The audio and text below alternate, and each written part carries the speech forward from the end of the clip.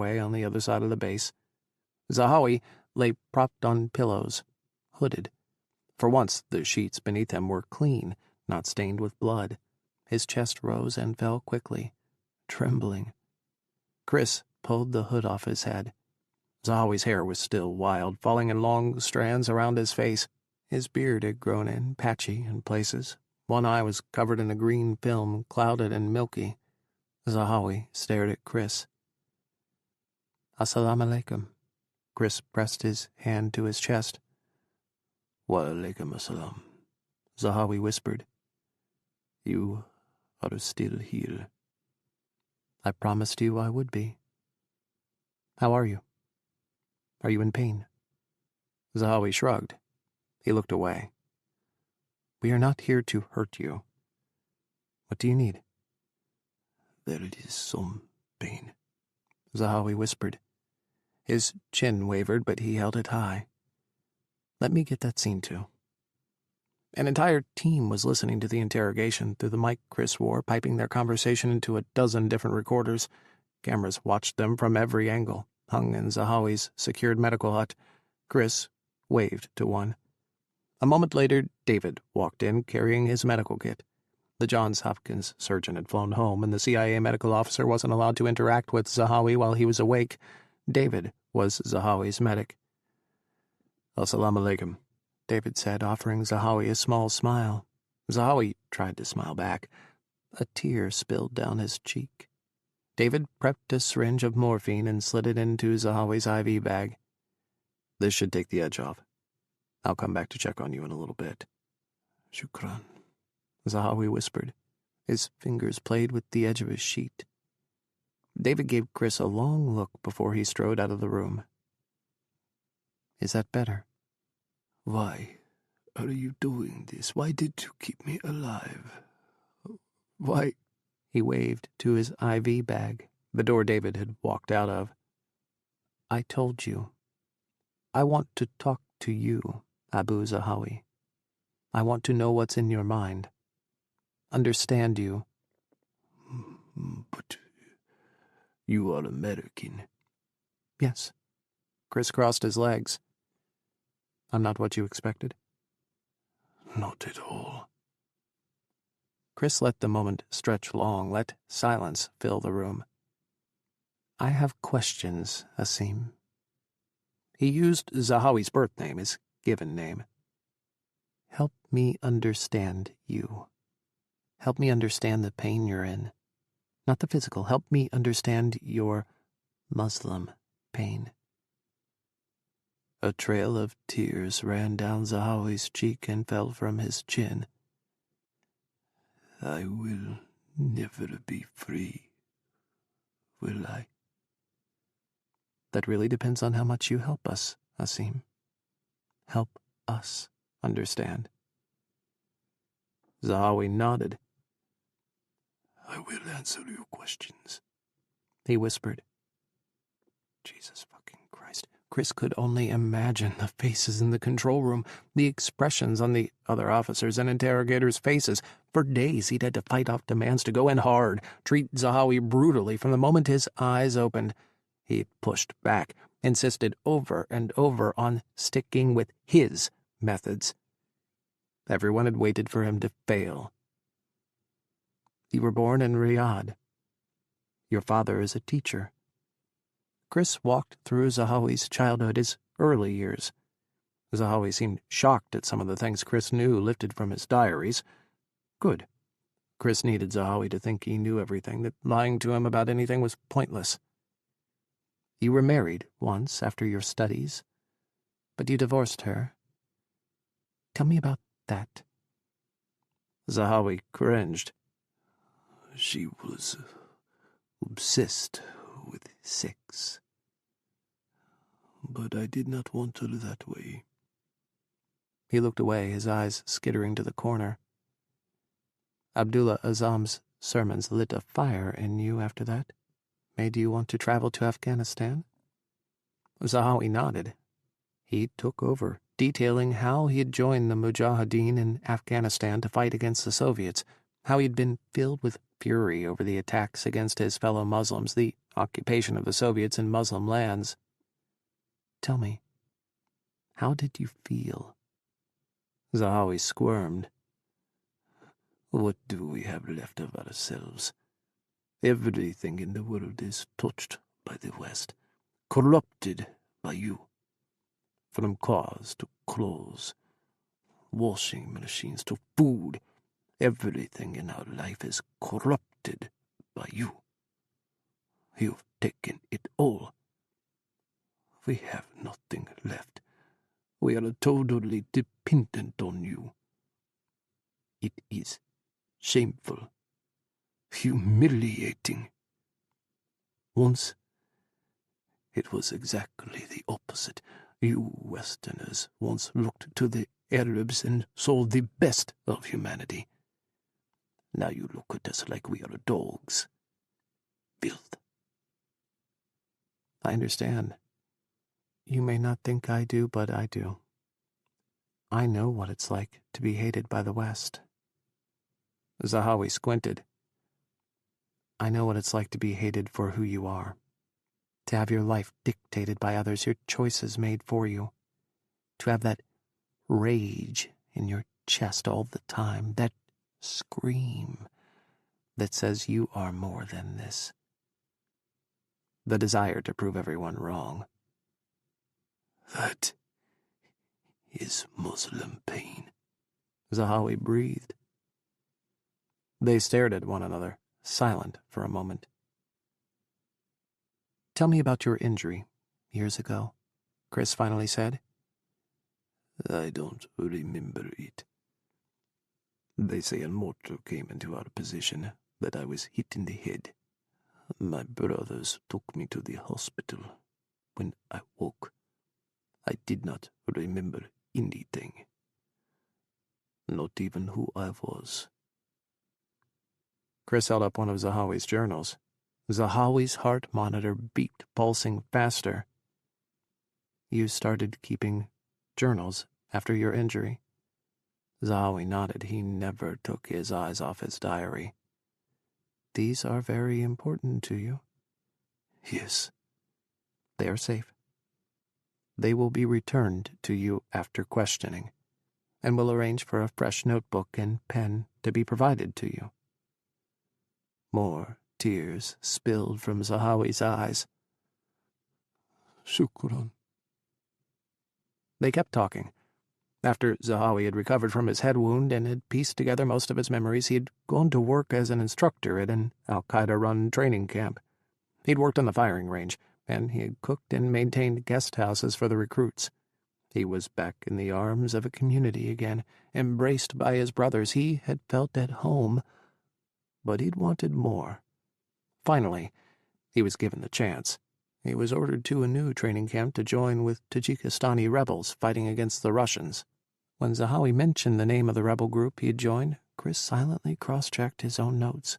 Zahawi's rebels had been one of the groups the CIA had directly funneled money to, back when fighting the Soviets using Mujahideen had been the most popular game in town. Had Zahawi been considered an ally then? When did history shatter into hatred? It was that operation that showed me what al-Qaeda had become, that they were the future of Afghanistan, of the jihad. I wanted to join, be a part of their community. And did you? Zahawi had been given the position of external emir of the Kaldon training camp. He had managed the recruits, the trainees, and the guest houses, as well as the recruits' travel arrangements. Forgeries had been required as attendees wanted to evade any attempts to track their whereabouts. Zahawi became al-Qaeda's best forger. After the attendees graduated, he had sent them back out to the world, to Europe, to America, sometimes with missions, sometimes to lie in wait for an opportunity to strike. Who came through the Kaldon training camp? Many people, but what you are asking is, did the martyrs who did the planes operation go through the camp? Yes, Asim, I am asking that. Zahawi nodded. They were chosen by Mokhtar for the operation, and then sent to Cordon for advanced training. Mokhtar. They'd heard that name before in videos taken from captured al-Qaeda camps in Afghanistan. The name Mokhtar kept coming up. Bin Laden himself in one video praised Mokhtar for his part in the Plains operation, al-Qaeda's name for September 11th. He was everywhere in the inner circles of al-Qaeda, but no one in the CIA knew who he was. Did Zahawi? You said chosen by Mokhtar. Why was Mokhtar choosing the operatives for the Plains operation? The Plains operation was his idea. He brought it to Bin Laden and asked for his support, his blessing, and his money. He needed $500,000, he said, to pull it off. So the idea for the attacks was Mokhtar's? No. But Bin Laden supported it, financed it, trained the operatives at his camps. Zahawi nodded. Some did not want Bin Laden to support Mokhtar's plan. They said he was crazy, that the attacks were not allowed by Allah, that we shouldn't attack the U.S. The U.S. helped Muslims in Serbia and Bosnia. They said we needed to focus on jihad close to home, where Muslims were being killed every day, in Chechnya, Israel, or Russia. What did you think? I hate America. I wanted Mokhtar's plan to go ahead and to succeed. I dreamed about it with him for months. We dreamed of the day of the attacks. Zahawi exhaled, his voice shaking. I hate America. Because of America, my life was shredded. I am an exile from this planet, a man without a home. I wasn't a person to the world until I was a brother with my Mujahideen. Because of America and Israel, my life, my history has been taken from me. Kris was quiet. Tell me about after the attacks. Zahawi spoke softly, almost reverently. After September 11th, after the celebrations, the parties and the dancing in the streets, the gunshots into the air in celebration, the giddy, almost drunk feeling of exultation, Zahawi, in Afghanistan, had joined together with the rest of the foreign fighters and had begun making preparations for defending their camps and cities from the coming American invasion. Bin Laden, he had told us that the Americans would only launch missiles, like they did after the embassy bombings in Africa and the attack in Yemen. We did not think the Americans would invade.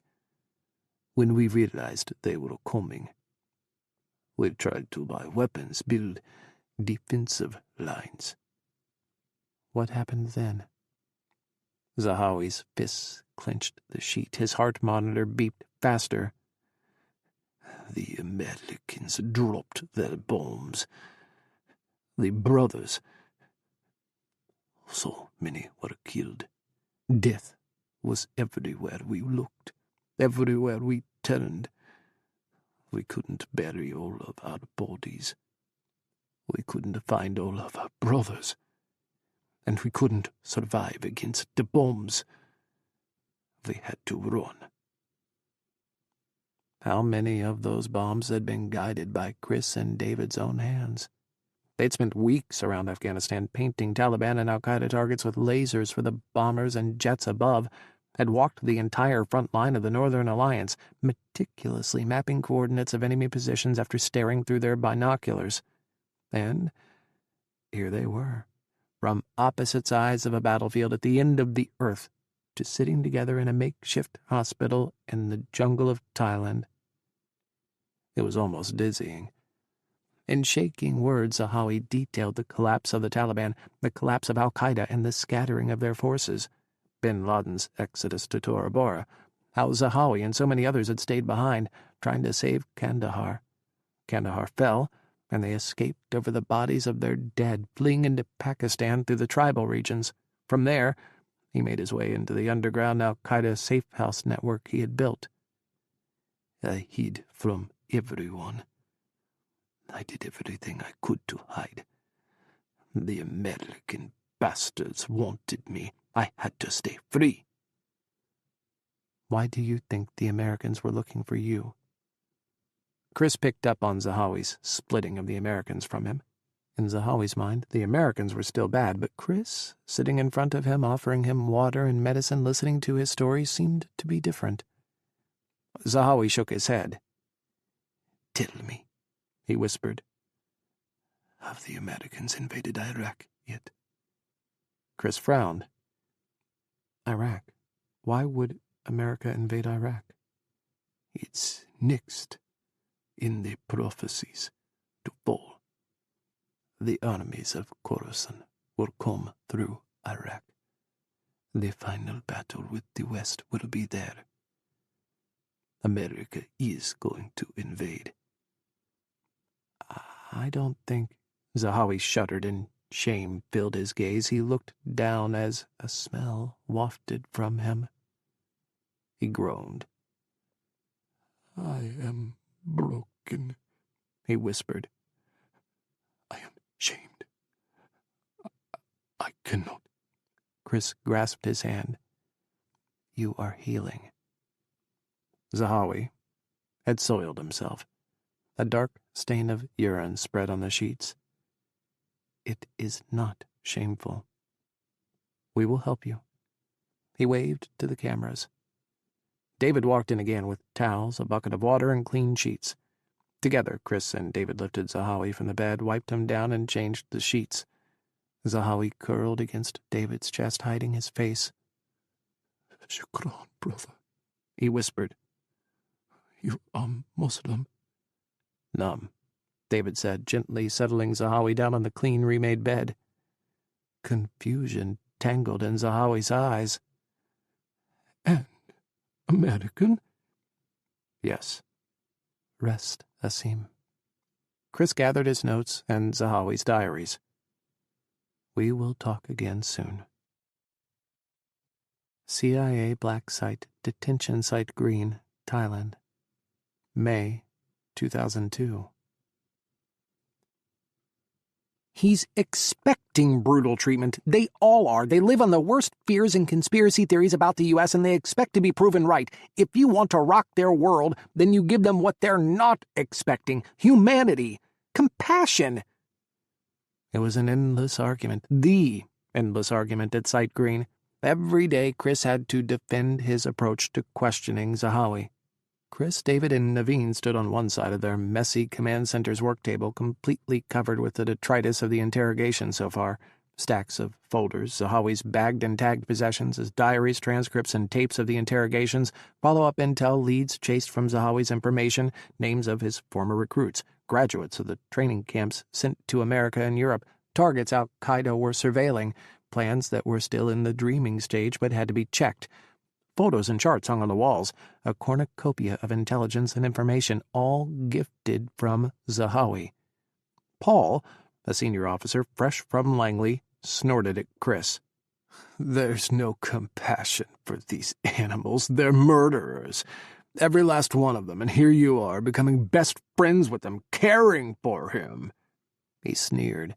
I am getting information out of him. He is cooperating. Kris waved to the stacks and stacks of intelligence piling around their command center. He's giving us actionable intelligence. He's playing you, Paul snapped. He's giving you what he wants to give, to keep you happy, to keep sucking on the American tit. Paul, why is he even on pain medication? Who authorized that? You would withhold medical treatment? David pushed off the wall, where he'd been standing in the background, half in shadow. Arms crossed, he stormed to Kris's side. That's torture. Keeping someone purposefully in pain. Interfering with their medical treatment. You know that, right? What constitutes torture is an open question.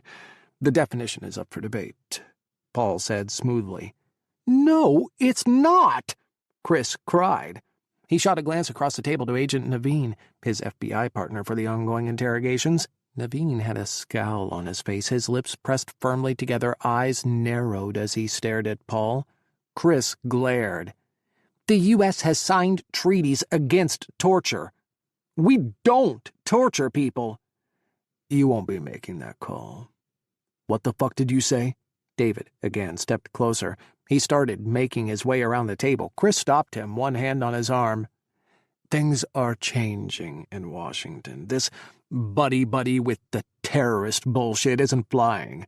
The president is not amused. Get ready. Your little Muslim friend is in for a world of hurt. Days later, an unmarked private jet landed on the runway outside Sight Green. One passenger clambered off, adjusting his glasses. Paul strode up to a middle-aged man, professorial and lean in a tweed sport coat and holding a briefcase. They shook hands warmly. Kris and David watched from an overhang, out of the way of the steadily falling rain. Monsoon season had come, and with it, torrents of water, like the world had turned upside down and the oceans were drenching the land. Puddles the size of buses covered the pavement. Leaks had sprung across the compound. The air they breathed was soaked. They met the newcomer in the command center. Paul escorted the new arrival in like he was a guest of honor. This is Dennis. He's a psychologist who's worked on the SEER program. He studied how to break recalcitrant detainees in interrogations. Washington has sent him to fix this situation. Fix what? The interrogation is going great. Zahawi has given us years' worth of information. Yesterday he confirmed Mokhtar's identity, Kris snapped. Dennis peered at Kris. He gave up Mokhtar. The guy who planned 9/11? I hadn't heard about this. You've been flying. It's brand new. We spent all day talking about his and Mokhtar's years-long friendship. They were both on the periphery of Bin Laden's network, associated with him, close to him, but not sworn to him. Allies, you mean? Of a sort. Mokhtar wouldn't swear allegiance because he didn't want to have to obey if Bin Laden called off the attacks. Jesus Christ. Dennis swore under his breath, shaking his head. How does Zahawi fit into this? He prayed every day for the attacks to succeed. He and Mokhtar dreamed about them together. They're close. Very close. Zahawi and the architect of 9/11? Yes, Kris said simply. Who is he? Khalid Sheikh Mohammed. The same guy who wanted to blow up flights from the Philippines 5 years ago? We've got an open case on Khalid. Jesus, Dennis cursed again. All the puzzle pieces were there to see this coming, weren't they? Kris stayed silent, even as his soul shredded. Paul, quiet through the exchange, finally spoke up. All this time you've been best buddies with your little terrorist pal, and he hasn't given up Mokhtar until now? Why the delay? Why was he holding back? What did you give him for this? Nothing, Kris hissed. If he held this back, what else is he holding back? This is just proof that he's playing you. We were going after critical plots against the homeland first, Naveen said, jumping in. We wanted to stop anything in the works before playing who's who in Al-Qaeda. He's giving you just enough to keep the sweet treatment going, Paul sneered. Which is why I am here. Dennis spoke before Kris could. Like Paul said, Washington wants to change the nature of this interrogation. Change it how? David, at Kris's elbow, frowned. Who are you? Dennis frowned back at David. I don't recall seeing you on the list of cleared personnel. Him? He's just the medic, Paul said. And the medic is in the command center. Dennis's gaze bounced from David to Kris. He scowled. Kris held his glare. Behind him, he felt David's fury build, felt it grow and press on the walls until the room was choked with his raw emotion. What's the nature of this change? Naveen asked Dennis, cracking the tension. What exactly are you planning on doing here? We're going to force him into submission. Send him the message that we know he's been playing games. We know his little tricks, his pretense. He needs to know that his games are over, and we're not going to indulge him any longer." "But he's been cooperating," Kris shouted. "He doesn't know what cooperation is. He sees you as a tool, someone to manipulate, and he's been successful so far. He's got a comfy bed, blankets, food. Why should he do anything differently when he's in the best space he's ever been in?" Dennis glared at them both, but most especially at Kris.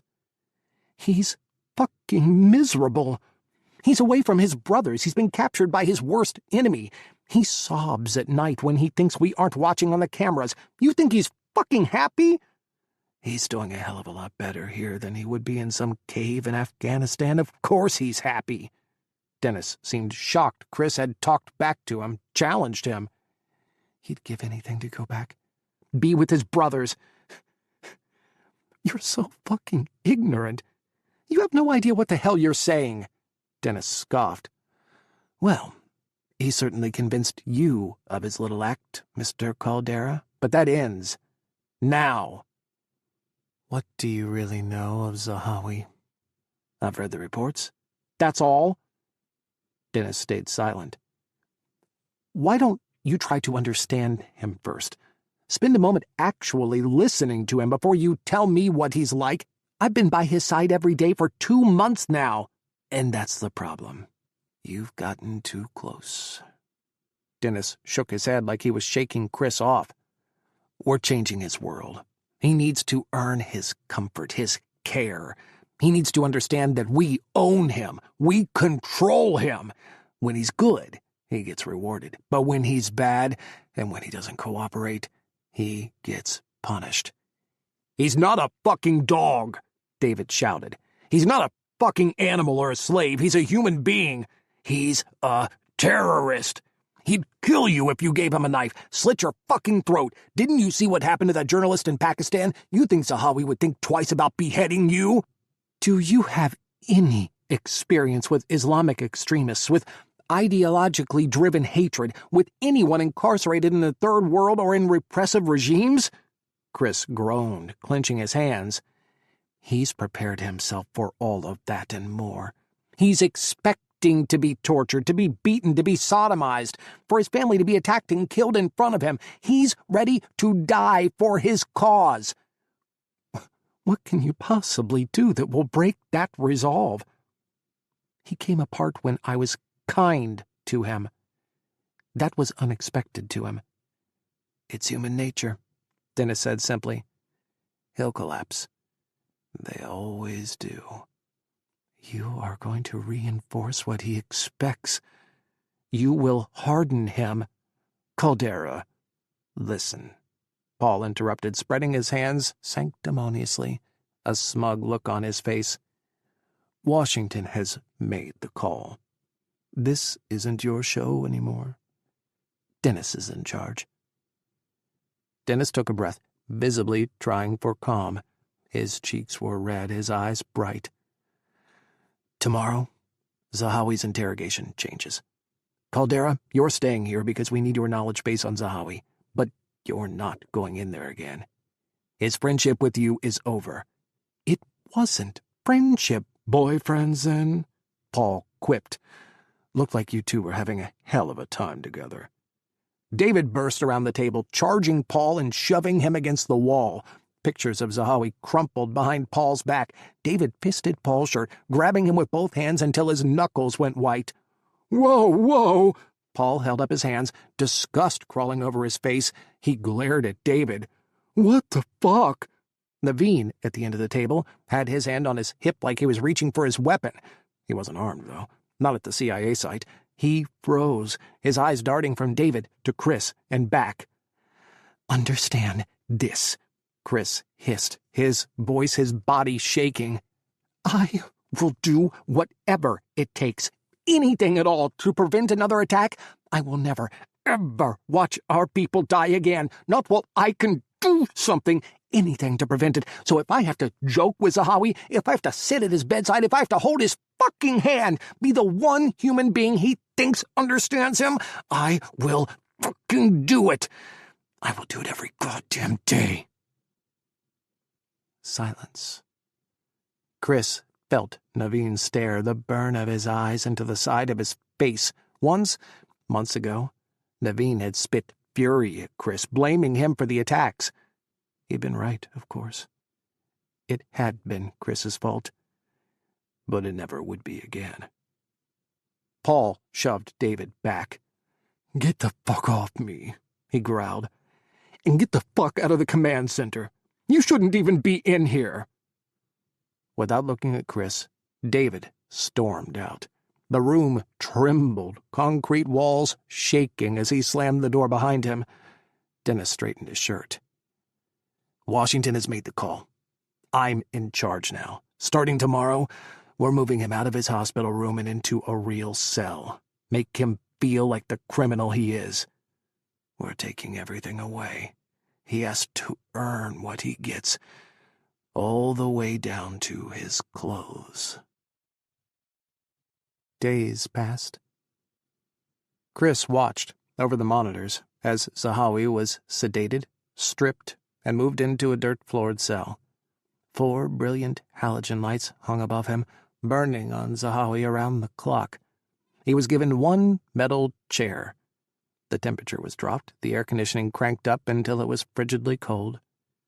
Paul had taken over the questioning at Dennis's command, donning all black and covering his face with a balaclava.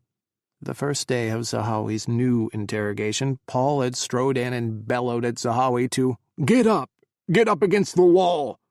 Zahawi had scrambled, moving as fast as he could hobble with his still healing injuries. "We know you're playing games with us, Zahawi," Paul had roared. "We know you're lying. We know everything about you. We own you. And we're going to break you until you tell us what we want to know." "I have told everything." "You haven't, you're lying." "I have told everything." "When you lie to me, you will get punished." And Paul had left. Cold, alone, and naked, Zahawi had huddled against the wall for hours.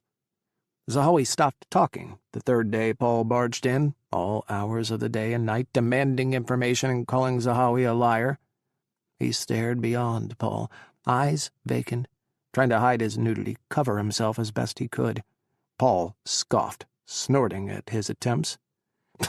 "I don't care about your little dick, Zahawi. We grow them bigger in America." "We need to rattle him," Dennis said one day. "I'm going to blast music into his cell, until he begs for us to turn it off." Zahawi didn't beg. He sat on the floor, eyes closed, stone-faced, until Paul stormed in again. Every time Paul entered, Zahawi jumped up against the wall. He stopped trying to cover himself. He held his chin high. Kris was torn between staying and enduring alongside Zahawi and fleeing, escaping to the other side of the compound, the silence of his shared hut with David.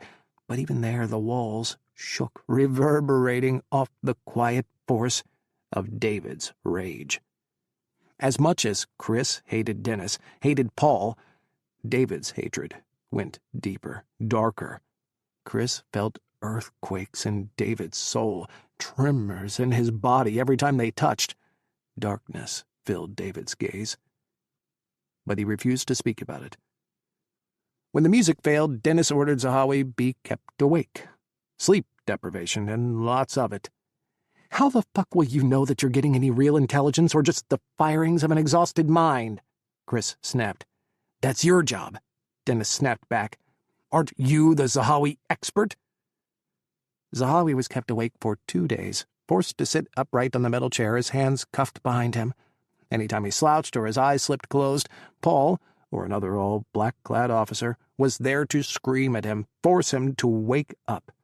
Once, Dennis uncuffed his hands, offered Zahawi a crayon, and held out a notepad. "He'll write intelligence down, and he won't know he's doing it." Zahawi stared at the crayon and then at Dennis. He dropped the crayon. "Start it all over," Dennis said. "The music, and then the sleep deprivation. He gets 16 hours to rest before we begin again." "Why the fuck has the intel from Zahawi stopped?" George, in Islamabad, shouted over the phone at Kris. "What the hell is happening down there?" "Ask your friends at Langley. They sent some clown here from Psych 101 and told him he would be the one to make Zahawi talk. Never mind that Zahawi's been talking to me just fine." Kris paced away from the command center, sucking down his cigarette. In the distance, David jogged around the airstrip, shirtless, his running shorts sliding up his thighs. Sweat slicked down his skin. Kris wanted to get lost in his back, press his face to David's skin until he could transport out of there, reappear on a beach somewhere where the sweat was from the sun and the sand and not the humidity and the rage, the futility of watching their interrogation go to waste. David had gone quiet since Dennis had thrown him out of the bunker. Rage pulsed off him constantly. Kris spent most of his time in the interrogation cells watching the monitors as Paul and Dennis tried to break Zahawi. Dennis kept the interrogations random, going at all hours, trying to disrupt Zahawi's sense of time and place. Kris was keeping to the same schedule, awake for almost 22 hours a day. When he finally collapsed in their bed in their hut, David was usually gone, out pounding the runway or working out in the makeshift gym he and the rest of the Special Activities Division, SAD, guys had created. Steel rods with concrete on the ends were the dumbbells and barbells, along with old tires and pieces of chain. "The word on the street is that Zahawi is the number 3 man in Al-Qaeda. He needs to give up the goods on Bin Laden. Where is he hiding? What plans have they set in motion? What's the next play?" "He's given up all their current plans. He's given up what he knows about the leadership. He doesn't know where Bin Laden is, though.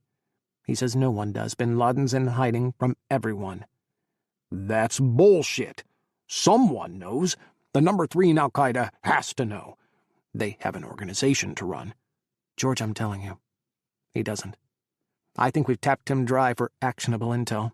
Now we need to focus on operations, understanding what's what in Al-Qaeda, who's who, and what their history has been, who believes what, who is married to whose sister, where are the loyalties, where are the weak spots, what can we exploit.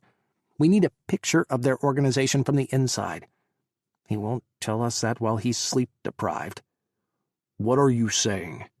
"This quack and his crazy attempts to break Zahawi are only doing harm. Zahawi has given us what he knows." "Kris, are you willing to put the lives of everyone in the U.S. at risk for that statement? Are you positive, dead positive, that he's said everything?" George sighed. His breath crackled over the scratchy cell connection. "Are you willing to risk another 9/11? Fire bloomed behind his eyelids, concrete dust and ash falling from the sky, tumbling towers, blocks falling down, the Pentagon one side gone, and a tower of black smoke rising over D.C. He stopped, tipped his head back, stared at the sky. It was gray, rolling with monsoon clouds that threatened torrents of rain, storms that would shake their world to the foundations. "There's a new directive that's come from the White House, straight from the lips of the Vice President to Director Thatcher. If there's a 1% chance that something is possible, we act like it's a certainty. There's no room for error anymore. If it's possible that Zahawi is holding back—" George trailed off. "What they're doing, George, it isn't right. They're on a dangerous path. How far will they go?" George sighed again, long and low. "What else can we do? How can we know for sure? Really know?" He watched David run, watched his shoulders heave, his chest rise and fall, as the sky split open again and the rain started to pour. Another jet landed on the rain-soaked runway. The tires sprayed an arc of water, sluicing over the wings of the jet. Rain pounded the soaked compound in a never-ending staccato drumbeat. It sounded like the rock music Dennis blared into Zahawi's cell. Like Zahawi, they couldn't turn it off. Kris waited under the overhang, David wasn't with him. They'd been by each other's side for 8 months straight, day in and day out, through combat zones and undercover operations from Afghanistan to Pakistan to Thailand. But David had slipped away over the past week, disappearing from his side like the humid mist of the jungle bleeding away. Kris ached for him, felt his absence like a physical hole he might fall into. 2 familiar men came off the jet, running through the rain to meet Kris. "George sent us. Said you might need some help." Ryan shook his head. Water droplets went flying. His duffel was soaked just from the run. Dan, beside Ryan, smiled at Kris. His sunglasses had fogged from the humidity. He pushed them up into his wavy black hair. Rain dripped from his jaw, highlighting the angles, a sharp square of his bones. Kris had never seen Dan out of a sport coat. His polo clung to his surprisingly broad shoulders. Raindrops traced down muscled forearms, raced over his smooth skin. He was a handsome man. Kris had never noticed. "The prisoners are running the asylum." Kris guided them through the compound. Dennis, a psychologist who has never worked with Islamic radicals or even interrogated anyone before, is in charge. He's trying to break Zahawi. "What's the problem?" Ryan, as usual, was gruff. "We're not feeding this detainee milk and cookies." "No, but my interrogation was going just fine. I got mountains of intel through rapport building. This is bullshit." "We're all on the same team here." Dan jumped in as Ryan opened his mouth, a scowl on his face. "We all want the same outcome. Good intelligence. The homeland protected. Let's figure out how we can all get that." Ryan's mouth snapped shut. He glowered, but didn't argue. Dan smiled at Kris, behind Ryan's back. 2 giant security guards, SAD officers who hung out with Paul, stopped them outside the interrogation bunker. "You aren't allowed in." "Excuse me?" Kris, though not actively involved in questioning Zahawi any longer, still was on the command team of the detention site. "What the fuck did you say?" "Paul's orders. You're not allowed in today." Ice wrapped around Kris's spine, a ribbon that twirled down his bones and squeezed. What were Dennis and Paul doing? What didn't they want anyone to see? "Get out of my way," Kris growled. "Sir?" "Sir! That's right, because I am fucking in charge of Zahawi, no matter what the fuck Dennis or Paul told you. Who are you to keep me out? Get the fuck out of my way." The SAD's officer's eyes slid sideways to Ryan. Ryan nodded. Finally, the guard stepped 1 half step to the side. Kris had to squeeze past him to open the door. The stench hit him first. Human feces, sweat, adrenaline, the stink of pure terror, animalistic fear. Whimpering, and then screams, shrieks, and babbled Arabic, nonsensical. Paul's voice bellowing. "I want the names, email addresses, phone numbers, and safe houses of all your fucking brothers who are planning on attacking the United States. Give me the information I want, Zahawi. Give it to me, or your life gets worse." "I don't know," Zahawi wailed. Kris ran. The interrogation bunker was long, with only one entrance. At the far side, they'd built Zahawi's cell inside a freestanding isolation room. Outside the isolation room, banks of monitors showed the inside of his cell from every angle in vivid technicolor. Dennis stood before the monitors, watching Zahawi's tear-stained face grimace and wail.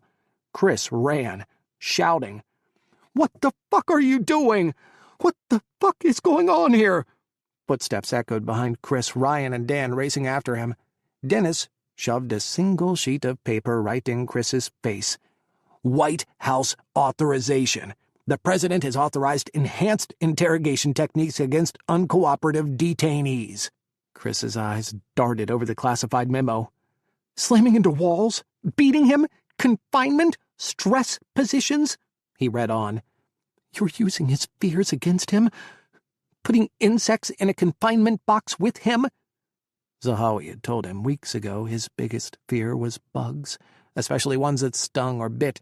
He'd been petrified of the desert scorpions, of the bugs in the mountains of Afghanistan and Pakistan, of the spiders. His gaze skittered to a stop over the last two techniques. "Mock burial?" he breathed. "Waterboarding?" Ryan appeared beside him in time to hear Kris's last words. He snatched the paper out of Dennis's hands. "He's not giving up all that he knows. This is how we protect the homeland, Caldera. This is how we get through to these people that we mean business," Dennis snarled. "This isn't legal," Dan began. "It is now. Straight from the White House, Zahawi doesn't fight for a nation or belong to any country. The Geneva Conventions don't apply to Zahawi. He's an enemy combatant, and we can do whatever we want to him." A piercing wail rose above the monitors, scratching out of the speakers. On the screen, Zahawi collapsed, falling almost into Paul. Paul had a towel around Zahawi's neck, wrapped like a sideways noose, and was flinging him against the wall. Zahawi's head, his naked shoulders bounced, sharp cracks breaking over the speakers. "Are you this fucking weak?" Paul roared. "I thought you were the fucking prince of Al-Qaeda. You were someone big and bad, weren't you? Not so big and bad now, huh?" Crack. Zahawi hit the wall again. A long box was in the cell, standing against the bars. It looked like a coffin. Paul swung Zahawi around, grabbing his hair, forced him to look at the box. "Do you want to go back into your box? Your new home?" "No," Zahawi moaned. No. "You only have a few minutes to tell me what I want to know, Zahawi. Only a few minutes before your life gets even worse." A puddle appeared beneath Zahawi. A trickle down his legs. He tried to double in half, tried to shrink, moaning. "You pissed yourself again. Jesus Christ, you're a fucking mess. Fucking pussy. That's what we say in America. You already shit yourself in your box." Zahawi's foot slipped on his urine on the floor. He hit the wall head first. Kris was trapped in a nightmare. This wasn't happening. Time fractured, the words coming out of the speakers broken into consonants and vowels that he had to reassemble, had to try and parse meaning out of. It was like Paul was speaking a foreign language, something he couldn't understand. Images collided, smeared, the world moving too slowly and too quickly all at once. Zahawi hit the wall in slow motion. His urine spread on the floor. Kris's heart stopped beating. "You are asking me to hurt you, Zahawi. Do you know that? You are asking me to make your life worse. You're asking for this. Tell me what I want to know and your life will get better. What are the names, email addresses, phone numbers, and safe houses of the brothers who are going to attack America?" "I don't know," Zahawi shrieked. His bones seemed to give out and he sagged against the wall, shivering. "I don't know. Remember, Zahawi, you asked for this." Paul let go of the towel, his makeshift collar noose, and walked away. Zahawi slumped, sitting in his urine. Once, Zahawi had told Kris how much he hated being dirty. He hated feeling unclean and loved his daily prayers, loved the way he made himself pure and clean before Allah. He had fought to control his bowels, his bladder after that first session, despairing whenever he lost control. Kris had helped him, encouraged him, helped him relieve himself during breaks and their interrogations, built up his strength again. Zahawi pitched sideways, lying in his piss. Blood seeped from one of his reopened leg wounds, trickling down, mixing with the urine. Zahawi pressed his face into the dirt. His lips moved, scraping over the dust. Paul reappeared, wheeling in a thin platform. Thick straps went across, obviously to restrain someone. A bucket of water and a black hood lay on the surface. "No," Kris breathed. "You can't." "We absolutely can," Dennis said. "The president authorized it. You just are too weak to do what the United States needs." "I gave you the opportunity," Paul told Zahawi. "I gave you the opportunity to save yourself. All you had to do was tell me what I want to know." Paul grabbed Zahawi and hauled him to his feet. Zahawi wilted, almost collapsed. Paul dragged him to the platform. Someone else watched Paul strap Zahawi down. Someone else who inhabited Kris's body, his mind. Someone else who could comprehend what was happening. Kris felt Dan and Ryan beside him, bracketing him. Dan was frozen, staring. Ryan had gone bone white. His hands had fisted, crumpling the memo Dennis had shown them. Only the top line was visible. Enhanced interrogation techniques authorized. "You can stop this, Zahawi. Tell me what I want to know. Tell me how the United States is going to be attacked." He held Zahawi down with one hand as he tightened the straps around Zahawi's wrists, his ankles. "I told Kris. I told him everything. Ask Kris, please. Ask Kris." Zahawi whimpered. "No. I know you didn't tell Kris everything. You are lying to me, Zahawi. And you know what happens when you lie." Paul yanked on the strap over Zahawi's thighs. It cut into his open wound again. Blood poured down Zahawi's leg. He screamed. The speakers cut out, warbled, not able to process the intensity of the sound. "I'm telling the truth," Zahawi sobbed. "I don't know anything. I don't know anything." Paul pulled the black hood over Zahawi's face. Zahawi screamed, shrieked, "Please, please!" Paul grabbed the water bucket. "Holy fuck," Ryan breathed. His voice shook. Kris wanted to close his eyes. He wanted to run. He wanted to disappear and reappear on the far side of the moon. He wanted to time travel, go back to when he was 19 and walking out of his classroom at George Washington, and tell his younger self to ignore the man with 2 cell phones who said his country could make use of his talents. He wanted to stop breathing, stop seeing, stop feeling anything at all, stop his heart from beating, stop time, and stop the pour of water as it fell from the lip of the bucket. He watched every moment a lifetime as the stream fell onto Zahawi's hood-covered face. Zahawi thrashed, wailing. Paul kept up a constant litany, telling Zahawi he could stop this any time he wanted, that all he needed to do was tell Paul the truth. "What is your secret, Zahawi?" Paul called out, almost mocking. "What is the one thing you are holding back? What is it that you don't want me to know? Just tell me, and this will stop." Water poured. Blood seeped down Zahawi's leg. He thrashed. The sounds he made weren't human. They were primal, animal, something beyond terrified. Paul let up the water.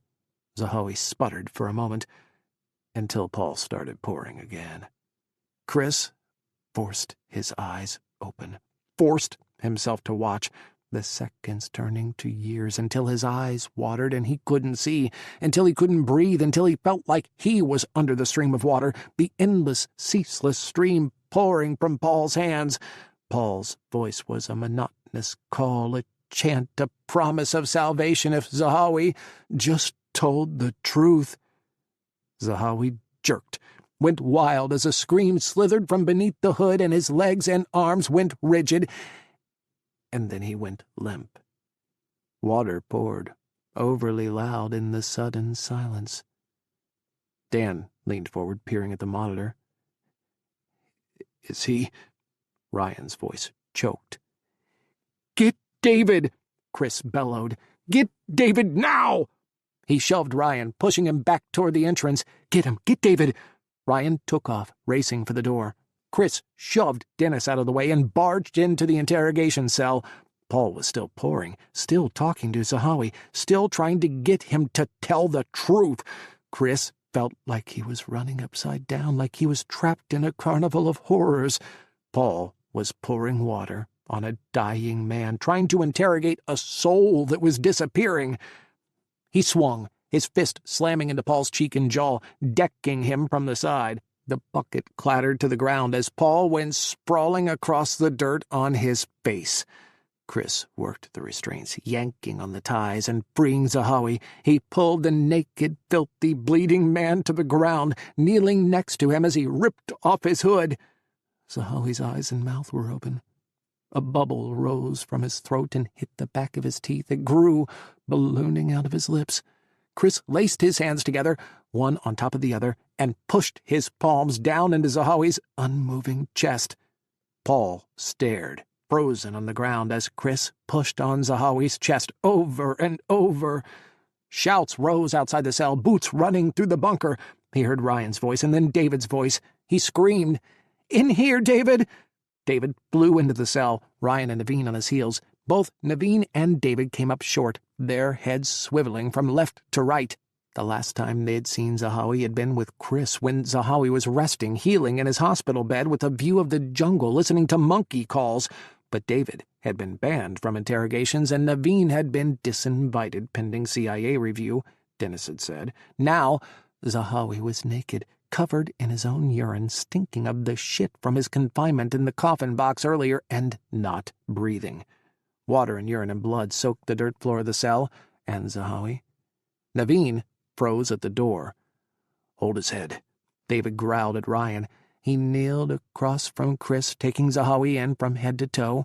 Shock, sheer disbelief bled from him. Kris had never seen him so raw, so open. Not ever. "Halt compressions," David choked out.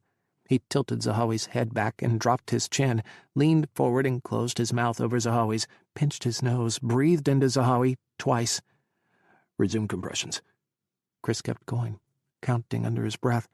Ryan stared at Zahawi's wet hair as he held his head, stared at the way his ribs puffed out, his body shook, limp and unresponsive. Had they killed him? Had the CIA killed their first detainee? Sputtering, Zahawi coughed, hacking up water mixed with vomit, bits of rice and beans and bile falling from his lips and across his face.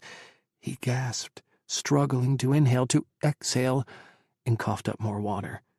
David rolled him on his side, facing Kris. Zahawi's eyes were glazed, unfocused. But slowly they tracked up Kris's hands, up his arms, until Zahawi's gaze landed on Kris's face. He started to shake, to tremble, and he curled toward Kris, wrapping himself up into a ball as close as he could get to Kris's knee.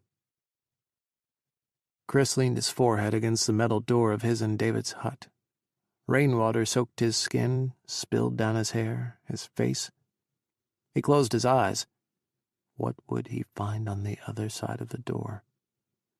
After Zahawi had started breathing again, time had seemed to snap forward. Every moment Kris had spent frozen in horror, watching, suddenly zipping ahead, fast-forwarding reality. David had started shouting, hollering at the top of his lungs, shouting at Paul, at Dennis, at everyone in the room. Ryan had manhandled David out of the cell before David could get his hands on Paul and rip him in half. David had bellowed, calling Paul a fucking murderer, a torturer, a disgusting human being. Kris had helped Zahawi up, cleaned him, dried him off, and got him a blanket and his clothes. Zahawi slumped against the wall, huddled in his blanket, and tried to cling to Kris. Naveen had disappeared. Dan and Ryan huddled off to one side, talking amongst themselves softly. Paul and Dennis locked themselves in the command center. Now, there was no sense prolonging the inevitable. If David wanted to throw Paul in jail, what must he think of Kris, who had stood by and watched it happen, frozen, unable to stop the torture that went too far? Taking a breath, Kris pushed open the door. David sat on the floor, leaning against their bed, his head in both hands. His legs were spread before him as if he'd collapsed, fallen to the ground when they gave out. He didn't look up. "David," Kris whispered. David's red-rimmed eyes lifted, found Kris's. Dried tear tracks stained his rage-ruby cheeks, twisted over his clenched jaw. The air burst from Kris's lungs, punched out by the depth of anguish in David's gaze. the bottomless abyss of agony he saw in the black of David's eyes. He didn't know what to say, what to do. He stood immobile, stunned, as frozen as he'd been before, watching Paul slowly kill Zahawi. "When I was a kid," David said slowly. His words ground out of him, halting, as if physically ripped from the center of his soul, or deeper, from a place where he'd buried them forever. He stopped and started again. "When I was a kid. In Libya." Kris felt like he was on the edge of the abyss inside of David, about to tip forward and fall into something he wasn't ready for. He wasn't ready for this. Wasn't ready for the secrets David kept buried. "Gaddafi's men arrested my father. They said his faith was turning him against Gaddafi, against the state, because he believed in Allah too strongly." The more David spoke, the more his voice seemed to fall from his body, to come from somewhere else, as if he wasn't speaking any longer, but something else was.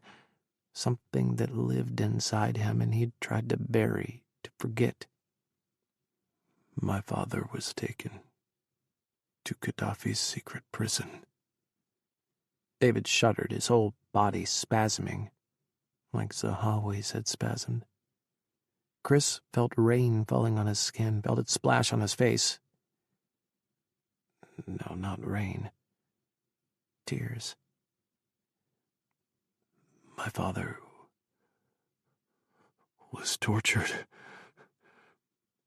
David tried to breathe. His mouth was open, and Kris saw his throat work, saw him gape like a fish out of water. "He was tortured and then executed," he whispered. "We fled." He gasped, as if he'd been given permission to breathe, as if he was coming up from being held underwater, as if he was taking his first breath after drowning. Finally, Kris moved, breaking free from the force that held him immobile. He couldn't save Zahawi, not in time, but he'd go to David. He wouldn't leave him to drown in the memories, the horror, the torrents of hate and fear and water that flooded them, all united them. He crouched beside David, curled into him, wrapped his arms and legs around David as close as he could get. David folded into him like a child would, like a 10-year-old boy would in his father's lap. "I try never to think about what happened to him," David whispered. Tears poured from his eyes, landed on Kris's skin. He could drown in David's tears.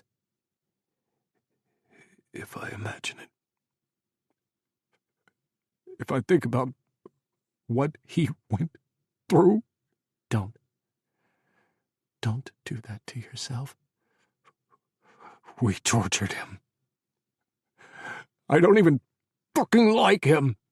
Zahawi, he ruined his Islam, made his faith ugly. He destroyed the best of what he had, a life, a family, a father." Kris tried to swallow. He couldn't. Not past the shame, the bile. David's words were bullets, fired on breathless gasps as he clung to Kris like Kris was his anchor to the world. "I saw my father in there. I saw my father on the ground, in the dirt, covered in his own piss and shit, drowned, beaten. I saw him. I didn't see Zahawi. David, we came to America, and my mother said we'd never have to worry again. America was free. America was safe." He pressed his soaked face into Kris's chest. His hot breath burned through Kris's clothes, scorched his skin. David's confession was burning him alive, turning him to ash and dust. But today, I saw my father. Kris curled over David, wrapping his arms around him, holding him as tight as he could. It will never happen again. He choked out each vowel, each consonant struggling to escape through Kris's own tears. Never, David. I swear. Enhanced interrogation techniques will resume in 36 hours. Dennis and Paul squared off against Kris and Naveen in the command center. A single memo rested on the table between them. The rest of the intelligence, everything Kris and Naveen had built between them and with Zahawi's help, was gone. The memo from CIA Director Thatcher's office started. Resume EIT on subject after sufficient recovery period from incident reported in previous memo. All previous EIT techniques authorized. You're not fucking torturing him again, Kris growled. You almost killed him. Dennis tapped the memo. The third paragraph. Read on. Regarding subject's disposition, all contingencies must be planned and prepared for, including the subject's potential death while in custody. Regardless of future disposition, subject will be held incommunicado for the rest of his natural life. We will resume in 36 hours, Dennis repeated. He has information, and we're going to get it. He will break. You'll see. Especially after the last session. He'll break when he sees the waterboarding table again. We'll use what happened against him. He'll break out of fear. I guarantee it. Naveen stepped back away from the table until he turned and walked out of the bunker. I am calling Langley, Kris hissed. I'm calling the president. I'm calling fucking everyone. You are not torturing him. Paul, quiet throughout the confrontation, finally spoke up. Who do you think authorized us to continue? Why do you think anyone at all will care about this terrorist? When he dreamed about 9/11, when he was best friends with the architect of the plot, when he rejoiced and danced in the streets when he heard the towers had collapsed, do you think anyone at all will give a fuck? Paul peered at Kris. Why do you? Maybe you should think about that. The only answer he could give Paul, after that, was a slap to the face. He restrained himself. Just. Following Naveen, Kris strode out of the command center, his mind whirling. He was going to call George, then Clint Williams, work his way up the chain of command until he got to the director, then the White House. He'd make everyone see reason. Naveen waited for him outside, leaning against one of the half walls and watching the rain. His face was twisted like he'd seen something he'd wished he'd never, ever had. A duffel was by his feet. Caldera? Naveen's gaze flicked to him, then back to the rain. I'm leaving. No. We've got to stop this. I need your help. We can go together to Langley and the FBI. I already called FBI headquarters.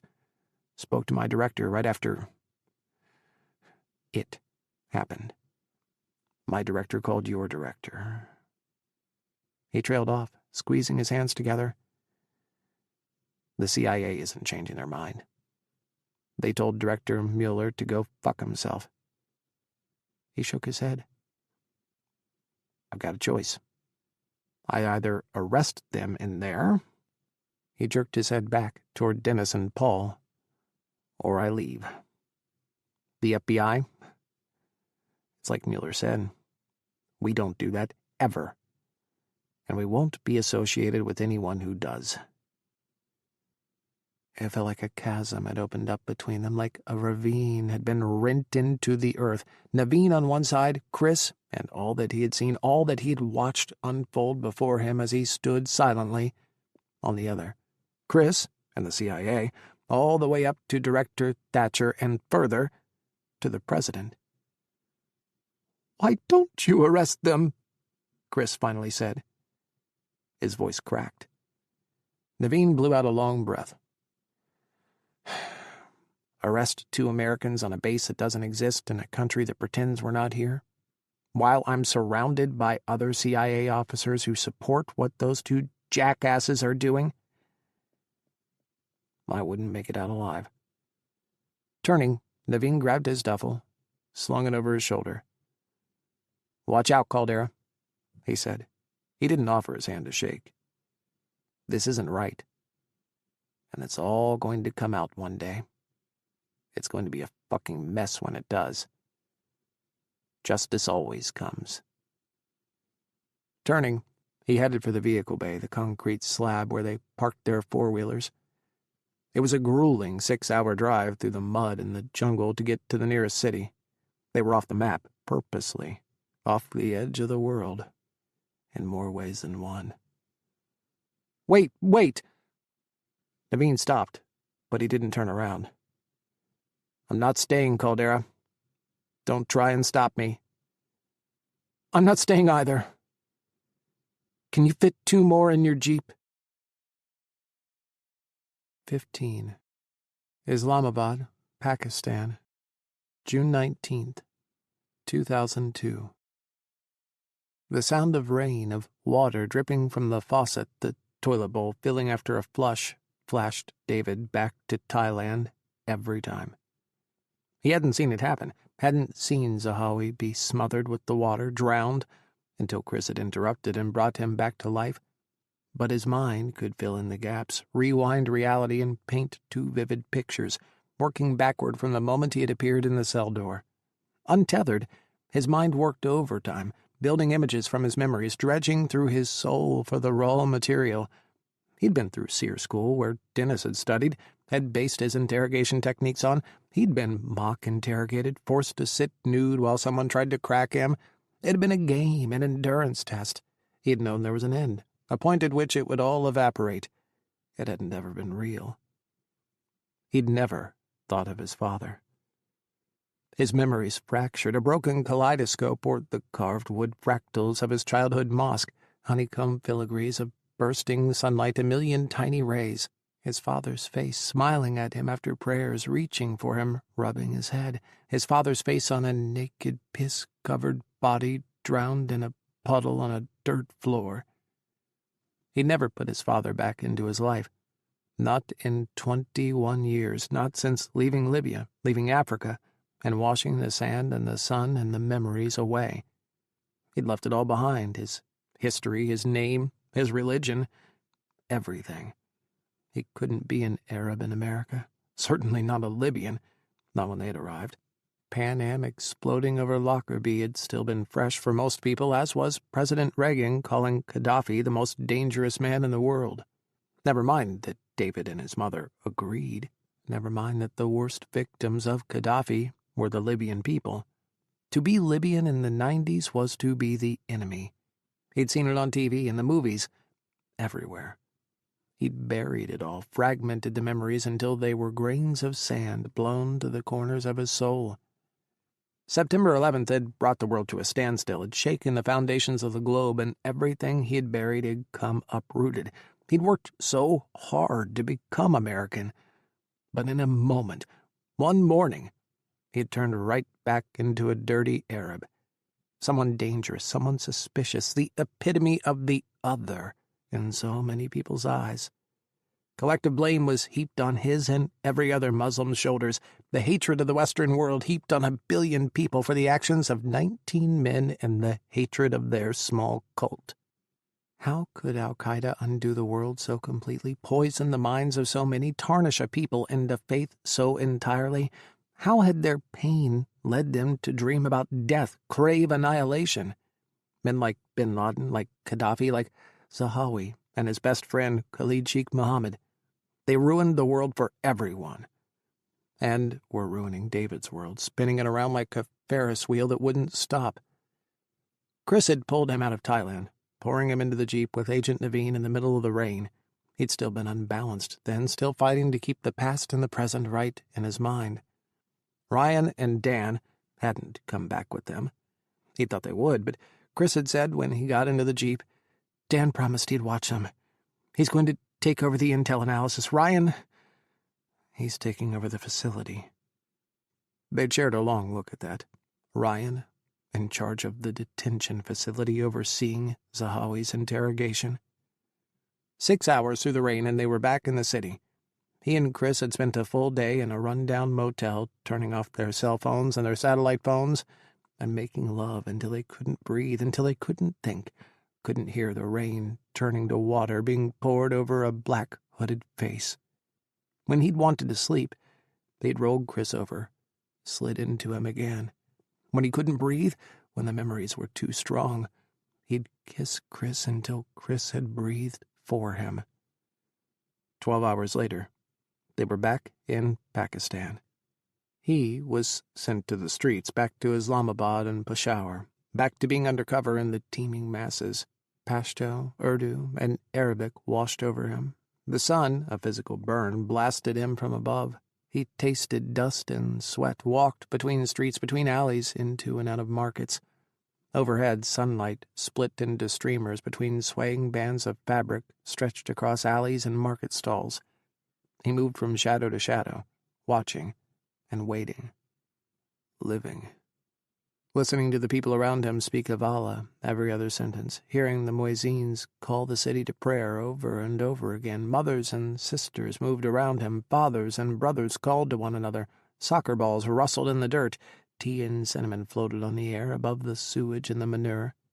Pakistan, on the surface, wasn't anywhere close to Libya. People pressed in on him from every side.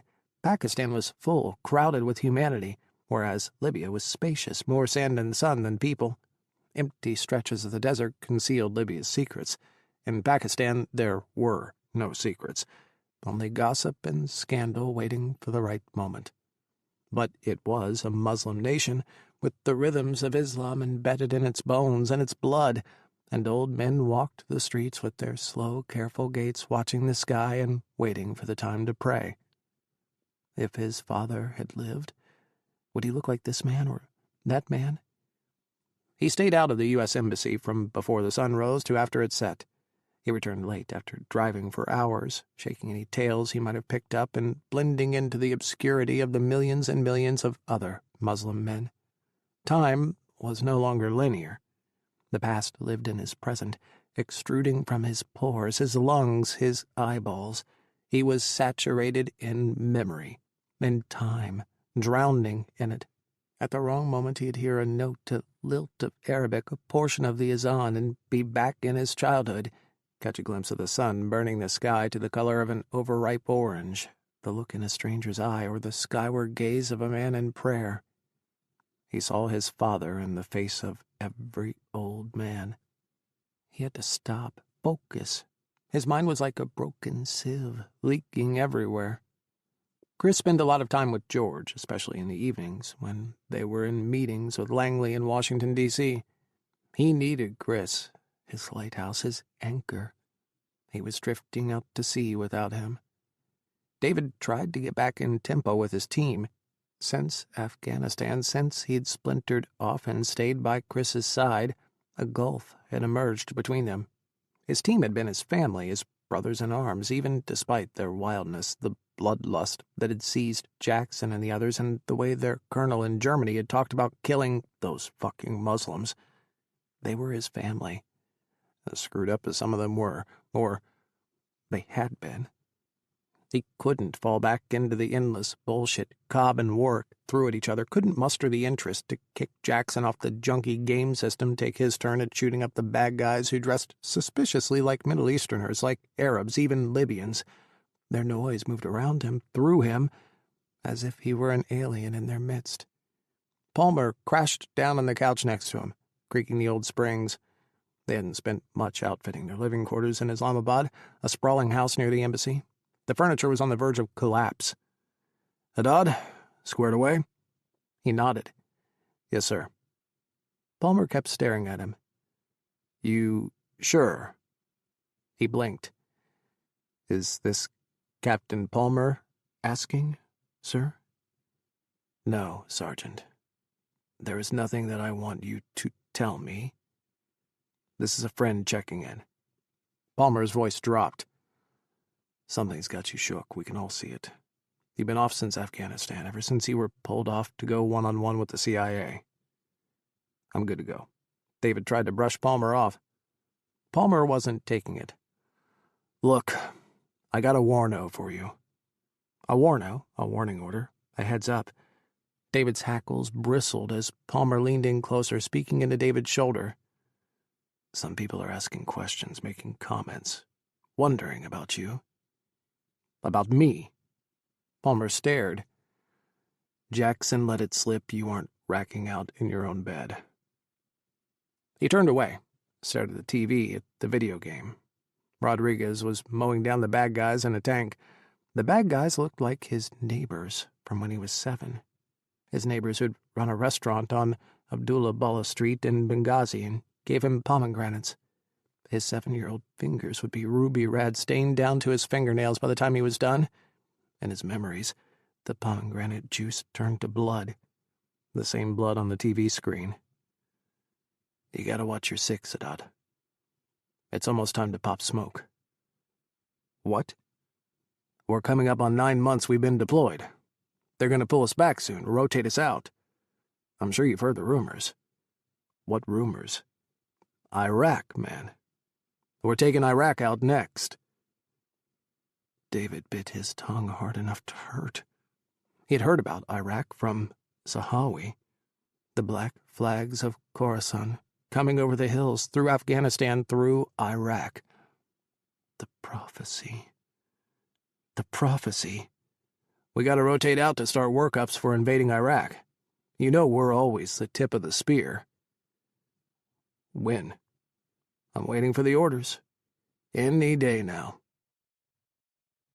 It was late when Kris finally came back to his, bedroom. David had already half-heartedly shared a beer with Jackson, and Palmer tried to shoot the shit with Warwick a bit, had showered, standing in the cool water with far too little pressure, as images of Zahawi and his father, Pakistan and Libya, and the burning sun beating down on a dry, dusty landscape burst like fireworks behind his eyelids. Kris looked like he had been up for days, had stood before Goliath himself. Unlike the mythical David, though, he hadn't succeeded. Collapsing onto their bed, Kris slumped forward, burying his face in his palms. The knobs of his spine stuck out through his rumpled button-down. David trailed his fingers down each of them, pausing at every furrow. He felt Kris's breath, the shudder of his lungs. "I'm sorry," Kris whispered. "I tried." It had always been a foolish promise. Kris couldn't stop the U.S. government, couldn't stop the might of the biggest bureaucracy on the face of the planet, especially not from itself. "They won't stop." Kris shook his head. His face was still hidden. He spoke to the darkness of his fingers. "George told me I was making a mistake. I was ruining my career. The detainee program is the next big thing in the agency that anyone who is anyone is jumping to get on board." David's fingers trailed down Kris's back, tugged at the loose fabric until it was free from his pants. He slid his hand up Kris's skin, ghosting over the small of his back, the taut warmth there. The small of Kris's back had become his holy land, his Mecca, a place he craved and worshipped, burying his face deep in nightly prayer. The secrets of his soul were in Kris's body, he knew. He just had to find them.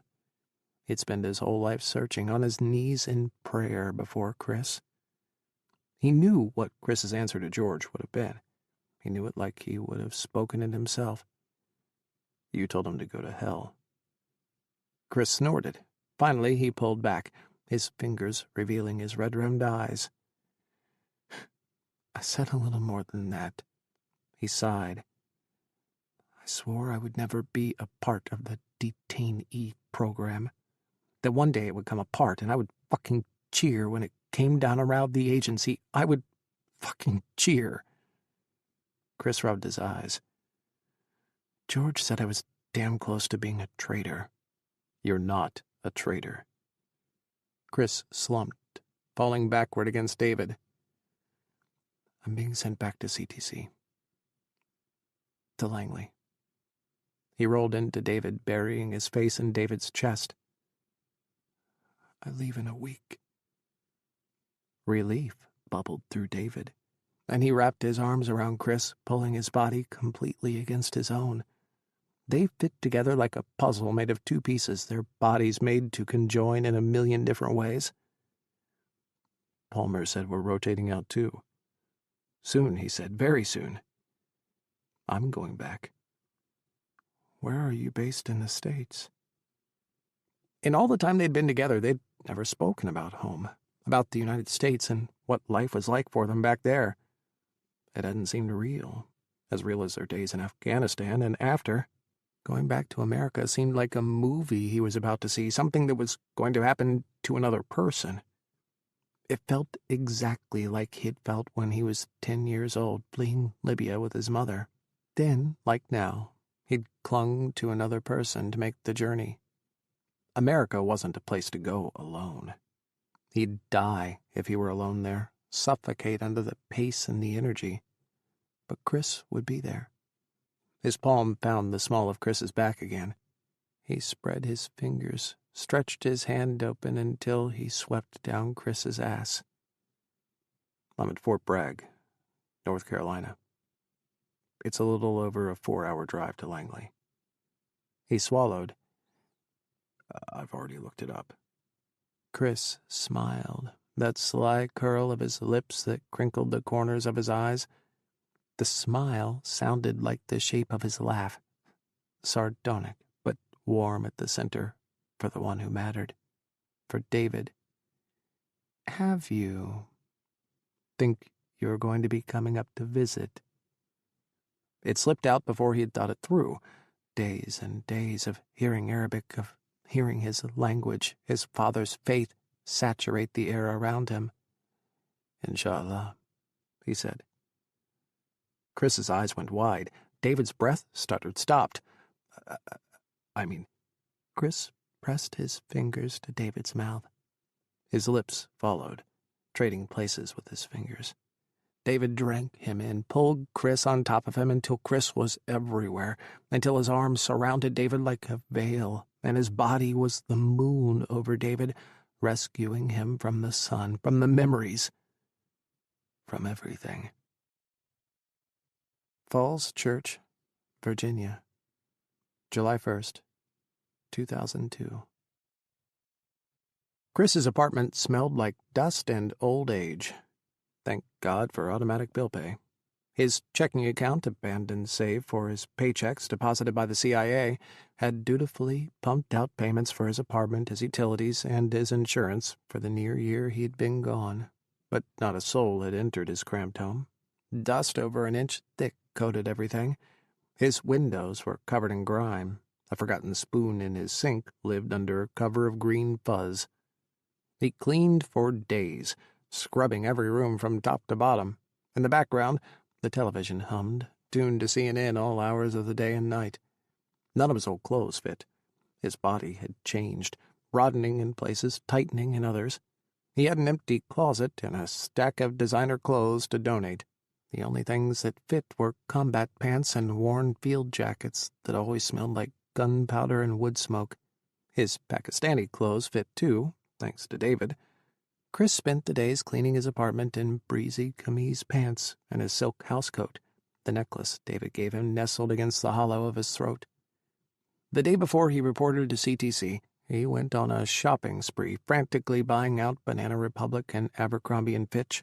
He blew thousands, but came home feeling like a runway model, like all those days spent enduring mismatched camo and unwashed shirts were vindicated. CIA money would make him the most fabulously dressed officer.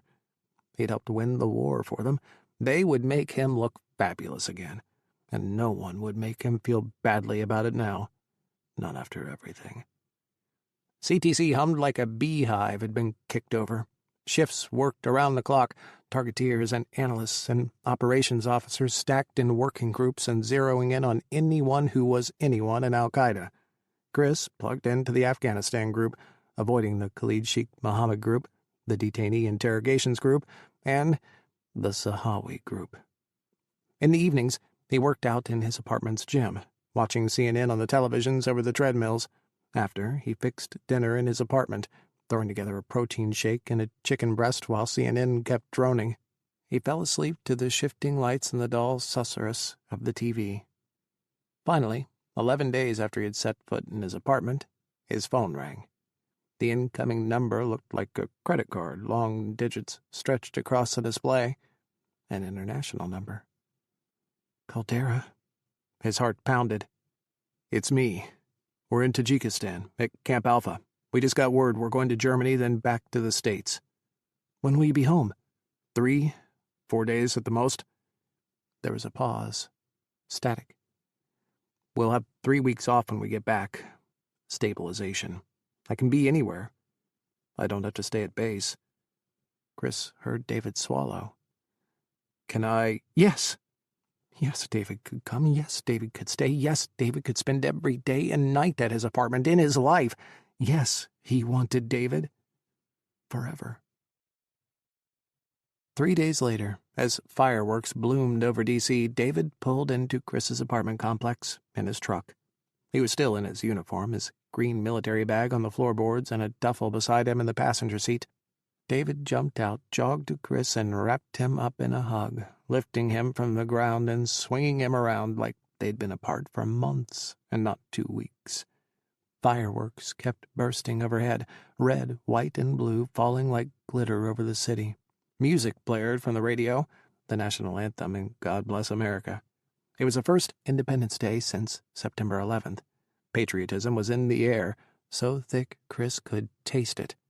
Every boom sounded like a mortar blast, a dropped bomb in Afghanistan, an explosion blooming over the Shamali Plain, Bagram Airfield, Tora Bora. Every fizzle of firework was a scream, every hiss of a rocket rising into the air a wail. Kris had closed his blinds, shuttered his windows as soon as the fireworks started.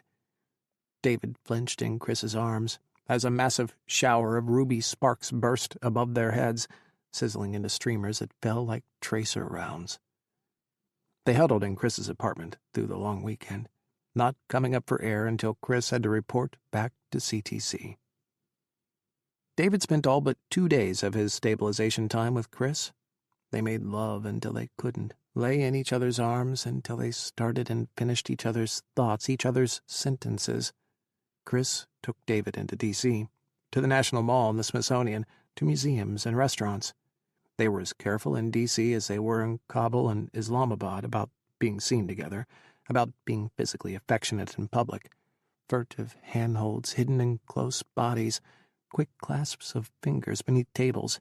Some nights, they slipped out to one of the handful of gay bars in D.C. where they could sit side by side, kiss, dance together, make out in the bathroom until they had to slide into a bathroom stall and relieve the pressure before making out in a taxi all the way back to Kris's apartment. David had jeans and T-shirts in his duffel, and nothing else.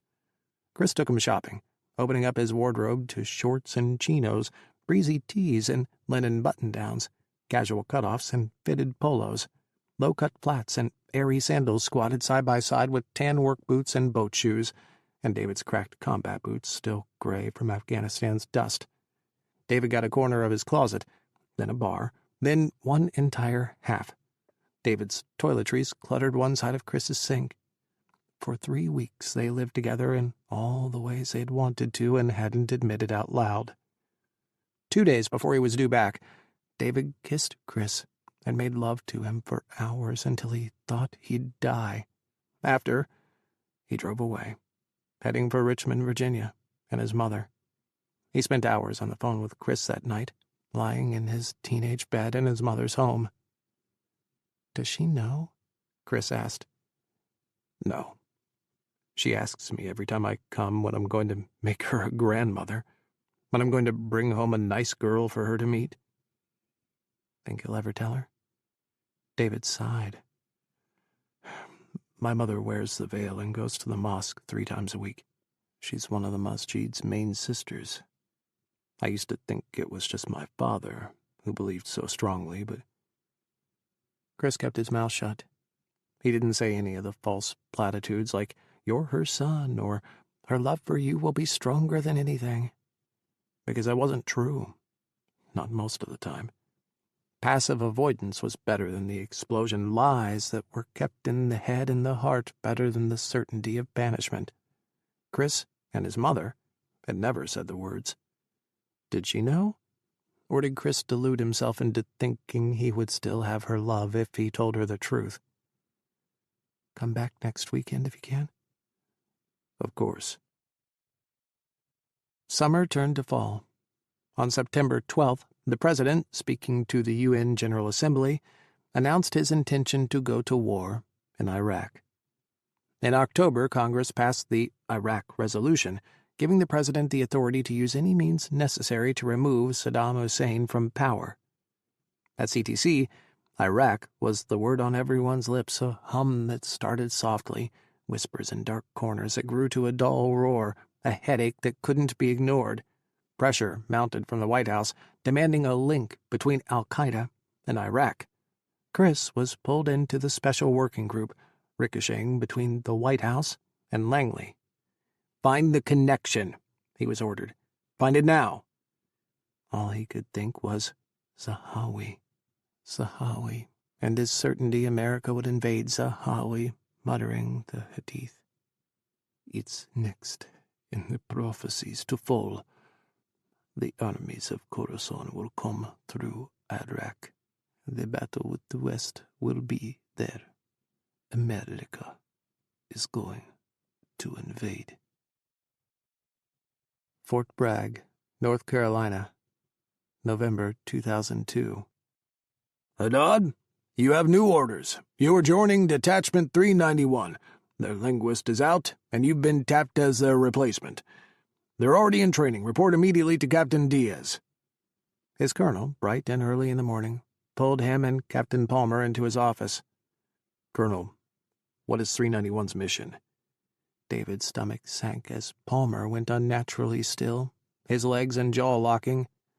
"Don't be a moron, Haddad. You know exactly where 391 is going."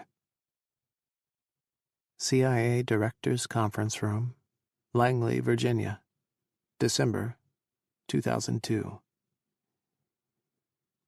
"I have to say I am incredibly disappointed." The Vice President scowled across the table. "I expected more from the CIA." Kris, sitting to the right of Director Thatcher, stiffened. The Vice President, in a shockingly unusual visit, had come to the CIA. He'd walked into headquarters, strode through the halls, and had sat with Director Thatcher's hand-picked team in the strategic heart of the CIA, where every major operation had been decided for decades.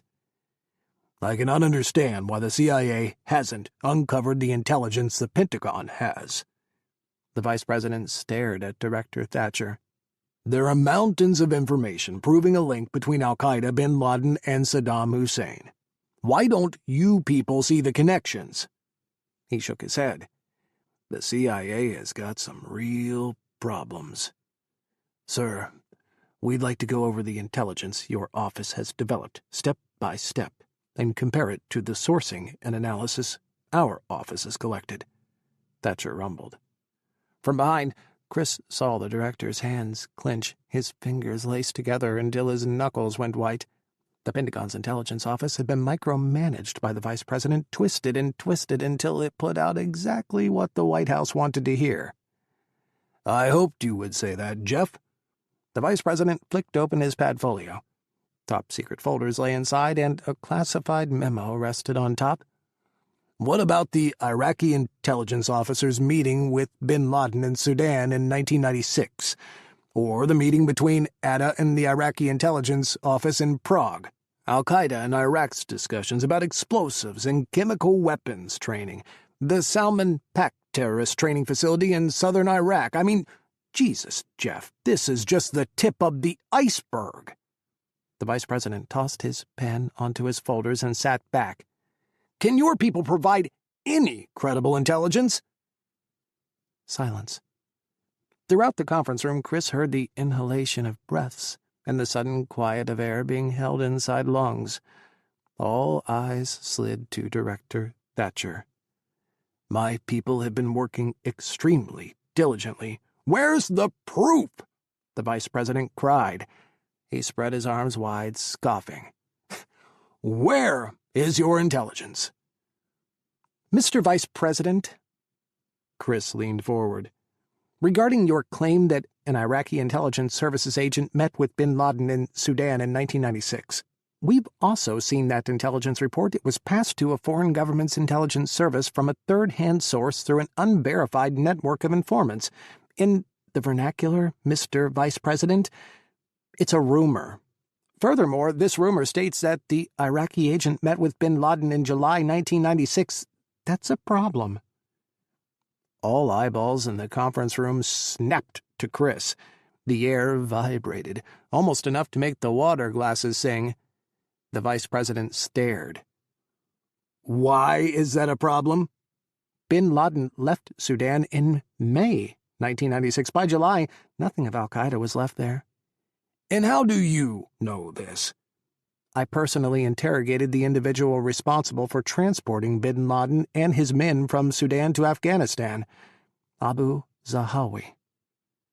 The Vice President's eyes narrowed, dangerous slits. "What's your name?" "Kris Caldera, sir." "Mr. Caldera is one of our foremost targeteers and al-Qaeda experts," Thatcher said, his voice rumbling. The Vice President interrupted. "I know who he is." Silence. Kris barreled ahead. "Furthermore, allegations that there is a terrorist training camp at Salman Pak in Iraq are erroneous." "The Iraqi intelligence service is running a state-sanctioned terror training facility at Salman Pak," the Vice President insisted, speaking over Kris. 2 airplanes were spotted at the facility, a Boeing 707 and a Tupolev Tu-154. Both were used to train foreign terrorists in how to hijack airplanes. This report has been confirmed by 3 Iraqi sources. "Yes, I know the sources." Kris read off the names from his own notes. He heard Director Thatcher's quick inhale, a hiss of breath beside him. 2 of the men are associated with the Iraqi National Congress, a political lobbying group that has for years peddled misinformation in an attempt to foment political support for regime change within Iraq. Their claims, up until this year, have been roundly debunked. There is no proof that their claims of a terrorist training facility at Salman Pak are anything other than fiction this time around. They are opportunists, manipulating information and outright faking intelligence. "And the third source?" "The third source, a former captain seeking asylum in a foreign nation, stated in his debrief that Salman Pak was a counter-terrorist training camp for the Iraqi military, but the counter portion of that phrase seems to have gotten lost in translation. I have the original debrief from his petition for asylum. Here." Kris tossed a folder onto the conference table. The Vice President did not reach for it. "Reports of a plane in the desert south of Baghdad have been confirmed." Kris continued, his voice softer. "It was a plane crash out of Baghdad airport. The plane is a wreck. It's not a training facility. Satellite photos show it has mostly been picked apart by civilians desperate to sell the metal and the wiring for a few bucks." "Mohammed Atta, the lead hijacker, met with an Iraqi intelligence agent at the Iraq embassy in Prague in April 2001. The Vice President stated the information like it was fact, chiseled in stone. "That intelligence was provided by the Czech intelligence service. They refused to give up their source for this report, so we cannot verify the credibility of the reporting. However—" Kris took a breath, folding his hands together. The pressure in the conference room had increased 1,000-fold. It was as if only the Vice President and himself were there. Even Director Thatcher seemed to have faded away. "However," Kris continued, "we have worked backward and created a day-by-day profile of Mohammed Atta's movements in the year before the hijacking. Otto was photographed at an ATM in Virginia Beach on April 4th. On April 6th, 7th, 8th, 10th, and 11th, cell phone records place him in Coral Springs, Florida, where he and Marwan al-Shahi had an apartment together. We've checked every airline, every route into and out of the U.S., every passenger manifest, every passport entry recorded for the first 15 days of April. There is no sign of him ever leaving the United States, entering the Czech Republic, or returning to the United States. There are no records of Ada's movements on the 9th of April. Kris licked his lips. That's true. We don't have any cell phone activity on the 9th, no email activity, no images of him captured at any bank or closed-circuit TV in the Coral Springs area. Then that's the day he was in Prague. We also have no evidence of him leaving the United States. He most likely traveled under a false passport. A false passport we've never uncovered. Using an alias we have never discovered. Despite a year of turning this man's life upside down, investigating every part of his existence, I can tell you what food he bought 3 times a week at the grocery store and how often he bought toilet paper, Mr. Vice President. I can tell you what movies he watched repeatedly and what his favorite drinks at his favorite strip club were, the brand of toothpaste he used, and how often he brushed his teeth. But you cannot say where Ada was on April 9th, 2001, can you? Kris exhaled. It was a Monday. The pilots responsible for the hijacking had completed most of their training. Their funds were fine. No one was experiencing money problems. The so-called muscle hijackers were about to enter the United States. There had been no issues with their plans so far. Everything had gone perfectly for a strictly compartmented mission that only a few members in the senior al-Qaeda leadership knew anything about.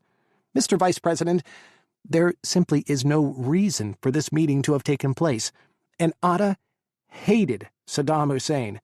His journals show that he hated the secular dictatorship, as most members of al-Qaeda, Bin Laden included, hated Iraq. Saddam Hussein was, to them, an apostate. They wanted him destroyed. They didn't want him as an ally.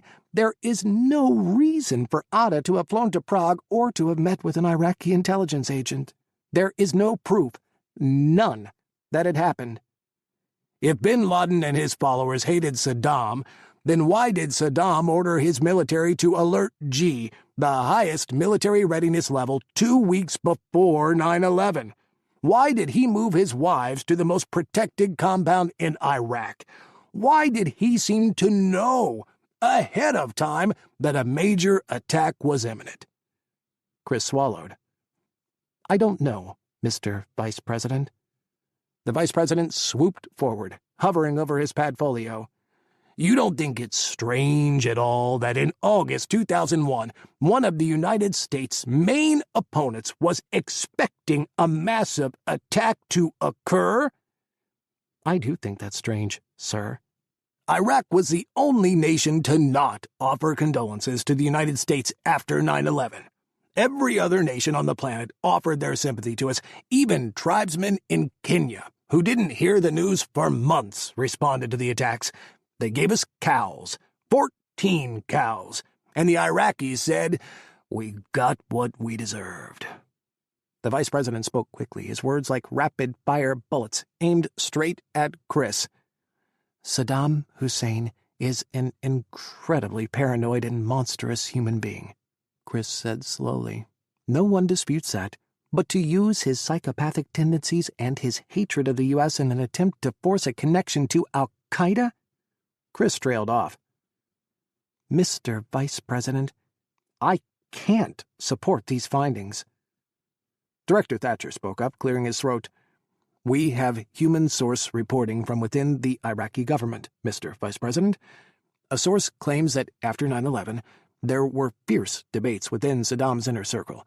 All of Saddam's officials were counseling him to reach out to the U.S. to make it clear that Iraq had no connections to the terrorists who perpetrated the attacks. But they didn't, the Vice President spat. They didn't. Saddam Hussein has been opposed to Islamic fundamentalism for decades. When the Taliban took control of Afghanistan, he refused to open an Iraq embassy in Kabul. Whenever Saddam discovered elements of Salafi or Wahhabi Islam sprouting in Iraq, he ruthlessly executed anyone associated with the fundamentalist sects. The Vice President stared at Kris. Caldera, he said slowly. Kris Caldera. He nodded slowly, pursing his lips. I doubt you've reviewed our other intelligence linking Saddam to al-Qaeda. He couldn't get into an argument with the Vice President of the United States, no matter the dig, the pot shots that the Vice President might take. He lifted his chin. I have, Mr. Vice President. In fact, I took a special interest in the report, chiefly because of its origins. The Vice President arched a single eyebrow. He sat back, holding his pen in both hands, spinning it in front of his chest. You cannot dispute this intelligence. I absolutely can. I can and I will. I'll scream and shout and dance on this table, call the newspapers, go public. Kris kept his shoulders still, didn't move a muscle, stared at the Vice President. Director Thatcher's foot nudged his under the table. You're talking about the torture of al-Shaikh? The questioning, the Vice President snapped, under enhanced interrogation techniques. Al-Shaikh was captured in Pakistan in November 2001. He was questioned at Camp Cobalt in Afghanistan, but someone thought he wasn't giving up enough information. Despite him detailing plans to attack naval infrastructure in Yemen and Bahrain, and despite providing information that helped point to Zahawi's capture. Kris, Director Thatcher said softly. Al-Shaikh was rendered to Egypt, where the Egyptians took over questioning. I've reviewed the cables. It's astounding how in early 2002, months after September 11th, just after the war in Afghanistan, al-Shaikh was questioned about al-Qaeda's ties to Iraq. The focus of his interrogation changed completely. The questions weren't about protecting the homeland anymore. They were exclusively focused on determining what connections al-Qaeda had to Saddam Hussein. Uncovering the links between al-Qaeda and Iraq is protecting the homeland. Saddam Hussein is a state sponsor of terrorism. You can see for yourself. The Vice President waved to his files. What I see is a man who confessed under torture to whatever his interrogators wanted to hear. Kris? Thatcher hissed. Al-Shaikh confirmed it. In 1999, al-Qaeda sent 2 operatives to Iraq for Saddam to train in chemical, biological, and nuclear weapon systems. The Vice President slammed his hand down on his padfolio over the top-secret folders. He admitted it. He confessed to stop the torture, Kris snapped. Egyptian prisons are notorious for their torture and their forced confessions. They're fingernail factories. Kris, Director Thatcher glowered at him. I was there in Afghanistan. Kris barreled ahead. My team walked through the remains of al-Qaeda camps. We read through the training manuals al-Qaeda had for their chemical and biological weapons program. You know where everything came from? The United States. Most all of their manuals were reprinted United States military training manuals. Not a single piece of information we picked up from their training camps came from Iraq. Al-Shaikh is a senior al-Qaeda officer and in charge of military operations. He is exactly the right person to know about external outreach attempts by al-Qaeda. And his information is dead wrong, obviously falsified to stop his abuse. He only said that 2 people were sent. He can't say who. He can't say where. He can't say who in Iraq he planned the training with. He can't say when these 2 trainees supposedly returned. His intelligence, for all intents and purposes, is worthless. The information is exactly what he said it was. Al-Qaeda and Saddam Hussein working together. Saddam sharing his chemical and biological weapons technology with terrorists. Mr. Vice President, al-Shaikh intentionally misled his interrogators. He lied. Flashes of memory came at Kris from all sides. Monkey trills in the jungle, and the sound of rain. Paul's sneer. Water being poured. In my experience, questioning Abu Zahawi, I discovered that al-Qaeda is anticipating the United States invasion of Iraq. Zahawi asked me if the U.S. had invaded yet. They're waiting for your attack. They want you to take out Saddam. They're no friend of his. And why would they want us to take out Saddam? The vice president's voice had dropped like he was suffering through a conversation with a child. Because their apocalyptic prophecies foretell it. The vice president tossed his head back and laughed. If you see the black banners coming from Khorasan, join that army. Even if you have to crawl over ice, no power will be able to stop them, Kris quoted. And they will finally reach Jerusalem, where they will erect their flags. Khorasan, Afghanistan, the land of the Hindu Kush. Bin Laden has been using this hadith for years, drawing his fighters to his vision of a holy war. He's always wanted to push the fight toward Iraq, to turn Iraq into the next Afghanistan and then onward until they strike Jerusalem, until they take out the West. The vice president stopped chuckling. This is the fulfillment of their prophecies, Mr. Vice President. He blinked, stared at Kris from under his furrowed brow, tossed his pen onto his folders. Tell me, then, about Sakaf. Kris's gut clenched. The floor seemed to drop away, a swirling vortex opening beneath his feet. You, out of everyone, know about Sakaf? The vice president's head cocked to one side. I've read all the cables. Sakaf is a thug. According to the Jordanian Mukhabarat, he was a drunk and a gang member, and when his family tried to straighten him out with religion, he went overboard. He found a new addiction and a new outlet for his rage and his cruelty. He went to Afghanistan and he begged to meet Bin Laden, wanted to join up, but Bin Laden was disgusted by him. Kris flipped through his notes, cables from Jordanian intelligence reports from his interrogations of Zahawi. In my interrogations, Zahawi said there was a man named Sakaf who operated a training camp near Herat. He was unsophisticated, crude. He didn't have a good command of Islam, Zahawi said. He wanted to be a part of Al-Qaeda, but Al-Qaeda wouldn't have him. He promised to open a foothold in the Near East if they backed him. He was put on a probation of sorts. They asked Sakaf to set up a training camp. They'd provide the funds if he provided the training. They wanted to see what he could do. They provided the funds, the vice president repeated. He was affiliated with Al-Qaeda. No. He never swore allegiance to Bin Laden. Bin Laden wanted nothing to do with him. But he came to Kandahar to fight against the Americans, with Al-Qaeda during the invasion of Afghanistan. We attacked all foreign fighters in Afghanistan, all the fighters allied against us. That included other units besides Al-Qaeda. Majid, in the mountains with David, had fought both for and against the Taliban, both against and for the Americans. Alliances had shifted faster than the sun rose and set, and it seemed like any choice could have been made there, on the roof of the world. Any choice, any direction. Nothing was clear. Nothing. After Kandahar, what happened to Sakaf? Kris felt like his words were nails, broken glass he had to chew through. Sakaf made his way through the mountains of Iran to northern Iraq, he said slowly. Our intelligence places him in Kurdistan right now. He's joined Ansar al-Islam, a radical Islamist group. A radical Islamist group aligned with Al-Qaeda, operating within Iraq's borders.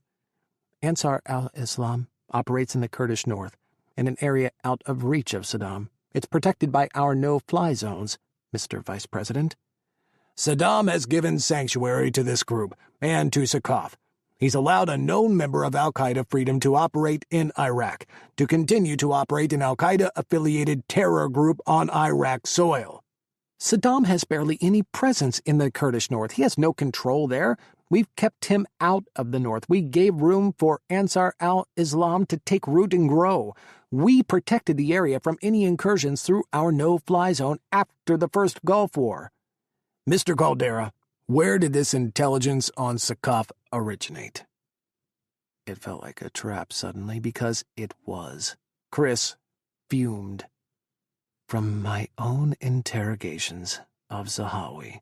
During your personal questioning of Zahawi? Yes. Before any enhanced interrogation techniques were applied? Yes. If I understand your personal political position correctly, Mr. Caldera. From the numerous screeds you submitted to the White House counsel's office, only intelligence gained outside of enhanced interrogation techniques is considered valid. Useful. The Vice President paused. Is that correct? Torture is completely ineffective, Mr. Vice President. Once you go down that road, everything you get is tainted. There's absolutely no guarantee that anything revealed is truthful. That's not what I asked. Torture goes against everything this nation stands for. The detainee program has stopped attacks from happening in Yemen, Singapore, Saudi, and right here in D.C. and New York City and Chicago. It's broken up cells all across Europe. Torture violates the Geneva Conventions and goes against the Declaration of Human Rights. Kris, Director Thatcher grabbed his elbow. They don't have human rights, the Vice President bellowed. Silence. The director gasped quietly. He kept his hand on Kris's elbow. Animals that murder thousands of innocent civilians don't get human rights. They don't get international protections. They don't get to go crying to the Red Cross for nicer treatment. Not when they want to murder every American on this planet. The Vice President's voice shook the bulletproof glass in the windows, rattled the water glasses on the table. They don't deserve anything more than what they're getting. Kris's fingernails dug into the folders he gripped, scratching against the manila cardboard. What is the status of Zahawi's interrogation? That's enough, Kris, Director Thatcher said quietly, leaning into him. You've made your point. What is the status of Zahawi's interrogation? Did you send him to Egypt like al-Sheikh? Or have you finally succeeded in killing him? This government was trying its hardest to— Caldera! Thatcher barked. The Vice President sat back, his seething rage replaced by the visage of a man who had sucked on the sourest lemon. He gazed at Kris like Kris was a traitor. No, worse. Was one of them. Was a terrorist. The interrogation of Zahawi is ended. Dan, he came through. He ended it. He didn't give you anything after you tortured him, did he? Not a goddamn thing. The Vice President didn't blink. What he did give us through your questioning was Sakov, an al-Qaeda operative who went to Iraq, who is working in Iraq under Saddam Hussein. You're twisting the intelligence around. That's not an accurate representation of what Zahawi told me, or of Sakov's current status in Iraq. What does it matter, Caldera? The Vice President sighed, shaking his head. For the first time, he let his exasperation show. What the fuck does it matter that we want to take him out? Sakov murdered our diplomat in Jordan 2 months ago. He is committed to killing Americans, waging war against the West. So is Saddam. Now they're in the same country, sharing resources. He's not al-Qaeda. He's not even a big player. He's a low-level jihadi flunky who has been searching for an outlet for his reckless criminal activity and his murderous fantasies. He's isolated in the Kurdish region. If you want to take him out, send in a strike team or half-dozen ICBMs. Both will eliminate him and solve the problem. Look, Caldera, if there's a 1% chance that they are working together, even just 1%. The Vice President spread his hands as if to say the decision was out of his hands. We cannot lighten our vigilance. We cannot take our foot off the gas. We have to win this war.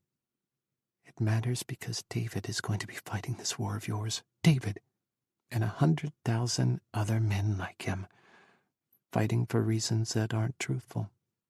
Fighting a war that can be won another way. Fighting enemies that are propped up, made larger than life. Fighting for the wrong reasons and fighting based on lies gained from torture. A lot of people are going to die for this. And if they die for lies, then what are they dying for? It matters because they want us there. They want us to take out Saddam, fight in Iraq, help them create the eschatological hellscape they crave, bring out the end of the world through bloodshed and the apocalypse. But he didn't say anything. He couldn't get the words out. His wrath, his fury gummed up his throat, ground his voice to silence. I want everything on Sakaf. Everything the Jordanians have, every intercept we have on the man, every source on the ground, every rumor, every whisper of this man. I want to know where he is. I want to know what he's doing. I want to know what time of day he eats, what time of day he takes a shit, when he goes to sleep, and where. Got it? This is how the war will begin. Kris gritted his teeth, biting down so hard his jaw hurt. There were other reasons for the invasion. The administration had tasked another team with tracking down Iraq's weapons of mass destruction, but the link between al-Qaeda and Saddam Hussein was the vice president's holy grail. We're going to nail this son of a bitch. The vice president stood. Everyone followed. Kris was the last to rise. The vice president nodded to Director Thatcher, reached across the table, and shook his hand. He turned to Kris, glared, and said nothing. The Secret Service was waiting for the vice president and his staff outside the conference room. They swept him up, passing him his BlackBerry and his cell phone, and escorting him through the building and back to his motorcade. Director Thatcher slumped forward, bracing both of his hands on the table. He hung his head, his back bowing, shoulders slumping like the weight of the world was pulverizing his spine. Caldera, he snorted. That was a bold fucking career move. 16. CIA Headquarters, Langley, Virginia, February 5th, 2003. Iraq today harbors a deadly terrorist network headed by Abu Sakaf, an associate and collaborator of Osama Bin Laden and his al-Qaeda lieutenants.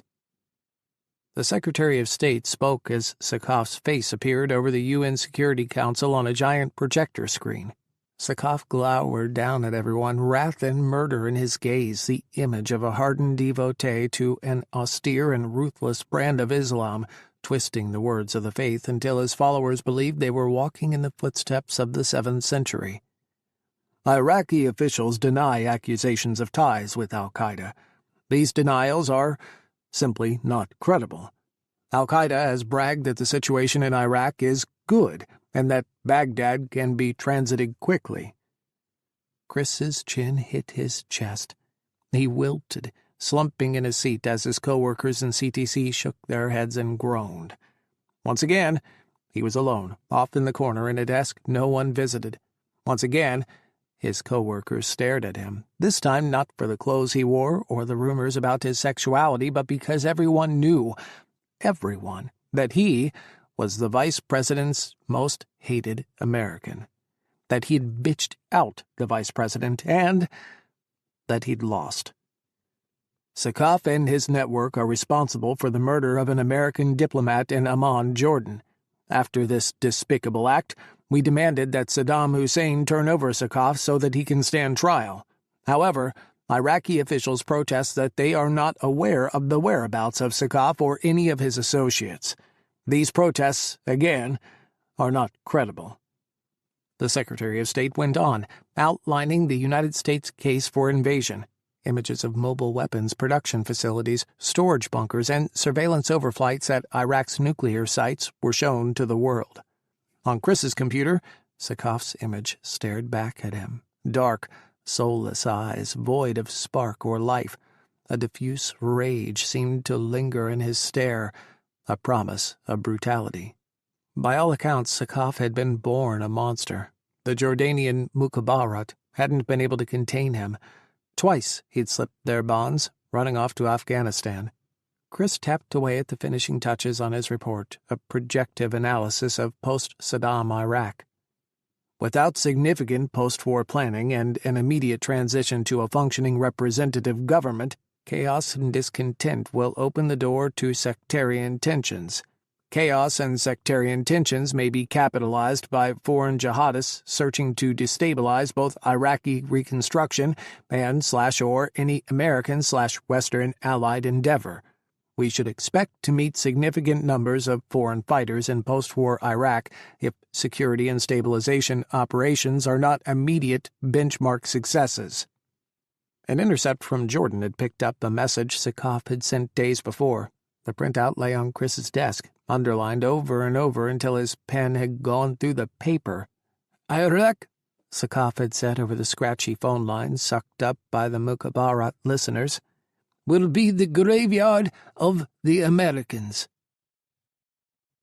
ODA 391, Fort Bragg, North Carolina, February 7th, 2003. "Haddad?" David bristled. He waited for his sergeant, his stomach clenching.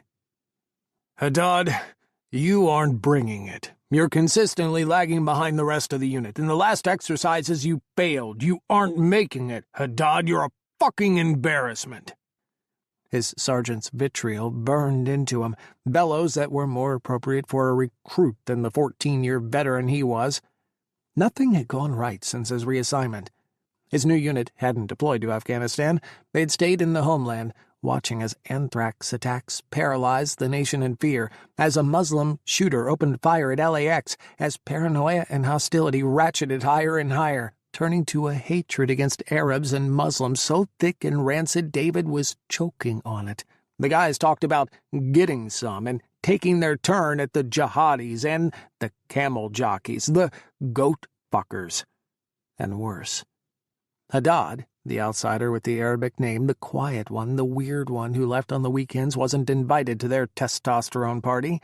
Willfully obstinate in the face of idiots, purposely distant and hostile toward people he found distasteful, he'd widened the gulf between him and his new unit into a canyon.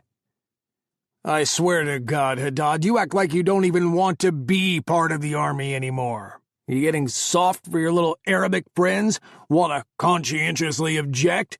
When we get over there, are you going to be with us or against us?" The countdown was on. The invasion of Iraq wasn't a maybe any longer. When was the only question. David's eyes narrowed. "I have nothing to prove, Sergeant. I've served honorably for 14 years. All of a sudden I need to prove that I'm not a bad guy? 'Cause of my skin? My last name? No, 'cause of your piss-poor attitude and your fucking abysmal performance." David didn't have the energy for this. He didn't have the energy for anything anymore. He was in the field more nights than he was at his shitty apartment. They trained for days, weeks, leaping out of helicopters, storming pretend Iraqi villages, taking down pretend Saddam army checkpoints and bases and installations, planning for assaults on Baghdad and fighting street by street. Urban warfare was drilled into them, and they spent their nights occupying buildings in their pretend Iraqi training city, taking out the entrenched Saddam forces, Red Team members from another unit posing as Iraqis. For the first time since he had joined the army, he didn't believe in the mission. Didn't care about his team either. The bonds between him and his unit were a tattered mess. The mission rang hollow to him. Zahawi's words, his interrogation, kept replaying in his mind. He thought Zahawi's question about the U.S. invading Iraq was insane, was ridiculous and naive. No way would the U.S. entrench itself in a two-front war. No way. But here they were, practicing for an invasion. How had Zahawi's trembling lips foretold the future of American foreign policy?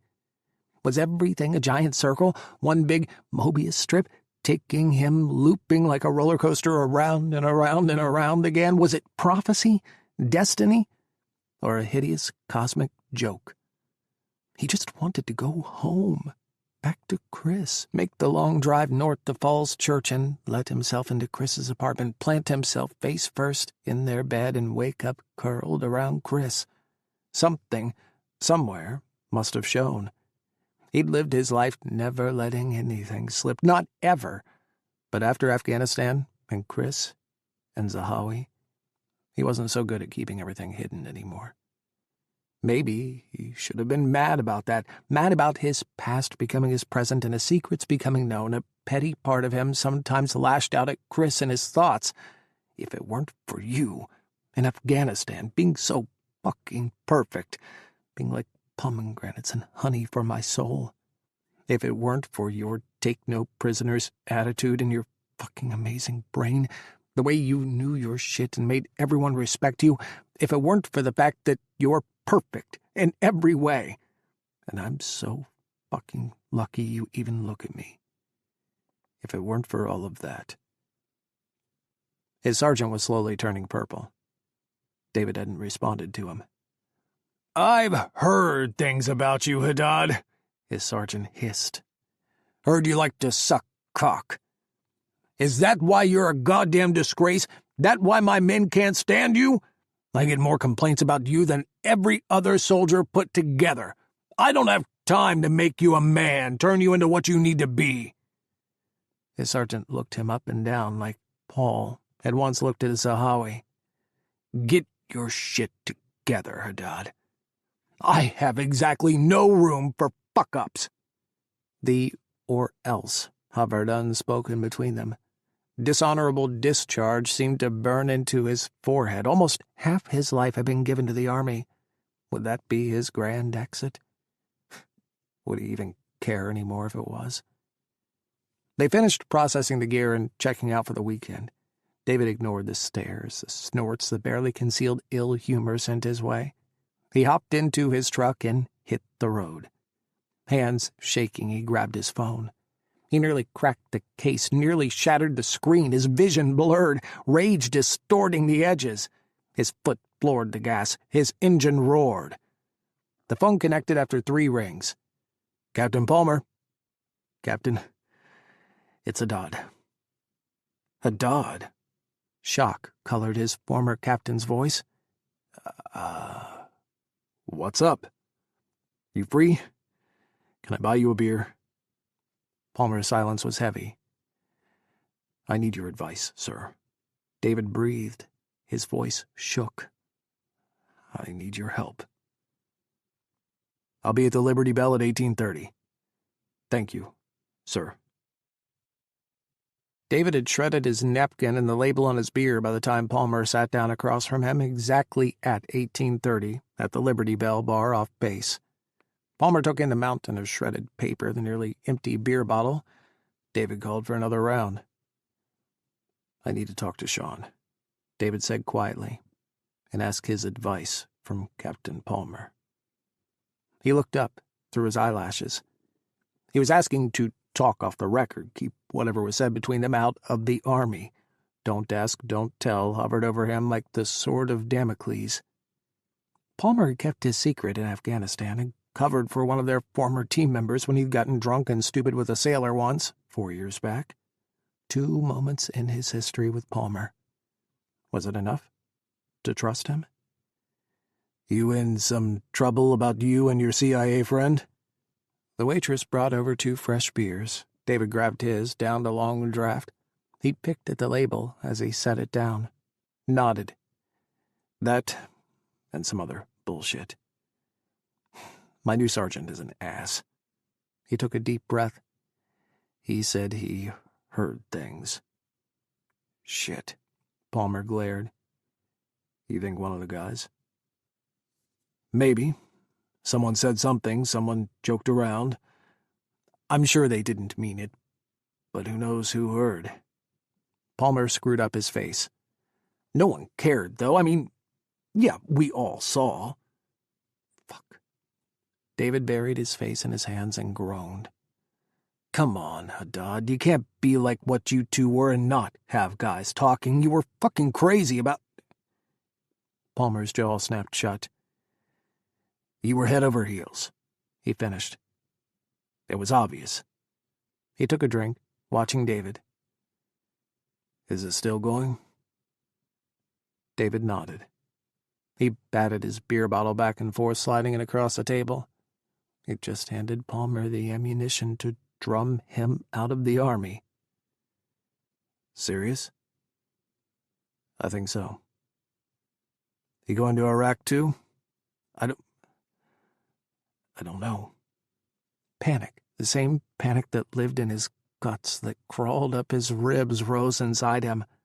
Another war was around the corner, and he was lined up to go. How long would he be gone this time? Separated from Kris, back in the Middle East, in the middle of everything he had run from, in the middle of a reality that had stopped making sense. You guys aren't going to try what you did last time again, are you? Palmer snorted. I don't think that's really going to work. Iraq is going to be a whole lot bigger than Afghanistan. Too many people will be eyes on. David shook his head. He scrubbed his hand over his face again. I don't know what to do, he confessed. He felt like vomiting. Palmer stared at him. What do you want most in the world, man? Kris. I want Kris. Did that make him a shitty person? Was he turning his back on his brothers, on the military, on his nation? The nation that had adopted him, had taken a broken, lost boy in and made him a man? Was he giving up, turning away when his country needed him? Palmer leaned across the table. By your silence, I think I can guess your answer. Look. His eyes darted around the bar.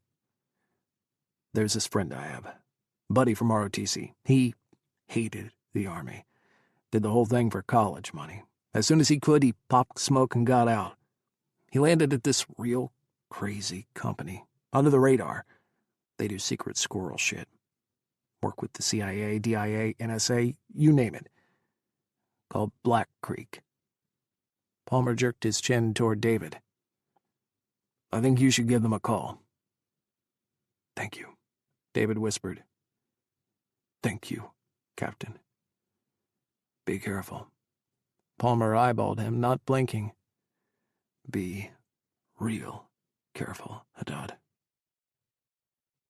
Washington, D.C., February 8th, 2003.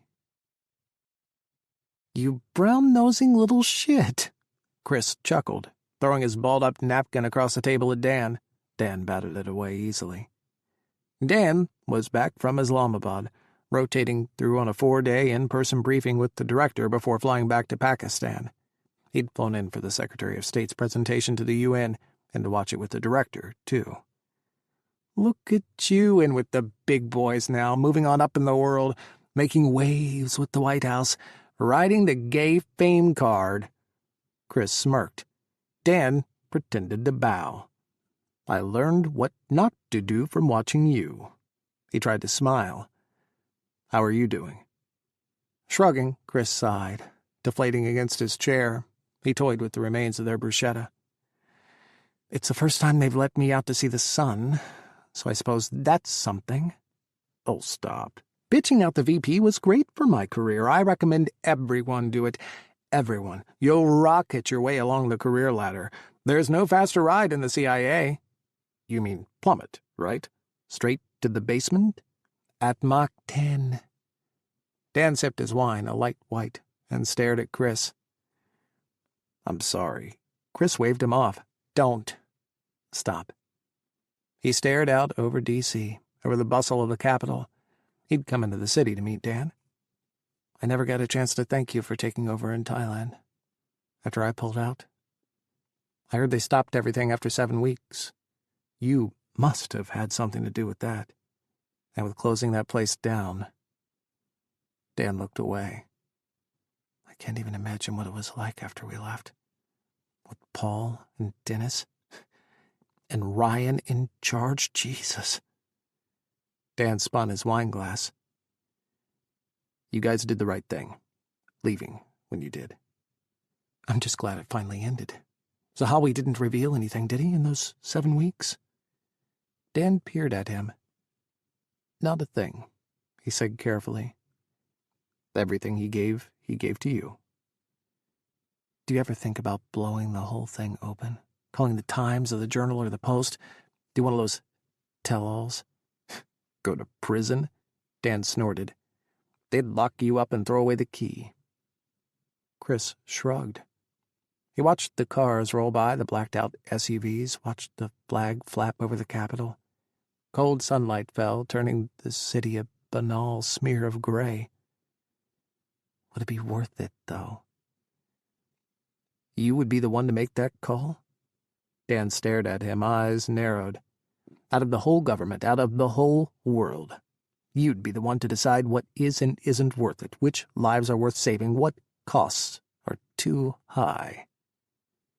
Vibrating in Kris's pocket made him jump before he could answer. He pulled out his phone. No one called him anymore except for David. He was the CIA pariah. He didn't usually get calls in the middle of the day. David? I'm on my way. Here? Now? There was something off in David's voice, something wrong. What happened? I thought you were going back to the field. Not anymore. In fact, not ever again. A car door slammed over the phone line. I resigned. I quit. I couldn't. His voice broke off. Oh, my God. Kris's jaw dropped. His gaze darted from the bruschetta to his wine glass up to Dan, across to the Capitol. What now?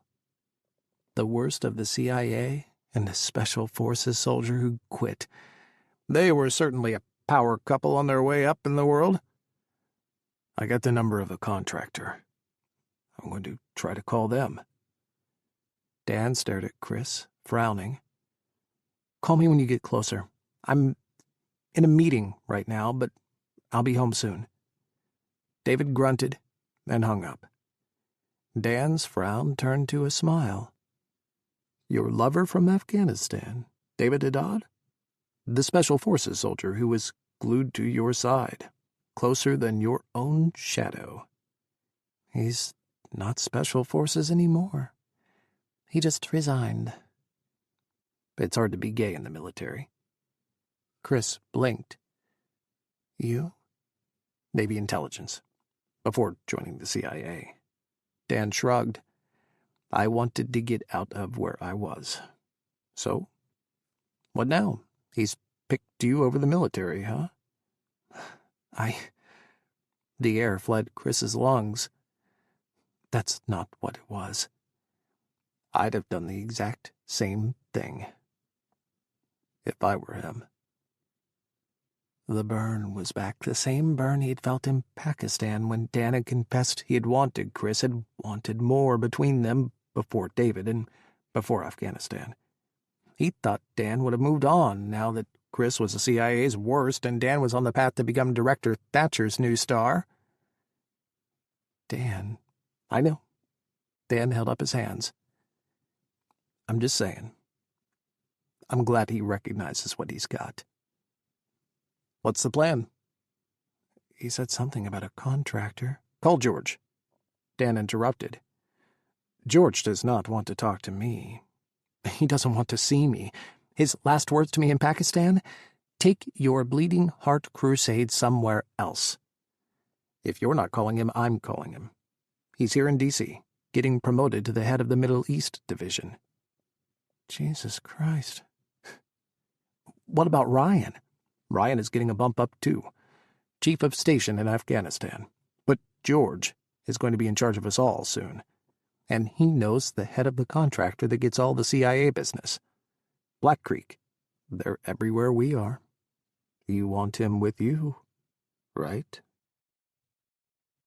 Kris waited on the stairs to his apartment, huddled in a pair of sweats and a hoodie David had left at his place last month. The temperature had dropped when the sun set. He rocked back and forth, chewing on his upper lip and flicking a marker against his thigh. Fucking Caldera, George said, picking up on the fourth ring. I thought they fired you. You can't fire the gays, don't you know that? George didn't laugh. George, I'm calling for a favor. I figured as much. I just don't know why you think I'd be willing to even take your call, much less give you anything. You're still on the line, aren't you? Silence. It's David. David Haddad. I know who he is. He's left the army. He was told to look at this contractor. George's voice changed, lost the hard edge, and turned almost thoughtful. Black Creek. They're hiring everyone they can right now, especially former Special Forces, and especially Arabic speakers. Can you get him a CIA contract? If he's hired, can you... Kris exhaled, looking at the floor. Can you please keep him near me? He was close to begging, close to groveling, asking the powerful for a token of grace for him and David. Shame bent his back. He couldn't sit straight. "Have a dog call this number tomorrow." Kris wrote the number on his arm. Thank you,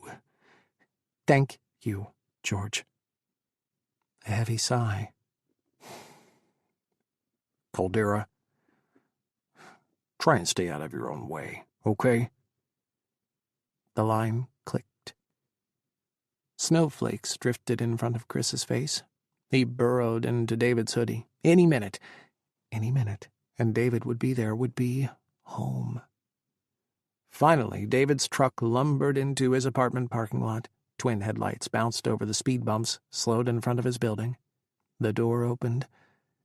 He'd recognize that shape, the slope of those shoulders, anywhere. David jogged to him and wrapped his arms all the way around Kris.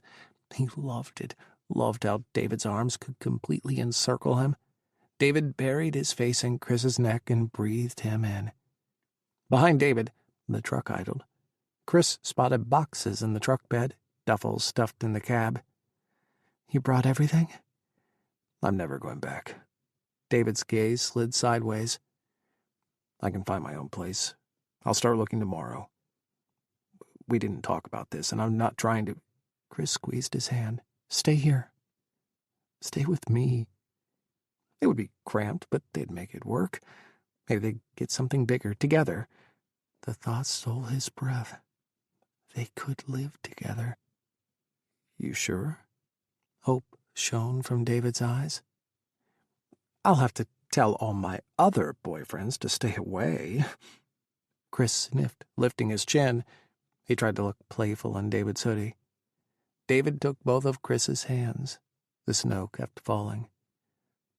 "I don't have anyone else. It's just you." Was this the conversation? They never discussed it. Kris was too busy during the week with war preparations, being the CIA's doom and gloom pariah, and keeping an eye on the Bin Laden cables, to do anything other than go home and crash. Sometimes he fell asleep in his clothes. There hadn't been anyone else. Not since David came into his life. There hadn't been anyone else since September 10th, 2001. He didn't want anyone else. "It's only you, David." Snow stung the backs of his hands. "I want you to move in with me. I want you to stay. For as long as you want. And I hope that's a long time." David nodded. Flakes stuck to his eyelashes, the corners of his lips, as he smiled. "I think it will be." They kissed until the snow burned their cheeks and Kris started shivering, despite David's arms around him. David made him go inside, and he ran bags and boxes from his truck to Kris's living room. 7 trips in all. Half of Kris's studio filled up with David's stuff. Snow melted onto the carpet. Kris didn't care. He pulled David to his bed. "Welcome home." They came together and apart, in pieces. Clothes fell away, and then more, the last barriers separating them from joining completely. Kris imagined turning his chest inside out, placing his heart outside his body for David to hold. He felt David's trembles as their skin brushed together. He felt like a naked star, like every one of his dreams was laid bare for David. Kris's body burned as David made love to him. His bones scorched him from the inside, and he felt David in every cell of his being. David hovered over him, his hands mapping Kris's body, his eyes memorizing every expression. He drank in each of Kris's moans, his sighs. He kissed every gasp that fell from Kris's lips. David's lips found a home on his neck, spent hours lingering at his jaw and below his ear. His breath branded Kris, exhales matching the tides of their bodies. "Kris," David breathed, chanting his name. "Kris, I love you. I love you." He buried his face in Kris's neck, pressed his lips to Kris's collarbone. "Yeah, Hayati, Ya Habib Albi, my life, love of my heart, he gasped. Ashakrulillah, Kris. Praise Allah for you. Kris grabbed his head, fingers digging into his scalp, sliding through his hair. All the parts of David, all the pieces that made him the man Kris loved were tumbling within him, slipping inside of his soul. Vows of love in Arabic and English, prayers to Allah, Kris's name, the name of his lover. A man? David shuddered, his body quaking in Kris's arms.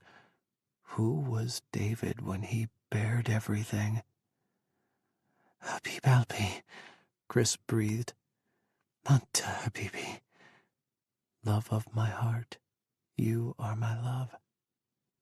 David pulled back. Their eyes met. Ya Rohi, David whispered. My soul. Kris kissed him. Their bodies were still joined. David still filled him, body and soul. You are my soul, too. 17. Falls Church, Virginia, August 2003. Kris stared at his ringing BlackBerry. He blinked. Why the fuck was George calling him at 9 o'clock at night? He pushed off David and sat up on their couch. They'd been watching the news, another nightly report of rising tensions in Iraq and Washington, D.C. 5 months after the invasion of Iraq, the moral undergirders of the war had collapsed. No weapons of mass destruction had been found. The image of an Iraq armed to the teeth, ready to support every jihadi in the world, had fallen apart. The supposed links to terrorist groups, the narrative that Iraq was a broad state sponsor of terrorism that imperiled the world, had turned to dust and smoke. No al-Qaeda camps were found in the country, no terrorist training facilities, no documents outlining an alliance, no proof of cooperation, no indications anywhere. Even Sakaf had vanished from Kurdistan before the invasion began. But online, his reputation had never been greater. The man Bin Laden had refused to meet, the thug Zahawi had decried as being too unintelligent for al-Qaeda, had turned into the darling of online jihadis. Moments after the Secretary of State's speech to the UN, jihadist message boards had lit up with praises and blessings. Sakaf had gone from third-string nobody to the new terrorist superstar, thanks entirely to the United States. David shifted, muting the TV. Who is it? George. Kris stared. His phone kept ringing. Should he answer? Or should he just toss his phone behind the couch? He squeezed his eyes shut as he answered. Caldera. Took you long enough. Hope I didn't interrupt anything.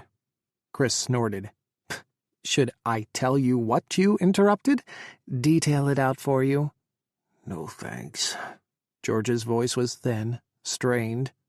Why do you guys always think the gays are hosting sex parties in dungeons or about to blow a clown car a dick? Why do you straights always think it's some wild insanity? Can't we just be eating dinner? I mean, fabulously, of course. I'm regretting I called. Why did you call? 'Cause now I need a favor. I really don't understand why you think I'd even be willing to take your call, much less give you a favor. You're still on the line, aren't you? Kris smiled. Was this friendship?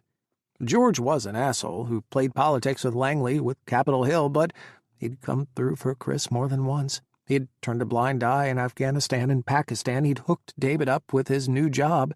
David was finally finished with his Black Creek training and was assigned to Langley, helping on the range with weapons qualifications and special training for advanced tactics. He spent a lot of time with the junior CIA analysts, getting shuttled off to Iraq. Every night, he came home to Kris. Kris's apartment had become theirs. Cramped and too small, but theirs. George had helped make that happen.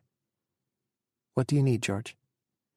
You have an inescapable talent for slicing through any and all bullshit that comes at you, Caldera. It's one of the reasons you're so popular, especially with the vice president. So we're acknowledging now that everything was bullshit. It's always been bullshit. We just all knew to keep our mouths shut. Well, you know me. That's always been my problem. He put as much sass into his voice as he could and turned the whole thing around, knowing George would go straight to what he was suggesting. George coughed. Jesus, Caldera. I thought you were with Haddad now. Together forever. Or isn't that why you wanted him at Langley? He stayed quiet. George was still George. He didn't need to hand-deliver his weaknesses to George, not gift-wrapped like that. How soon can you be in Baghdad? Baghdad? The White House is shitting bricks over the situation on the ground. The chief of station in Baghdad wrote a report, and he used the word insurgency. The White House went nuclear, pushed back. No one has used the insurgency word. Not yet. It's fucking obvious, isn't it? Someone is pumping the National Security Council up with stories of renegade Ba'athist loyalists and scattered pockets of violence. But our soldiers are being picked off. We're up to 10 dead a week now, from snipers and IEDs. The White House is petrified this is turning into Vietnam.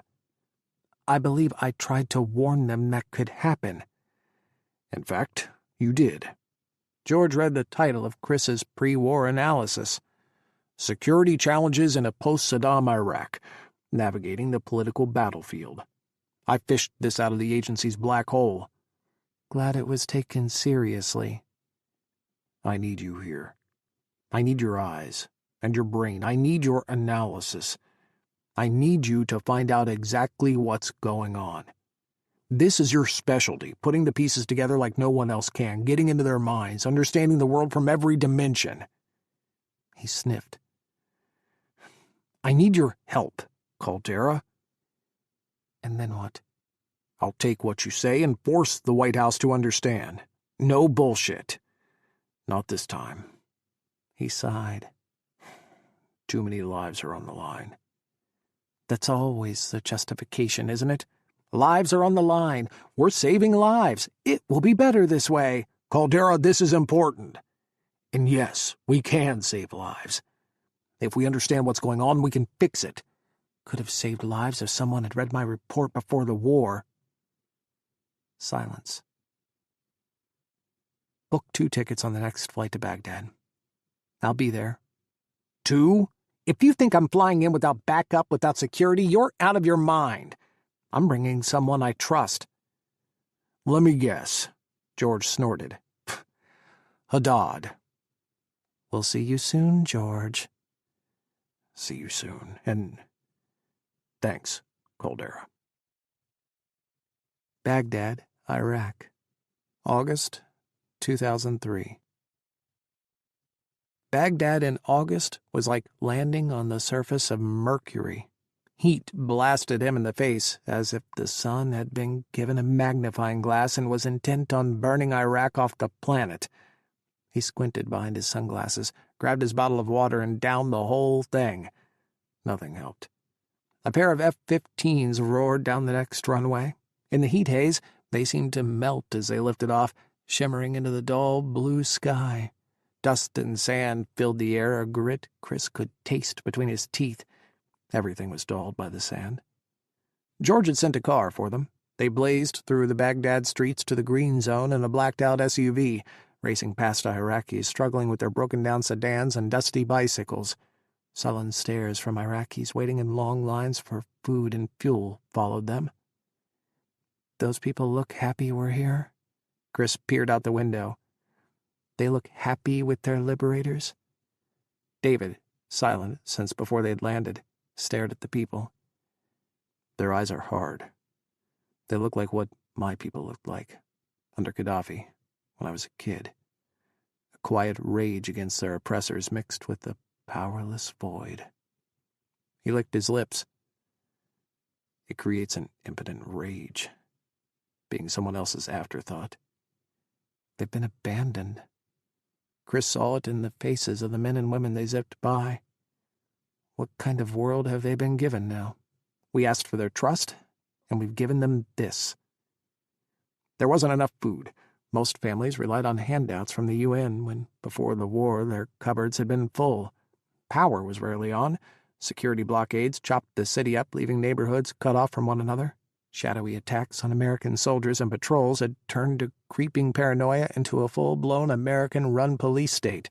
Instead of Saddam, the Americans were now the occupiers, controlling Baghdad's every move, and yet still, near daily bomb blasts ambushed the military patrols and sniper fire rang from almost every neighborhood. The Green Zone was Baghdad's Riverside district and the occupation's headquarters.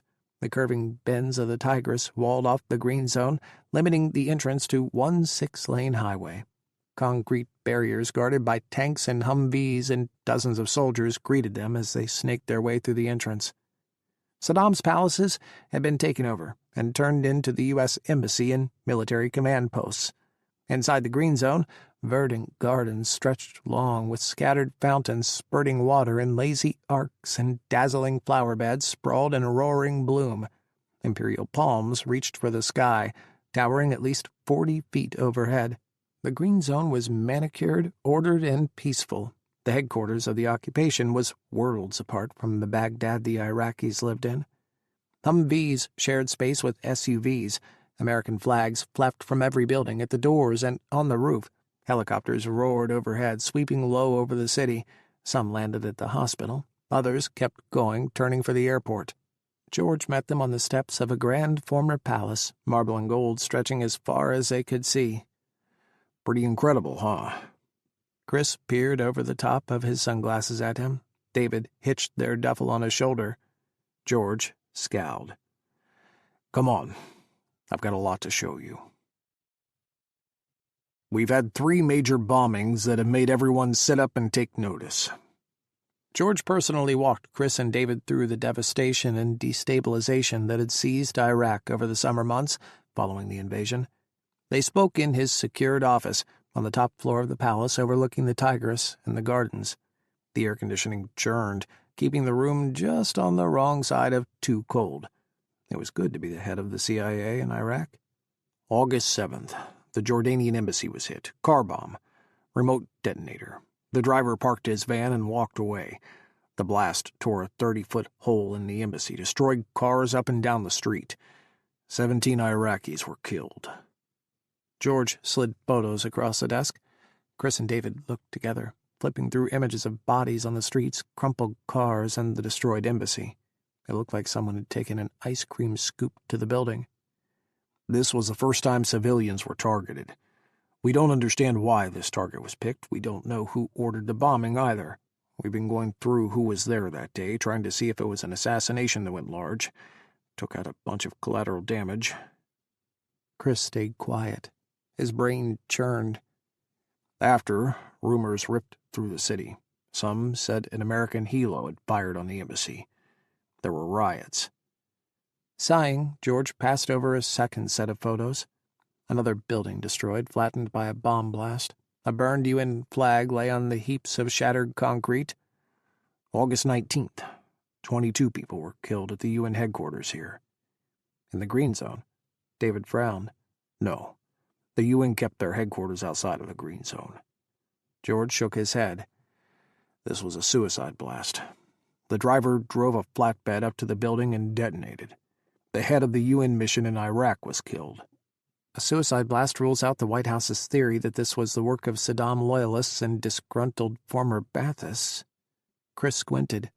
They have conceded that foreign fighters are in Iraq, but nothing else.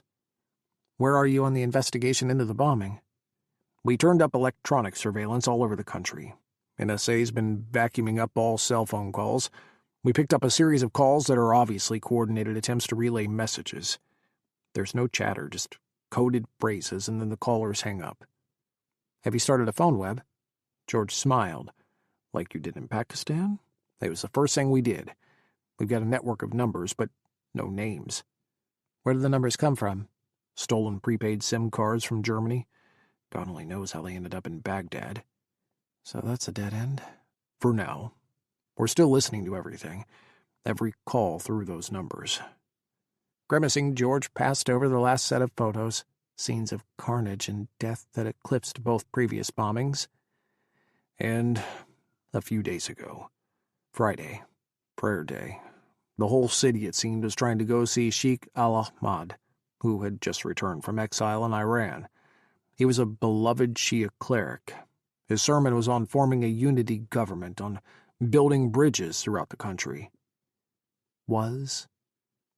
David looked down, fisted his hands over his mouth. Twin car bombs killed 85 people at the mosque, and after, more were crushed to death in the stampede of panic. Al-Ahmad was vaporized. We only found a foot. Kris closed his eyes. Riots have been going on for 2 days now. The Shia in the city and across Iraq are outraged. As they should be. George shot him a look. I've set you both up with rooms in the green zone. Caldera, you're in the secured wing of the embassy. CIA, FBI, NSA only.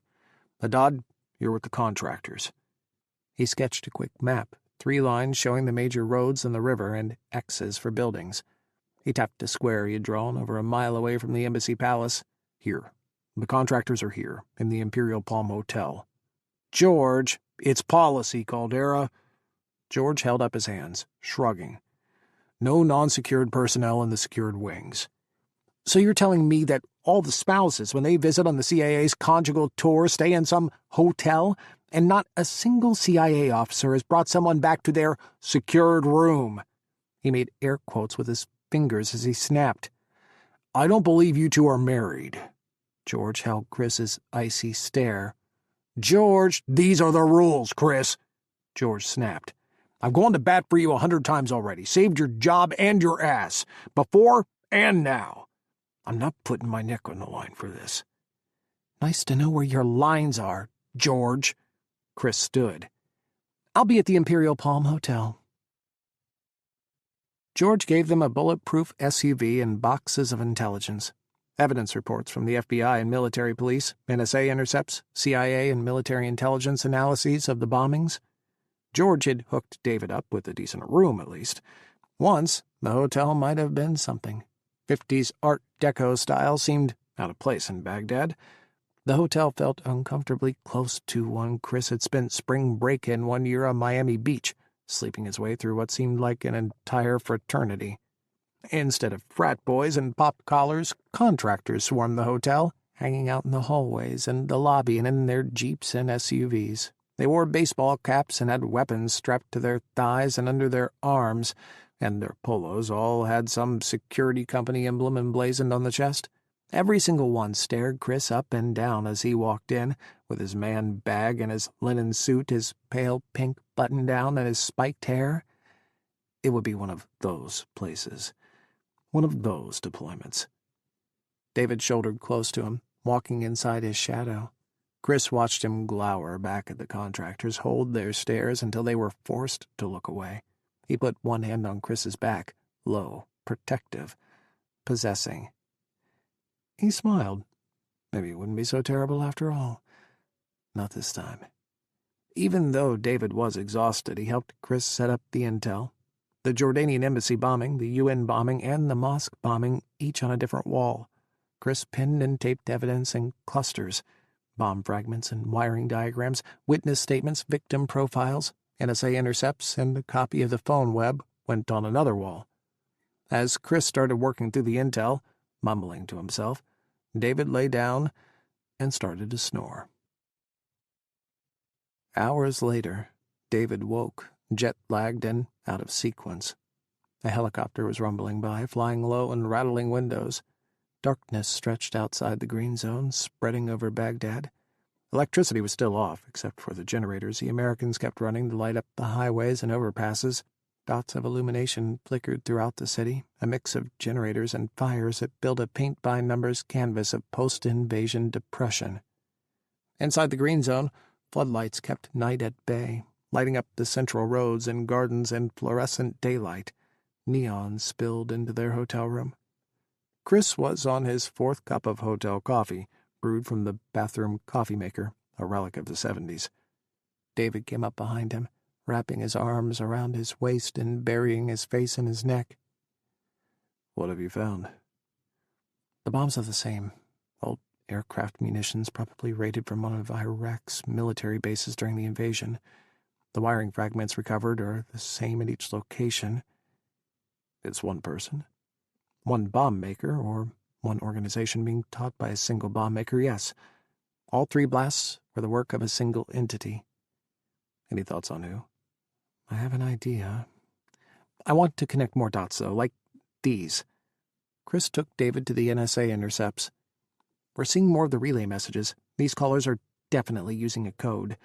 Praises were given to Allah today, and the calls are going to the same numbers they went to after each of the other 2 bombings. We need to break into this cell. Find someone who is making or receiving these calls. There might be someone. Kris grabbed a folder stamped with the Army's military police emblem.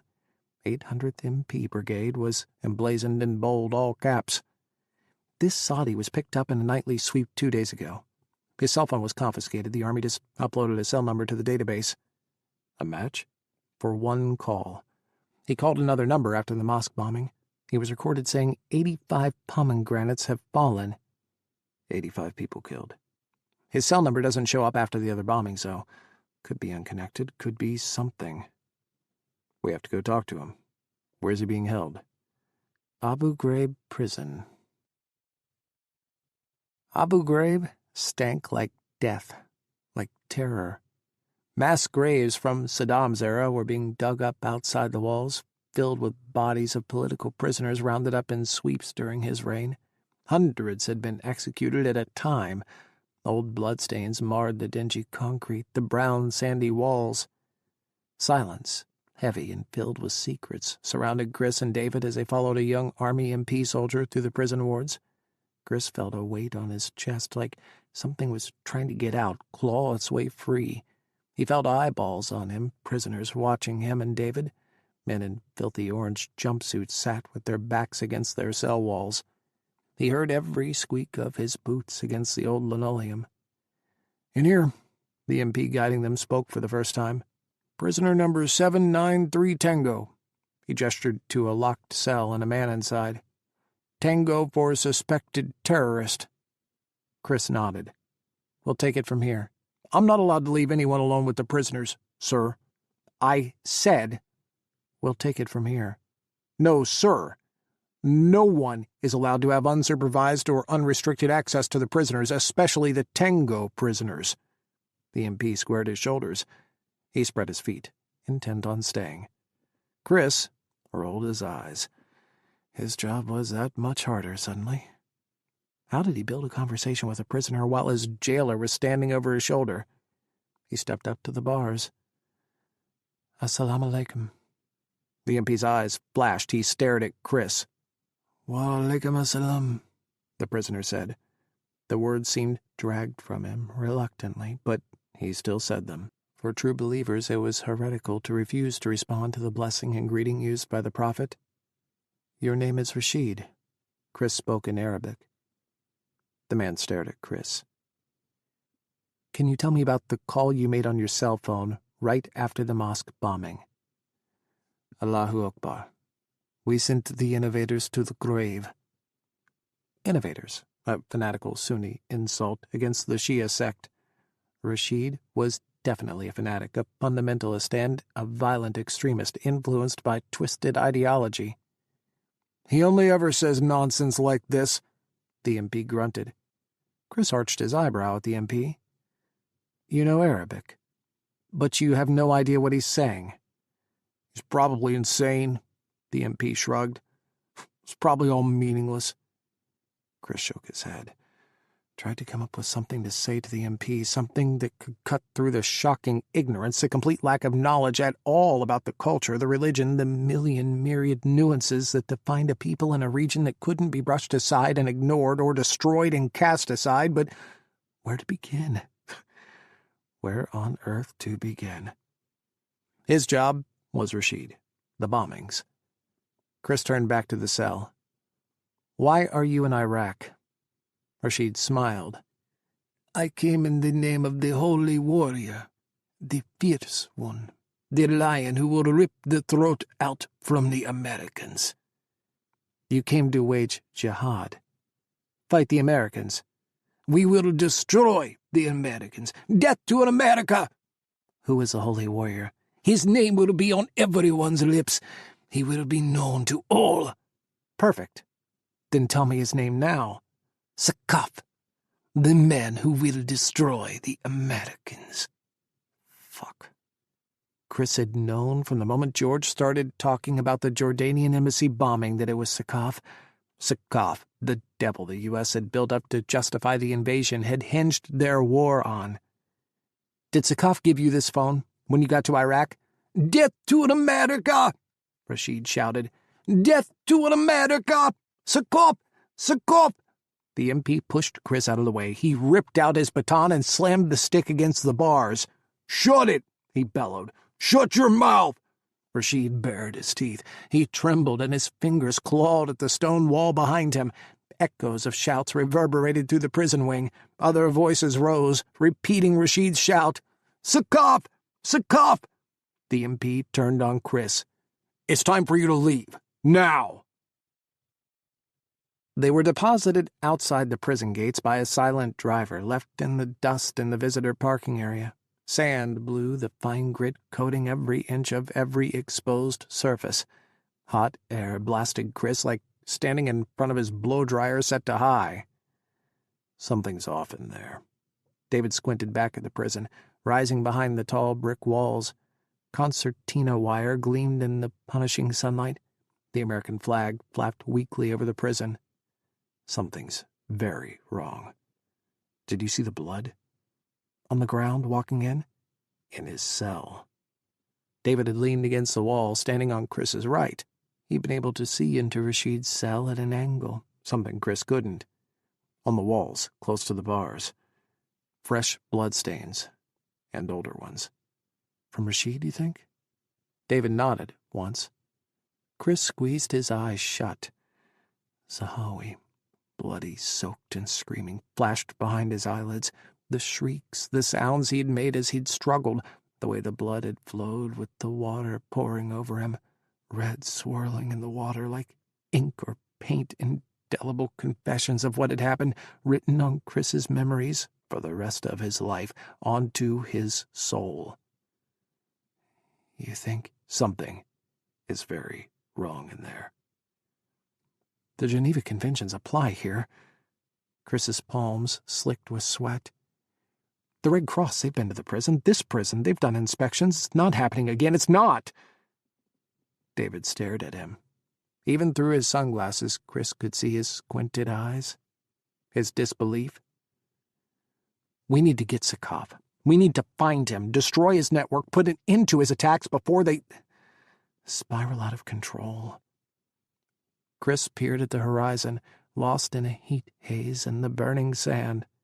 Baghdad shimmered beyond, still and silent, but humming with a searing fury. He could taste it between the diesel fuel and the ratio d'invasion, the smell of an occupier unable to provide for the nation.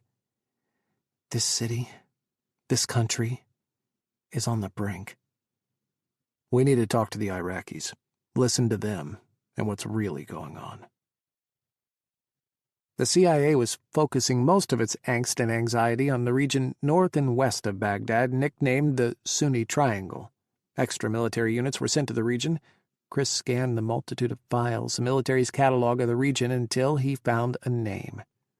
Omar Abu Hussein. He's a tribal leader outside Ramadi. He was named the local negotiator with the Marine Corps unit. Things haven't gone well. They drove out that afternoon, heading west on Highway 1, the highway going straight through the desert to the Syrian border. They passed Fallujah, past military checkpoints and slow-rolling convoys until they reached Ramadi on the edge of the western desert. Hard stares greeted them, long, lingering looks from men in checkered keffiyehs and billowing robes. One man eventually gave them directions to Abu Hussein's ranch.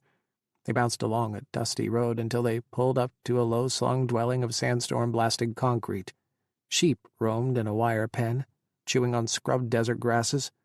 Few trees dotted his land, casting slender parentheses of shade on the baked desert ground. A stooped man stared at them from the doorway. Kris and David greeted Omar Abu Hussein with blessings, and he invited them in for tea. His wife and daughter, triangles and black robes in the kitchen, scurried into the back room. Kris spotted his daughter peeking around the hanging carpet that divided the home. Please, Abu Hussein, will you share with us what you have experienced, what is happening here, with the Americans?" Abu Hussein looked away, staring at nothing and everything. His eyes pinched.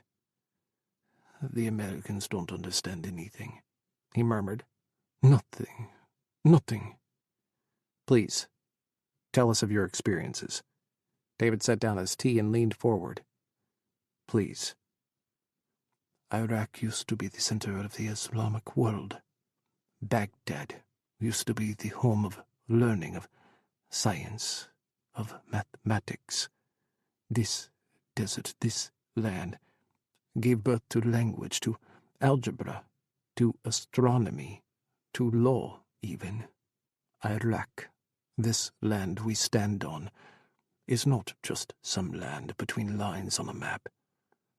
The Americans, they believe that history begins with them." Abu Hussein shook his head. "Iraq, the tribes that make this country, the families who have built this land, have existed for over 6,000 years. But the Americans are undoing all of that." "What happened?" David spoke softly. "Promises. There were so many promises. Life would be better after Saddam, but curfews and roadblocks, checkpoints. How am I supposed to deliver my meat and my wool to the market with these restrictions? I cannot travel in the morning when it is cool and when the meat can stay fresh. I cannot travel in a large truck, which means I cannot transport enough to sell to make a living. And no one can buy anything. The markets are bombed. No one comes out any longer. People go hungry and my meat goes bad. How can this country function if food cannot be brought to the people?" "There was a protest against the curfew," he said slowly. "It was peaceful. But the Americans," his eyes squeezed shut, "they got scared. They shot at the protesters. 12 men and boys were killed." Abu Hussein's eyes drifted to a picture hanging on the wall, a picture of his son with Arabic circling the frame and written onto the stark walls. We tried to keep calm, to not create problems with the Americans. Finally, we, as a tribe, agreed. We would ask the Americans to give us a tribal solution. They should pay diya. Blood money, David whispered, nodding. Pay to support the families, we said. Pay to help them with the loss of their fathers, their husbands, their sons.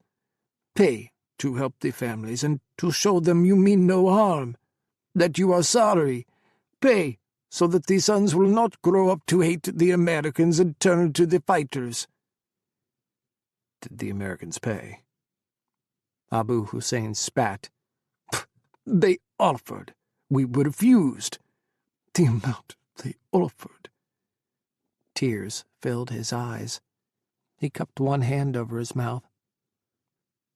"They offered $1,000 for a life. Only $1,000. We saw how little they value us, what they thought an Iraqi life was worth." He rocked back, mournful prayers bursting from him. David joined in, reaching across the carpet for his hand. He recited the prayers for the dead with Abu Hussein, bowing his head. When his eyes finally dried, Abu Hussein walked them out. He held David's hand for a long moment, staring at the ground. "The killings will get worse," he said softly. "There is no trust. Not anymore. Not for the Americans, and not for the Shia. Some in my tribe have formed secret groups. For self-defense, they said, but now self-defense is also going on the attack against American troops. That will not help, Abu Hussein." David squeezed his hand. That will not help anyone. There is a Jordanian. He pays the Iraqis who join his movement. He pays lots of money, far more than the Americans offered. Sakaf? Kris's stomach tied itself in knots, waiting for the answer. Abu Hussein nodded. He is building an army. It's Sakaf. Kris crossed his legs and stared at George. The air conditioning in George's office was still too cold. The marble floors and gleaming columns holding up the vaulted ceiling reflected the cool air into the massive office. George tossed his pen onto his desk and cursed. He sat back in his chair. It's Sakaf, the man the White House used as a pretense for this war, who was supposed to be killed in the invasion. But now, thanks to the amazingly impressive job you all are doing, he's become empowered. Thanks to the complete abrogation of the American military to secure the country, he's found himself a whole new battlefield. Kris pretended to think, squinting as he tapped his chin. I believe I predicted something exactly like this. How do you know it's Sakaf? George looked like Kris was telling him to eat glass, chew nails, go pound sand until Kris got tired of watching him. The bombs come from a single entity, a single organization using the same munitions, the same wiring. The intercepts tracked his cell phone to a recently arrested prisoner in Abu Ghraib. We went to talk to him. He came to Iraq from Saudi to fight for the holy warrior who would kill all the Americans. He named this inspirational holy warrior Sakaf. He started a chant in the prison. Then we drove to Ramadi, talked to one of the tribal elders outside the city. He said Sakaf is paying big bucks to anyone who joins him, and that there are cells of fighters forming out there in Anbar province fighting with him. You invaded, and you swore it would be better. You swore to the world, and now you've given an actual terrorist the means to build an army. Why these targets? Why these three? Sakaf hates Jordan, his homeland. He hates everything about Jordan, the monarchy, the royal family, the Mukhabarat. He wants to destroy Jordan. Jordan was the first Arab nation to open an embassy in Baghdad. He could take out two birds with one stone, foment unrest and suspicion, and attack his most hated government, the UN, destroy any hope of NGOs and aid organizations that wanted to enter the reconstruction space. How many have pulled out since the UN was bombed? How many won't come now?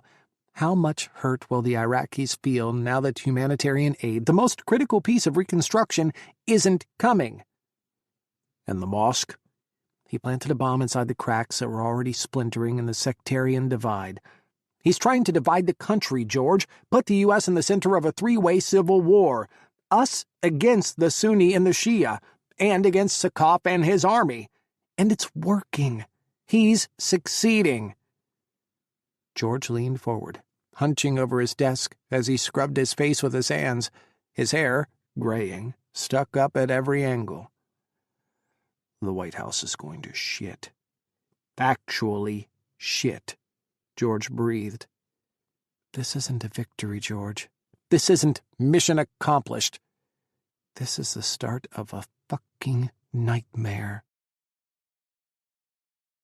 18. Baghdad, Iraq. March 2004. The walls shook, windows rattling, glass tinkled. Everyone looked up, froze.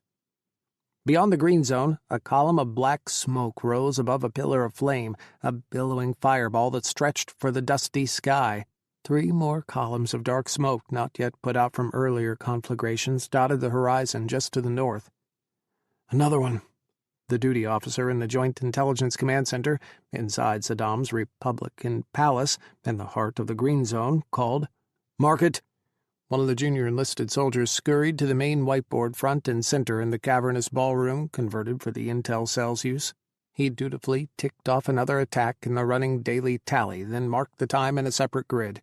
He waited, pen poised, for the radio to announce the target, the location, the victims, facts, numbers, points on a map, quantifiable costs in the insurgency.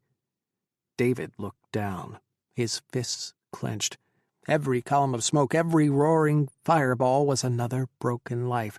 Broken U.S. soldiers and broken Iraqis, trying to keep going in the day-by-day hellscape the country had fallen into. 43 attacks on average every day, by the command center's official ticker. 43 attacks, killing dozens, sometimes hundreds, wounding thousands. Baghdad was a city of widows and orphans, of tears and shrieks and lamentations. The smell of death and rot hovered over the city, a festering, fetid miasma. The city, the country, was dying day by day. The White House pushed for the removal of the CIA station chief in Baghdad after Kris's report. George took over running the CIA in Iraq, and his first act was to beg Kris to stay, beg him to lead the hunt for Sakaf. "You're the expert in hunting these guys. You captured Zahawi. You wrote the book on how to hunt these guys. Everyone copies what you did there in Pakistan, but this is Iraq. And you're the one who predicted all this shit, predicted Sakaf. We need you again. We need you, Kris."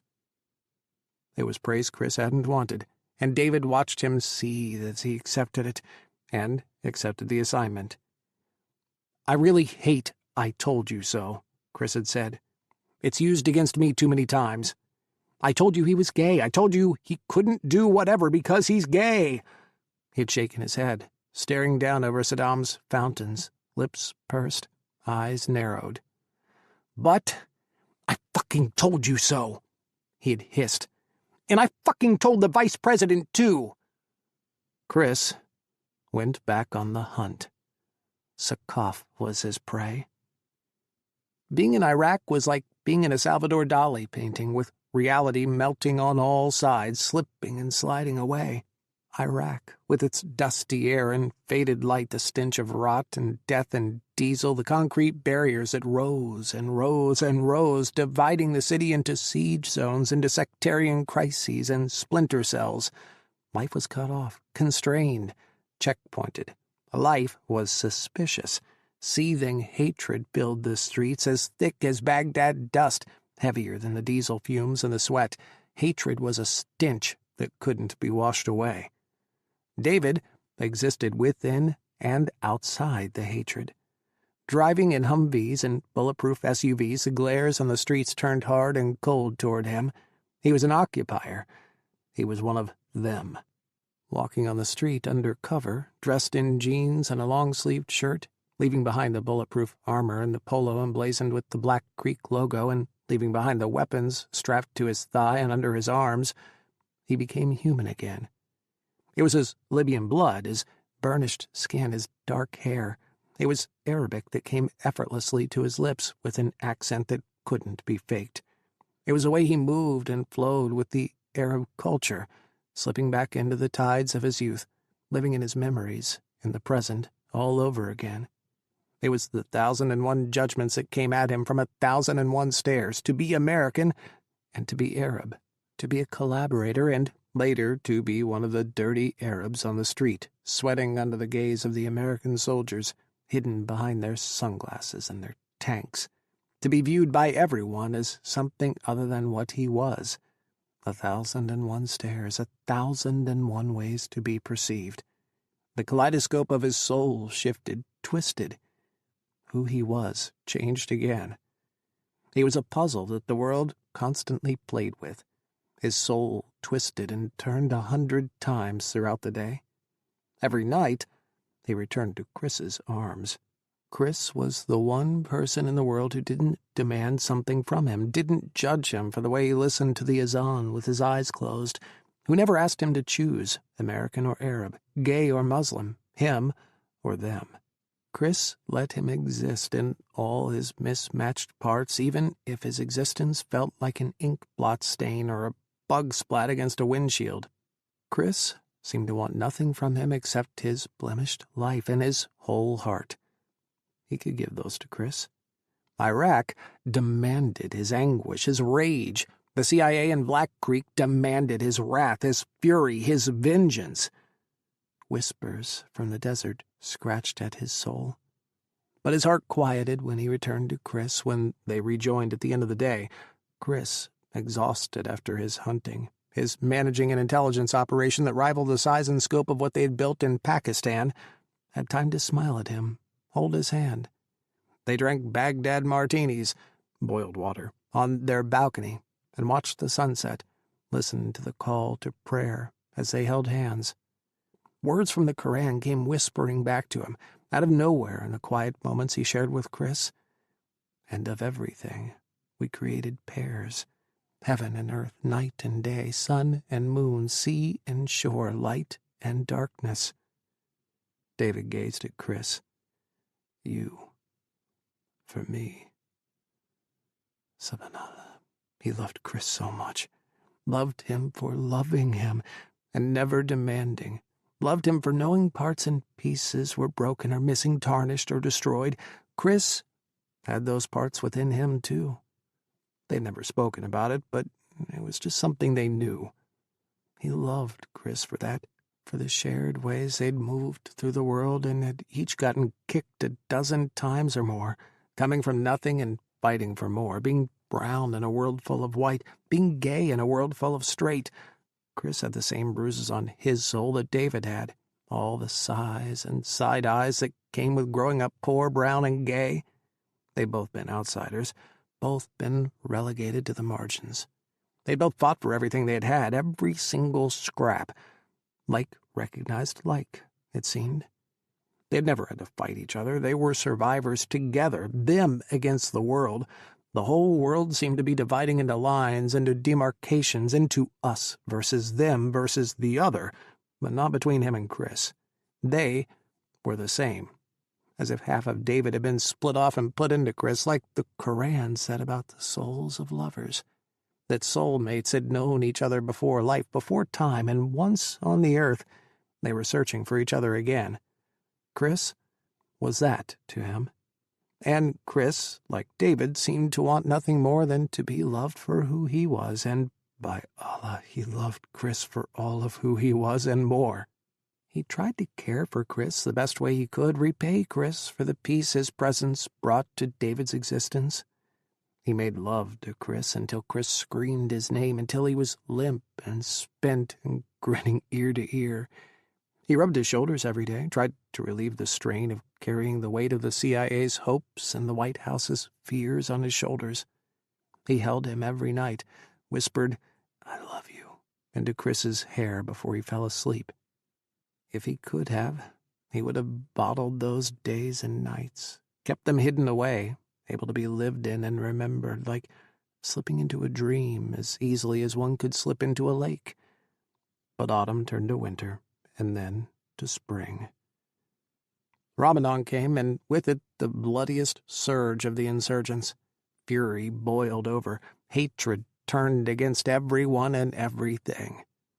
Kris took command of a fusion cell, working in tandem with General Ramos and a joint task force of Special Forces operators responsible for finding and striking at the cells of fighters aligned with Sakaf. David saw some of his old friendly teammates, and some who hated his guts. Every night, Kris and General Ramos sent teams into the cities, raiding houses, searching for fighters, searching for Sakaf. David spent the mornings with Kris, working through the raw intelligence gained, assessing the men arrested during the night before they were sent to Abu Ghraib. "We need more intelligence," General Ramos constantly bitched. "We need more actionable intelligence, people to arrest and get off the streets, terrorists to interrogate." "We need better intelligence," Kris snapped back. "Not more garbage, better quality intel. We need more people on the streets, more people building bridges, more people willing to talk to us." General Ramos snorted at him and then called Abu Ghraib, demanding more information be extracted from the prisoners. "There's 8,000 terrorists in that prison," he barked. "Get them to talk." Interrogators flew in from Guantanamo Bay, from the CIA's detention center and interrogation unit. Trainers arrived, sent to help at Abu Ghraib. Information began flowing. Most of it was useless. In the afternoons, David hit the streets of Baghdad and the Sunni Triangle, sliding into the rhythms of the occupied city in the tides of fury, rage, and impotent helplessness. On the streets, he was Dawood, a displaced Libyan who used to work in the oil fields and in the refineries but had been ousted, like so many others, thanks to Baathification. He listened to the rage, the street corner wailers, the coffee shop arguments with other out-of-work Iraqis, and bitter denunciations of the occupiers and the Americans. The Americans, they're rounding everyone up, everyone, not just the Islamists and the insurgents. Dawood, you should be careful. An old man, a former teacher who smoked and sat in the same cafe every day drinking coffee and chatting with the neighborhood men, called out to him. The Americans, they're arresting all unwed men. Anyone from this high up. He held his hand just above his waist, a boy's height. He played soccer in streets overflowing with sewage alongside high school dropouts and smoked cigarettes on street corners beneath gas hawkers bellowing their prices for fuel 100 times any affordable rate. I heard we're not supposed to play on Caraba Street on Thursday. One of the players passed him the ball. He juggled it between his feet, kicked it down the block. It bounced off a burned-out car, bounced in a pile of sewage. Where did you hear that? The player shrugged. Around. Things get said, you know. He chuckled. I don't want to get... He made an explosion sound, and his hands burst open. You should stay away, too. David hid from American convoys and felt the burning gaze of a Humvee's turret gunner zeroing his sights on the center of David's forehead. Do you ever wish things would go back to the way they were? Samir, another out-of-work young Iraqi, smoked with him on a street corner, hidden away from the American convoy blazing down the Baghdad street. Car horns blared, and the Americans fired warning shots into the street, forcing the Iraqis to drive over each other to get out of the convoy's way. Cars crunched, glass broke, curses and shouts filled the air. There's no going back. There is no going forward. Samir shrugged. What do? We have nothing, no country, no jobs, no pride. He grabbed David's shoulder. At least we have today, and each other, my friend. Hatred, a palpable, pure thing, grew like cancer, like a tumor David could hold, could taste, choking him and everyone in Baghdad. He felt with the surety of rage what Sakaf was tapping into on the streets of Iraq. There was a blood haze rising, a fury cresting, that was going to swallow the world. Baghdad, Iraq, March 31st, 2004. Where are you? The text came in mid-morning. David had slipped out of the green zone early, heading to one of his meeting points. He ducked into an alley, skipping over a puddle of sewage and discarded shell casings. Kris kept texting. Where are you? Answer me. I need you to text back right now. Right now! I'm here. I'm on Karada Road. Thank fucking God. Get back here now, please. Please! What happened? Get back here! He pocketed his phone and turned around, heading for the green zone.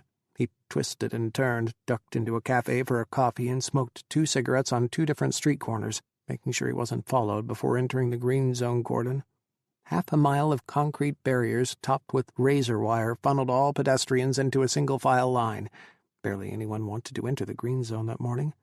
David, dressed in his Iraqi street clothes, moved quickly past the overwatch posts, the tanks and giant machine guns glaring down onto the pedestrians in the concrete tube. At the first of 3 checkpoints, a soldier ordered him to his knees 50 feet from the sandbag barrier. Get the fuck down! Hands on your fucking head! Now! Now!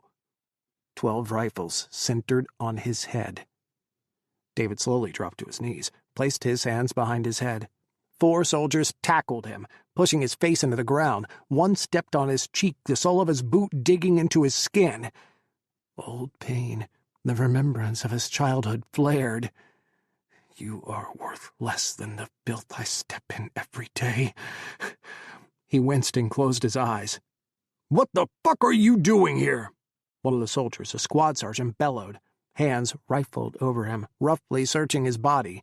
They lifted his clothes, grabbed his chest, his stomach, grabbed his crotch, and fisted around his cock. What the fuck are you doing here, huh? Come to blow yourself up? Come to kill more Americans, huh? Sergeant? One of the soldiers searching him found the badge he kept sewn inside his jeans, his contractor badge and his CIA ID. The soldier passed them to his sergeant. Are these fucking faked? The sergeant bellowed. Did you fake these credentials? His cell phone, lying next to his head, buzzed. Every soldier whirled, pointing weapons at him and at the phone. "It's a CIA officer calling," he said slowly. "Please, answer it." "Shut the fuck up."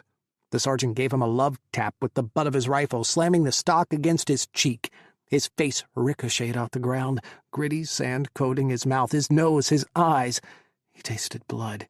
"You want us to pick up the phone and blow ourselves up?" Another soldier had disappeared back to the Humvee with his credentials. David saw him on the radio, frantically gesturing to David and then to the creds lying on the passenger seat. After a moment, he jogged back to the sergeant and whispered in his ear. "You fucking wait right there." The sergeant spat at David. "Fall back," he grunted to his men. "Keep eyes on him." 9 minutes passed as David tasted his blood and smelled the fetid fumes of Baghdad's streets, felt the dirt and the filth seep into his body, felt the hatred of the American soldiers burn into him, and felt the weight of their half-squeezed rifles pointed at his head. Never, in his whole life, from Afghanistan to Somalia to escaping Libya, had he felt closer to death. He breathed in and out, keeping his eyes closed. "Kris, you will come. You'll always come.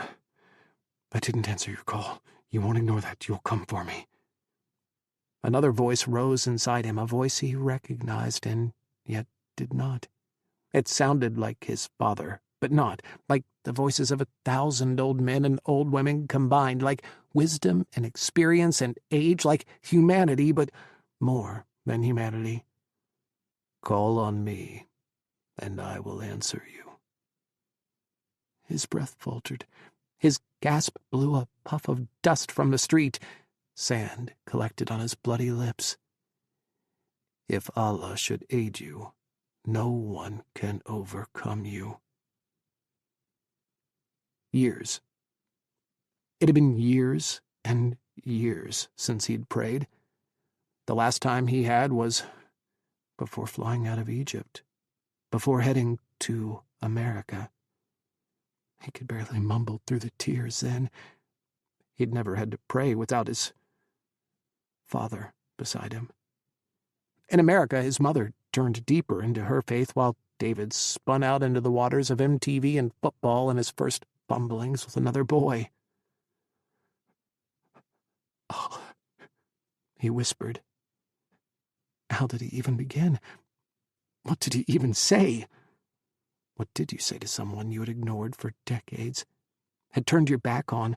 What did you say to your God who had let your father be taken and killed? Tears burned through him, following a burst of rage, white-hot agony at the memory. The afternoon when the men had come, had dragged his father out of their house, his mother sobbing, trying to plead with them. The Mukhabarat had backhanded her, pushed her down. His father had tried to break free, tried to run back. He was like an animal, desperate to get to his wife, to get back to his home. "Dawood!" he'd screamed.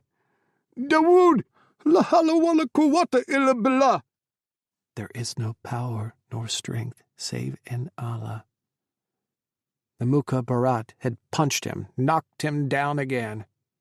A week before, his family had celebrated David's 10th birthday. His father had given him prayer beads and a jalaba, a mini replica of his father's, to wear to the mosque. He'd loved it, had worn it night and day, trying to look like his father. All he wanted when he was 9 years old was to be the perfect replica of his father when he grew up. "Dawood!" His father had locked his gaze on him, lying on the sandy ground, blood splattering his white jalaba. "Habibi!" Those were his father's last words to him. The men, the Mukhabarat, had grabbed him and shoved him in their car, driven away. He had become his father, beaten and bloody in the street, put on the ground by another man. "What the fuck?" Kris's shrill screech, his outrage, shredded the memory. David's eyes flew open. He was still on the street, still cheek down in the blood and the sand, but not in Libya. In Iraq. And Kris had come for him. "Put your fucking rifles down!" Kris shrieked. "Put them fucking down, now!" He held his ID in front of him like an indictment, like a warrant for the soldiers' souls, a proclamation declaring they had done fucked up. "He's fucking CIA, you assholes!" One of the soldiers, a young private, helped David stand. The kid was maybe 18, maybe younger. He had baby fat in his cheeks and pimples on his nose. When David looked like that, he'd been at football practice watching the track team in their running shorts. He'd gone to high school dances. He hadn't held a rifle. "Sorry," the kid mumbled. He wouldn't look at David. Kris appeared at his side, his hands everywhere, putting David's clothes back to rights, running over his skin, holding his face. "You fucking assholes, hit him!" Kris snarled. "What the fuck?" "We're on high alert," the sergeant growled. "You know that. You put it out." "He's fucking one of us." Kris smoothed back David's hair. David held his wrists. "What happened?" Sand and blood smeared on his lips as he spoke. Tears simmered at the edges of Kris's eyes. His lips moved, but nothing came out. He cupped David's cheeks, his thumb stroking over David's growing bruise, the knot from the sergeant's love tap. "Fallujah," he whispered. "Everything has changed." The command center was deathly quiet. 16 video cameras played different angles of the same scene. 2 dilapidated SUVs burning to a husk. Their metal frames were ashy skeletons engulfed in an inferno. Charred bodies, Black Creek contractors pulled from the flames, beaten, dragged through the streets. "Oh God, they were Black Creek contractors," Kris whispered. "They were Black Creek. Do you have any idea what I thought when the first reports came in? Do you have any idea?" He grabbed Kris and pulled him into his arms, held him as Kris sobbed, his muffled cries against David's chest the only sound in the command center. Kris clung to him, his fingers digging into his skin as if David would disappear, as if he wasn't really there, was only a figment of Kris's imagination. "I'm okay," he breathed into Kris's hair. "I'm okay, Kris." The screens kept playing, revealing the barbarity of the morning. Blackened bodies dragged across the road. A riot had formed around the bodies, chanting, cheering, faces bursting with excitement. The madness of a mob. Insurgents, jihadis, masked men in black in the center, taking the burned bodies, the corpses, dragging them to a steel lattice bridge, notated on the military's maps as landmark Brooklyn. Sometimes it looked just like America, like looking at the steel girders of the Big Apple, and it was easy to imagine the Hudson or the East River was just beyond, instead of the endless wash of desert. Ropes were thrown over the girders. Kris squeezed his eyes shut. He wouldn't watch. His lips thinned, pressed together until they went white. David had to see. He had to see the swing, the strain in the rope, had to see the crazed crowd cheer, chant wildly, convinced they had just done something wonderful, something to celebrate. He had to see the bodies, broken and suspended, left for all to stare at, to judge, and for the world to judge them in return. He had to see. He'd seen bloodlust consume people's soul, their humanity, until there was nothing left. He'd seen a man hung before. Baghdad, Iraq, April 28th, 2004. This is a picture of an Iraqi prisoner of war, and according to the U.S. Army, Americans did this to him. The man stood on a crate, hooded with wires stuck to his fingers, his penis, and shoved up his ass. His image went around the world in 4 seconds. More pictures followed. Iraqis in dog collars and on leashes, naked and forced to masturbate, naked and staked in pyramids, covered in feces, bound and stretched against metal bars, hooded and forced to simulate sex with one another. Humiliation screamed from the images, ravaging, aching, burning humiliation. Every Arab felt it, in their bones. The past and the present eternally connected in the Arab soul, twisted again. 1,000 years of Western aggression distilled into a series of photos, proof positive of 1,000 years of mistrust, betrayal, and anguish. Iraqis flooded the streets. Riots erupted around the Middle East. U.S. embassies locked their gates. "It's Abu Ghraib," David breathed, watching the news report for the 15th time. We walked down that hallway. We saw those prisoners. If Kris hadn't come for him that day he was on the ground at the military checkpoint, would he have been taken to Abu Ghraib? He was nothing but an Arab to the soldiers, and Arabs were just targets. Humiliation had washed his soul on the street, shoved to the ground and stepped on, treated like an animal. They would have thought nothing of sending him to Abu Ghraib, where he would have been treated the same way. David rewound the tape and watched the news report again. Once, when he was a boy, he looked at the United States of America with hope. His tear-stained soul had lost his father, and he'd been promised that things would be better in America. Everyone told him, America is free, America is good, America is where you will have a better life. He'd had so much hope, flying across the ocean to a land that seemed almost mythical. If it was true, if he could really live a free life in America, then he'd give everything back to America, he'd promised as the plane slowly descended into New York City. 34 years old, and a lifetime later, it was next to impossible to resurrect that same hope he had once felt.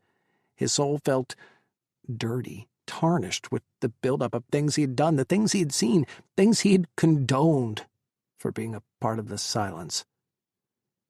He froze the video, staring at the image of the hooded man on the crate. Could his father be under that hood? Could he? What was the difference between that man and him? Were they on the wrong side of history? Where had everything gone wrong? Abu Ghraib was the chip in the dam, the first domino to fall.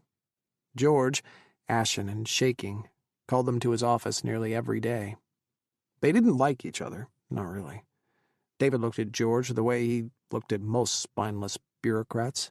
Medical marvels, humans capable of existing without spines or the guts to do anything meaningful at all. Afghanistan, all they'd been through there was a distant memory. Pakistan and Thailand, far more vivid. "There's been a leak," George told them. His voice shook. "Director Thatcher called. Said it's going to hit tomorrow's papers." "There are 1,000 leaks, George." Kris smoked inside George's office, blowing his cigarette smoke over George's desk. "What are you talking about now?" "I'm talking about what doesn't exist," George snapped. "The detainee program. I'm talking about Zahawi." Kris's chuckle was dark, the kind of laugh the devil made when he came for Faust. "Out of everything that is leaked, that deserves to be made public. It deserves a congressional inquiry and a fucking indictment." "Are you so goddamn naive that you think it was just a handful of people? Some cabal of evil that needs to be taken down? It fucking went to the top!" George trembled from his fingers to his toes. He tried to clench his hands, ball them up. His fists shook on his desktop. "And you were there. You both were." Kris blew smoke in George's face. Washington, D.C., May 2004. The president admitted the detainee program existed. He admitted to enhanced interrogation techniques. He admitted to waterboarding detainees in the CIA's detainee program. Director Thatcher resigned from the CIA and the outcry that followed, but it was the vice president who came out swinging, insisting that the United States did not torture anyone. Look, waterboarding is not torture. Based on the legal definition of torture, we do not torture anyone. The legal definition as defined by this administration, the interviewer asked. The vice president ignored him. We use aggressive interrogation techniques, and I do not apologize for that. Not ever. Baghdad, Iraq, May 2004. The video was 5 minutes and 37 seconds long. It was uploaded to a jihadi website that had been a clearinghouse of Sakafs. They watched it together in George's office. The video opened on a man dressed all in black, his face covered in a balaclava, standing over a pale man in an orange jumpsuit, his arms and legs bound. "Nation of Islam! Great news!" The man in black boomed. He read from a script that he held in both hands. "The signs of dawn have begun, and the winds of victory are blowing." "It's him." Kris fought back a gag. "I know the voice." He reached for David.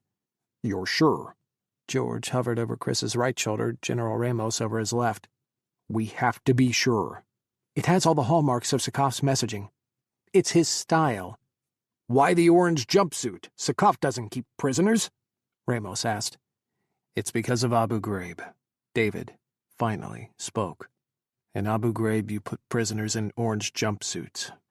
He's drawing a direct line between the two. Ramos glowered at David.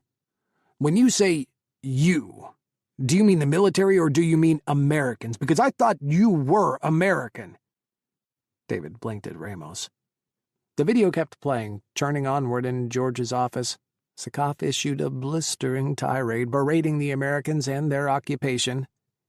"How can a free Muslim sleep soundly while Islam is being slaughtered? It's honor bleeding, and the images of shame in the news of the abuses of the Muslim men and women in the prison of Abu Ghraib. Where is your zeal? And where is your anger?" David's gaze bored into Ramos. "Oh, to the President of the Great Satan, I deliver this warning. Hard days are coming to you. You and your soldiers are going to regret the day that you stepped foot in Iraq and dared to violate the Muslims. The dignity of the Muslim men and women in the prison of Abu Ghraib and others will be redeemed by blood and souls. You will see nothing from us except corpse after corpse, casket after casket of those slaughtered in this fashion." Sakaf drew a machete from his belt and grabbed the prisoner's hair. Kris slammed the laptop shut. "I'm not fucking watching this." He shoved back from the desk, toppling his chair. Ramos and George jumped out of his way, giving him space. He ran to the line of garbage cans by the door and heaved. Gagging filled the office, retching. David stared at the marble floor, the cream and beige tiles. Kris rose, wiping his lips. He glared at George. "I fucking told you," he hissed. His voice shook. "I fucking told you that we shouldn't torture anybody. I fucking told you. I fucking told Director Thatcher, and I fucking told the goddamn Vice President." His shaking finger pointed at George's closed laptop. "You and everyone who sanctioned the detainee program, who sanctioned torture, caused this. This blood is on you." General Ramos stared out the windows. His eyes narrowed as he watched the setting sun beyond the Tigris. George's jaw pulsed, clenching and unclenching. Kris ripped open George's office door. David followed him down the marble hallway. "He's got a new nickname," George called after them. "The Sheik of the Slaughterers. We've got to take him out, Kris. I'm fucking begging you. We've got to get this son of a bitch. I can't unfuck what's been fucked, George. Kris stilled, but didn't turn around. The White House is serious now, and the president wants to hear what's going on from you. We're going to D.C. They're going to put everything behind you, Kris. Everything. Washington, D.C., June 2004. Do not, under any circumstances, shoot your mouth off. George growled into Kris's ear. Do not make a scene in front of the new CIA director. Do not, for the love of fucking God, say, I told you so. I wasn't going to say it.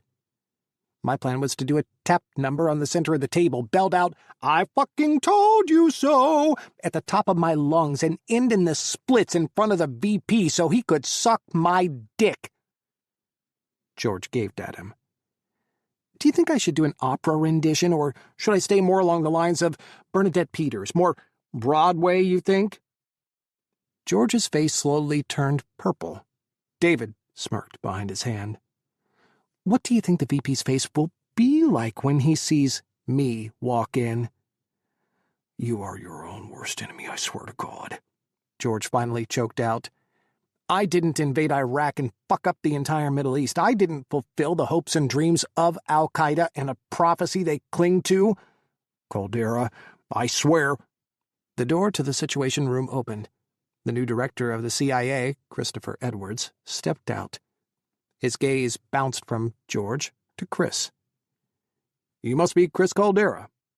Hand outstretched, Edwards smiled broadly. Kris shook his hand, coy smile on his face. Just what had the new director ushered in after Thatcher's fall and the conflagration of the prisoner abuse scandal heard about him? His head tilted. My reputation precedes me? Or my fashion? To really stick it to everyone, just everyone, he'd bought a new suit for this, a charcoal Brunello Cucinelli, on a layover in Rome.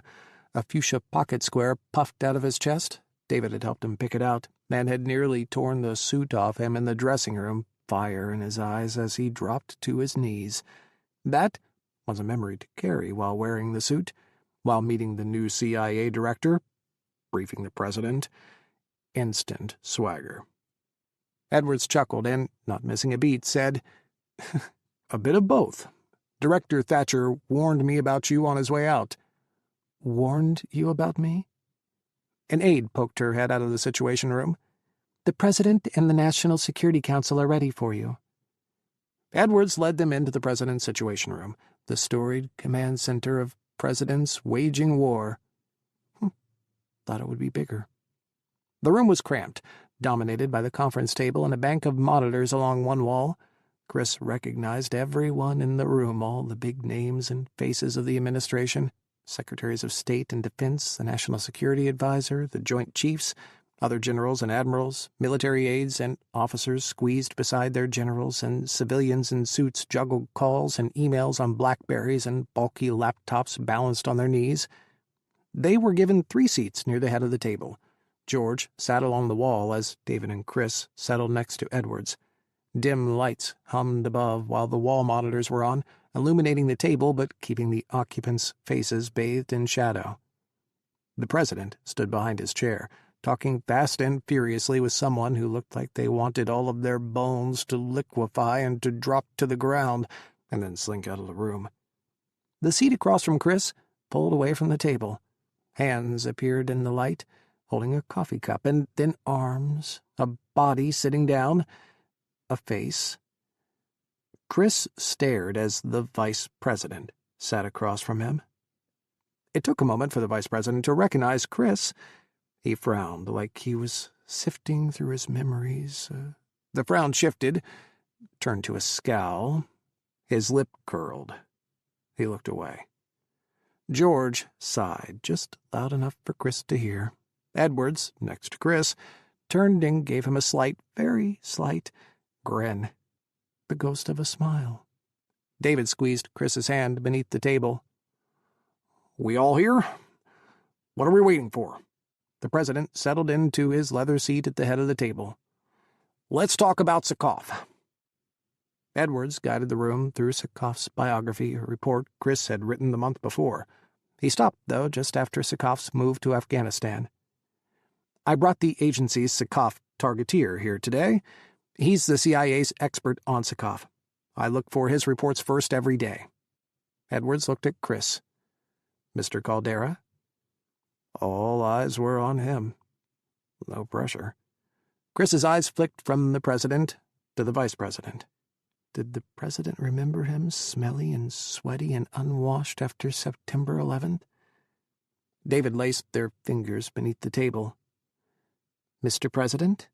Kris nodded his hello. "Go on, Mr. Caldera. If Christopher here thinks you're all right, then we want to hear what you have to say."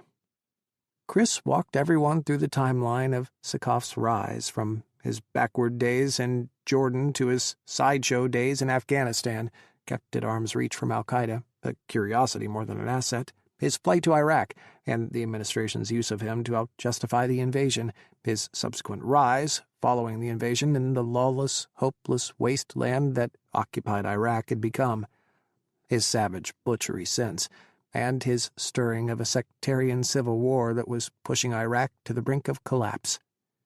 David spoke next. "Mr. President, my name is David Haddad. I work with Mr. Caldera on the ground in Iraq. Sakoff has taken over the global jihadist movement where Bin Laden has fallen short. Bin Laden has been relegated to near obscurity, issuing dry pronouncements from caves and spending his days in hiding. His claim to fame, after 9/11, is that he's evaded us.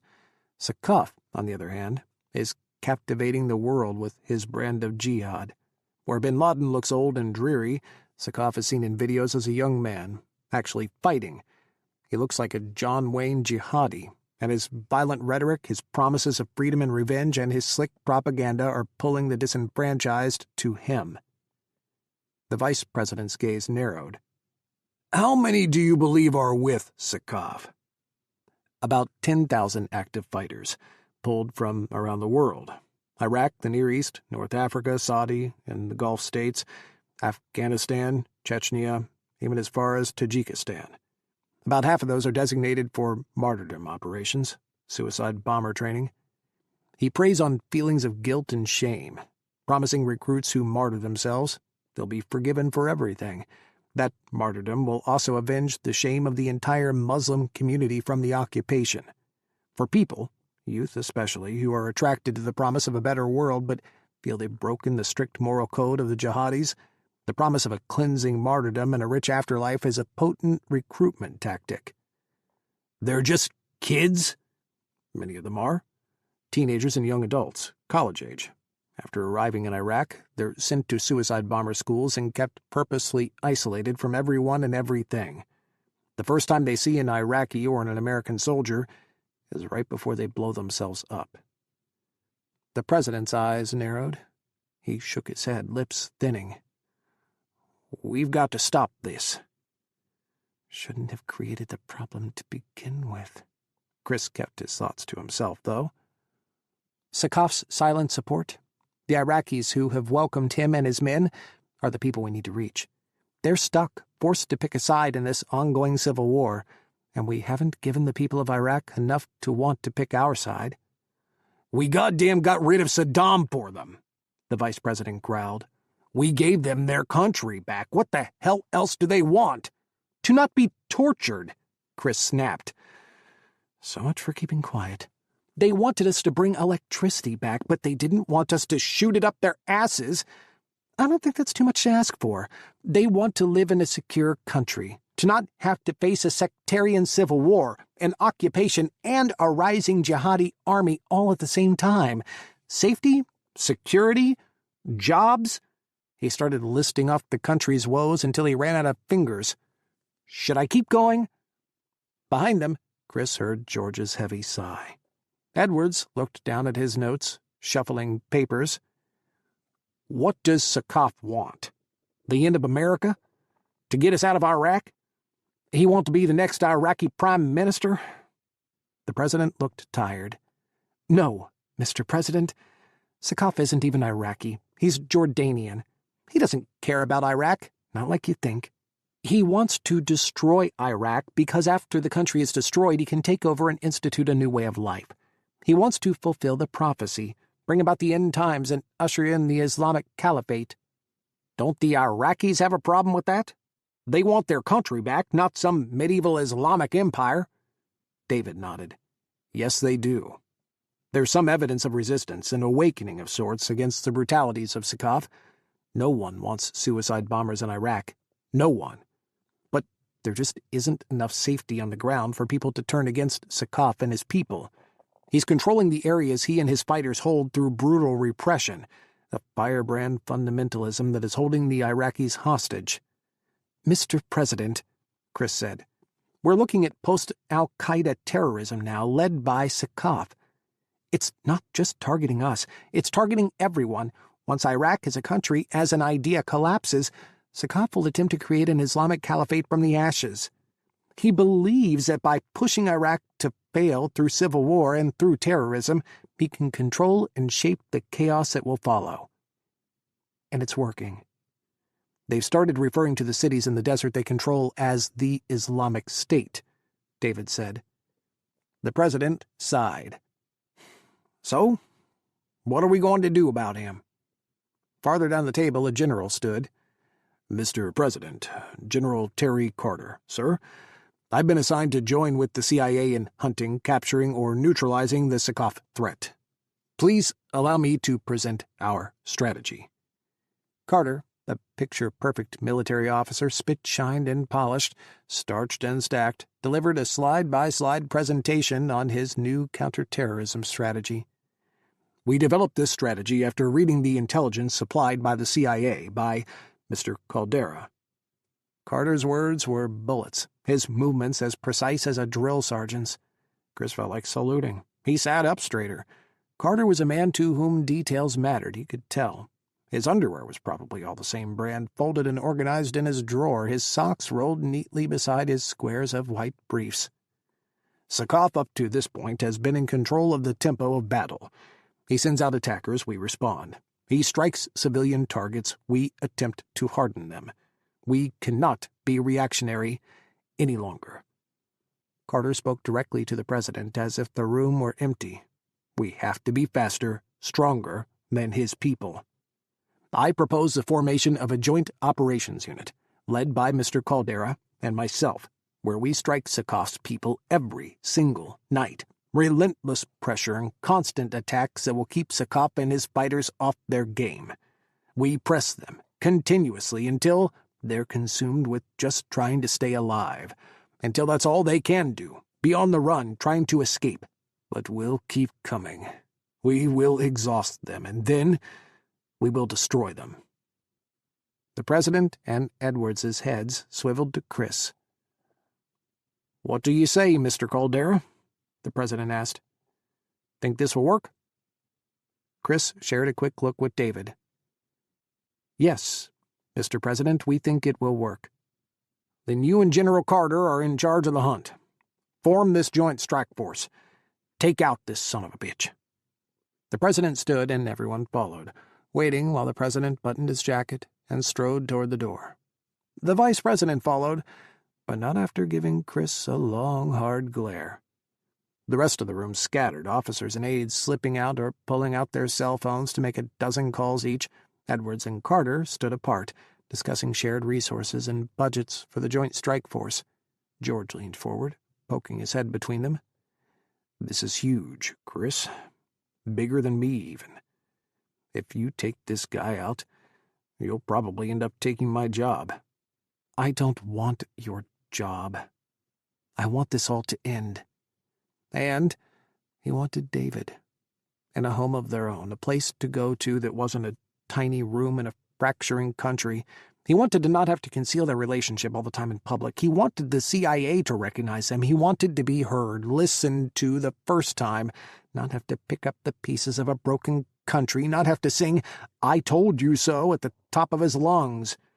He wanted a lot of things, but none of them were George's job.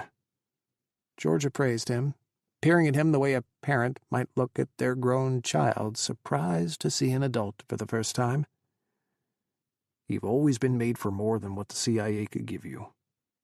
You take this guy out, and you'll save Iraq. Maybe the whole region.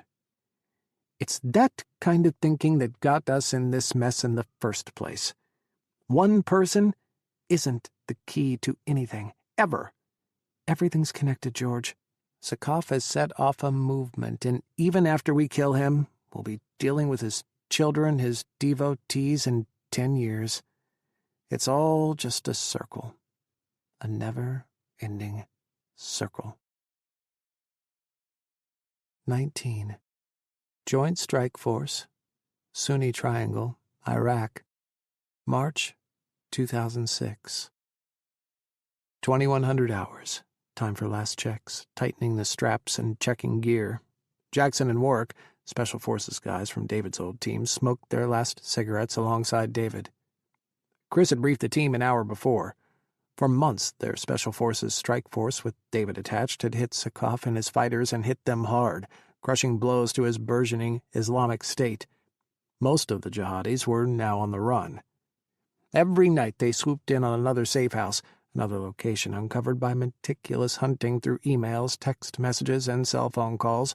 Every night, Kris stripped the jihadis they arrested of all their belongings, taking the pocket litter and the safe house computers and the jihadis' notebooks, and spent the next 12 hours perusing everything, combining it with intercepts and drone overheads and human intelligence from on the ground.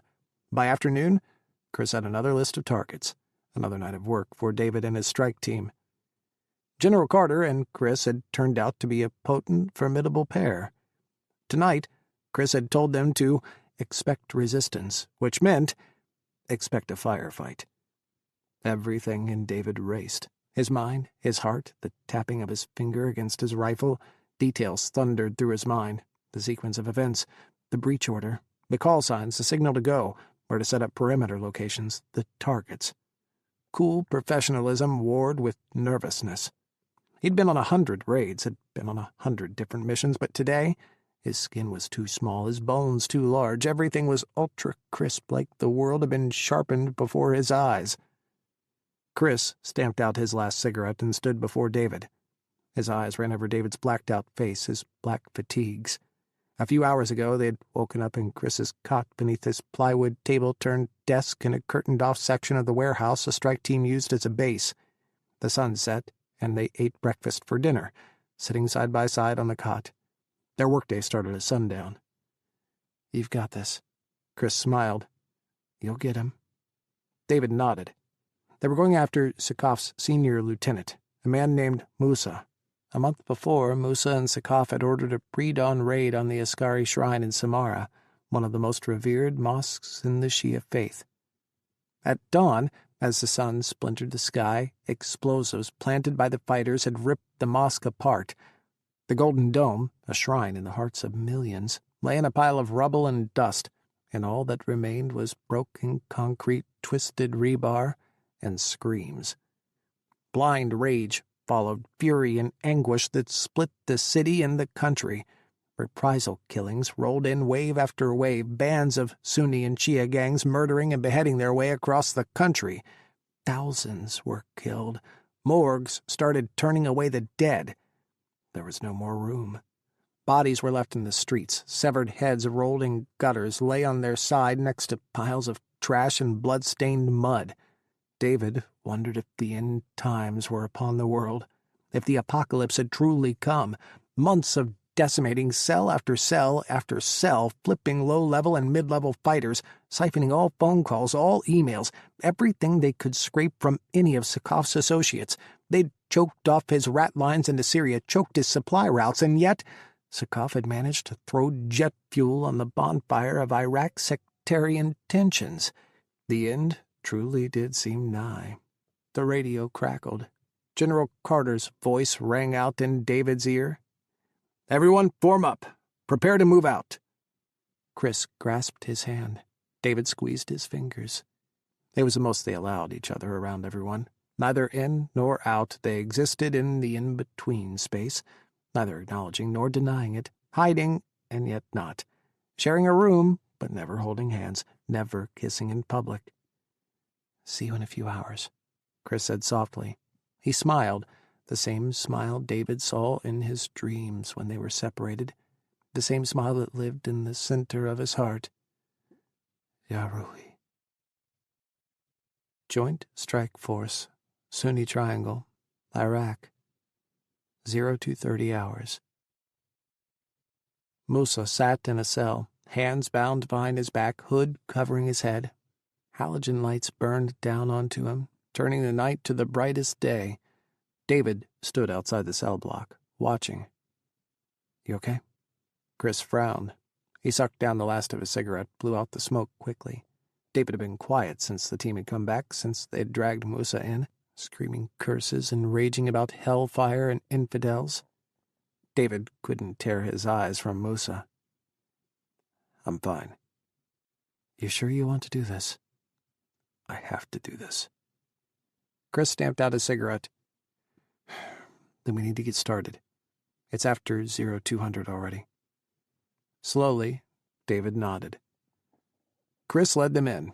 He'd been the lead interrogator for the strike team, picking apart low-level fighters and senior commanders, breaking them down one by one. Musa was the most senior commander of Sakafs they had captured alive. He moved behind Musa, gripped his hood, waited. David stood in front, feet spread, arms crossed. He nodded at Kris. Kris ripped the hood off. Musa's dark eyes shone with hatred, with pure, wretched fury. David was stuck in Musa's stare, pulled in like gravity, falling into a black hole. He couldn't breathe, couldn't look away, couldn't escape the clawing dread rising through him, a wave trying to pull him under. Revulsion, like acid, tried to drench him, drown him. He wanted to gouge Musa's eyes out. He wanted to grab him and throw him down, punch him until he bled, until he choked on his blood, his tears. He wanted Musa to feel 1 ounce of what he'd made so many others feel, taste the fear, the helplessness he had helped unleash upon the world. 26 years. It had been 26 years since he had felt that same touch of evil, wave after wave of hatred and despair, the raw whisper of twisted darkness reaching for him, grabbing onto his soul. David clenched his hands into fists, dug his fingernails into his skin. Musa spat at David's feet. "Kafir," he hissed. "Traitor. You pretend to be Arab, yet you're only a dog for the Americans. The blood of Muslims is on your hands. Hell awaits you, my brother." He grinned, savage.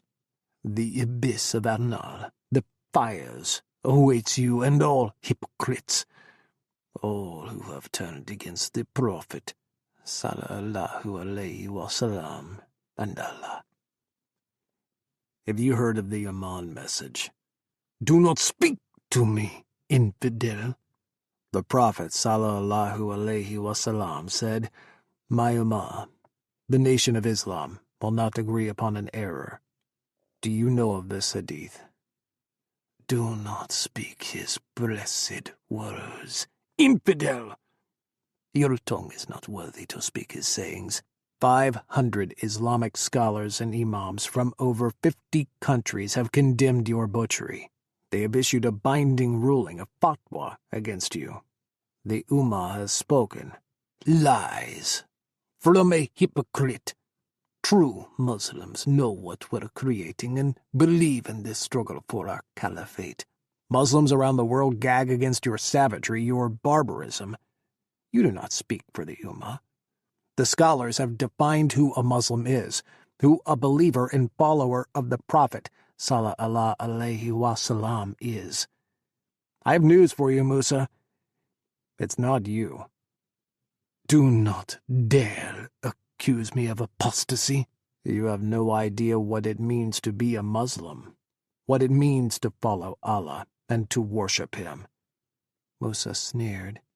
The Aman message.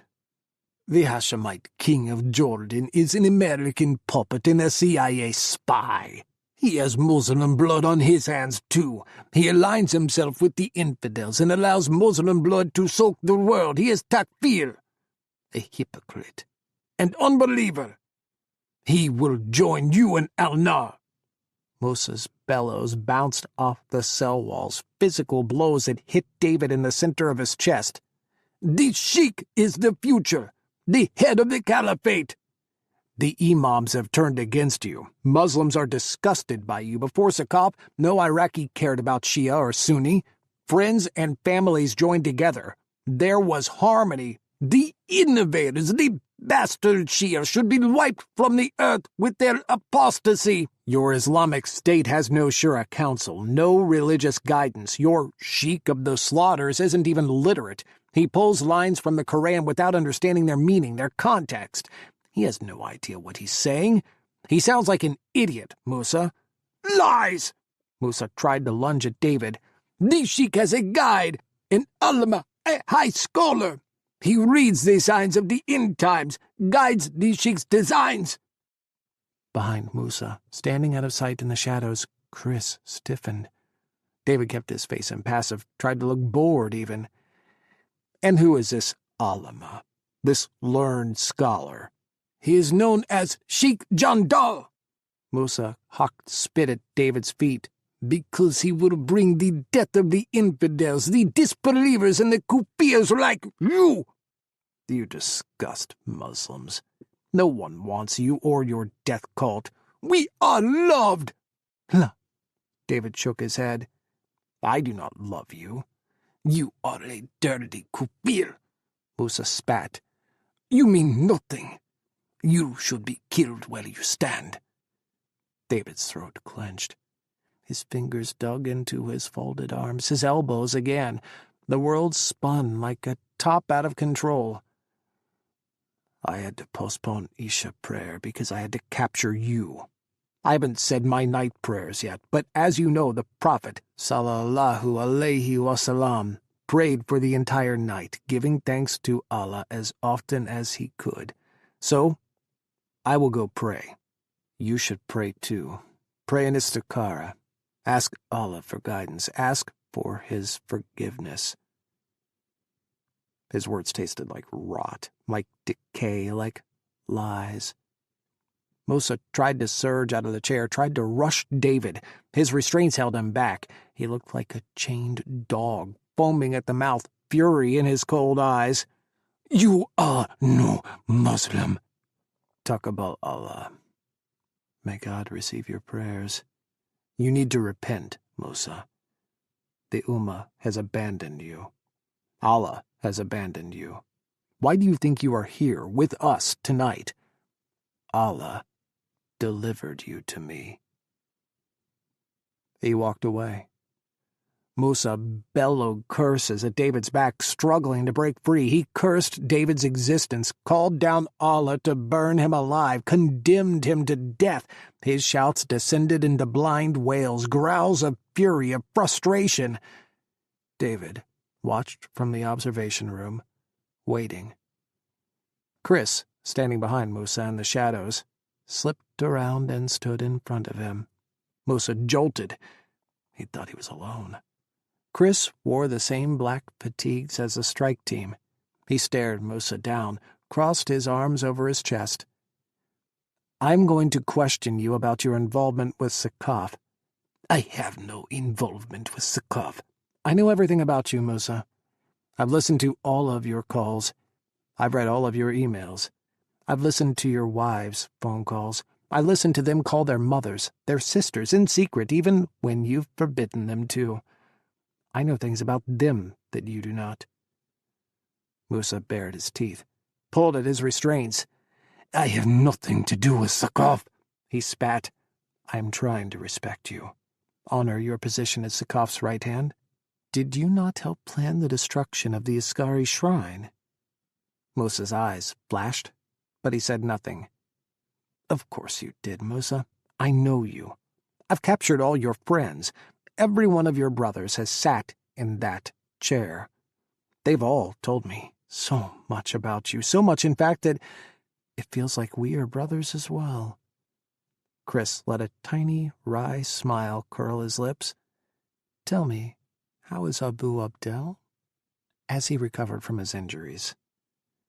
Musa shifted. The first crack appeared. Unease spilled over his features.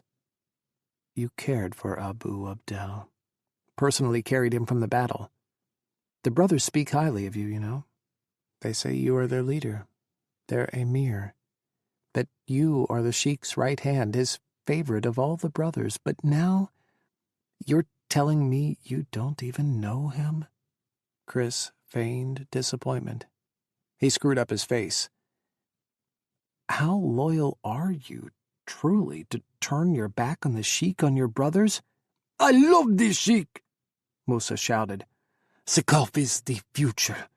He will lead the Caliphate to the final battle, to the day when Islam will triumph over the armies of the Cross, until all infidels are destroyed and the rivers overflow with your blood. Ah, Kris smiled. So you do know him? Musa fumed. We will find your Sheikh. We will find him. We're getting close. It's only a matter of time. We'll find him like we found you. We'll capture him. I'll sit him in the same chair you're sitting in. Musa's eyes blazed. His uncertainty vanished. A slow smile pulled his lips apart. Outside the interrogation cell, David cursed. No, damn it. The Sheikh will fight you until his last breath. He will sacrifice himself in the battle against the Kafir and the Takfir and your infidel West. He will bathe in your blood and dance on the dust of your bones. Spread the ashes of your body and the bodies of those you love across the corners of the world. You will never capture him alive. Kris tried to restart Musa's interrogation 3 times during the night. Musa refused to speak any further, shutting down and retreating into himself. He chanted prayers, calling down Allah to punish the wicked and the infidels. Kris left him for the final time as Musa asked Allah to strike Kris down where he stood. David, exhausted, paced in Kris's makeshift office.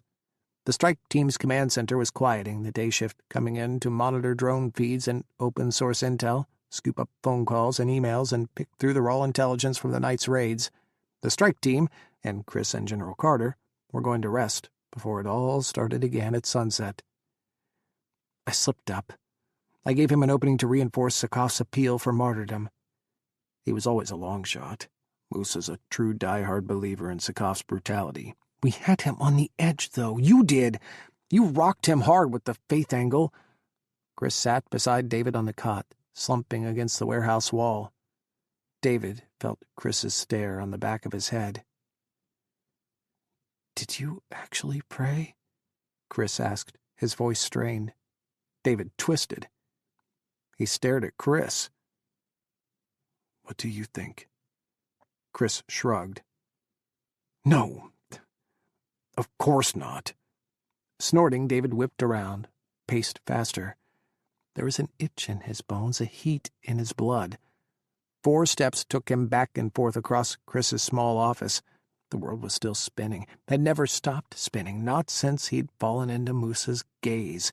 Faster, faster. He was going to be sick.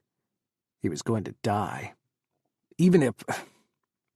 His lips clamped shut. There's no one to pray to. Kris stayed silent. Not here. Not with these monsters. David's voice cracked, warbled. They've ruined it. They all have. Musa, Sakaf, Bin Laden, Gaddafi, all of them. Memories tore at David's sunshine and his father's voice, his little jalaba, a miniature of his father's hand in his, teaching him the prayers. Every chapter opens with the love and mercy of Allah, ya Ibni. None of this shit is my father's faith. None of it. He taught me about submission and gratitude and love and thanking Allah for life and joy and living in peace. His voice choked off. Heat rose in his chest behind his eyes, a volcano erupting within his soul so suddenly he couldn't tamp it down. Nothing here. None of what they built is from Allah. My father would never... His voice, his body, his soul quaked. He couldn't stand anymore. The world was spinning out of control, spinning off its axis, spinning into space. He was 10 years old, and his father was on the TV in a basketball stadium Gaddafi had built in Benghazi. This isn't Islam, because Allah has abandoned us. He's gone. He left. The world is fighting over the hell he left behind. And that's fine. I want nothing to do with him. Where was the world he glimpsed when he was 9 years old? Where was the faith his father had taught him and shown him through quiet devotion and whispered prayers? Where was the future of warmth, of his soul filled with light and gratitude, secure in the knowledge that he was loved by his blood father and the father of all? What had happened to that life? To that love? 10 years old, and he'd watched his father's faith, his peace, be turned into a crime. Days and nights after his father was taken, he'd spent in prayer to Allah to deliver his father back to him, to bring them together, to make them a family again. The prayers of a child, the simple pleading, the offers of exchange. He'd be the best Muslim, the best worshipper. He'd never talk back to his mother again, and he'd eat all his dinner, even the disgusting vegetables. He'd always listen to Baba, always. Just please, please, bring his father home. His prayers were answered by a screaming mob in a basketball stadium and a rope tied in a noose, swinging from one of the bright orange hoops. Thunderous applause, shouts and cheers, thousands of Gaddafi loyalists screaming for his father's blood. Over the TV, over the live broadcast he and his mother were forced to watch, guns held to the backs of their heads by the mukhabarat. The roars had faded in and out, overpowering the tinny speakers, the shitty microphones. His father had cried as they forced him to climb the ladder to the hoop, to the noose. He'd prayed, too, steadfast in his faith until the end, not even stumbling on his tears. David had watched his lips move, had recognized the shape, the movements. He had memorized the shape of his father's prayers as he sat at his side, his little body trying to grow into the image of his beloved father. His mother had screamed when they shoved him from the ladder's rungs, let his body swing.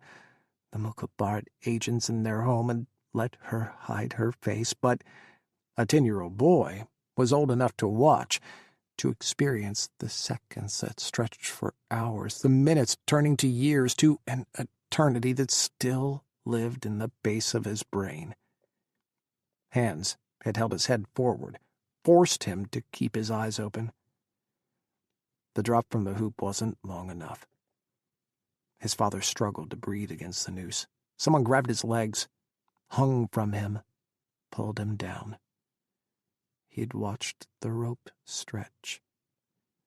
And the crowd wailed, wild with exultation, with the mob's delight and the glee of being safe from the wrath of Gaddafi's mercurial mercy. They screamed for his father's death, and screamed for their own lives. It was not the first, it was not the last televised execution Gaddafi put on, but it was his father's. He'd been murdered for the crime of loving Allah more than he loved Gaddafi. He loved Allah with his whole heart and soul, and the only thing he'd wanted in his life was to share that love with his son and his wife. No one and nothing had saved him from the pain, the humiliation of his murder. He lost control of his bladder, his bowels, as he died. David's last image of his father, the best man in his life, was a piss and shit-stained jalaba swinging on the end of a rope, eyes bulging, tongue protruding, tears and snot smeared over his once proud face. No boy should see their father, their ideal, struck down, destroyed by hatred and violence. Somehow he fumbled enough words for Kris to understand, for Kris to get it. He watched the truth hit Kris, the weight of David's confession, a truth he had never spoken aloud, not once since sneaking out of Libya's sandy desert, smother Kris's soul. Evil. The truth of it was a weight that a soul could barely carry. They'd already shouldered so much together. When would they break? When would the world and all of its evil shatter them? Kris's jaw dropped. He reached for David, stumbling, falling himself as if they were now together in a freefall in the vortex of evil destroying the world. His lips moved soundlessly as he tried to find words, find something to say. David, I want... Tears choked him. David grabbed Kris, tried to hold on, tried to stop falling. I want my father's faith. I want my father. There was a permanent hole in his soul, in his life, and nothing could fill it. His father had been ripped away from him. He clung to Kris, burying his face in Kris's chest as his bones collapsed, no longer able to carry the weight of a man who hadn't mourned his loss, his Baba, the man he wanted to become, the man he looked up to more than anyone else in the world. His faith in Allah had shattered that day, and the pieces, the refuse of the first 10 years of his life had blown like litter through his existence, debris that kept piling up against his heart. Had Allah been murdered that day as well? And David's soul? And also the world? Were they just continuing to murder Allah every day since? Every incarnation of evil in the world, another blow against Allah and his love? Could even the Father of all stand against so much hate and so much evil? Something was broken, fundamentally broken in the universe. What if it was Allah that they'd broken? Had their hatred finally killed God? Was that why he was gone? What would his father say about this world if he'd lived? He needed to know. He needed that guidance, his father's presence in his life. What would his father make of the man he'd become, the choices he'd made, the man he loved? Would his father have ever looked at him with hatred? Would he ever have called him a sinner, a kafir, a disbeliever? Set against the horrors of the world, all the ways, big and small, that people could inflict horror and anguish on each other, was David's heart beating for Kris so evil? Had Allah made him this way? Or was it just emptiness and chaos, his genetics aligning in one of a million different possibilities? David had always put his faith in biology, in genetics, in his high school science teacher, who had belabored the point over and over that being gay was not a choice. It was who you were, how you were made. David's friends on the soccer team used to joke that Mr. Whitley talked about gay stuff so much because he was gay. Obviously gay, with his skinny body and pastel button-downs and his lilting voice. But what if he'd seen the truth about David, and maybe others? And he'd spent the 9 months he'd been given as their teacher trying to give them a gift that they'd cling to for the rest of their lives. How did anyone feel loved for who they were, in the face of so much agony? How did anyone reconcile the world with the dead and absent God? He struggled to breathe, dragging in ragged breath after breath. He was shaking, quaking, as if his soul was about to burst apart. Kris stroked his hair, pressed his lips to David's temple. He hauled David to him, pulled him into their cot, wrapped his arms and legs around David, holding him as close as he physically could. David wanted to crawl inside Kris, press their souls together, reunite with Kris in the way they were meant to be before time, when Allah had made them as one. He believed that, to the marrow of his bones, the center of the atoms that made his being. But if he believed that, if he believed he and Kris were the same soul made by Allah, then what else was true? Could Allah give him Kris and take his father? Could both be true? What did that mean? Damn it all. Damn Musa and Sakaf. Damn the president for invading Iraq. Damn Bin Laden and Khalid Sheikh Mohammed and the 19 men who hijacked 4 planes on September 11th. Damn Gaddafi. Damn all of the hatred, all of the anguish that had set the world on this path, had twisted lives and history and faith, had killed Allah and scattered all hope until no one could find the truth anywhere, no matter how hard their heart beat or their soul bled.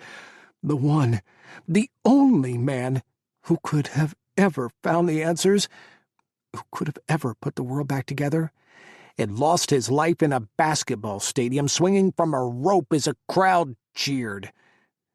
He'd loved too much, too strongly, for the world, especially a world that had killed God. His death had created a void, a black hole, and David imagined all the love, all the light in the world disappearing into the void his father's life had left behind, like water disappearing down a drain, spiraling away into nothingness and infinity. David had watched it through his tears on TV, the day the world killed the one man who held Allah in the center of his heart. Joint Strike Force, Sunni Triangle, Iraq, June 2006. Hey, we've got something on the drone feed. The sun was still up. Kris blinked, bleary-eyed. He and David were tangled in his cot beneath his plywood desk. The Iraqi sunlight burned through the blinds, through the sheet Kris had tacked up to block out the spears of light. Groaning, David face-planted in the cot as Kris struggled to his feet. Carter's deputy, a Special Forces captain, kept his gaze purposely up, not looking at the two of them entwined, half-naked. It was too hot to sleep in anything but the bare essentials. David wore his tiny running shorts, black nylon that hugged his upper thighs. Kris slept in his briefs, outrageously colored neon and brilliant patterns that cupped his ass and crotch. The captain turned in the doorway, giving him privacy. For a military that had beaten out modesty in basic training and that treated nudity as commonplace as being fully clothed, the privacy granted to David and him felt like a shun. Carter had insisted that he be given a private office and private space to sleep, and had quietly put out a gag order on discussing him and David. It was the biggest open secret in the strike force. The man leading the hunt for Sakaf was as gay as the day was long. Imagine Sakaf's face when he finds out it was a gay guy who tracked him down, Kris heard once in the mess, 2 Special Forces soldiers with their heads together, eyes flicking toward him. Kris grabbed his black fatigue pants and pulled them on, threw on a black t-shirt. What's going on? We have movement on the spiritual advisor. Kris tossed David's pants at him. Gotta move, babe. Since Musa's slipped confession about Sakaf having a spiritual advisor, Kris had devoted a huge amount of the strike team's intelligence collection and targeting toward finding the Alama. Sheikh Jandal was a kunya, a jihad name that translated as the Sheikh of Death. They went through everything, every phone call, every email, every possible lead. Religious leaders across Iraq were fractured, most decrying the savagery and violence of Sakaf, his bloodlust and his fanaticism. But some celebrated the son of the desert, the emir of the resistance against the West. They focused in on those imams, put them under the microscope of the U.S. intelligence machine. Undercover officers went to their mosques, listened to the sermons, watched them everywhere they went, followed by the drones that hovered over the country. The captain filled them in on the way to the command center. One of our drones monitoring Imam Delta 7 tracked him leaving his house this morning. He ran his errands, dropped his kids off at his wife's mother's house. Standard behavior. Until, just past noon, the Imam diverted from his usual path and started driving through 4 separate Baghdad neighborhoods. He executed a series of turns and curbside stops, backtracks, and pauses. He was checking for surveillance, David said. The captain nodded to David. We think so. He drove onto the Baghdad highway but pulled off on the on-ramp. 1 minute later, a blue pickup truck pulled in behind his original car. He drove away in the blue truck. A car swap. Kris's heart pounded. Yes, sir. We're following the truck now. It's heading north, leaving Baghdad. They badged through the electronic locks and swept into the command center. The lights were dim, but the monitors along one wall were bright with live video. Black and white images, thermal scans, high-def video footage, all feeds showed the same image. A blue pickup driving along the highway. Banks of analysts and drone operators worked in long lines before the main monitors, tapping away at their laptops and working the radios. David peeled off, heading to the back where 5 coffee pots percolated 24 hours a day. Kris joined General Carter, still shaking off his own sleep. He had rushed in wearing his PT shorts and his army undershirt, crisply tucked in. Kris had never seen a general so underdressed. "Caldera?" Carter nodded to him. "What do you think?" The behavior is consistent with someone attempting to shake surveillance and throw off a tail. Whatever he's doing, he doesn't want anyone to know. Think he found our undercover agents? Think he's spooked and is running? He could be, but someone on the run doesn't spend hours trying to shake a tail. They run as fast as they can. Kris watched the pickup drive on, miles of highway disappearing beneath its tires. The sun blazed down on Iraq, burning away shadows. Everything was brilliantly lit, perfect clarity. A desert day beneath the harsh sun. A day for revelations. David appeared at Kris's side with 2 cups of coffee. They watched, expectancy hushing their voices, their breaths, as the truck pulled off the highway and wound through the countryside northeast of Baghdad. Palm groves and farms blurred past the monitors. "Maybe he's just going to visit a farm," one of the analysts offered. "And shake a tail to do so," Kris scoffed. "Maybe he's going to the Iranian border. It's only 70 miles away." Carter arched one eyebrow. "Sakaf despises a Shia, and this imam supports him. He's stirred sectarian violence for months. No way he goes to Iran." Kris pursed his lips. "He's going to meet Sakaf." Carter hummed. The truck turned, heading for Bakuba. Analysts sprang into action, pulling up all information that they had collated on Bakuba. Who was there, what attacks the city had suffered, how many informants they had on the ground. "He's stopping," David said. "Another vehicle is approaching." A white sedan pulled alongside the truck. The imam hopped down from the truck and slipped into the back seat of the white sedan. Both vehicles drove off, sand arcing behind their tires as they sped away in opposite directions. "It's him. It's definitely him." Kris's blood turned searing, burning the inside of his body. "This is it. We're going to get Sakaf." His gaze met David's. David's eyes were wide, as round as dinner plates. "I'm going to get him. For you." Carter shouted orders, calling for air support and for the Special Forces team on standby to get in their choppers and get ready to go. It was a 30-minute flight from their base to Bakuba, if they left now. Every monitor was filled with the white sedan driving along the desert road. "He's still heading north," an analyst narrated. "Moving at 33 miles per hour. "What's out there?" Carter barked. 3 villages, a handful of ranches. Not much, sir. We haven't spent much time looking. There was nothing strategic there, we thought." "Well, we thought wrong." The white sedan pulled off the desert road at the village of Hibhib. Built around an oasis, the village was a shock of green situated in the rocky hills and dusty north of Iraq. Palms and ferns crowded the ground, jockeying for position. Houses were low, whitewashed, and blocky. The car kept driving, passing through the village, until it turned up a narrow drive lined with thick palms that towered overhead. The car disappeared from the feed, lost in the foliage. "Get the visual back," Carter barked. "We cannot lose this car." The images bucked and wove as the drone pilots swerved, changing altitude, axis, and orbit, searching for a better angle. Images appeared through the mess of palm fronds. A 2-story house with a flat roof. A long gravel drive. The sedan parked in front of the entrance. 2 men embracing and greeting. The imam was one of them, and a stout and stocky man in black combat fatigues with a short beard and a black tukia was the other. Carter's gaze flicked to Kris. "It's him," Kris breathed.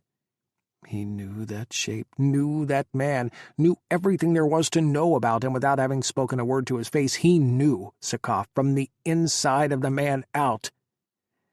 "It's him," Carter's deputy spoke up, bracketing Carter. "We don't know that for sure. We can't get a definitive visual verification from this angle." "Get the strike team in the air and on target now," Carter barked. "We are not losing this opportunity." David leaned into his side. "I'm going with them." 1,000 different half-thoughts poured through Kris. There wasn't time to think, wasn't time to talk. "Go." David tore out of the command center as they kept watching the house. Kris imagined the frenzy of activity as the team prepared to launch from the airfield. "David, be safe." "General, the chopper pilot is reporting engine trouble. They need time to fix the problem." "They don't have time. They need to get in the air now." Minutes turned to years. The two men on the monitors went inside the two-story house, talking amiably, warmly. Silence filled the command center. Grainy images of the house filtered through the palms, disappearing and reappearing. "How long will they spend together?" Carter leaned into Kris and asked softly. "We have no idea. Could be minutes, could be hours. We could miss him then. If we don't get on the ground immediately, if he thinks we're onto him, he could duck out into the palms and we'd never find him. He could run and disappear. We could lose this chance." Kris nodded. "We do have fighters overhead." 2 F-16s held position over Iraq 24 hours a day in case any U.S. forces needed immediate air support. "Do you want to capture him, or do you want to kill him?" Carter asked. "What's the CIA's position on this?" Kris's eyes slipped closed. Mosa's viciousness, his rabid brutality, replayed behind his eyelids. David's shattered faith, 100 bombs exploding, 1,000 scenes of carnage, beheaded bodies and destroyed mosques, the shattering of a nation, of a region, a faith ripped apart with every act of savagery, the slow march of time toward a final point, Sakaf's plan to bring about the end of days, anguished families on both sides of the world mourning the loss of their loved ones. He'd been Sakaf's specter, his judge and jury, and his shadow confessor.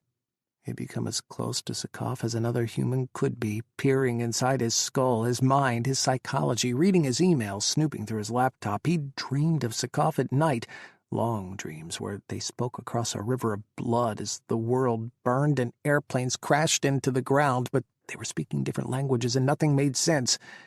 Was he to be Sakaf's executioner, too? "Sir, there's movement in the house." An operator zoomed in on the thermal scan. 2 figures inside, one was moving toward the door. "We need to go, now." Carter's eyes blazed. "Caldera? What's your call?" He breathed in. Sounds faded, blurred together, smeared. He stared at the monitors, but all he saw was David. There is no Allah. Not anymore. "Get the fighters. Bomb the son of a bitch." Carter gave the order, an immediate redirect for the fighter pilots on standby to the tiny village. The pilot's voice crackled over the command center's speaker. "ETA 3 minutes, she said. She repeated the coordinates of the house. "Confirming target." "Target confirmed." The house wove in and out of the palms, circled on the monitors. Kris held his breath. Everyone leaned forward, eyes peeled to the screen. No one spoke, no one moved. The radio crackled. "Bombs away!" Drones didn't transmit sound. 1 minute, the house was there between 2 palm fronds. The next moment, it was a plume of dust. Shattered concrete and broken trees, a cloud of debris rising and rising into the sky. "Target destroyed."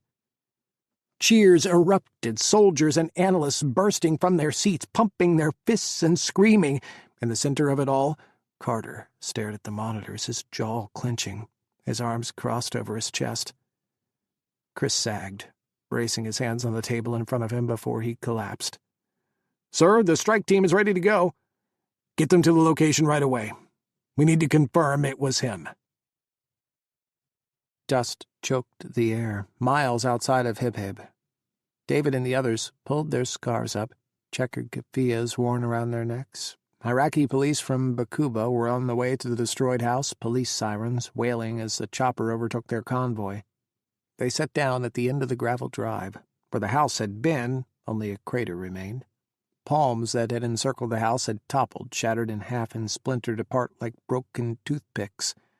1,000 years of sand and dust hung in the air, upturned by the fighters' twin bombs. "Start searching. Gotta find the body." They sifted through the rubble, stamping out fires as they turned over broken chunks of concrete. Smoke made David's eyes water. 6 Iraqi policemen showed up, but hung back at the driveway. No one wanted to interfere with the Americans sifting through the rubble of a bombed house. No good came from that. David saw it first. A hand poking out of the ruins, blackened by soot. "Over here!" They flipped concrete like they were flipping Lego bricks, cleared the debris from Sakaf in under a minute. He lay half buried in the crater, covered in dirt. Soot and burns painted his face, his body. Blood poured from his ears, his nose, his mouth. The bomb's pressure wave had ripped apart his internal organs, liquefied them inside his bones. Sakaf's eyes flickered open. His gaze landed on 13 American Special Forces soldiers standing in a circle over him. He mumbled something.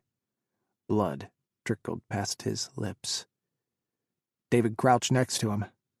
"Numb?" Sakaf reached for David, his hand trembling. He shuddered, coughed blood. David leaned closer.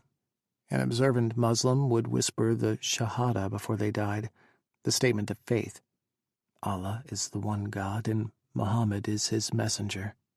It was supposed to unite the faithful soul to Allah at the moment of death. Would Sakaf speak the words? Did he imagine somewhere in that twisted brain that he was on the way to eternal paradise?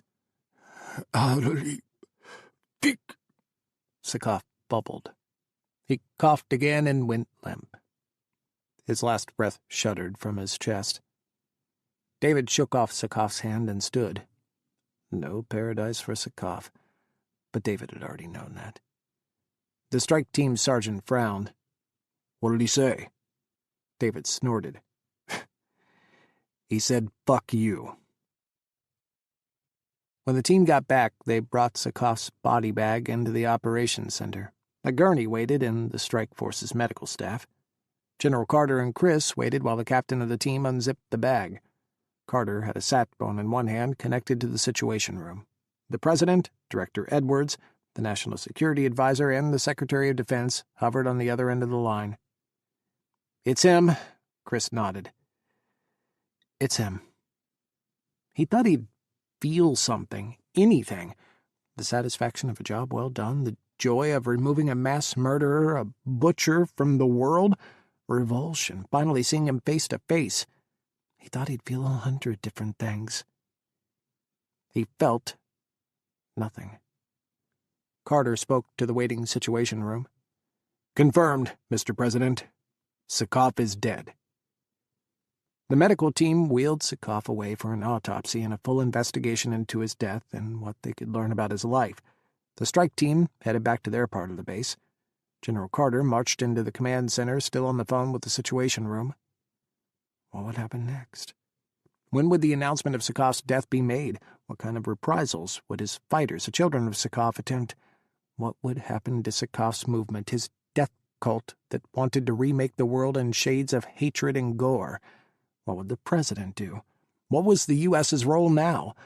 What could they do to right this U-turn of history and despair?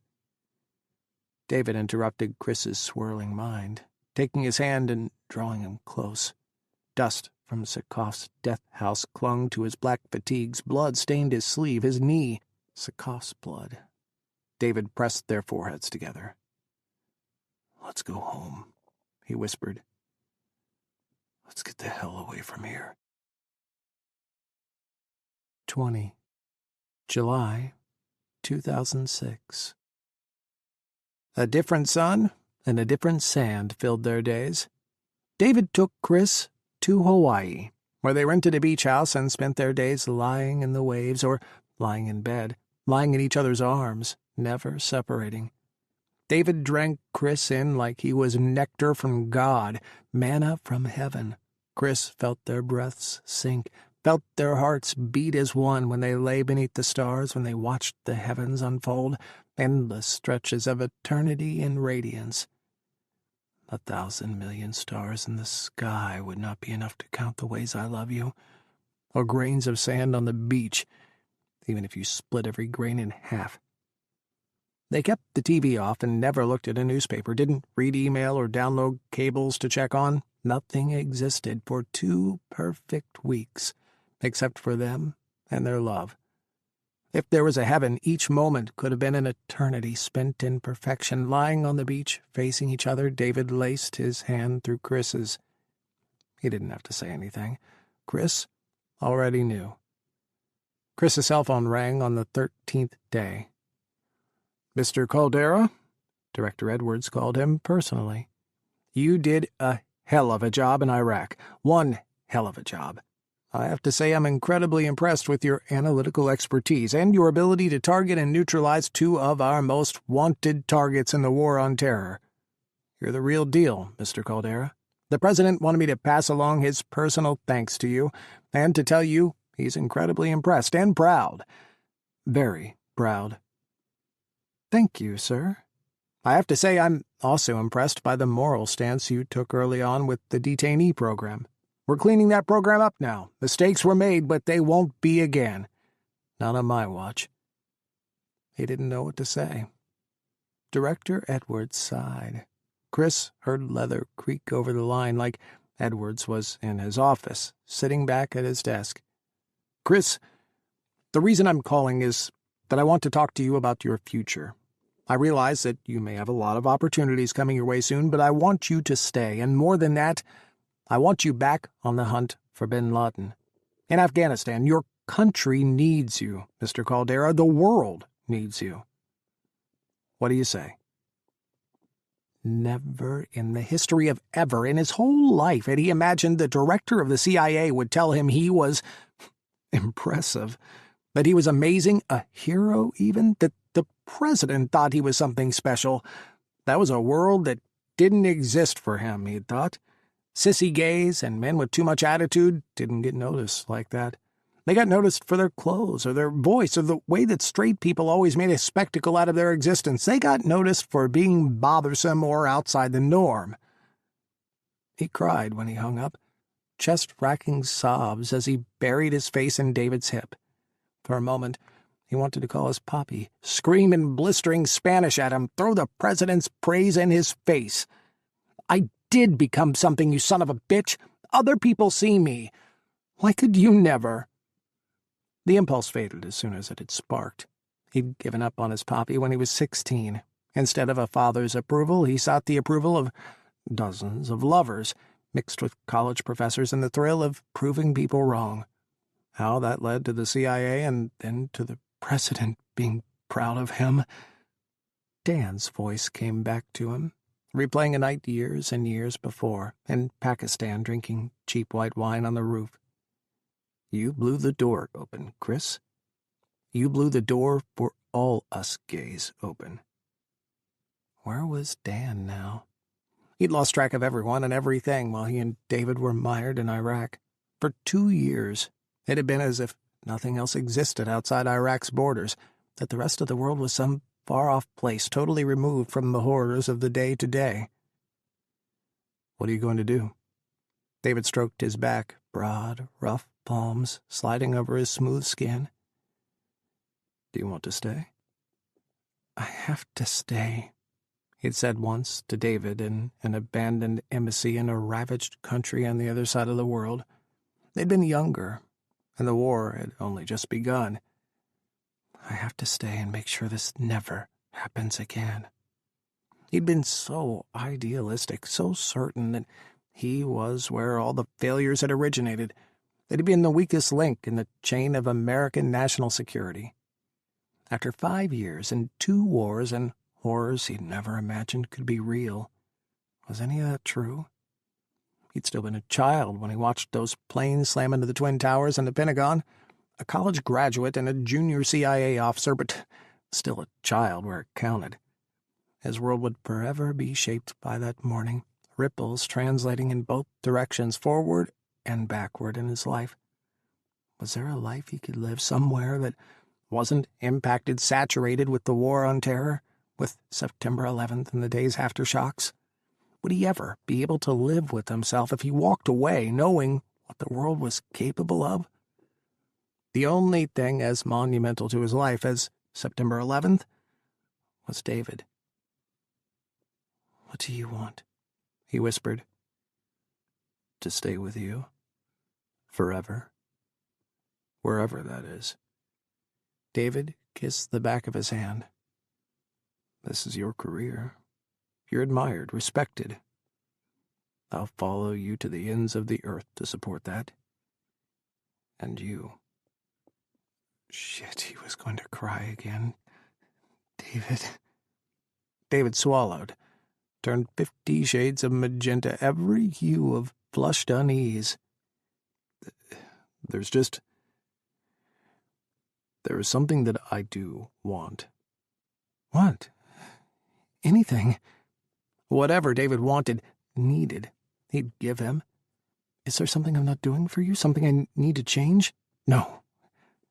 "No." David kissed the back of his hand again, lips lingering on Kris's skin. He dropped to his knees. Both of them. Cradled Kris's hand in his palms.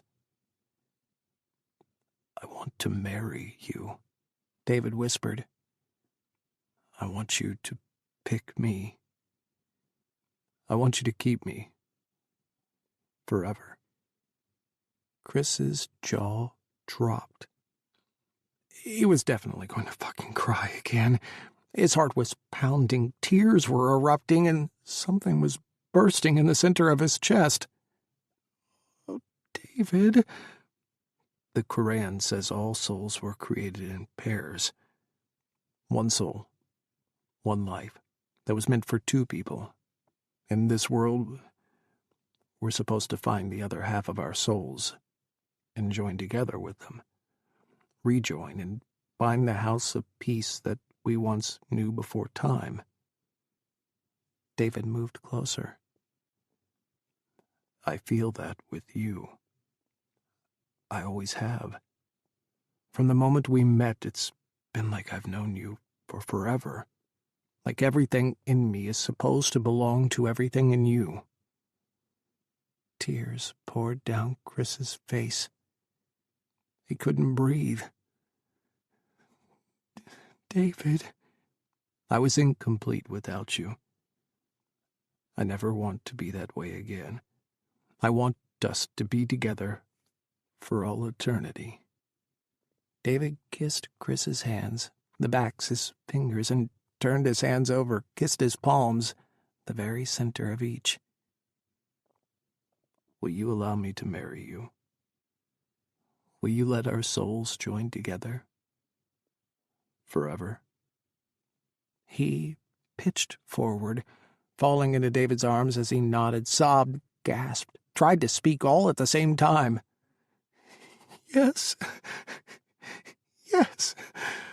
He could only repeat the word between hiccuping sobs as he clung to David, as he buried his face in David's neck, his shoulders. Kris poured into him, folded into his arms, into his hold. David carried him to their bed and stripped Kris's bathing suit, tears in his eyes as he kissed his way up Kris's body. He took his time, savoring Kris like they were marrying that moment, like Kris's yes was all it took for them to be wed, their souls joined together. He made love to him, joining their bodies as if making love were a prayer, an act of devotion to Kris's soul, a promise for all time in the curve of skin on skin, the thrust and hold palms sliding up thighs and ribs and in their curled toes. Kris was a bonfire, a firework, dynamite that kept erupting, a nuclear warhead that kept expanding along every one of his nerves. And there was no end to the moment, to the lightning, to the blaze, and he didn't want it to ever end. Late the next day, when Kris finally raised the white flags, completely spent and physically unable to endure another moment of David's love-making, They discussed how to make it all work, how to turn the spiritual into the legal in the world of men. "I've been researching."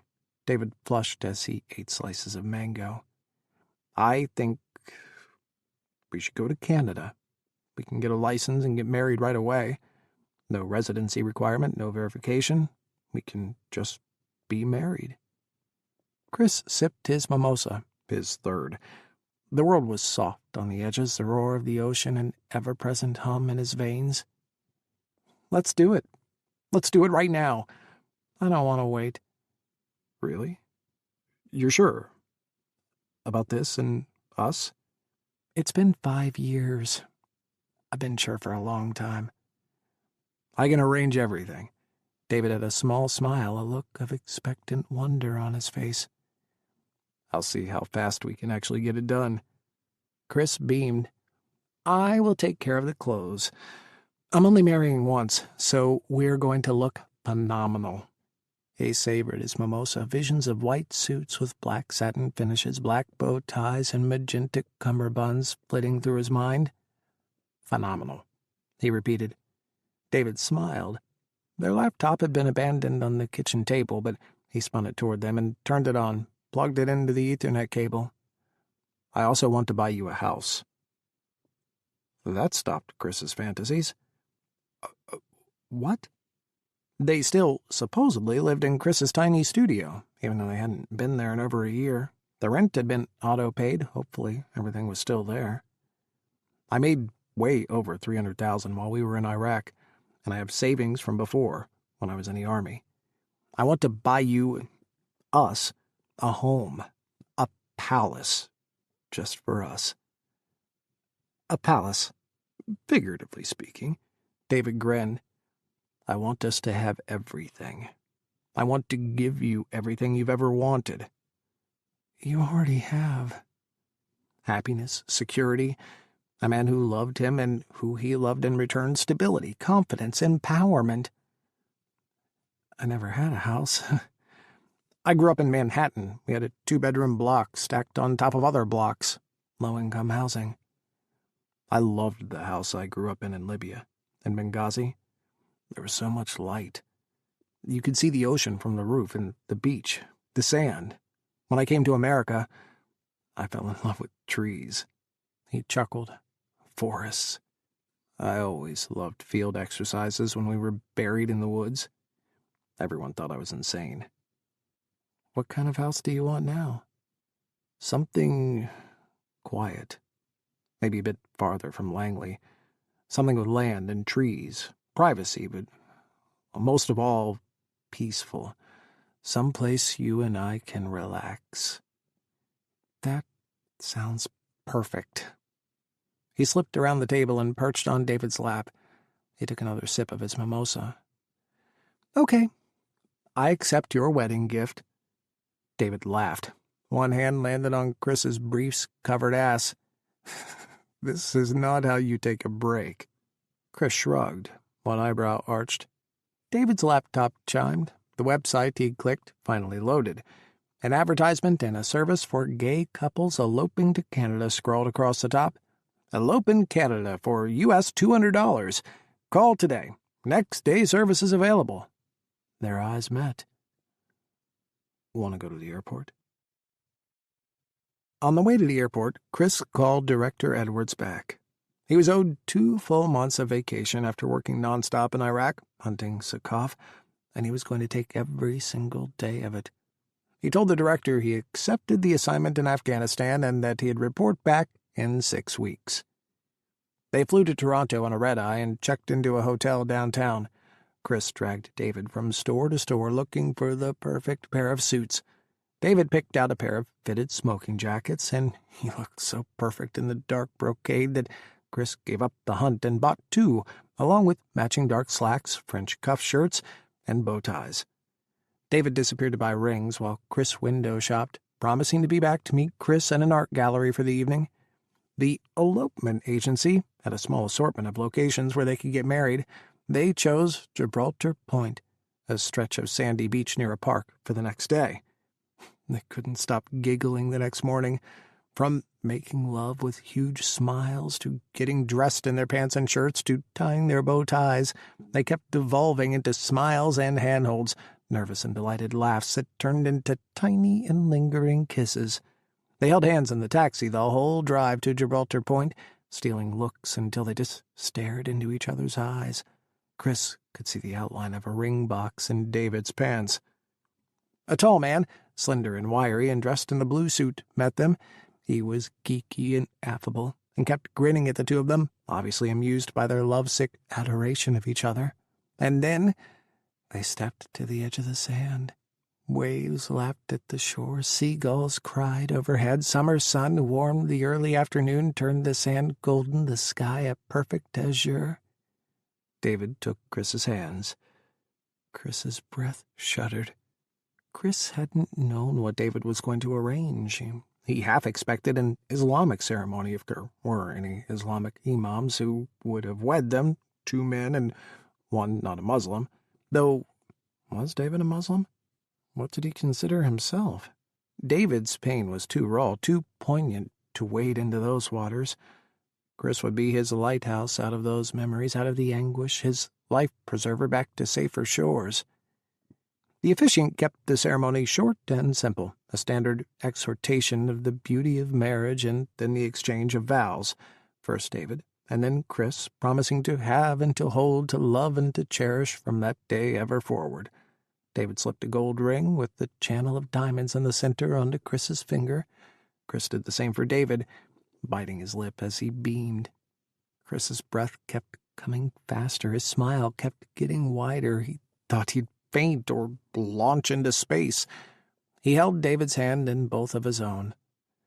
"Before we conclude," the officiant smiled at Kris, "I understand your groom has something he'd like to recite?" Kris paled. David chuckled. "I do, yes. It's a poem of Rumi's." He cleared his throat and looked deep into Kris's gaze. "Oh, beloved, take me. Liberate my soul.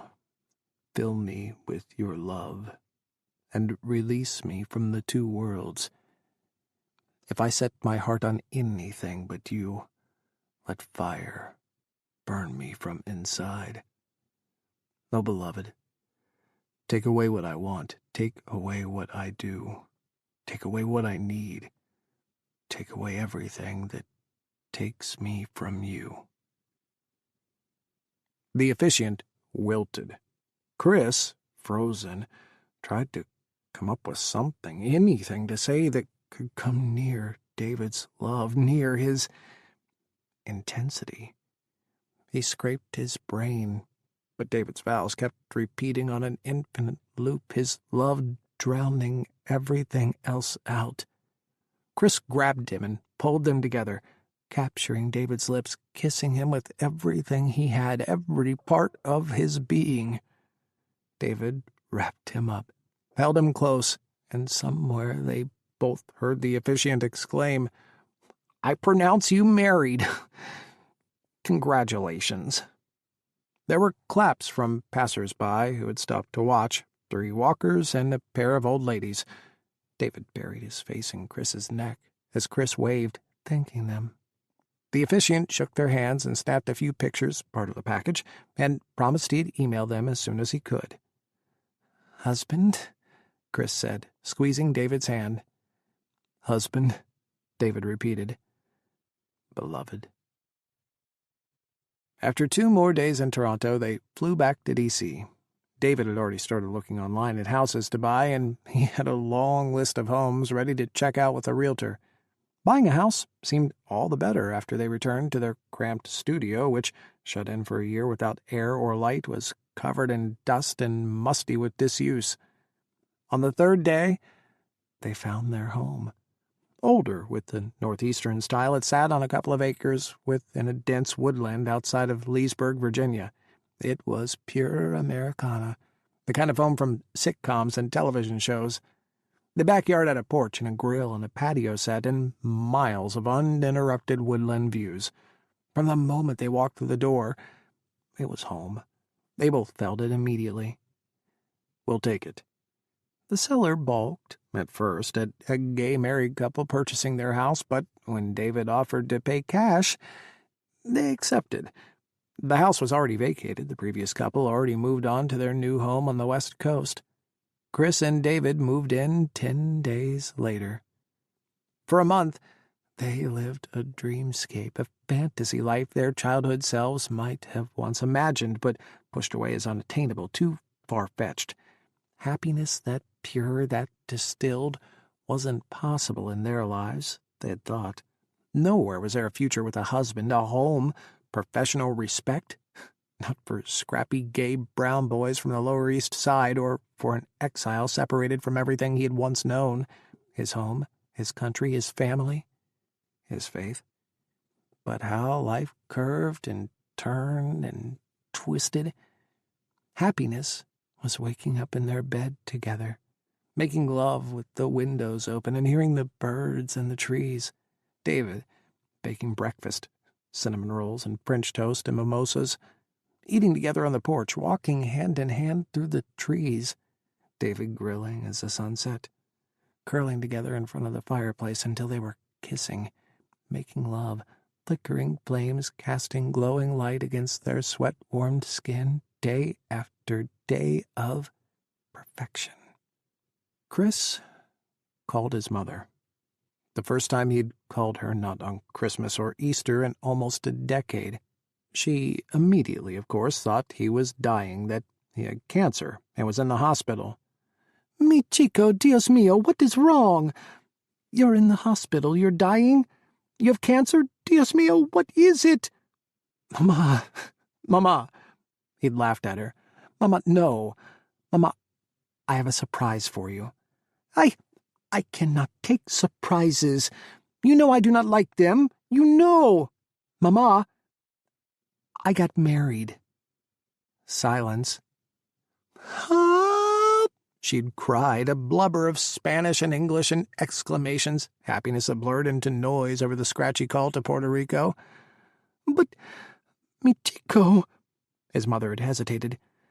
"Mi chico, I thought you—" "His name is David, Mama. We've been together for 5 years. He's the love of my life." He couldn't stop the happy sigh in his voice, the joy in his words. "Cinco años. I mean, chico, you are happy. This man, he makes you happy?" "The happiest I've ever been, Mama." She'd clucked at him, telling him she was happy for him, that she kept praying for him every night, always praying for his happiness, his safety. She was happy her prayers had been answered, she said. "I just want you to be happy, mi chico. I love you so much. I couldn't make you happy when you were little. I'm so sorry, mi cariño. Mama, you were great. I love you. I'll always love you. I love you, mi cariño. Tell David hello." For not seeing each other in over a decade and for only talking twice a year, no one better than he'd expected. David spent a week gearing up to call his mother. Kris caught him pacing in front of the phone, staring at it and mentally composing what he was going to say. When he finally decided to call, they sat outside on their porch, David's favorite spot, and Kris held his hand. "Mama, assalamu alaikum. It's me." "Wa alaikum assalam, Dawood." Her voice, warm and rich, erupted from the phone. "How are you, my son? Where are you? It's been so long since we spoke." Her voice held a gentle reprimand. "I'm sorry, Mama. I'm outside Washington, D.C. now. I'd left the Army. I work for a contractor." "Oh." She didn't say much about that. Contractors' reputations had been hit hard, especially in Arab communities. Most Americans called contractors mercenaries.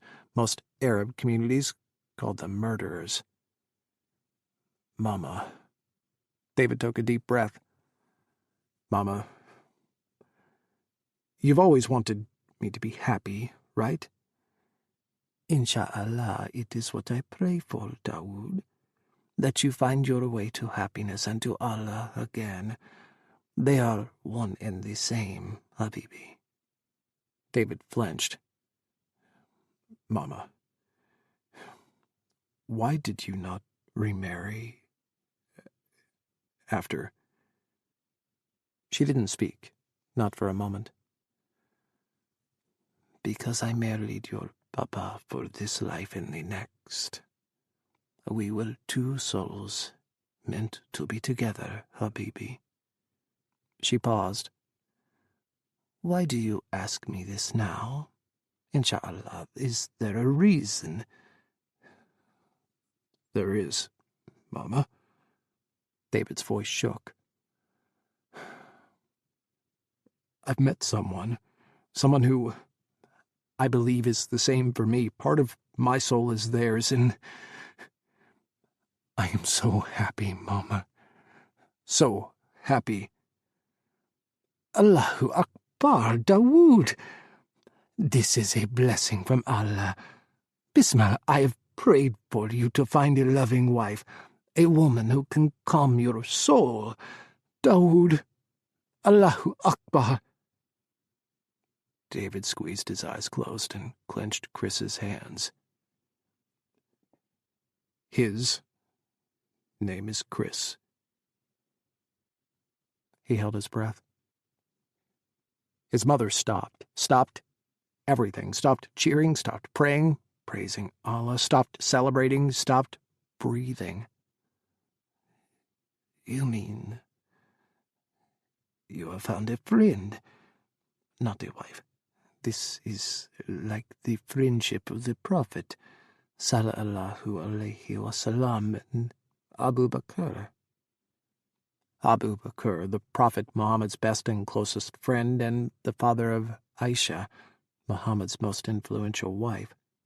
The two men had been inseparable, brothers in arms and in faith, a model of friendship for over a millennium to Muslims.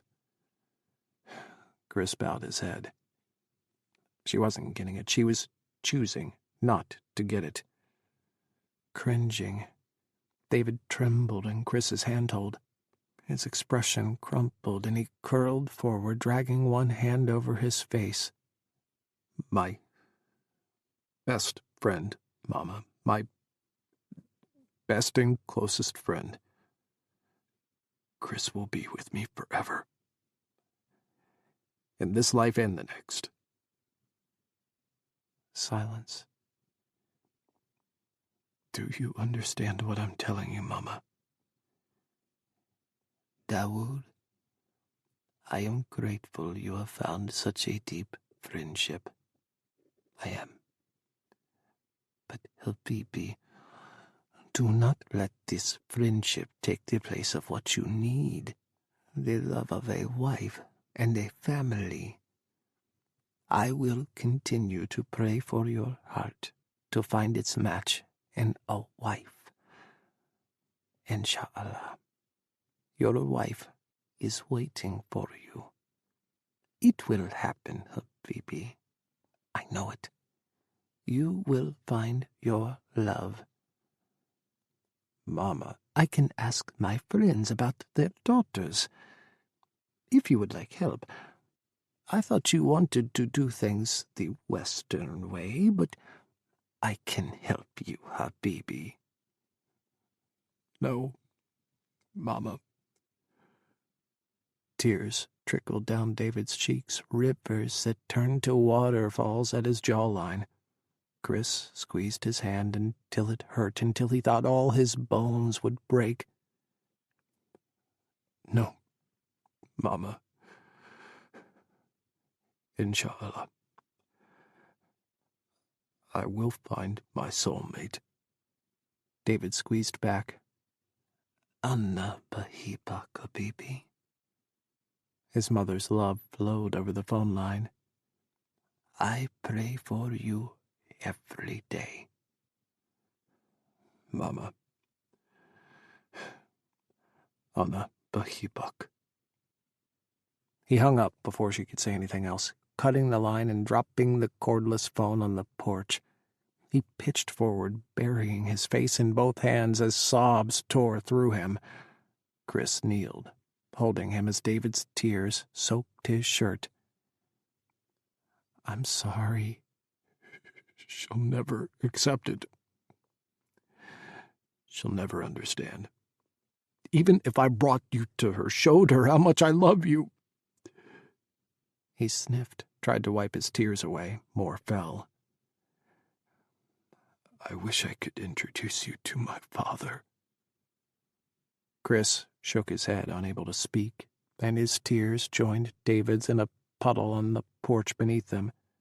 David clung to him, crying as the sun set and the stars peeked through, as the day turned to night until Kris guided him to their bed and held him for the rest of the night.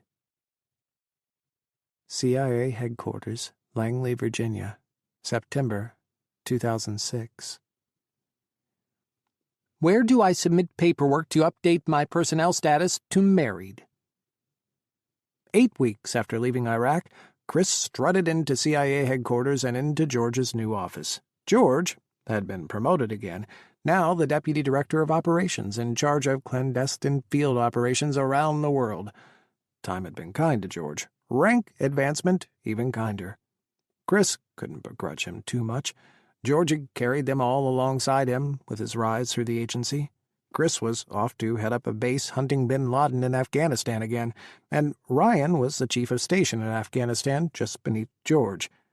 First things first, Kris wasn't going back to Afghanistan without official endorsement of his marriage to David.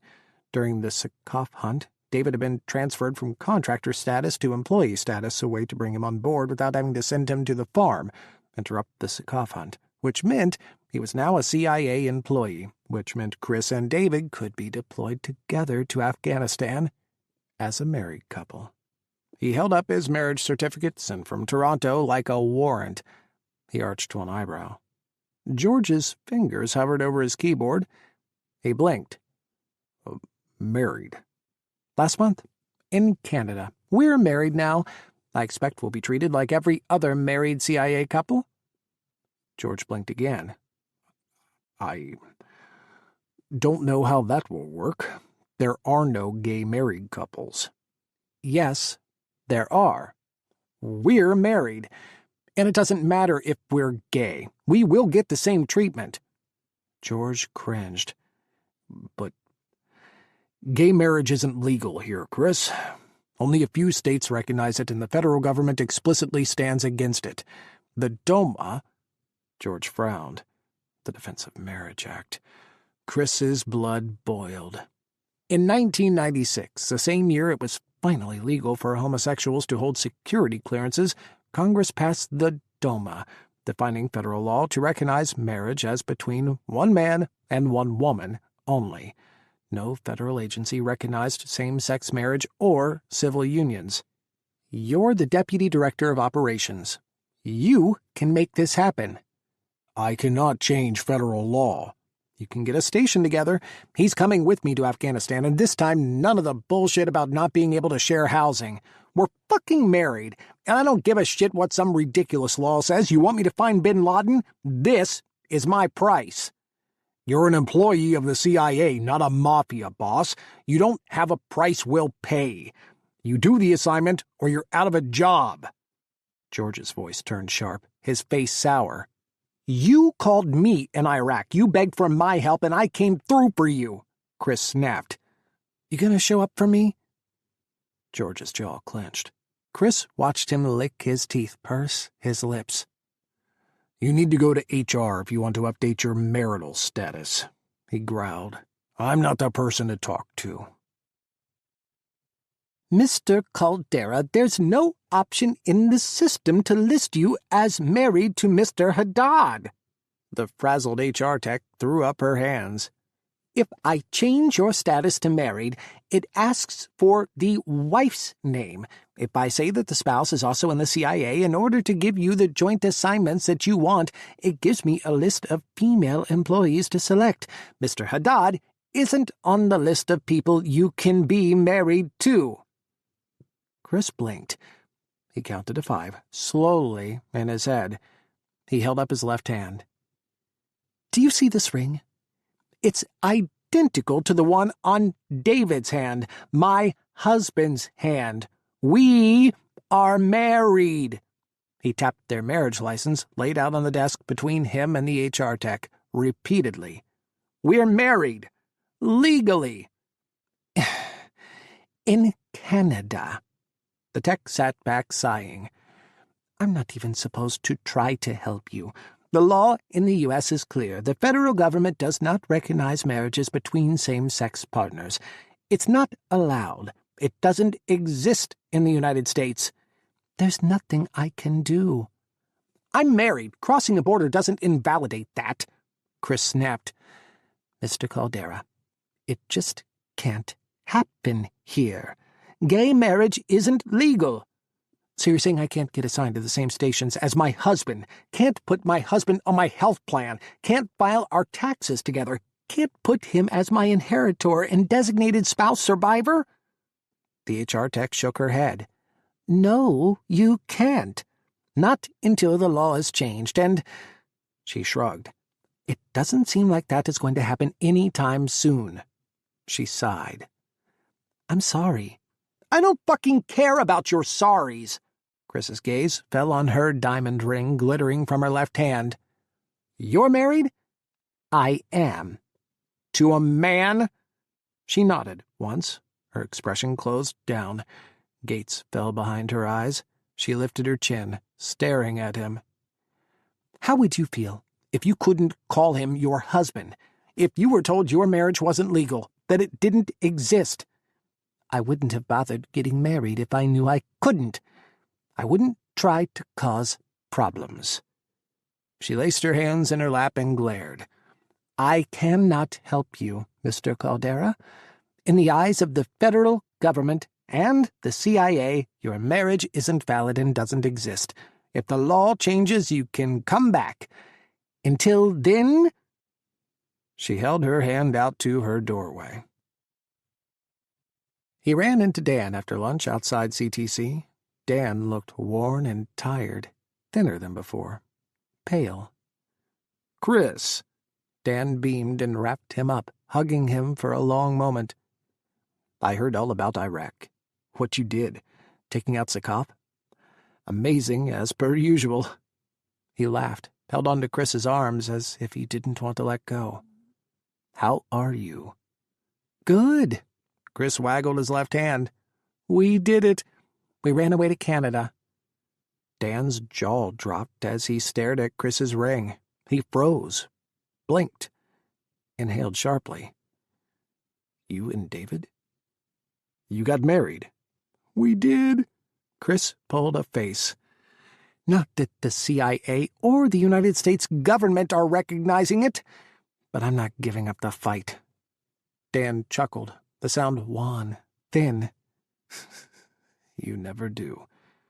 But they're going to have to give in to you. They don't know what they're facing." He stared at Kris, slowly smiling. "David is a very, very lucky man, Kris. A very lucky man." "I'm the lucky one." "No, he is," Dan said softly. "What's been going on with you? You look like shit. Are they overworking you?" Dan snorted, half laughing and turning away. "Thanks. That's what I've always wanted to hear from you." He shook his head. "I was at Gitmo." He shrugged. "After everything, though, I came back to headquarters. I've been working with George in operations." "Oh, on management track." Kris wagged his eyebrows. His voice turned serious. "How was Gitmo? I heard it was bad, real bad. Lots of abuse, lots of crossing the line." Dan sighed. He stared at the wall as his eyes narrowed. "It's in the past now. It's all over and done with." "You okay? I mean, really okay?" Kris reached for his elbow and squeezed. Dan covered his hand with his own.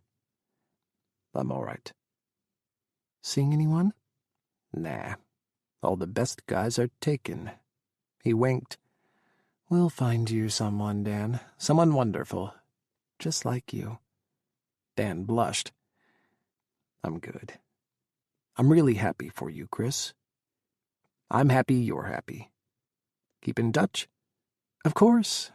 You too.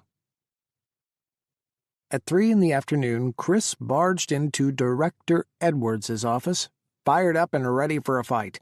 He fumed, thoughts racing through his mind, a bitter diatribe against the CIA, against their policies, against the federal government, against DOMA, against George, and the entire world that seemed pitted against him and David.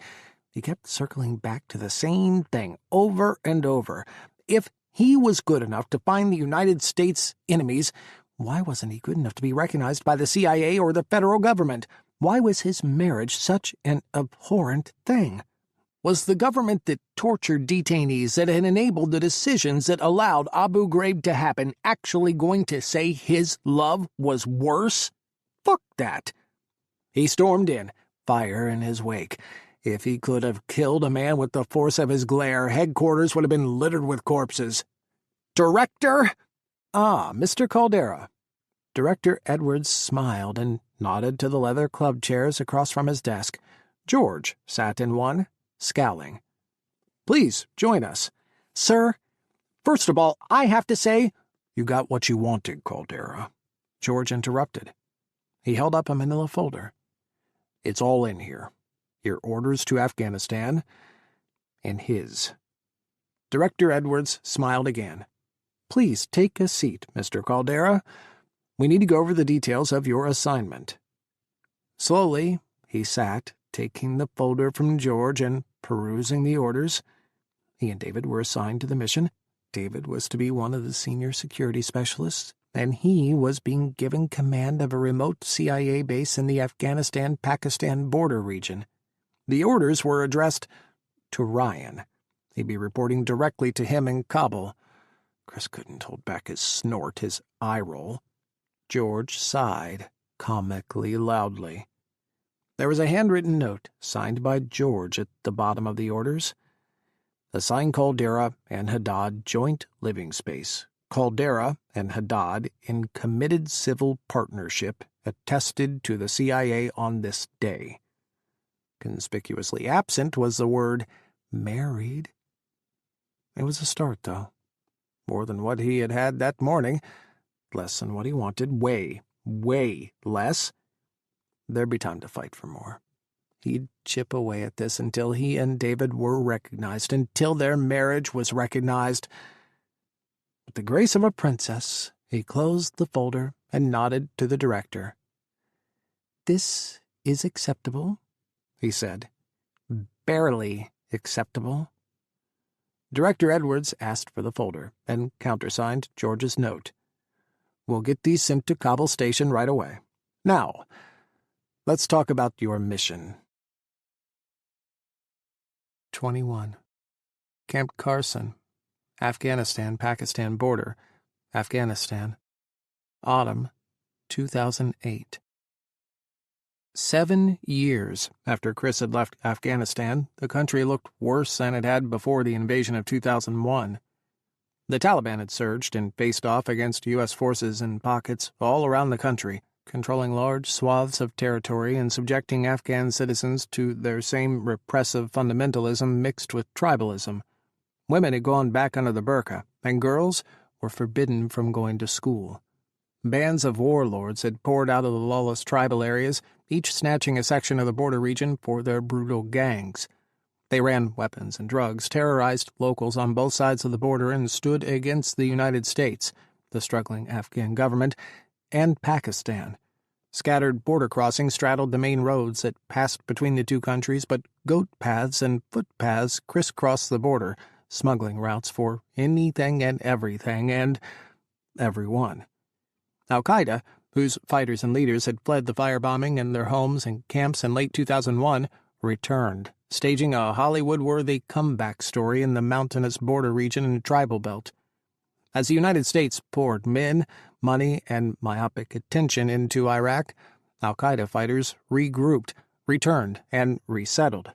New commanders were promoted, bloodthirsty and hungry to strike back for every moment following September 11th, every death of their brothers and comrades. Al-Qaeda, Kris wrote in his monthly summary cable to Langley, remains highly organized, highly motivated, and extremely capable of carrying out large-scale terror attacks within Afghanistan, Pakistan, and abroad. Their abilities at the present time meet or exceed their abilities from before 11th September 2001. In so many ways, on so many levels, Iraq had derailed everything. National security, the hunt for Bin Laden, the destruction of Al-Qaeda, the lives of thousands of American soldiers, the lives of hundreds of thousands, millions of Iraqis, and so many more in the Middle East, the lives and hearts of 1 billion Muslims around the world. 7 years after the invasion, and here he was, trying to pick up the broken pieces of Afghanistan and destroy Al-Qaeda again. But this time, the enemy was stronger, more enraged, and had 7 years of experience striking back at the United States, the U.S. military, and the CIA. But Kris had new weapons, too. Back in 2001, drone warfare had been in its infancy. Only a handful had circled the skies over Afghanistan then. Now, hundreds of Predator drones swung in lazy orbits over the skies. Director Edwards had given him the orders, straight from the mouth of the new president. The gloves were off. The drones were unleashed. Destroy their safe houses, their training camps, their communication networks, and their commanders wherever you find them as quickly as you can. It was the evolution of the former vice president's decree. Find them, stop them. But now, stopping them meant killing them. Anywhere in the world. If there was a chance that terrorists were planning the worst attack imaginable, then the U.S. had to proceed like that was fact. All of the United States' strategic and tactical decisions stemmed from the Vice President's orders, given shortly after September 11th, 2001. Kris fell asleep, finally, after staying up and reading the day's collected phone intercepts from Langley, Kabul, and Pakistan. Every cell phone call in the region was vacuumed up and analyzed by an array of computer servers and then a horde of analysts at the NSA and CIA. Several names had repeatedly popped up around vague references to malls, football stadiums, and bus stops in America, phrases that sounded like veiled conversations about practice runs and surveillance. "Find them, Caldera," Ryan had barked over the phone from Kabul, "and kill them." The two named men were several rungs down the ladder of Al-Qaeda from Bin Laden, but they were big fish in the organization's rising phoenix. Salim and Suleiman, both on the FBI and CIA's most wanted list. Salim had been part of the 1998 embassy bombings in Africa and had made his way back to Afghanistan to help with Al-Qaeda's post-September 11 savagery. After the fall of Afghanistan, Suleiman had been promoted up the ranks until he was in charge of all terror operations in Pakistan and Afghanistan. He'd planned the assassination of the Pakistani Prime Minister and had organized a multi-year reign of carnage on both sides of the border. His largest attack was the bombing of the Islamabad Marriott Hotel. For the past week, Kris had been following them with his drones until he finally found their headquarters, or safe house, deep in the tribal belt in an abandoned village. Only Salim was there for the moment. Suleiman had disappeared, but he'd be back. Should we try to capture them? They're in the senior Al-Qaeda ranks. Don't we want to interrogate them, find out what they know about Bin Laden? Zawahiri? Kris had pushed back against Ryan's order. These are the most senior members we've targeted. What if Suleiman is with Zawahiri now, or Bin Laden? Then you should have kept better eyes on. Never have let him slip your predators. Ryan's voice had been tight, barely controlled anger simmering beneath his words. How would you try to capture these two, Caldera? Send Haddad in, guns blazing, an Arab John Wayne? We have no authority in the tribal belt. We don't have the manpower to insert a strike force, render a target, and get them out of there. The costs are too high. Besides, he said, his words going tight, we don't do that anymore. And how would you suggest we extract critical information from such a hardened Al-Qaeda leader? My track record speaks for itself, Ryan. Find them. Eliminate them. Those are your orders. Yes, sir. Before sunrise, only hours after he had fallen asleep, David's arm thrown around his waist, The door to Kris's quarters slid open. "Sir, we've got a hit on a target." He trudged down to the drone bay, a double-wide trailer behind a concrete wall fortified with sandbags, and slipped into the dim, cavernous space. Monitors glowed in night vision green, infrared spectrum cool blue, and warm red. Soldiers and CIA operators manned a dozen joysticks before their monitors, flying the drones circling the region. His deputy, a man named Darren, who had cut his teeth in Iraq as an Army intelligence captain before moving to the CIA, waved him over to the main monitor bank. "Salim left his hideout in the middle of the night. We followed him as he drove out to a remote village in the mountains where he picked up a man he seemed to know well. They got into his vehicle and returned to his hideout. These are the images we captured of the second man." Kris flipped through angled shots of the mystery man, about 6 feet, slender, robed. A turban obscured his face from most of the images. "How do we know it's not Salim's father, or his uncle, or his wife's uncle's brother's best friend?" "It's not his father, and it's not his uncle." Darren, who seemed to tolerate Kris only enough to complete their mission, ignored his third question. "We believe this is Suleiman and that they are together in Salim's safe house now." "You want to strike?" "Yes, sir." Darren loved taking out the trash, as he called it. But each strike came with consequences. Find them, kill them, was almost too easy with drones. Too far removed from the impact, it became far too easy to become a push-button jockey. Innocent civilians had been caught in the crossfire or had been targeted mistakenly. There was innocent blood on the drone program's hands, but since that blood was hundreds, if not thousands of miles away, no one in the U.S. seemed to mind. Kris did. "Tell me the full history of this safe house. How many civilians have entered and exited? Who has come and gone in the past 24, 48, and 72 hours? What civilians live in the proximity of the target location?" Darren and the drone operator ran through the evidence, pulling up images and logs to substantiate the comings and goings of everyone into and out of the safe house. As far as they had seen, it had only ever been Salim, with phone intercepts providing the intel that Suleiman visited occasionally. The safe house was in an abandoned village, far from civilians.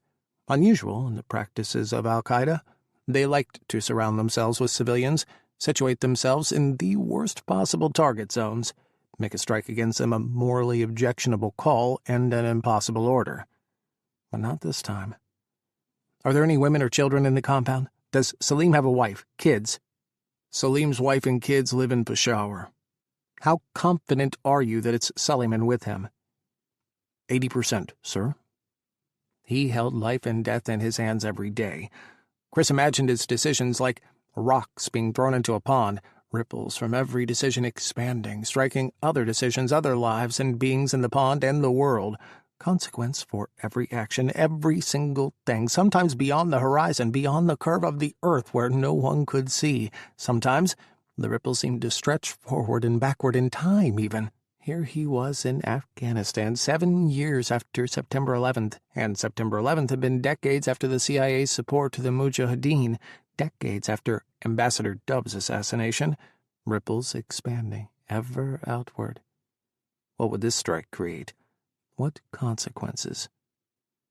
"Proceed with your strike," he nodded to Darren. "Use every hellfire. Let's be certain." Let it never be said that he, a gay man, shied away from ordering a rain of death and destruction. If there was one snide comment others could fling at him, it was not that he was weak or had a soft stomach.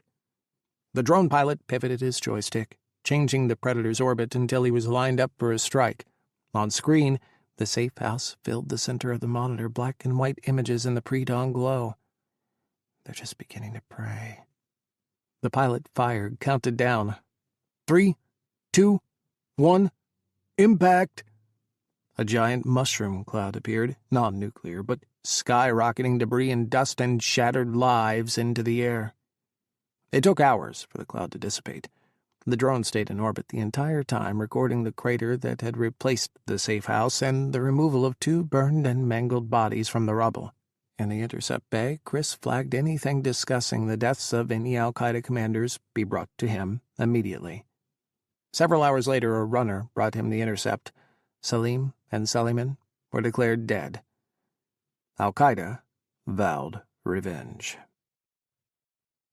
Kris longed for his and David's Virginia home, nestled in the woods, surrounded by nature and peace.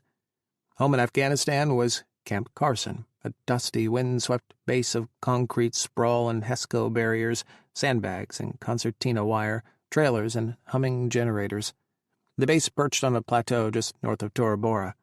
It was close to where he had manned the radios while David and Ryan and the others plunged into the mountains shadowing Bin Laden's footsteps. So long ago. Now, instead of the bare emptiness and desolation from before, the base was a fortress guarded by helicopter gunships, massive perimeter fencing, and armed guards in towers watching everything. The land was the very definition of austere.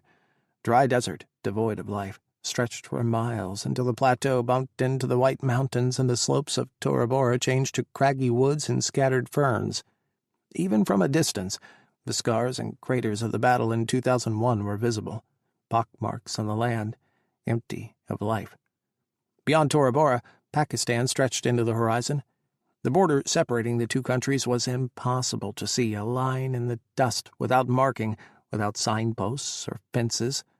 The peaks seemed to hover in the haze, scarred with sunlight, as if trying to escape the earth into the sky.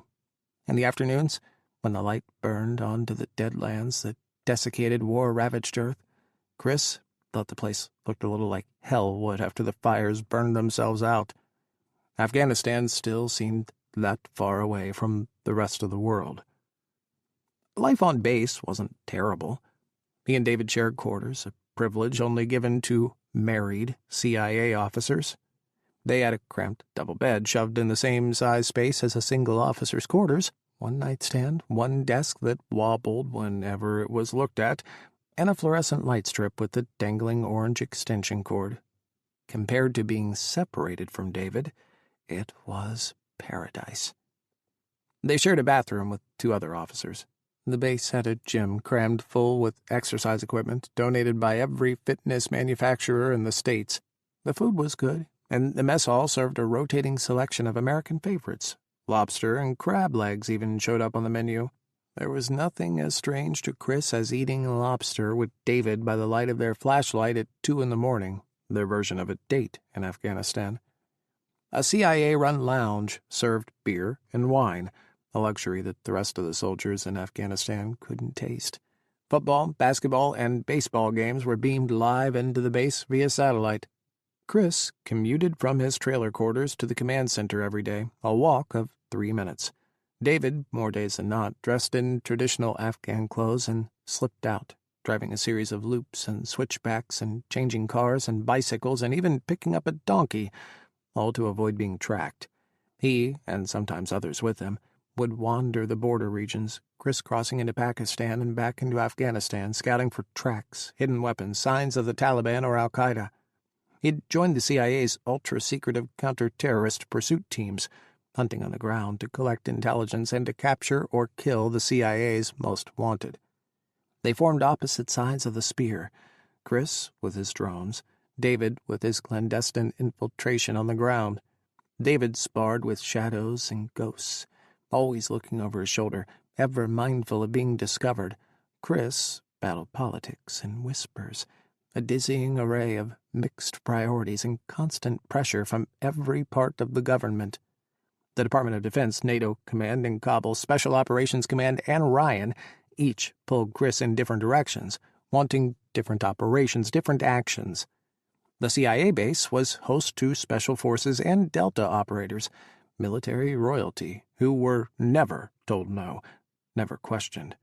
Already against the CIA in principle and mocking them behind their back for being clowns, push-button jockeys, and children who hid on their bases, the Special Forces soldiers recoiled hard when they were told Kris was the new commander of the remote field base.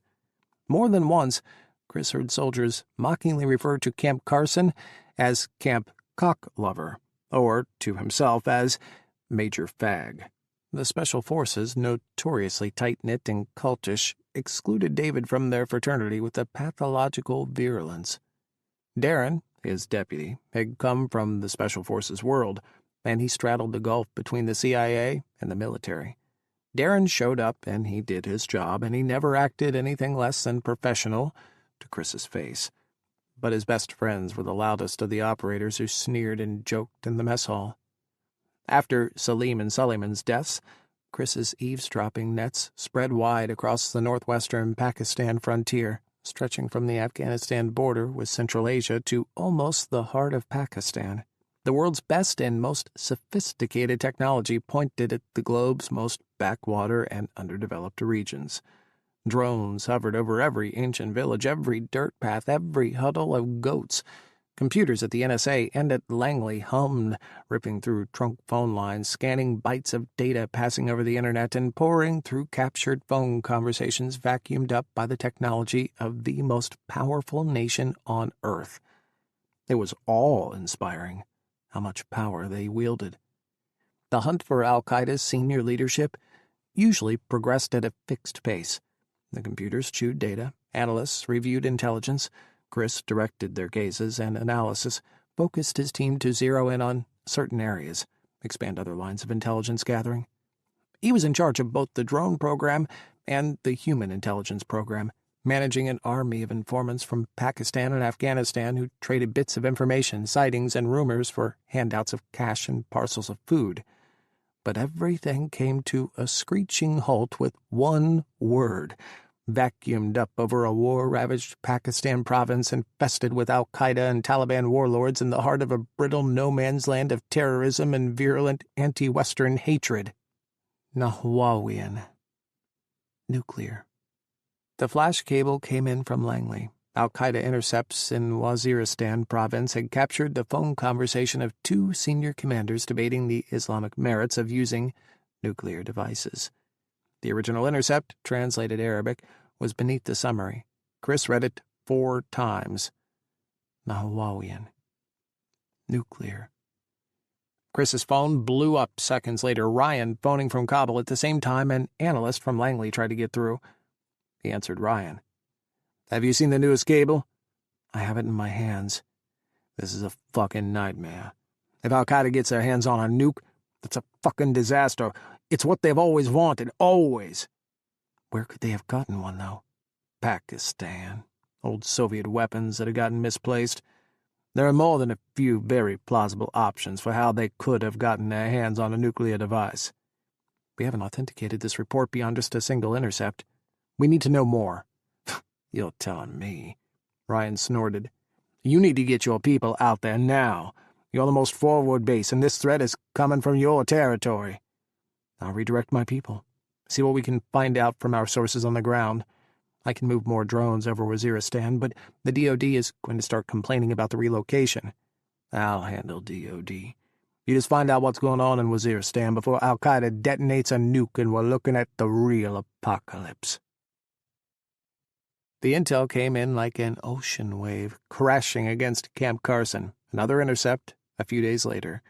3 al-Qaeda members talking about a Shura Council meeting they had attended where the topic of debate was whether using Nahwawian devices was Islamic. Was such a device considered something lawful in the eyes of Allah? Or were nuclear devices harmful to creation, to Allah's will? Shura Council meetings were called when al-Qaeda decision-makers needed to find consensus on an action and needed Islamic cover for their choices in combat. Bin Laden had called such a meeting to discuss the September 11th attacks. The Shura had ultimately rejected his proposal, saying the attacks were un-Islamic. Bin Laden proceeded anyway. Sakaf in Iraq hadn't bothered with a Shura Council. He'd forged ahead, dedicated to his own death cult, his bloodthirsty apocalyptic vision of jihad as a cleansing fire of wrath that would sweep the world. Only a scattered handful of extreme imams had ever signed on to Sakaf's vision of Islam. Every major and established religious authority across multiple sects of the faith had denounced him. What did it mean that a new Shura Council was debating the use of Nahwawian devices? Shura Councils were not called for high-minded ideas or what-if scenarios. They were the faithful's most devout form of democracy. What did the people think of a leader's proposed action, and how did such actions line up with Allah's will for humanity? The possibility that this nuclear threat was real and imminent shot higher. Director Edwards held a conference call with Kris and Ryan, going over every minute detail of both intercepts. What did this word mean in Arabic? In all its permutations, what had human sources said in the past few days? Had there been anything to corroborate the reports? David and another CIA SAD officer headed out to Waziristan for 3 days, posing as out-of-work farmers searching for any employment they could find.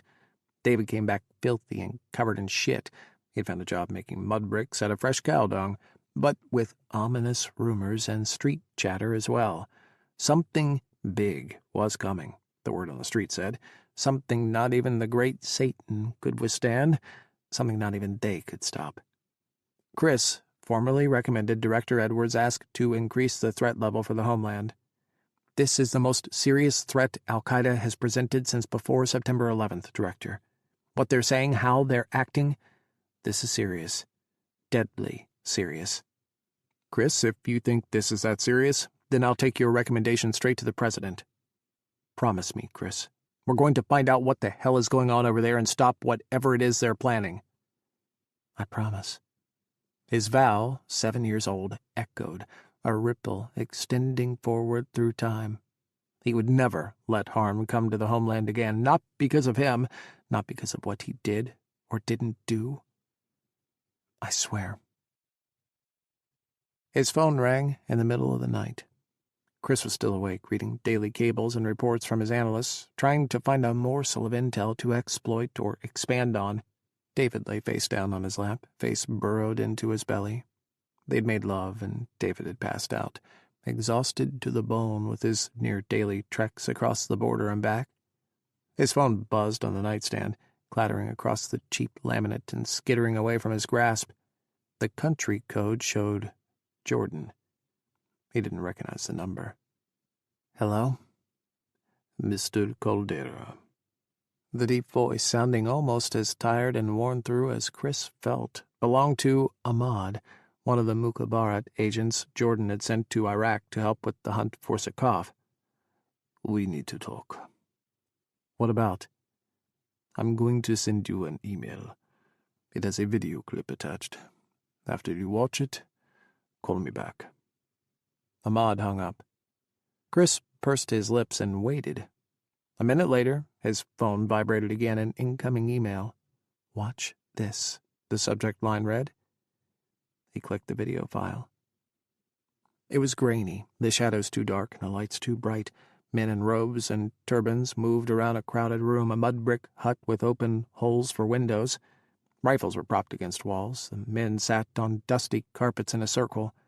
The video zoomed out, panned slightly, refocused. It was obviously shot from something small, something handheld, something concealed. A bit of robe fell over the lens before being brushed away, and revealing the aged face of al-Qaeda's number 2, Ayman al-Zawahiri. Kris stopped breathing. His eyes widened until he felt like his eyeballs would fall from his skull. Zawahiri spoke, but the audio was distorted. Kris had to rewind and rewatch a half-dozen times. Brothers, Zawahiri said, the Sheikh, Allah bless him, sends his love. He has asked that we discuss a most urgent topic today. We must discuss the nuclear devices.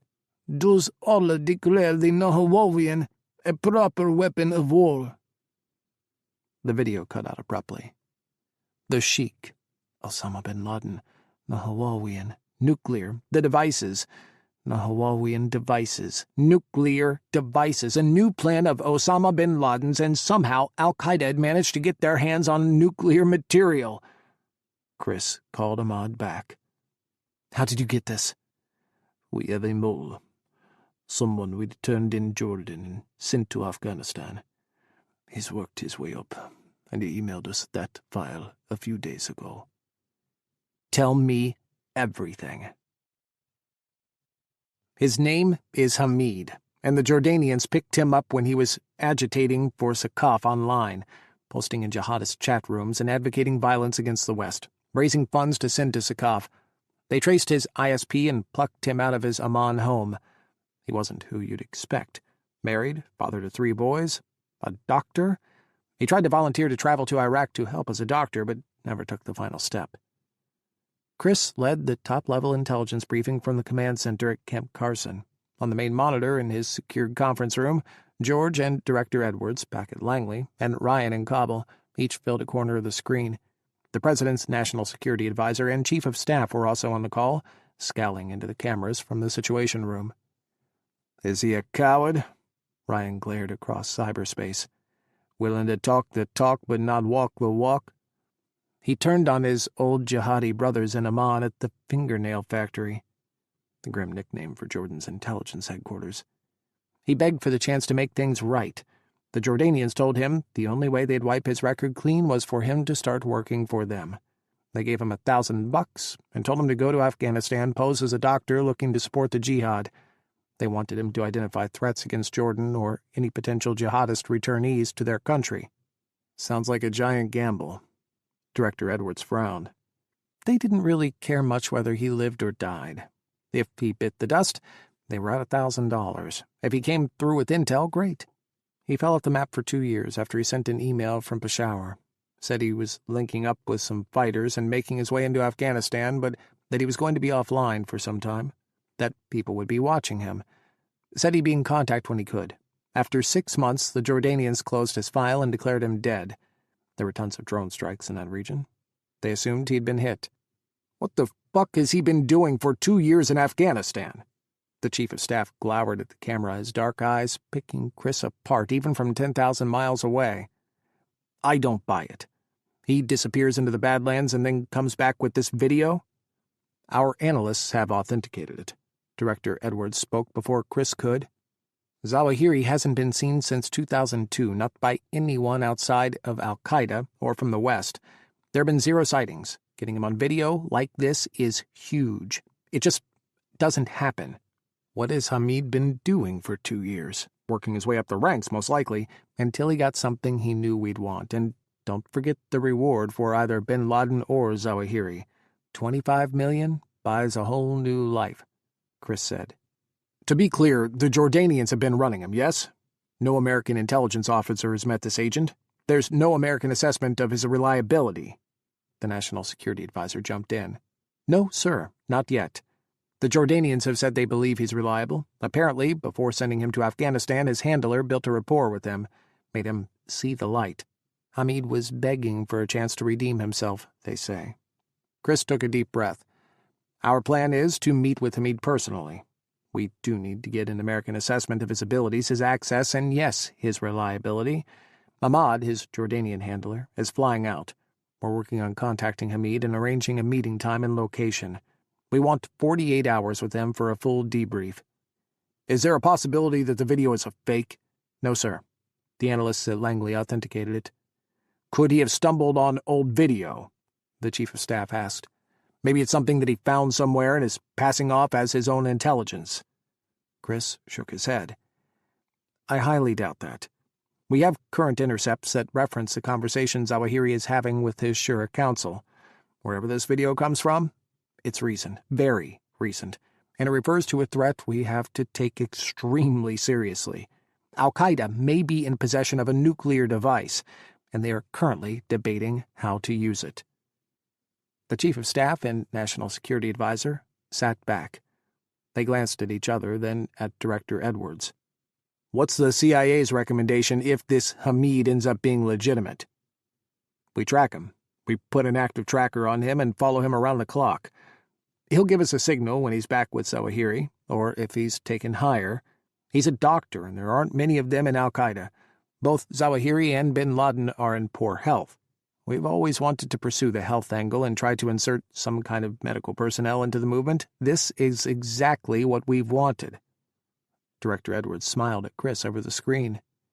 Bin Laden is hiding in a cave somewhere, marginalized. He's a symbol, but Zawahiri is operational. When the next attack comes, it's coming from him.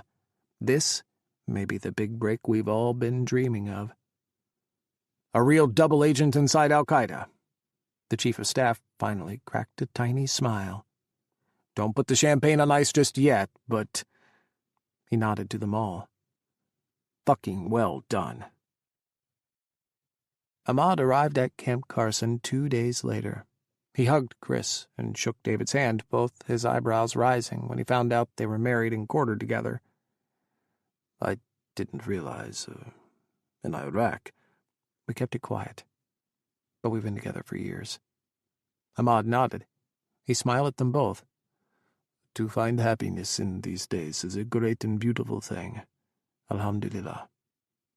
Kris and David debriefed him, learning everything they could from him about Hamid, exactly how had the Jordanians found him, exactly how fast did he flip once Ahmad had him inside the fingernail factory. They went around and around. Where had Hamid been for 2 years? He'd been a die-hard Sakaf supporter? Had Ahmad and Hamid truly connected enough that Ahmad believed he was genuine? Was Hamid really willing to sell out his brothers, his heroes, for cold hard cash? 25 million buys a new life. Many new lives. Is there something you wouldn't do for that much money? Or does that much money buy your allegiances as well? It doesn't feel right, not to me. He turned too quickly. Zahawi turned during our first conversation at Site Green. Kris pressed. And how many supposedly hardened jihadis did we flip while hunting Sakaf in Iraq? And how many we didn't? Low-level thugs who treated his movement like they were joining a street gang who weren't hardened believers in the cause, gave up the ideology. For them, the ideology was a justification for their violence, not the root cause. It comes down to whether they can see the writing on the wall, whether the jihadis can realize what's in their best interest. Ahmad shrugged. Everyone breaks. Everyone talks. Some are just smarter than others. They talk faster. Deep faith, hardened faith, is thicker than that. It doesn't break. Not that easily, David said. You think Zahawi's faith wasn't strong? Kris frowned. What's Zahawi doing now? David leaned back and crossed his arms. He's in Gitmo, and he's the cell block leader for all the other al-Qaeda fighters there. He leads prayers. He says in every one of his tribunal meetings before the military judge that he is still anti-American. He still believes in the cause. He's a true believer, and he's never changed from that. Giving up intelligence to us did not change his core beliefs, then or now. And, David glared, torturing him didn't help either. Have you been checking up on Zahawi? Ahmad looked at David like he'd grown a second head. I've seen men die for their faith. David held Kris's stare. Deep, hard faith. A basketball stadium flashed in Kris's mind, a swinging body, like he'd seen it, like he'd been there. He closed his eyes. And we've all seen men turn greedy and give up everything they can for cold, hard cash. Ahmad lit a cigarette and blew smoke across the table toward David. This guy wants the money. He wants a new life. Wouldn't anyone want to get away from this hellhole? Hamid emailed Ahmad every few days now. After the video, it seemed that Hamid had reached some kind of level within the movement where he was trusted, where he was allowed to have his own cell phone and travel where he wanted as he pleased. On the frontier now, he wrote, gathering medical supplies. Have not seen Zawahiri since the meeting. 2 drone strikes yesterday. Many dead. I set 3 broken bones. We buried 12 bodies. Kris and Darren reviewed drone footage and found 2 strikes in a remote corner of Waziristan. The pilot, as per his orders, had lingered over the site as al-Qaeda had come for their wounded and dead. All in all, 12 graves had been dug.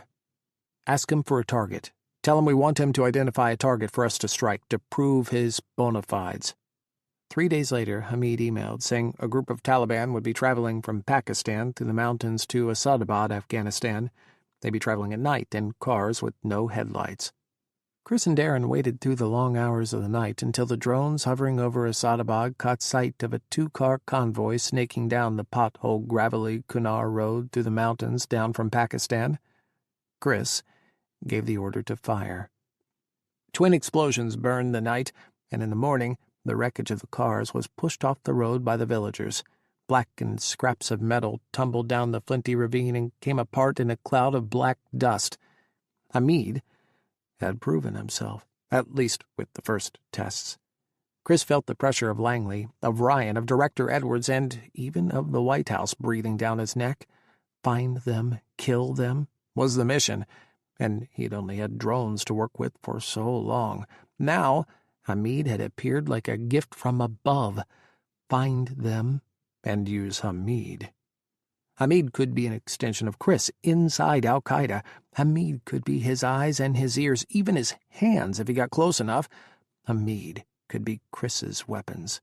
God, he hungered for Hamid's access. They all did, from Kabul to Langley to D.C., for what it meant. If Hamid was inside the inner circle of al-Qaeda, if he could get back to Zawahiri, they could make meaningful strikes against al-Qaeda, hit them where it ached, like they'd hit the U.S., where it hurt. After 7 years of frustrations, of failures, of devastation and death, Kris needed a win. He needed something to check in the victory column. The ledger felt woefully imbalanced after 7 years of his eyes seeing the worst of humanity crawl up from the darkness. He could feel the desperation swimming in his veins, clawing at his heart. Please. A win. Please. He wanted to get the sons of bitches that had ripped apart the world on September 11th, 2001, do something to fix what had become of the world, right some wrong, or at least provide the tiniest bit of recompense he could to the families of the 3,000 souls who had died that day. And he wanted to do this for David, too. Rip the men out of the world who had twisted and perverted David's faith, his father's faith, until David was certain Allah was dead. If they could just destroy this evil, crush it, eliminate it, maybe there'd be space for David's faith to return. It was the closest he could get to David's father, Kris felt, resurrecting David's father's faith and freeing it from the darkness. To get started, he had to get to Hamid, know everything Hamid knew, and then unleash Hamid on al-Qaeda, weaponized by Kris's own hands. You have told the Americans about me, haven't you? Hamid's next message came before Ahmad had a chance to explain. I have, Ahmad wrote back. And you've made all of Jordan proud. Your king proud. Your nation and the world is inspired by you. The Ummah will praise your name. The Americans all rejoice over you. And, Habibi, you are the one they most wish to speak to you. Urgently, we must plan for your next moves. Keep you safe. Hamid went radio silent for 3 days. Kris paced Camp Carson from the command center to the runways to the helipads. David found him at the helipads, walking the empty squares where the Blackhawks landed every evening. The ethereal dust haze hovered in the air, choking off the sky and settling over everything in a fine layer of grit. It felt like walking through ghosts, like some kind of otherworldly realm. The dust seemed heavy, the dust of shattered empires and millennia of history trapped within the borders of Afghanistan. The sun, trying to peek over the Tora Bora Mountains, couldn't push through the haze completely. Afghanistan was still on planet Earth, but the sun seemed farther away than it did back in D.C. I'm not sure this guy is everything you want him to be, David cautioned. I think he's pulling back because he can't deliver. I think he's been talking a big game with Ahmad, and now it's about to get real and he's not ready. You think we're being played? He says the right things, delivers the right intel, seems to be in the know, but we don't really know that for certain, do we? And we don't know why he's doing this. We know the why, $25 million reward. You know, I've always thought that reward was a silly amount. Kris's jaw dropped. Excuse me? Most people here don't think that much money exists in the entire world. $25 million is make-believe money to them. Their entire lives can be lived on less than $100. Hamid is Jordanian. He's westernized. He for sure knows the value of $25 million. We need to move slowly with Hamid, carefully. Take our time understanding him. No. Kris sighed. Exasperation weighed down his words. That's exactly the opposite of what we need. We need to get inside his skull, understand what he knows and what he can do for us. If he's a con man, then we cut him loose. But we can't just let this linger. What if he's killed? Or worse? David took both his hands, looked into his eyes. What if this is a trap? A trap? Kris snorted. So a mole that the Jordanians inserted 2 years ago is somehow conspiring with Zawahiri and comes up with intelligence that matches multiple intercepts, all speaking to the same tactic? It doesn't make any sense. Why would al-Qaeda or Zawahiri trust someone who had been sent to infiltrate them? I don't trust this guy's change of heart. I don't. David, what's more likely? A huge conspiracy, years in the making, using sophisticated tactics al-Qaeda has never used before, trusting someone who was sent to burn them, who Ahmad swears is legitimate, in an attempt to trap us? Or that Hamid has been dazzled by the potential reward and he wants to cash in on his little adventure? He paced, his hands on his hips. Look, if anything, I think he's playing a scam for money, trying to cash in on the CIA's dime. That happens all the time. Could it be happening here? Sure. Kris cringed. But Jesus, I hope not. I know the Arab mind, the Arab soul. Things don't just go away. We're desert people, and the desert is eternal, Kris. The past lives inside the present and shapes every single day. History, the past. These aren't just academic concepts. The past never leaves someone. Never. David, you and me, we're CIA. We're American as you can get. But even we've been disgusted by the past years. There are times I have been ashamed to show my face to Muslims, to my fellow Arabs, because of what we've done. If I feel that way, then how do others feel, who've lived every day on the front lines of the disintegration of their world? I didn't know you felt like that, Kris said softly. David kept going. Hamid spent more years cheering on Sakaf than he's been undercover. You think he's still sympathetic to the jihadis? I just don't trust him, Kris. And I don't want you to get hurt. I know how badly you want this. Everyone on this base and back in D.C. seems to have Hamid fever. Be careful. He smiled and rested his hand on David's chest, over his heart. You always watch out for me, my love. David covered his hand. I always will. Forever. And you. Kris kissed him, sweetly, a peck on the lips, even though they were out on the airfield and anyone and everyone could see them. But this is going to work. I promise. We started this 7 years ago, and we're going to finish it. Together. David smiled. He said nothing. His smile didn't reach his eyes. Ahmad knocked on their door in the middle of the night. When Kris answered, he seemed morbidly fascinated by their shared quarters, by David sleeping face down and shirtless in their bed and Kris in his sweatpants and tank top. He grinned so wide his face seemed to split in half. What's up, Ahmad? Kris shut their door firmly behind him. Ahmad finally focused. Hamid has emailed. He is willing to meet. Excellent. What did he say? How soon can we meet him? What kind of travel is he able to do? Ahmad held up his hands. He is cautious. He says not soon, and he says that he cannot travel far. We cannot fly him anywhere.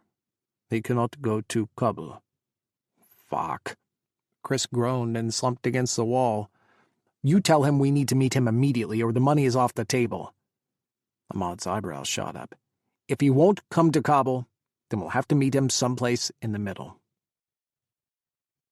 Your base, Camp Carson. Meet there. Ryan on the video call stared Kris down. You're right over the border from Pakistan. He can slip through and you can bring him on base for your debrief. He only has to travel an hour from the border. Plus wherever he is in Pakistan. Kris mulled Ryan's suggestion over. It's a good idea. I'll start putting everything together. You make damn sure that you keep everyone safe. Ryan glared. the grainy video connection somehow making his scowl even uglier. "I want your base locked down tight. All non-essential personnel cleared from your meeting location, and you make sure this guy's legit. I don't want to end up with egg on our face in front of the White House. We have enough problems as it is. Looking like giant assholes who can be duped by some goat fucker isn't the image rehab we're going for." "Cute, Ryan. You always were the culturally sensitive, politically correct one. It's nice to know your concerns are all about how you'll look when this operation is reported up. I take it Kabul Station has taken over running Hamid?" "You report to me on this, Caldera." "Everything goes through me before it goes up." "Understand."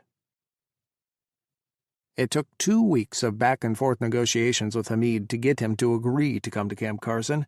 He refused at first, demanding to meet at Miranshah, a mean border town that sold drugs and weapons and everything else just across the mountains in Pakistan's northwestern frontier. Kris refused, and threatened to walk from their association. Hamid relented, but refused to stay overnight. "I only have 7 hours I can be away from our camp," he said. "Sunrise to sunset. And what will I tell my brothers?" David put together a local package of medicines and natural remedies, teas and creams for Hamid to carry back to his camp. "He can say he was picking up medical supplies," David said. "These come from Miranshah. It will all be legitimate." Finally, Hamid agreed. He would come in 1 week, for 1 day. "How will you get me into your base?" he asked. "And how will you protect me? Spies are everywhere. I will not get my throat cut because you let one of these spies see who I am." It all came down to Kris. 7 years after September 11th, after his failures to stop the attacks, here he was, asked to create a plan to train and equip an undercover agent in al-Qaeda, the best possible lead they had in finding and destroying Zawahiri and Bin Laden. He could practically taste victory, could almost feel the vindication, glorious, righteous fury singing in his blood. But first, he had to get Hamid to Camp Carson, debrief him, equip him with the small mountain of tech and gear, and then release him. All in just under 6 hours. Hamid could get to the border crossing, but he needed an escort across the border into the base. Using any of the Afghan military or police was out of the question. Their ranks were infested with spies for the Taliban and al-Qaeda, and blue-on-blue attacks where an Afghan soldier would kill American forces on a joint operation were on the rise. The Afghans, CENTCOM and Langley warned, were not to be trusted. Sending special forces to meet Hamid was also out of the question. The muscle-bound, dip-chewing action hero stereotypes stood out in Afghanistan, a land of deprivation of privation. Most Afghans were skinny and small, short-statured from childhoods of malnutrition. Special Forces soldiers came in big and bigger, and had the attitudes to match. David had been crossing the border for a year now, weaving in and out of the northwestern frontier, in and out of the border towns and villages, crisscrossing farms and rivers and streams. He built a small network of human sources, and he'd become a familiar face to the scattered communities. Here he was Dawood, an itinerant farmhand, a laborer for hire. He could pose as a taxi driver and pick up Hamid from the border, bring him back to Camp Carson. How many people should be at the meeting? 6 hours wasn't long. In Iraq, he and David had run informants and human sources as a 2-man team while driving around. They traded off who drove, while the other sat in the back seat with the informant, driving in circles through Baghdad or Mosul or Ramadi. Whoever was in the back seat led the interrogation, checking for weapons or hidden bombs before launching into questions. Would that work here? Could he and David handle Hamid alone? His pride and ego warred with his common sense. He needed his best people, the best analysts, interrogators, men and women who could dive deep into Hamid in a short time, turn his mind inside out, study his body language. He needed the best al-Qaeda expert to corroborate Hamid's information and extrapolate based on the new intelligence he was going to provide. Hamid was going to be bringing them a gold mine. Technical agents from Islamabad and Kabul were flying in with their whiz-bang gadgets.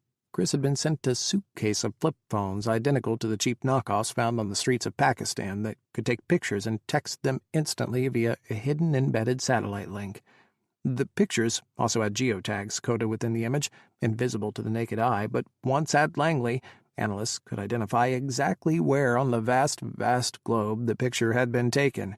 Get a picture of Zawahiri or Bin Laden. Make him smile for the camera. Ahmad, as the Jordanian Mukhabarat officer in charge of Hamid, had to be there too. At this point, if he did a vehicle meet, he'd need a school bus to keep everyone and drive everyone around in circles outside Camp Carson. No, keep the meeting on base. Everyone would be together, maximizing time, expertise, and equipment. Darren, his deputy, would take the al-Qaeda angle. 3 interrogators and an analyst were being flown in from Langley. Ryan was sending his deputy, and a team of CIA SAD officers, former Special Forces, would provide security for the meeting in case anything went wrong. But nothing was going to go wrong. This was it. This was their big break. Hamid was coming to Camp Carson. What then? Hamid was right about the spies. Afghan National Police helped guard the base perimeter, but no one trusted them. More than one was most likely a spy for al-Qaeda. If they saw Hamid's face, they would instantly report back to their commanders, and Hamid would be tortured and killed when he returned to his camp. And they would lose their chance at getting Zawahiri and Bin Laden. When David and Hamid approached the base, the Afghan guards would have to leave their posts. Preserving Hamid's identity, his safety, was most important. The guards would leave the gates open, and David would drive Hamid through. David would be in charge of the car, so they wouldn't have to worry about a car bomb. They could skip the car inspection, drive Hamid right up to Camp Carson's command center. Kris thought of David. What would David put into this plan? What would he suggest? How did the world look from Hamid's eyes? He'd been undercover with al-Qaeda for 2 years, roughing it in the most inhospitable landscape on the planet. What would David recommend? Hamid must be shown the utmost respect, he wrote. Hamid is to be treated as an honored guest. This is horseshit. Carl, the leader of the SAD team assigned to Kris's debrief, Operation Pendulum, shouted at Kris. This is the stupidest fucking piece of garbage I've ever seen. Have you ever been in a war zone? I've been in war zones for the past 7 years straight, Kris bellowed. I've managed war zones. I managed the Sakov operation. I killed Sakov. Don't fucking talk to me that way. You want to bring an al-Qaeda agent onto our base without searching him? Treat him like an honored guest? This is bullshit. I'm not putting my men on the ground with this plan. Yes, you are. This agent is undercover. He's working for us. He came to us with this intelligence. He's sacrificing a hell of a lot to help us with this. We can show him the smallest bit of respect, not treat him like a terrorist. They're all fucking terrorists, Carl hollered. Every fucking one of those towel-headed fuckers. They all want to kill you. Can't you get that through your skull? Carl snorted, shaking his head. Or are you too concerned about how he'll feel? Don't want to get his feelings hurt? You are way out of line, Kris hissed. The vast majority of Arabs and Muslims are not terrorists. Your attitude is exactly what keeps this war going. Carl held up his trigger finger and squeezed. The war keeps going because I keep killing Hajis. Do you even fucking know that Haji is a term of respect? It's for someone who's made the pilgrimage. It's a title of deep respect for the faithful. Carl spat. A wad of dip-tainted spit stained the dirt outside the command center. This is the plan, and I am in charge. Your men will provide operational support, or I will ship your asses back to D.C. on the very next flight. Not this plan. Carl tossed the stapled sheets at Kris's feet. They blew against Kris's boots, skittered in the dust. You want to make him think you're about to suck his cock? Fine. Be my guest. He can think he's about to get some sweet American ass all the way into the base, but as soon as he steps out of the car, my men are searching him. You are not to treat him harshly. He is not a suspect and not a terrorist. You have no idea of the intelligence that he has supplied. He's a fucking terrorist until I say he's not. Carl glared at Kris. And there's way too many fucking people on this op. This isn't a goddamn parade or a zoo. No one is worth all this. He is. You just don't fucking know. Kris snatched his plan, top secret eyes only, before it blew away. "If you harm the asset in any way, leave any bruises, bend a single hair on his head, I will make your life hell. I swear to God." Carl laughed. 7 years, he said. "You've drunk the Kool-Aid.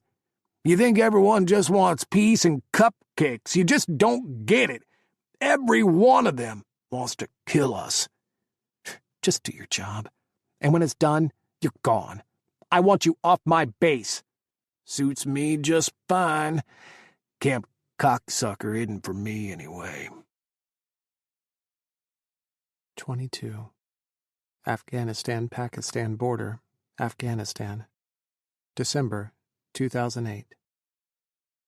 David tapped his toes against the footwell of his car, waiting. He wore a thick salwar kameez, heavy robes, and a flat Afghan wool cap. Still, he was chilled. A mass of humanity crowded on the Pakistan side of the border, waiting their turn to be waved into Afghanistan. Pakistani guards had their rifles pointed toward Afghanistan. The Afghanistan guards sat around a fire and drank tea. Thoughts of Kris helped console him. They'd stayed up almost the entire night, completely unable to sleep. Talk of Hamid and the operation turned to talk of what could be. What would it mean if they really did get Bin Laden? Would it be over after that? For us, I mean. David had held Kris's hand, resting his chin on Kris's chest. "Do you think we could walk away from this war? If he's gone, maybe that would be the end for us." Kris had stroked his hair. "I think so," he'd finally said. "We started this hunt for him, seeking to end what he'd begun, bring him to justice and make him answer for what he did. But get everyone else, Zahawi, Sakaf. If we can get Zawahiri and Bin Laden..." Kris gave him a tiny smile. "It would be nice to go home," he'd whispered. "To our house. Live a quiet life." "What would you do?" "Maybe stay at the CIA, maybe not. Something that gives me as much time with you as possible. I've given the CIA a decade. I want to give you the rest of all my decades." David had kissed him slowly. "I want to find peace," he'd breathed. "I know my peace is inside of you. I want to spend the rest of my life just being with you." Their whispers turned to making love, languid and serene, until Kris came with a shout, practically crying as he trembled apart in David's arms. David tumbled after him, trying to combine their souls, trying to crawl inside Kris's body and fuse together, never to be parted. They'd eaten breakfast before David had dressed and driven off. Kris kissed him through the driver's window. "Be safe, my love," Kris had whispered. "After this, we're going home." "Home is where you are." He'd blown a kiss as he drove off. The rest of the base had been humming, full preparations for Hamid's arrival already underway. His job, in comparison, was simpler. Pick Hamid up, drive him back. Finally, at the border crossing, David spotted him. Hamid was wrapped in thick robes, like David against the Afghanistan winter. Snows were already on the mountains, and the Panjshir far in the north was frozen.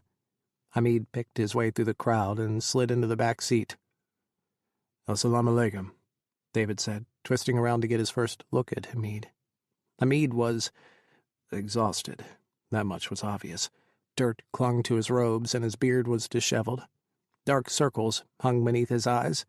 His face was lean, far leaner than the photo Ahmad had shared from his case file. 2 years of hard living in Pakistan could do that, though. Hamid leaned back in the car and sighed. "Wa alaikum assalam," he breathed. "Shukran." David passed him a soda and a bag of chips. "Please, eat. We won't be long, but make yourself comfortable." Hamid accepted the chips and the soda with a smile. "Shukran, Habibi," he said, nodding. The drive back to base was only 30 minutes, but David stretched it to an hour, taking switchbacks and parking on the side of the road to ostensibly check his tires or his radiator fluid. He watched for followers, observers, anyone trailing them. The road bled into and out of the mountains, along ridges and ravines. He passed donkeys and carts led by stubborn mules refusing to walk another foot. He kept his eyes peeled, scanning the road and the ditches for new dirt or fresh rises in the mud, evidence of burying, the signs of an IED. He sneaked into the dusty town that squatted between Camp Carson and the military base, Camp Seville.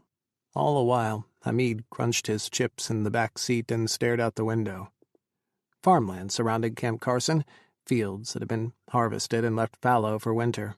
The irrigation ditches lining the field were low, the waters mostly mud and filled with blown trash from the village. As soon as he started down the straight dirt road that led to the main base gate, he flashed his headlights twice. That was a signal. The Afghan guards at the base were to open the gates and leave their posts, head to the mess hall for tea and a break. David watched the main gate rise and stay open. He slowed as he neared and made his way through the twisting maze of concrete barriers and sandbags. Ahead, he could see Kris and Darren and Ahmad, the analysts and interrogators all standing in front of the command center, a double-wide cargo container converted into a state-of-the-art technical repository, but from the outside, looking like another nondescript, bland, meaningless building. The security team held their positions in a grid surrounding where he was to park the car. There were small dots at the end of a long stretch of gravel road, paralleling Camp Carson's airfield. Once we're through, once we've got them, we can go home. Our part in this will be over. We've given our all. It's time to go home. It's time. David kept his eyes on Kris, the love of his life. Home, and the promise of the rest of his days in Kris's arms, safe and secure and wrapped up in love. Kris's love was the closest he'd ever felt to the love of his father. Unconditional, all-consuming, all-encompassing love. One more mission, one more task, and then they'd go home. When he was close enough, David saw Kris smile, his big, beaming smile. Not his sly or snarky grin. The smile David saw most, or Kris only let slip when his emotions couldn't be contained, couldn't be suppressed. David grinned back. The hardest part of the operation was over. Hamid was here. For the first time, David actually believed it could really happen. They could get Bin Laden or Zawahiri. They could end what they had begun together. They could go home, knowing they had finished what they had promised they would. David slowed, gravel crunching under his tires. The security team moved in slowly, weapons at the low and ready. He pulled to a stop, brakes on the ancient Afghan sedan squealing, metal shrieking against metal. Behind him, the front gates were still up. The guards wouldn't return until Hamid was safely inside the interrogation rooms off the command center. "Driver, exit the vehicle," Carl barked. He slid out, leaving the driver's door open, and walked away from the car. He wanted to go to Kris, wanted to hold his hand, wanted to be with him at this moment. The excitement, the rush that Kris must have felt for the past 2 weeks had finally hit him, too. Hamid fever. This was it. But Carl had ordered him to stand 20 feet behind the car after exiting, and he headed to his position, keeping an eye on Hamid and the front gates. Everything had gone perfectly according to Kris's plan. "Sir, exit the vehicle slowly," Carl barked again, this time to Hamid. He reached for the back door of the sedan and opened it for Hamid. Hamid scooted across the bench seat and opened the opposite door. Carl glowered. He waved to the 2 men on the other side of the car. They moved in, reaching for Hamid. Hamid stepped away. "You said you would treat me well." His head whipped around, searching. He spotted Ahmad. "You said I was a hero." Ahmad stepped forward, hands outstretched. "You are. Come. These are just precautions. We are friends, Habibi." He placed his hand on his heart. "We don't have time for this," Carl growled. "We have to search him." "Hey, calm down," Kris snapped. "I will show you a true hero," Hamid said. He reached into his robe. "What the fuck is he doing?" Carl shouted. "What is he reaching for? Drop your hand! Drop your hand!" Carl's men shouted in unison. All 4 whipped their rifles up. fingers more than half pressed on their triggers. "Don't shoot!" Ahmad bellowed. "Don't! La ilaha illa Allah!" Hamid wailed. David's eyes flicked to Kris's. It was a trap.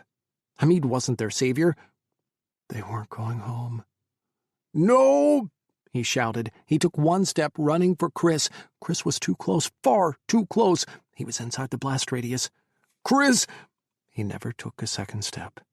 A burst of light blinded the world. Hamid blew apart, his body disintegrating as the bomb he wore burst apart in every direction. A blast wave tore through the air, a bubble of flame and fury ripping through the staging area. The car, the rusted old sedan, flipped over and over, a toy tumbling and sliding on the gravel until it came to a stop upside down, pinning what was left of Carl beneath the roof. Carl's team, the three others, were shredded in a scatterblast of ball bearings and nails, screws and broken glass, packed shrapnel that flew in every direction. 1,000 plinks sounded, the rain of shrapnel slamming into the command center's walls. At the same moment, the thunderous boom of the detonation shook the earth, trembling the ground and the sky for 2 miles in every direction. The blast waves slammed into the group waiting to receive Hamid. Eardrums burst and lungs collapsed, the impact equal to slamming a car into a brick wall at 100 miles per hour. Everyone tumbled, blown off their feet and thrown through the air, landing in a skid of gravel and blood tens of feet away from the blast. Silence followed. For a moment. Then, tiny chinks and clinks and plinks of debris hitting concrete and steel. Thunks, the larger pieces falling next. Hamid's severed head, the only part of him to survive, fell to the ground and rolled, finally ending upside down in front of David. David clawed forward, bloody fingers scraping through gravel as he struggled to breathe. Blood dripped from his lips, stained the rocks beneath his face. Fires raged, the car and 2 buildings and severed limbs burning. He could just see bodies through the heat haze, the shimmering air, figures lying on the ground unmoving. "Kris," he called. He coughed, his voice lost in blood pooling in the base of his throat. "Kris," he called again, trying to drag himself forward. Shouts rose from behind him. No, the gate. It was still open. David twisted, looking back. Men in dark clothes with black turbans covering their heads wrapped around their faces ran onto the base. 2 trucks with the mounted machine gun in the bed screamed in behind them. Every man clutched a rifle. They weren't the cavalry coming to the rescue. This was the second phase of the attack. Al-Qaeda had planned this. Everything. Sirens rose across the base. In the distance, through the flames, David saw men racing for them, Special Forces soldiers and CIA officers. They weren't going to make it. Al-Qaeda was going to get to them first. David tried to crawl, but his body was broken, his movements too slow. His ears rang, and blood kept dripping into his eyes. He couldn't breathe. His leg wouldn't move, and when he looked back, he saw white bones sticking out of his salwar kameez, ragged edges caught on the torn and blackened linen. Moments. He had moments before the jihadis were on him. He could hear their shouts, their cries to Allah, the rev of the truck's engines, gravel crunching beneath the tires and their boots. A group of jihadis split off and ran for the nearest bodies. Carl's teammates and one of the analysts. They rolled them over, shoved their rifles in their faces, fired. David roared. He struggled, trying to scramble forward. Damn it, he was too far away from everyone else. Too far from Kris. More jihadis lined up and peppered the command center with shots, firing at the corrugated steel shipping container until the building looked like a cheese grater from the waist up. Everyone inside would have hit the deck as soon as the bomb went off, but Al-Qaeda didn't know that. "Please let everyone still be down," David prayed. "Please, please." Shots fired back at the jihadis from the Special Forces soldiers and CIA reinforcements tearing across the base. They were close enough now to fight back, taking cover in the maze of buildings and shipping containers that dotted the base at the end of the runway. The jihadis' trucks braked hard and unleashed their rifles at the reinforcements, a hail of bullets that shredded the air, the buildings. Shell casings dropped clattering and bouncing across the gravel. A dozen rolled in front of David's face. "Retreat!" David heard the jihadis cry in Arabic. "Fall back! Find him! Find the one!" Fighters swarmed over the bodies nearest them, but they were pushed back by more gunfire. David tried to keep crawling, keep getting clear, but he was too exposed. Any moment they would be on him. This isn't how I want to go. This isn't how I wanted to die. Allah, would you be so cruel as to show me what my paradise would be with Kris and then snatch it away from me? Would you be so cruel? Again? He gasped, tears and blood mixing on his cheeks, smearing on his lips. Better me than Kris. Allah, spare Kris. Keep him alive. Let him live until he's 120, until he's had a long, glorious life. I'll trade my life for his. Inshallah. Inshallah. Hands grabbed his ankles, flipped him over. Pain, pure, agonizing pain split his soul in two as his broken leg twisted, wrenched against his torn skin. He roared. They grabbed at his clothes, his head, forced him to look up into a half-dozen jihadi faces. "It's him! It's him!" 3 of them cried together. "Allahu Akbar! It's him!" Tires squealed, the truck starting to scream away. The jihadis grabbed him by the arms and legs and ran beside the truck, passing him up to a group of men in the truck bed. He felt weightless, torn apart, every ounce of pain he'd ever felt in his whole life concentrated in his leg and his severed bone. Bullets flew past him in both directions, the jihadis and the base soldiers firing at once. Bullets hit the truck, shredding the metal. 3 jihadis fell as he was tossed in. "Go! Go!" The fighters slammed on the roof of the truck. "We have him!" Engines wailing, the 2 trucks roared past the base gate, rear guns firing on the soldiers who tried to pursue, to chase. David watched the base's main gate pass overhead in a blur, the hazy blue sky smear into gray, and a jihadi stare down into his face before darkness poured in and his entire world went black. Everything was too slow, like Kris was stuck in a dream. Flames shivered in slow motion, enough that he could see every curve and arch of the fire. Someone screamed in his face. He could make out every rounded shape of their words, their letters, see each of the fillings in their teeth. A dull roar had replaced all sound, the inside of a bell that had been rung once and had taken over the world. He couldn't draw a single breath. His lips moved, gasping for air.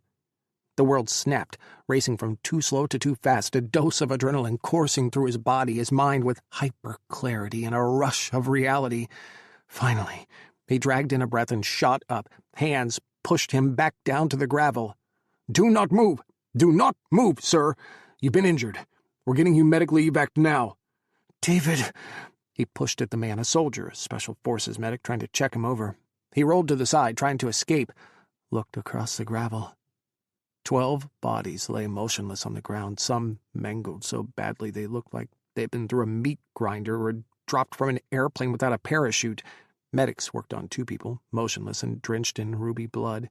Kris watched one shake his head and sit back, wiping at his forehead. The gravel yard, where they had paced and waited for Hamid and David to arrive, sharing jokes to cut the tension, was gone. Blasted earth, flames and blood-soaked gravel were all that remained. Bullet casings, 1,000 of them, shards of glass and nails that rose like spikes. "No," Kris breathed. No. He struggled against the medic's hold again, trying to sit up. "David! Where's David? Where the fuck is David?" The medic fought him, grabbing his hands and arms and forcing him back to the ground. "Do not move, sir!" he bellowed.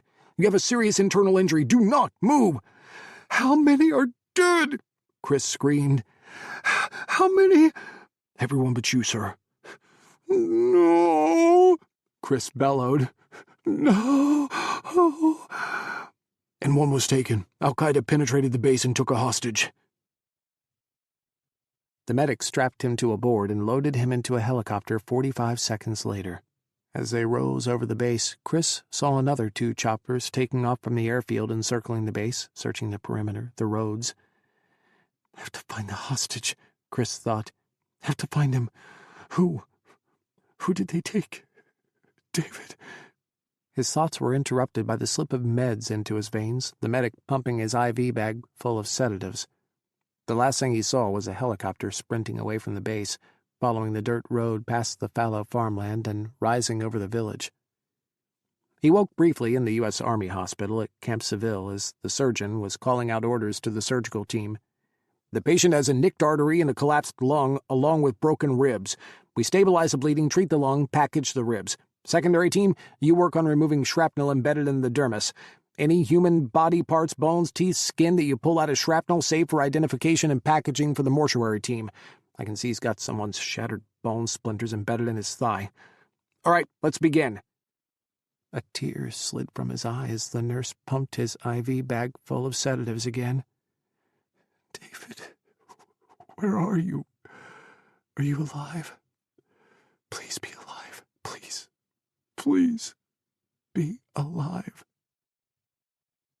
Washington, D.C., 1 hour after the blast. Director Edwards looked up as a tentative knock sounded on his door jamb. No one in the CIA knocked like that unless it was bad fucking news. George hovered in the doorway, looking like he was 5 years old and his puppy had just died. His hands wrung together. "Director," he started. He looked away, swallowed. "Director, there's been an incident." He licked his lips. "At Camp Carson." "The Hamid-op? Caldera?" George nodded. "Sir, 13 officers are dead. And Al-Qaeda stormed the base. They took a hostage." Fuck. Rage bloomed within Edwards, a nuclear reaction of despair and fury. "Find out everything. I have to call the president." Camp Civil, Afghanistan-Pakistan border, Afghanistan. 8 hours after the blast. Kris woke to a steady beeping. Bandages covered his chest tight enough that he could barely breathe. He felt a pull in his abdomen, constriction in his chest. He pushed at the bandages and saw a line of stitches running from his belly button to his sternum. More bandages wrapped around his thigh, his arms. One arm was in a sling, an IV line stuck into the back of his hand. Where the fuck was he? Where the fuck was David? Please be alive, please. Please be alive. He tore at the IV line and flung the needle over the side of his bed, ripped the EKG monitors from his chest. The machine's steady beeping stopped, input not detected. He forced himself to the side of the bed, his arms and legs shaking. Step by slow step, he pushed himself to the end of the line of beds, filled with silent, unmoving bodies wrapped in bandages and casts. Most were missing limbs, legs or arms, or both. The ward could have been a morgue. He clutched his belly, his ribs, and kept walking. An army nurse spotted him and ran to his side. "Sir, you cannot be out of bed." "How long have I been here?" he asked the man, a young kid, probably no older than 19. "You have to get back to bed, sir. You've been in surgery for 4 hours, recovering for only another 4. You need to rest." "Fuck you," Kris spat at the young soldier. "I need to get back to Camp Carson." 8 hours since the attack? 8 hours since the blast? "Sir, you were seriously injured, and you need to let your body heal." The soldier tried to push Kris back toward his bed as if he were an invalid. "Fuck you!" Kris shouted. His lungs seized, burned, tears stung his eyes. "I am checking out, and I'm going back to Camp Carson. I'm the base commander, and I will not sit here while one of our own has been kidnapped. Get me the fuck out of here now!" He pulled rank and threw his weight around. He was the base commander. He wasn't going to be forced back into a hospital bed. Finally, he was released, and one of the base ambulance helos ferried him back over the village to Camp Carson. "Carson is on lockdown," the pilot shouted at him over the rotors. Only one helo is cleared for landing from Kabul. Fucking Ryan. I don't care what you have to do. You get me on that base. The pilot spent 20 minutes talking to Carson's landing officer, but finally, he touched down on the airfield.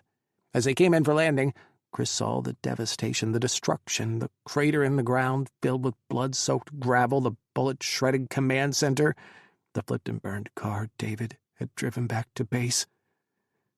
David, my God, where are you? Would he find David in the morgue? Or on the internet, a paraded captive of Al-Qaeda? Which was worse?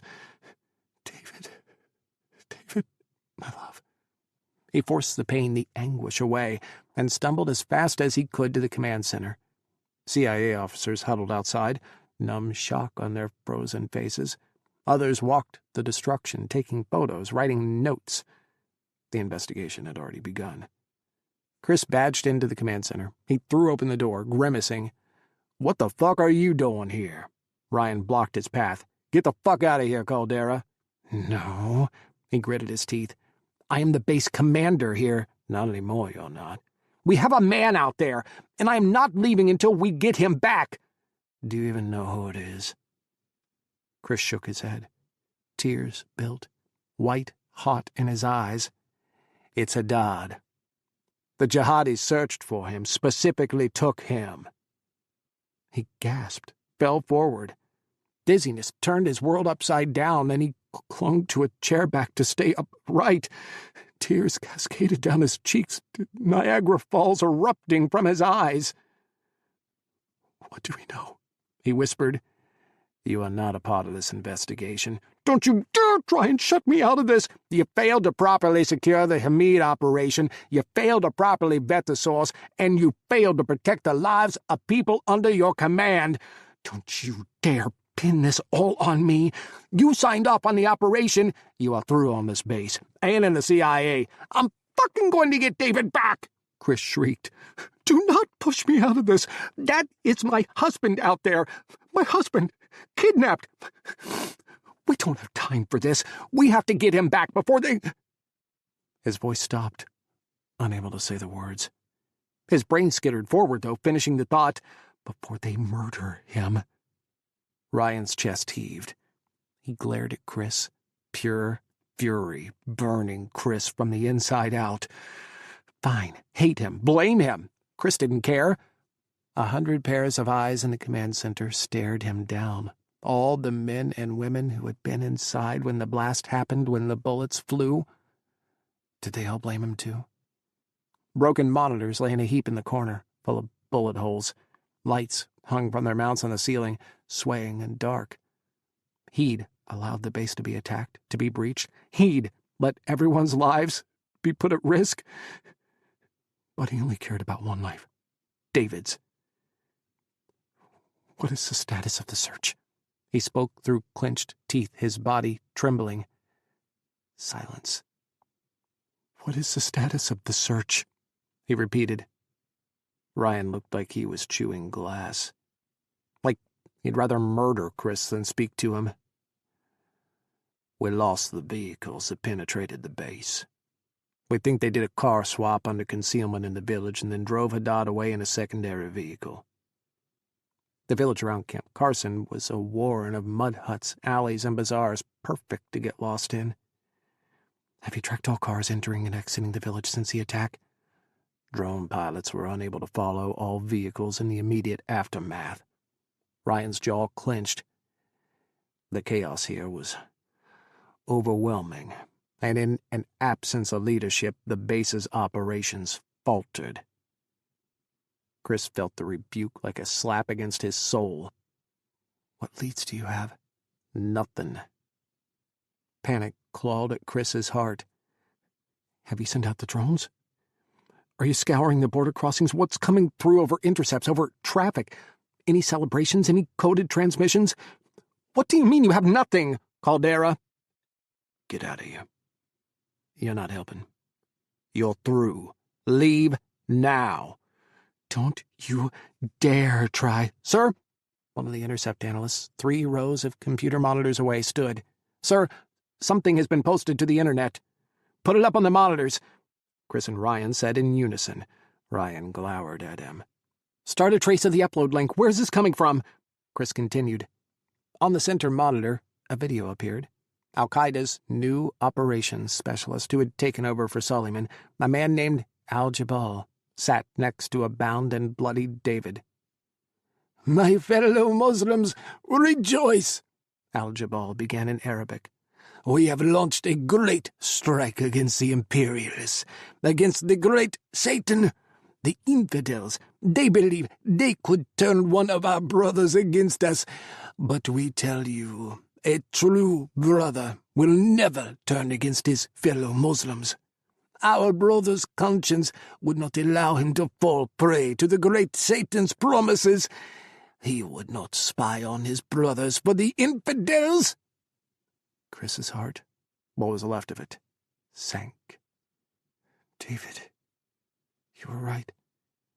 He watched David sway on the video, tried to will his downturned head to look up. David, look into the camera. Show me you're all right. Show me you're alive, that you're fighting. Come on, my love. The American devils strike with their missiles and destroy lives in Pakistan, in Afghanistan, Al-Jabal cried. But now we have struck you in the heart of your CIA spy nests, your home in Afghanistan. Now you will taste the blood of your family as your home is destroyed. He went on, praising Hamid for being a martyr and a true fighter of the faith, promising eternal glory to him and his family. Kris wanted to puke. Bile rose in his throat, burning the back of his tongue. Now we will try this kufir, this false Muslim, this apostate who works for the great Satan, Al-Jabal said, grabbing David's hair. He wrenched David's head back, and Kris saw, finally, his bruised and bloodied face. He gasped, his hands flying up, covering his mouth. David had been beaten to within an inch of his life. He was practically unrecognizable. But Kris would always know, always, David's soul. We will try this apostate for his crimes against the Ummah, against Allah, and when his sentence is passed, we will carry out his execution for the Ummah to witness. By Allah, the Ummah will taste the blood of the apostate. No! Kris screamed. He turned away from the video, turned his back on it, tried to block out the sound. From the corner of his eye, he saw Ryan give the kill signal to the analyst. "Any information on the upload?" Ryan growled. "Where did that video come from?" "Still searching, sir," the analyst called. She and a dozen others were working furiously at the network, trawling trunk lines and diving into ISPs, hunting for the source of the upload. "Sir, I think I found something, an internet cafe outside Alizai." The analyst pulled up satellite footage of the village, a settlement of homes and bazaars and weapons markets just across the border through the mountains. Ryan's jaw worked, muscles bulging out in time to his furious clenches. "We cannot let a CIA officer be slaughtered by Al-Qaeda. We have to get him back." He started barking orders as Kris clung to the chair back, desperate to stay standing. "I want 2 teams ready to go at the airfield in 5 minutes. Give me everything you have on Alizai. Satellite footage, drone coverage, intercepts. Who operates out of there? Who had been identified as working there? What safe houses are in the village? Get me drones overhead covering all angles of the village. Let's move!" The command center burst into action all around Kris. He sank into the chair, clutching his ribs, head in his hands, as the image of David's beaten face burned itself into the backs of his eyelids. ETA to Alizai, 8 minutes. Ryan passed Kris a headset. On screen, the Special Forces Quick Reaction Force was locked and loaded in the belly of their chopper and heading for the border. Kris felt the roar and rumble of the helos pass directly over the command center. 1,000 bullet holes in the steel walls made the whoosh and grumble of the rotors echo, as if the helo were inside his bones or carving him up as he stood before it. Alizai wasn't far over the border, north by northeast, near Parashina, the lawless city of the northwest frontier, and the White Mountains, the infamous Tora Bora.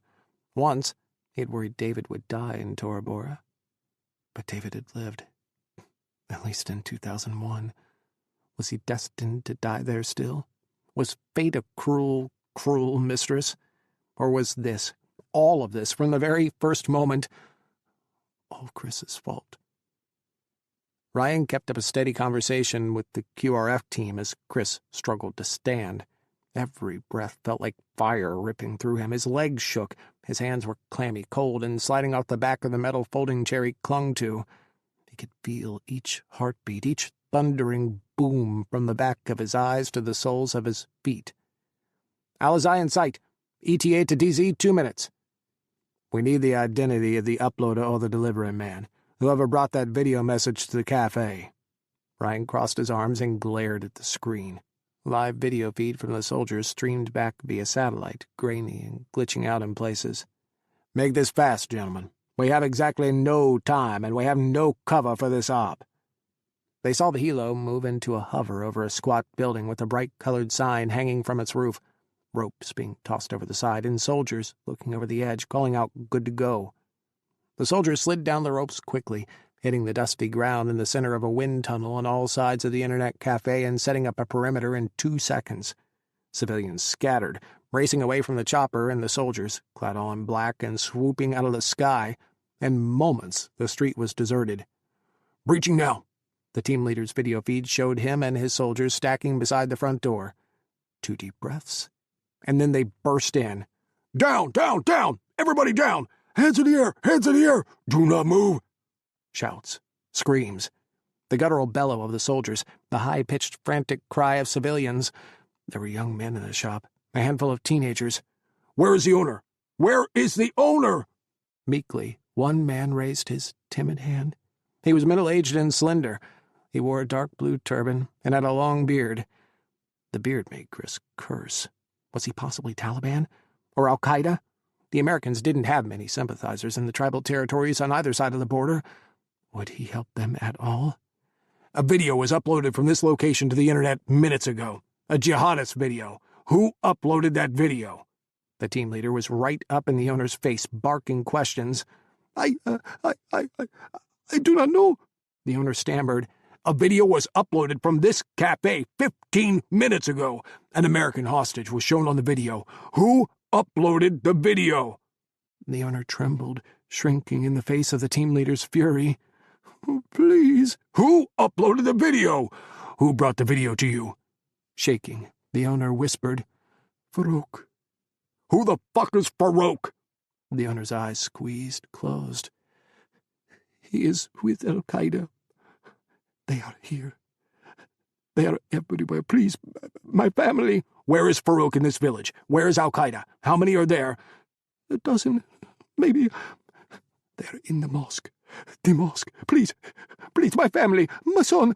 The team leader turned away, calling back to Ryan. "Be advised, target is reported to be in the village mosque. Request permission to proceed to mosque." "Permission granted," Ryan responded. On screen, the team leader radioed for his men to rally around him and pull out of the shop. "He's probably going to be killed, you know," Kris croaked. "The shop owner, for talking to us." Ryan didn't answer. He didn't blink. "Let's get them intel on the mosque. How far are they from it?" "Half a mile, sir." One of the drone pilots pulled up his imagery showing the mosque relative to the position of the team. Twists and turns and alleyways led to the mosque. "They have a decent amount of ground to cover." "And everyone knows we're here," Ryan growled. "Be advised, team leader, distance to target is 0.4 miles. Route is urban, no civilian movement detected." The village looked like a ghost town from the Old West. "Be prepared for resistance en route." "Acknowledged. Moving out." Saeed Isaac Mosque, Alizai, Afghanistan, 9.5 hours after the blast. "They're coming! They're coming!" Farouk, young, new to Al-Qaeda, but a teen with great promise, hissed. He'd run down from the roof where he'd watched the helicopter hover off the Internet Cafe and spit out the team of black-clad soldiers. He'd watched them regroup and head for the mosque, twisting down the village's dirt roads covered in chicken shit and feathers and ducking against mud-brick walls to check for fighters on the roof lines. "Good," Al-Jabal crowed. "Let them come." Wires crawled up the walls of the mosque, snaking into and out of old plastique explosives. They'd been passed around the black market for a while, from Pakistan to Afghanistan and possibly across the border from Iran, too. But now they belonged to Al-Jabal, and he had the perfect use for them. IEDs and hidden bombs were too simple. The Americans were used to those by now. Blowing off legs wasn't enough, not anymore. He needed something big, something bold after the CIA had murdered Salim and Suleiman with their drones, and he'd found it in Hamid. The plan was as beautiful as it was simple. Turn the American intelligence system against itself. Hungry for intelligence, for spies to spill their secrets to their drones and their hidden telephone eavesdroppers, feeding false information to the Americans was stunningly simple. All it took was a conversation over the telephone, certain to be picked up, and then Hamid feeding the same information back to his spy handler in Jordan. The apostate kingdom, allied with the great Satan, would immediately run like a dog to its owner, to the Americans. And Al-Jabal, with Zawahiri, had supplied exactly the right bait. What the Americans craved, hungered for most of all. Revenge. The blood of the men who had wounded them all those years ago. The video was easy to film, almost like making a Hollywood movie. A scene from a spy movie. They'd joked before and after about how their part would look in the eventual movie to be made of their successes. The film of al-Qaeda winning the war. They thought they'd be able to blow up a car with Hamid and the CIA spies inside of it, but when Hamid was invited to the CIA base, Al-Jabal realized how much larger their dreams could grow. They could strike at the heart of the CIA's secret border base. They could kill so many Americans. They could kidnap one of the CIA spies who penetrated the border, the tribal territories, almost every day, a man who called himself Dawood, who played at being a farmer searching for day labor, a man who claimed to be a Muslim, but who was working for the Americans.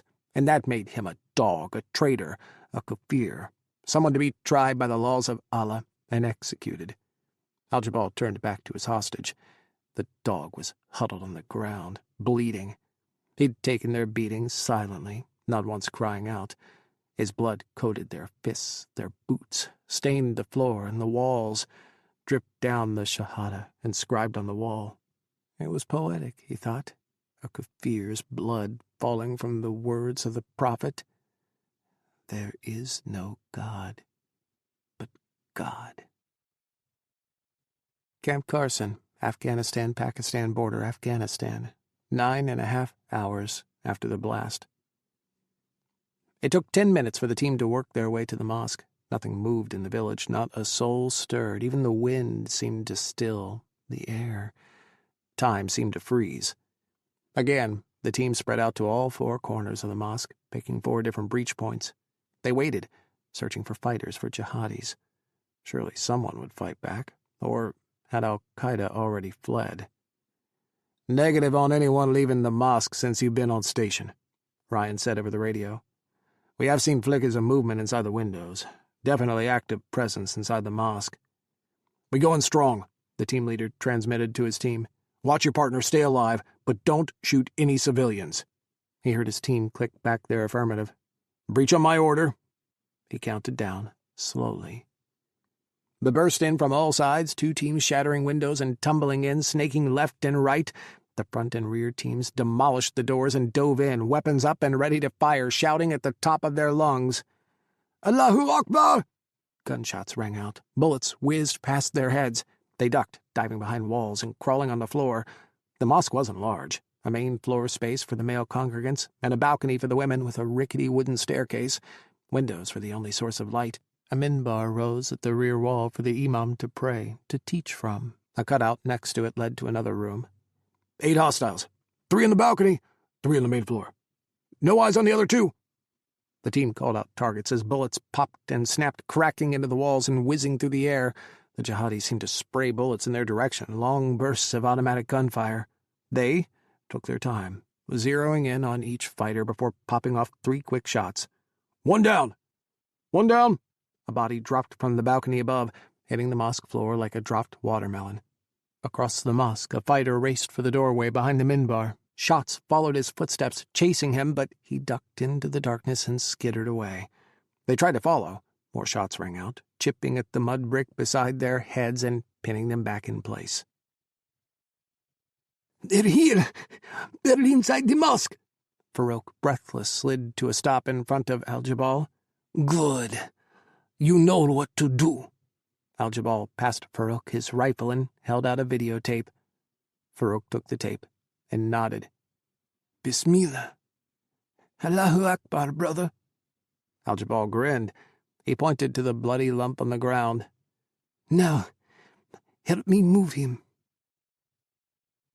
"Do you smell that?" Kris's heart seized. "Smoke. Something's burning." The soldier coughed. "Fuck, it stinks." He tried to drag in another breath, tried to keep standing. Everything inside of him wanted to collapse, wanted to scream and wail and jump into the monitor, leap into the fight and run to David, fight with his bare hands, run through the bullets, tear apart the mosque until he found David. Bring him back. "The smoke is coming from the back room.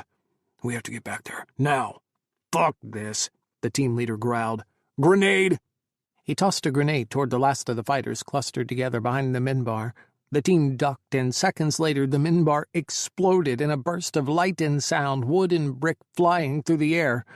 Kris blanched. The gunshots had ceased. Silence filled the mosque. The team rose. On screen, black, thick smoke hung in the air, crawling up the walls and undulating along the ceiling. "We've got thick, dark smoke," the team leader called. "It reeks. Something terrible is burning." No. No. Kris's thoughts devolved to one word, a litany, a prayer over and over. No. Slowly the team moved through the mosque, coughing with each step. The video feed grew darker, hazier, obscured. "Moving to the rear room now." Footsteps in the smoke, gunshots, cursing. "Allahu Akbar!" More gunshots, and a man rushing toward the team in the center of the video feed. "Fuck!" The team fired back, striking the jihadi in the center of the chest, peppering him with shot after shot. He staggered, a puppet dancing on strings, and collapsed. "Sir!" The camera shot to one of the soldiers, standing near a billowing cloud of smoke emanating from the trunk of a car. Someone had driven a small hatchback into the mosque and parked it. A tarp covered the front, and part of the mosque's broken wall, a hidden access point. The team leader crept toward the car, toward the smoke. No. Burning tears cascaded down Kris's cheeks, fell from the ends of his eyelashes. His heart was a black hole, sucking all of his hope into a terrible darkness. His wedding ring weighed 1,000 pounds. David's lips lingered on the back of his neck. On his shoulder, a ghost kiss, a prelude, a prophecy. No. The camera attached to the team leader's helmet angled down. A hand swept through the black smoke. White-hot flames rose from a fire raging inside the trunk. The ends of rockets of dynamite poked out of the conflagration. And a hand. A foot. Blackened and burned, but recognizable. A human body. "Sir, the place is rigged to blow. We have to get out." The panicked voice of another team member broke over the radio. The camera jerked away, the team leader panning the walls, finding the wire, tracing them to the explosives. "Everybody out! Now! No! Kris shrieked. "You have to get David! You have to save him! Pull him out! Evac, now! Move!" Boots running, the smoke fading. "Go, now!" No! Kris screamed. "Go back! Get David! Get him!" Ryan's arms grabbed him, held him in a bear hold from behind. "Kris, he's gone. He's already—" "Sir!" A rumble began, and then a burst of light erupted over the screen. The radio went dead. 23. Kabul, Afghanistan. 4 days after the blast. A void in the shape of David's smile hovered in the center of Kris. The act of breathing took too much effort. Inhaling, letting his cells fill with life-giving oxygen, was agonizing. The pain of living, the anguish of carrying on. He couldn't see. His eyes were unfocused, his mind's eye fixed on the memory of a burned black body in the bottom of a trunk, silhouetted through billowing smoke. He didn't know how he was still living. Wasn't it impossible to live without a heart? How then was he still walking, still breathing? Shouldn't the freedom of death come for him? Shouldn't he be gone already?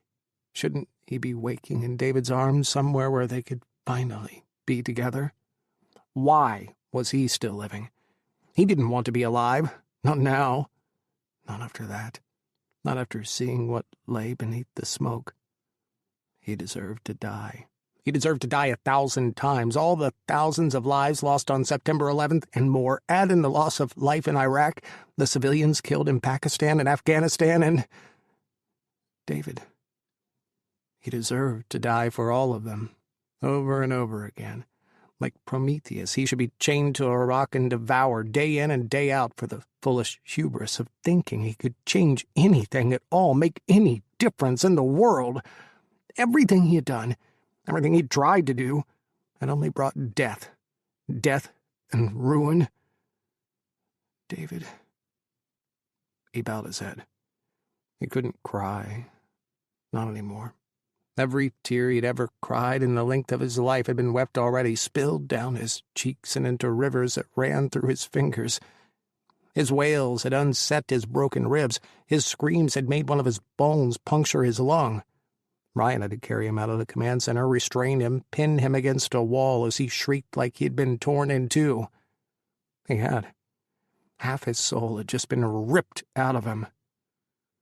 Wherever you are, be happy, be with your father. Find the peace you longed for in this world. I'm so sorry you met me. I'm sorry you loved me.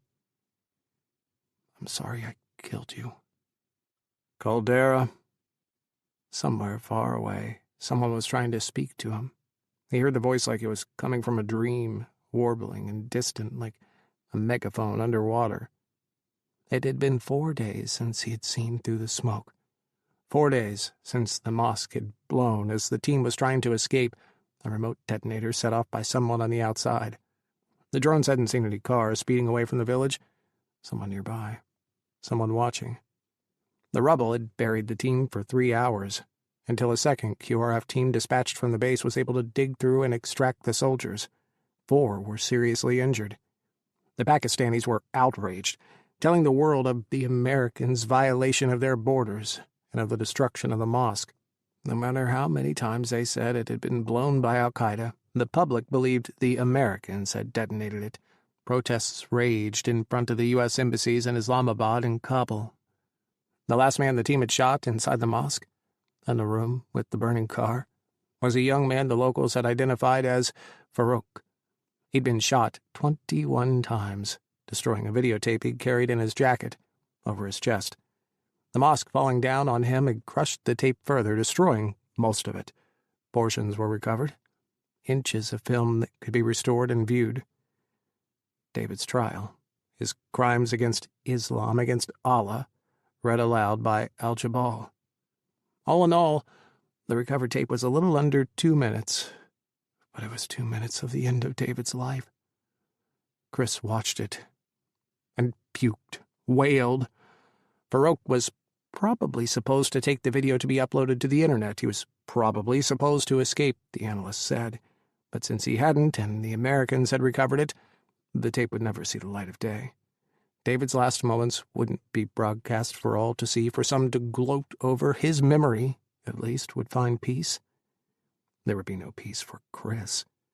Never, ever again. Caldera. Again the voice. Ryan was trying to talk to him. Kris focused, trying to draw back to the world. It was like plunging into a river, diving headlong from a cliff. Reality rushed at him, ice-cold and shocking. Everything was real. Everything he feared was right there. David was gone. Kris. Ryan sighed and scrubbed both hands over his face. Jesus fucking Christ. He'd been in Kabul for 3 days. Ryan had dragged him back to the CIA station and put him in the embassy hospital. After a day, he was discharged and put in embassy quarters. He'd been left, abandoned since, until Ryan's summons to the CIA station and to the station chief's office. Ryan spoke stiffly, chewing on his words. I have to formally censure you for this entire thing. He sighed. The Hamid operation has blown up in our faces. Congress has already started an inquiry. The director has launched his own internal investigation. Everything is pointed one direction. He stared. It's all my fault, Kris breathed. All of it. They're going to focus on the planning, the prep. How much you vetted Hamid, how much you knew and didn't know, and how much you assumed. You were there, Ryan, Kris breathed. We knew next to nothing. Ryan looked away. We all wanted it so badly. He whispered again. We were starving for this, desperate for it to work. Everyone was, not just me. David's fears, his words of caution came back to Kris. You were right. You were always right. I'm relieving you of your command, Ryan choked out. And you're being removed from the counterterrorism division immediately. What? Counterterrorism was everything he'd ever done, everything he knew.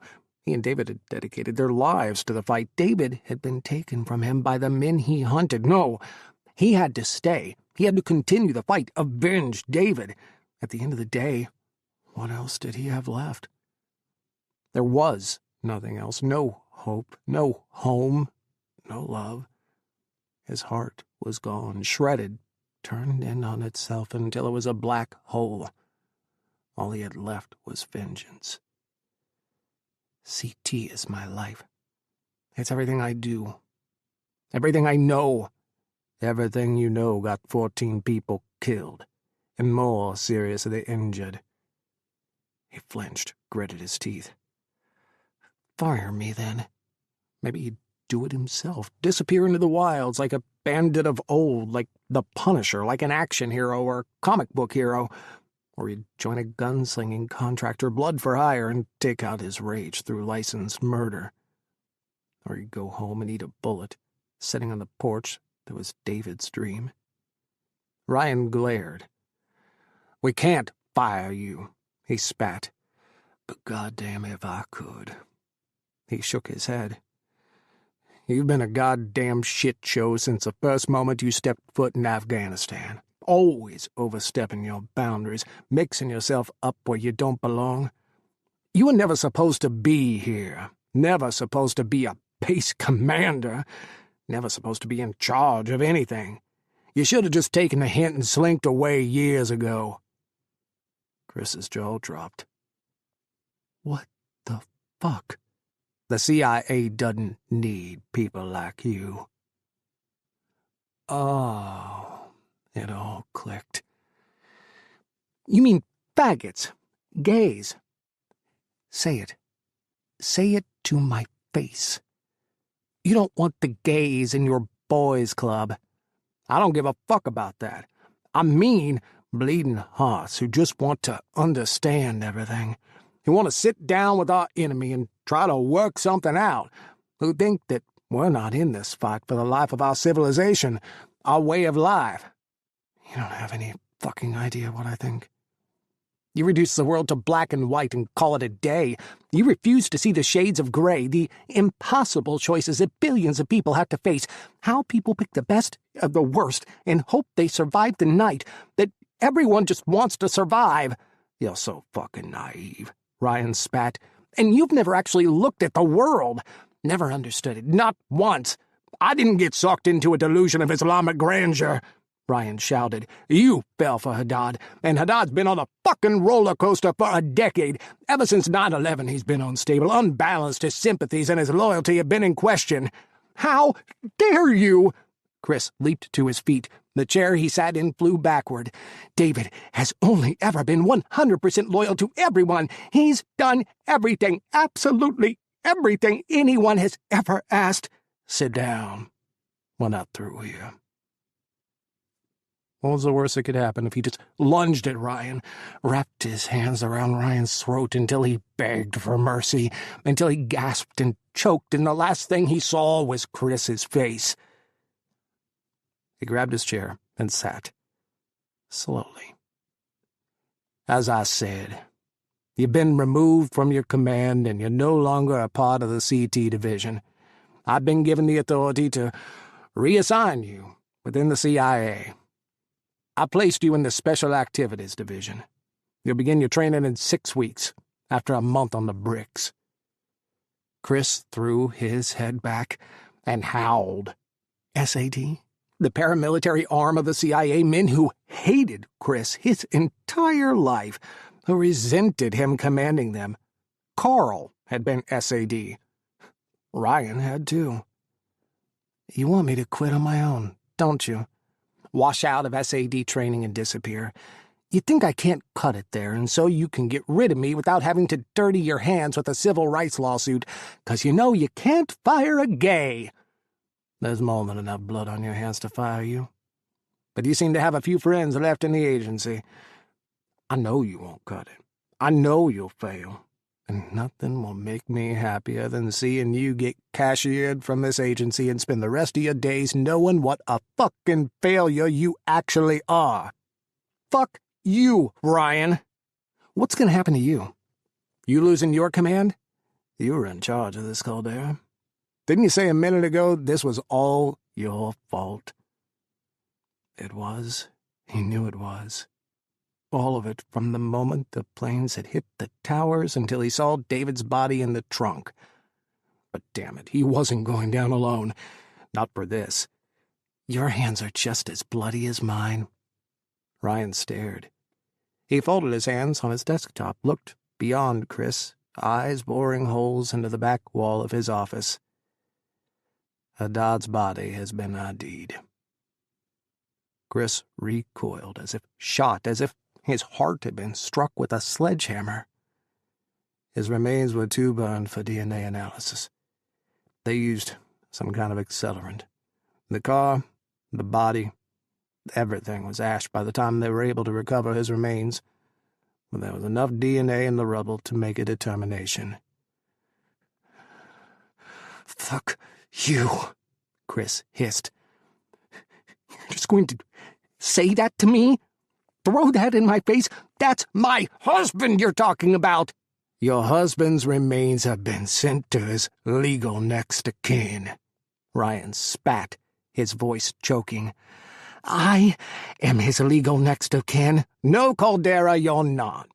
How many times were you told that your marriage didn't mean anything in the U.S. or to the CIA?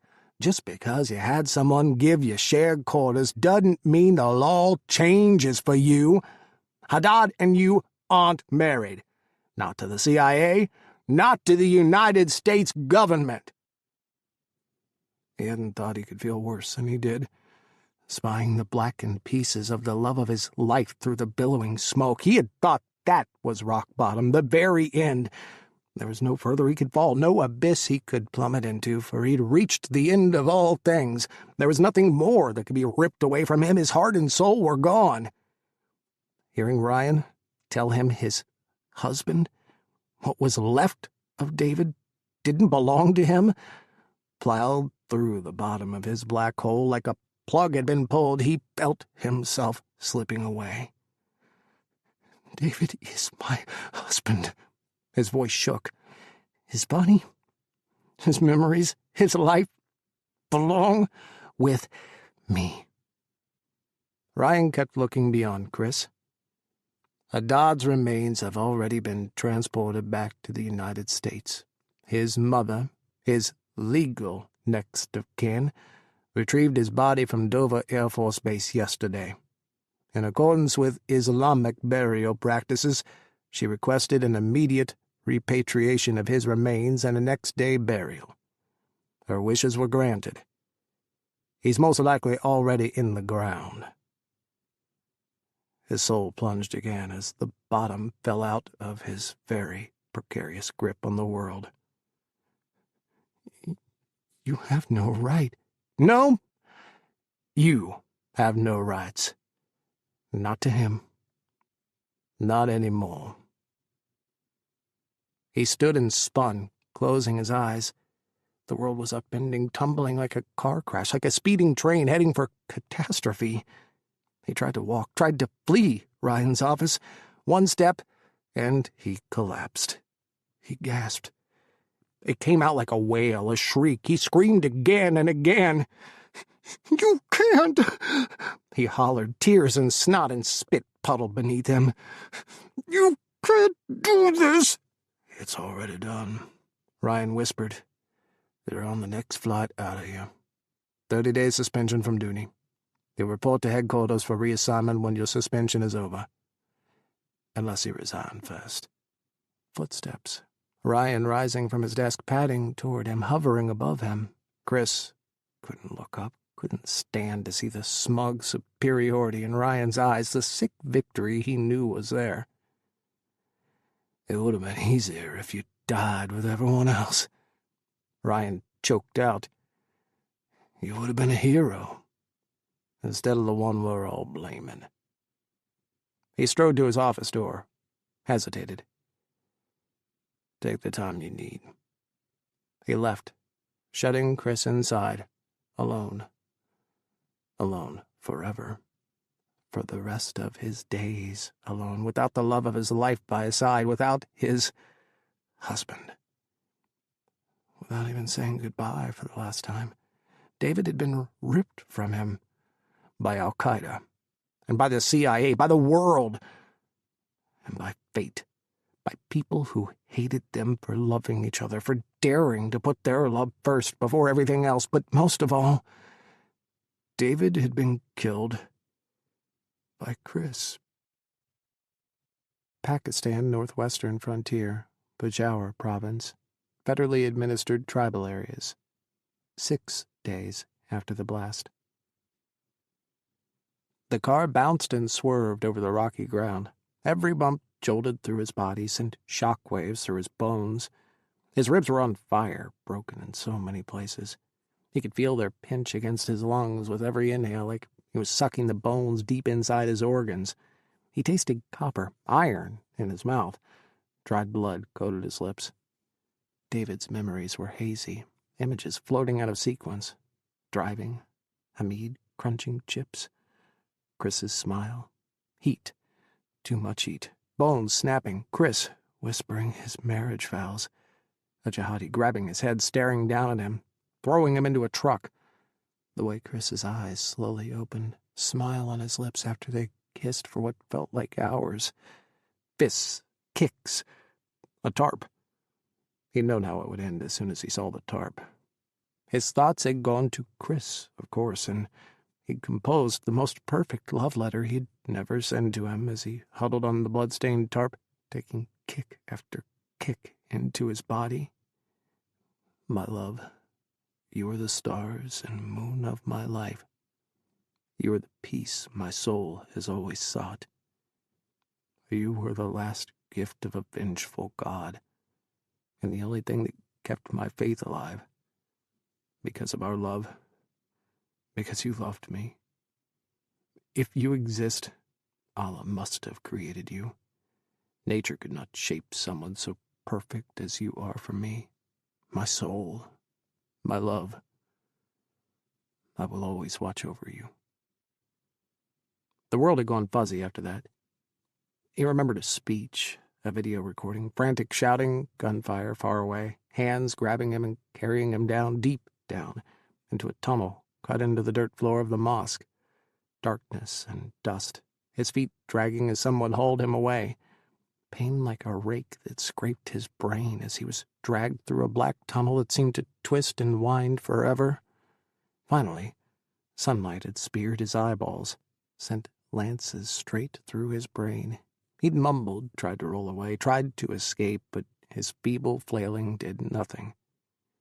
The last thing he remembered was being dropped into the trunk of another car, then driven away.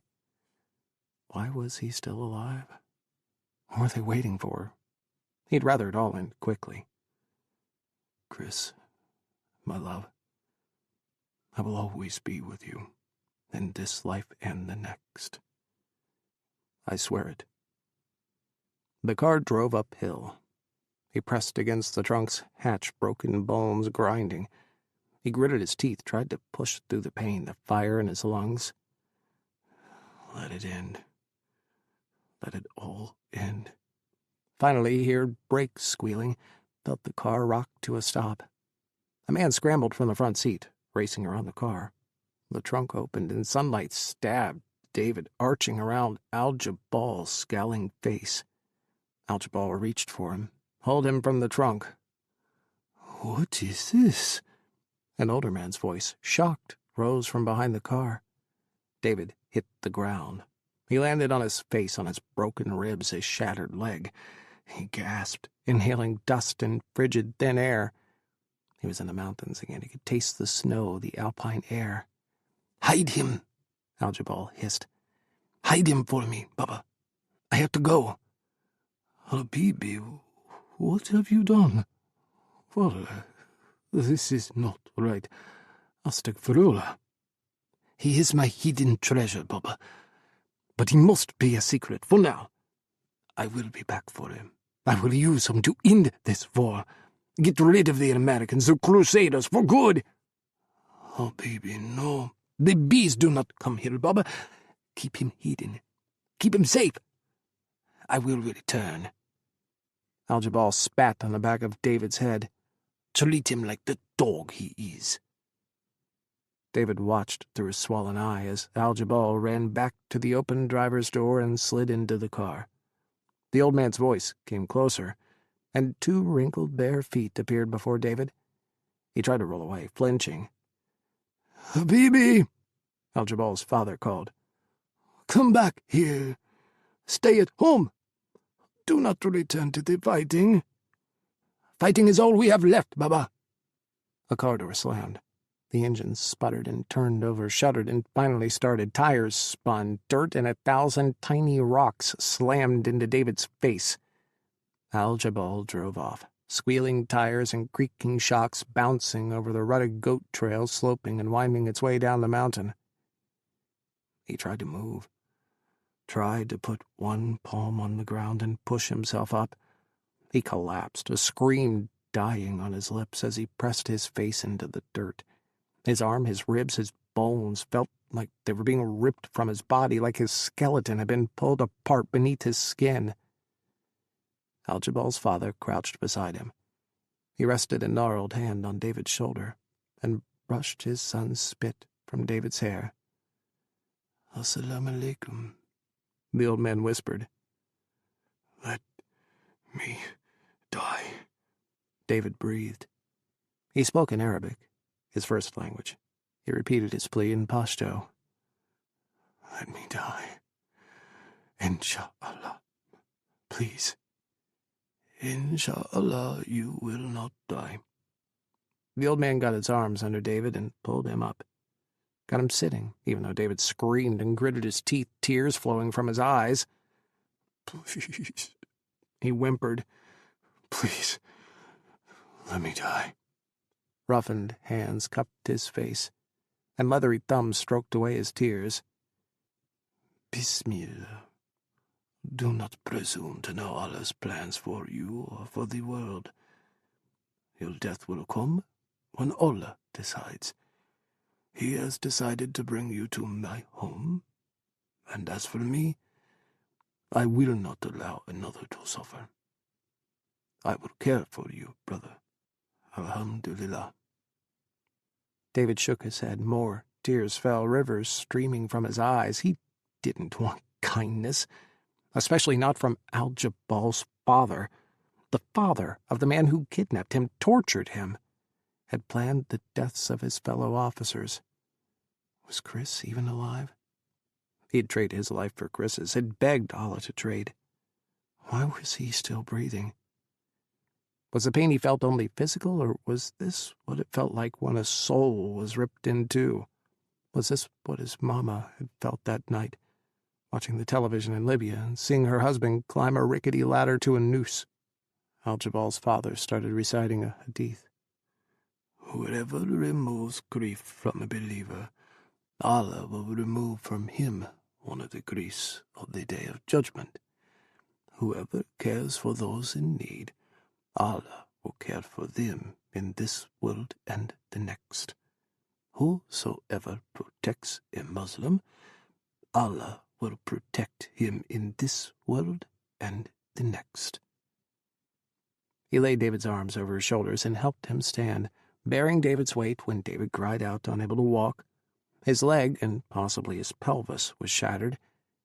He leaned into the old man's surprisingly strong shoulders, resting his filthy forehead against his neck. For the first time, he could see more than the dirt or the inside of a car trunk. Untouched land spread for miles and miles, the slopes of mountains unblemished by the scars of war, bomb craters from drone strikes or missiles or artillery. Villages dotted the tableau, lazy coils of smoke rising from thatched roofs beside tilled fields. Snow was creeping down from the ridgeline, already covering some of the villages, parts of the dirt trails that wound over and through the mountains. This was a corner of the world untouched by the modern world, unravaged by war. Where did such a place exist? Where on the planet was he? I will bring you into my home, the older man said. It is just there, beyond the fields. You will be safe with me. Insha'Allah, you will. 24.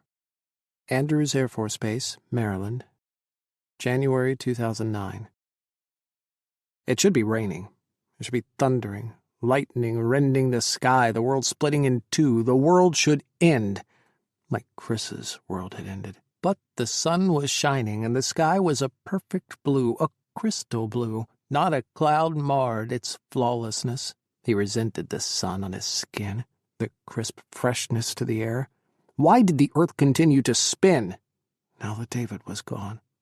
Shouldn't his death make an impact in the world? Shouldn't the planet mourn? Where was the rain, the snow, the frozen tears from the sky? He'd been the only living passenger on the CIA's Learjet back from Islamabad to D.C. There'd been no fanfare, no send-off. He had 2 duffels with him, the totality of his and David's belongings in Afghanistan. There were 4 flag-draped coffins in the belly of the jet. Darren, his deputy, and 3 of the SAD officers from Carl's security team. He flew with their ghosts for 26 hours. The cabin was as silent as death, and for a time, Kris wished the plane would just plunge into the ocean, disappear, take him down to the depths. He should be dead. He should be, and there was no logic, no reason to his continued heartbeat. His lungs continued to inhale and exhale. He didn't want to be alive. The plane had landed smoothly at Andrews Air Force Base and taxied to the private corner of the airfield reserved for the CIA. Hearses were waiting, and a smattering of dark SUVs. Kris spotted George and Director Edwards waiting by the hearses.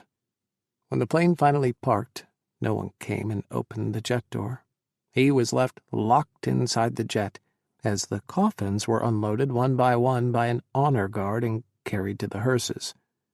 Director Edwards and George bowed their heads as the coffins passed, closed their eyes. When the last was loaded, they climbed into their SUV, and the convoy drove off.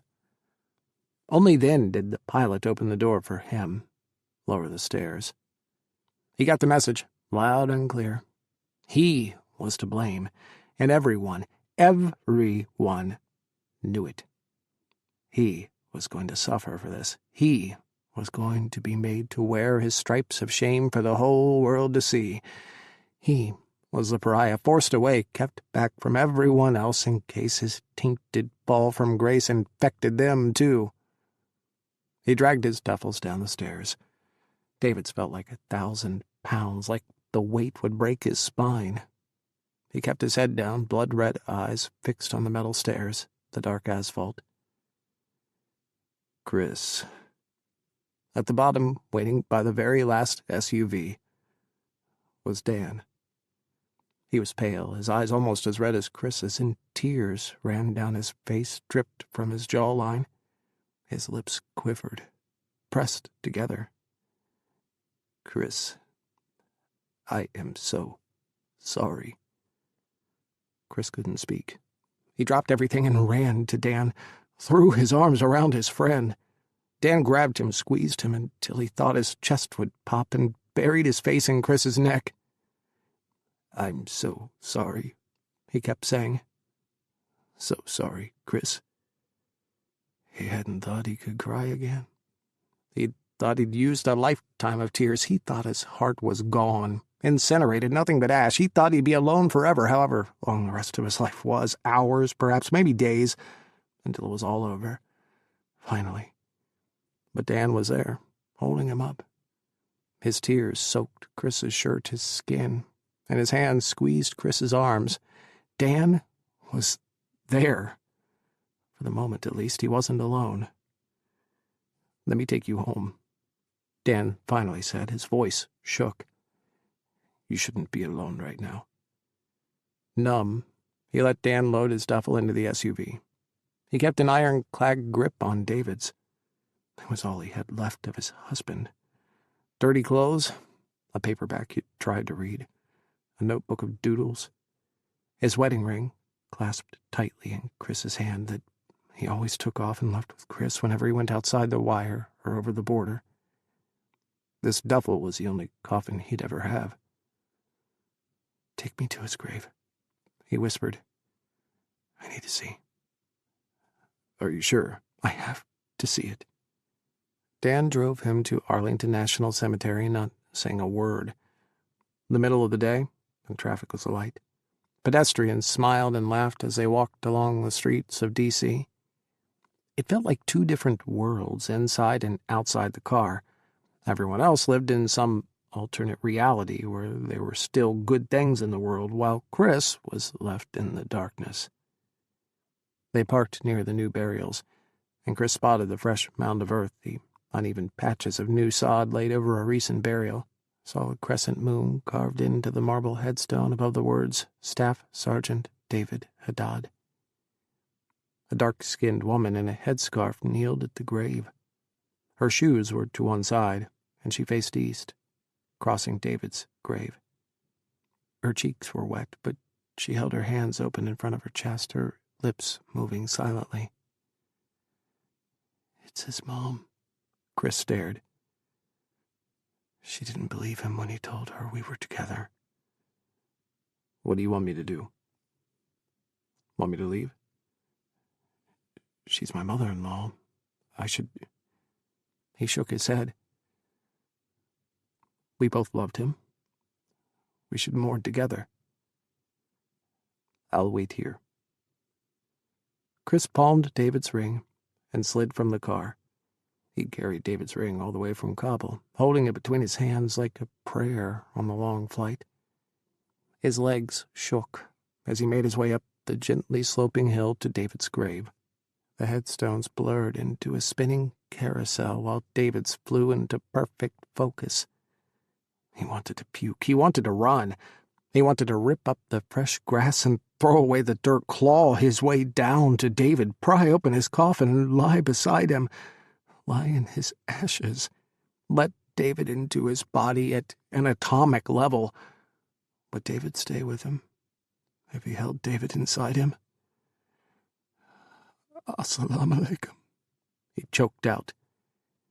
David's mother blinked at him. Fresh tear tracks carved mascara down her cheeks. Wa alaikum assalam, she whispered. Did you know my son? He couldn't speak. He nodded, collapsing to his knees. One hand traced David's name on his headstone as he covered his mouth with the other. David's ring touched his lips. He kissed the gold, the promise they'd made each other.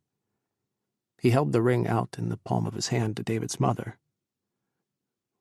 We were married. She frowned. Do you remember when he called you and told you he had found someone he wanted to be with forever?" Kris watched her face morph from confusion to shock, terrible shock. "And he told you his name was Kris?" His lips trembled, his chin. "That's me. We were married in Canada a few weeks before. He didn't know how to tell you." "No."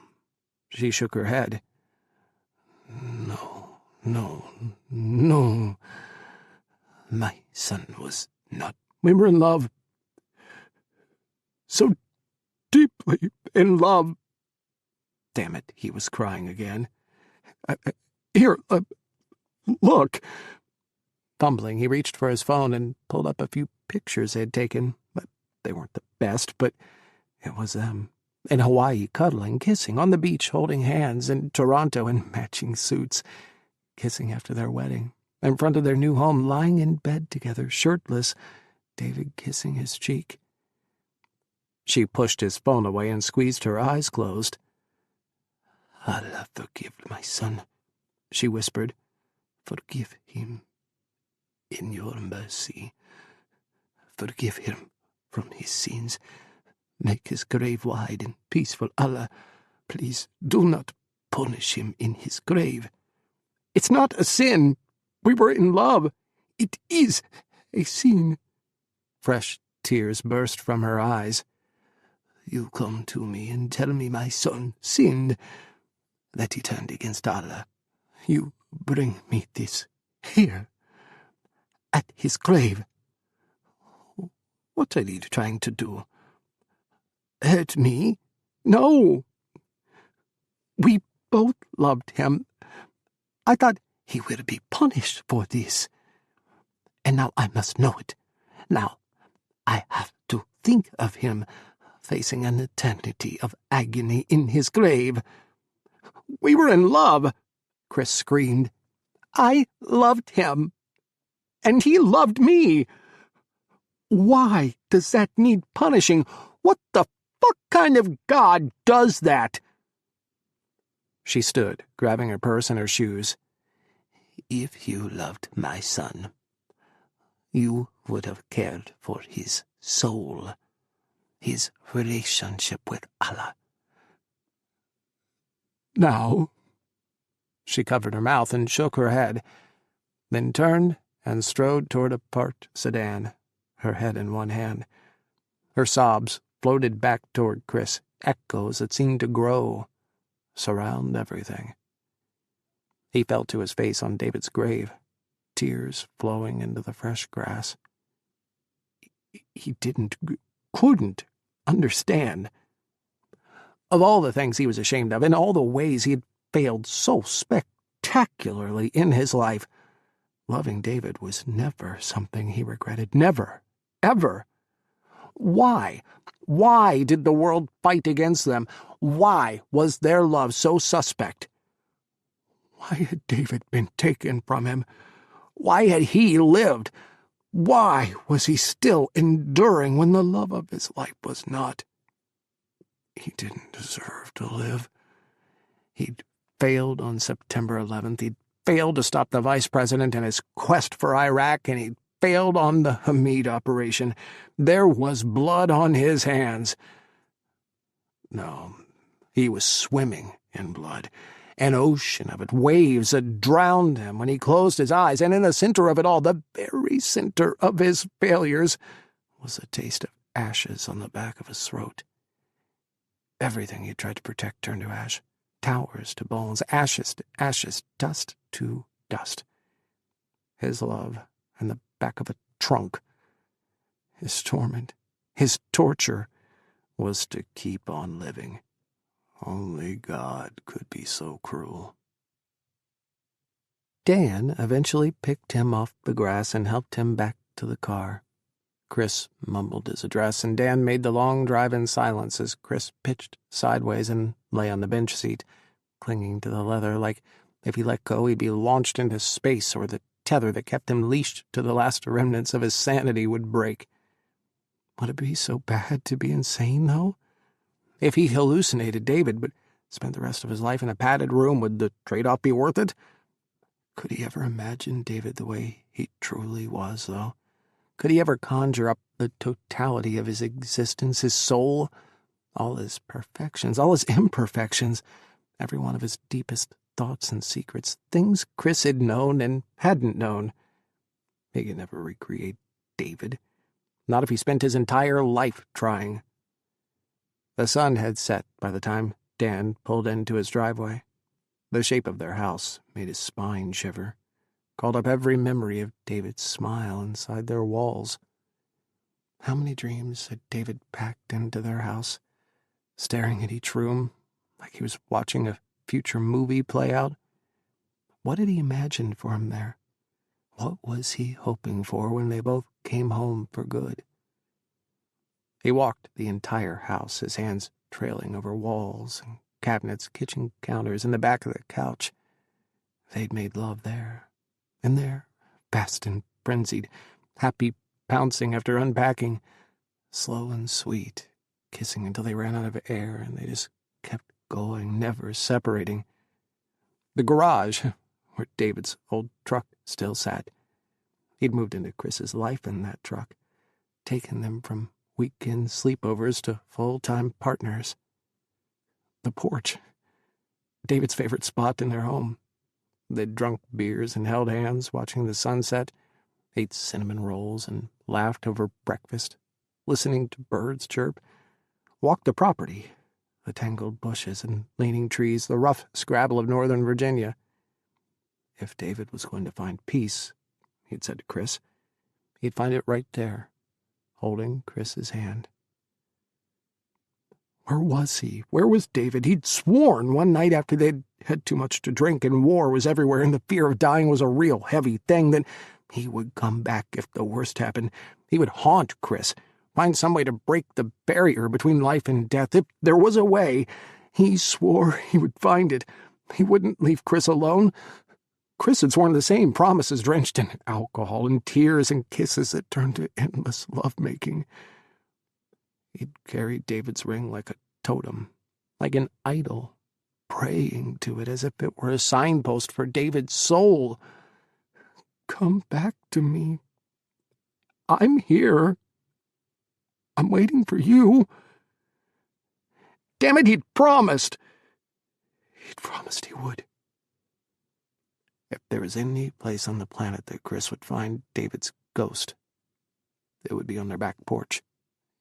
He'd been waiting, he knew, until the last moment. He wanted to walk out there and see him, see David in his chair, holding out his hand for Kris to join him. He'd promised he would come back. But the porch, his chair, was empty, and David's ring was cold in the palm of his hand. David wasn't coming back.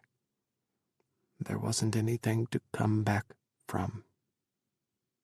Whirling, he puked, heaving a stomach full of bile over the railing.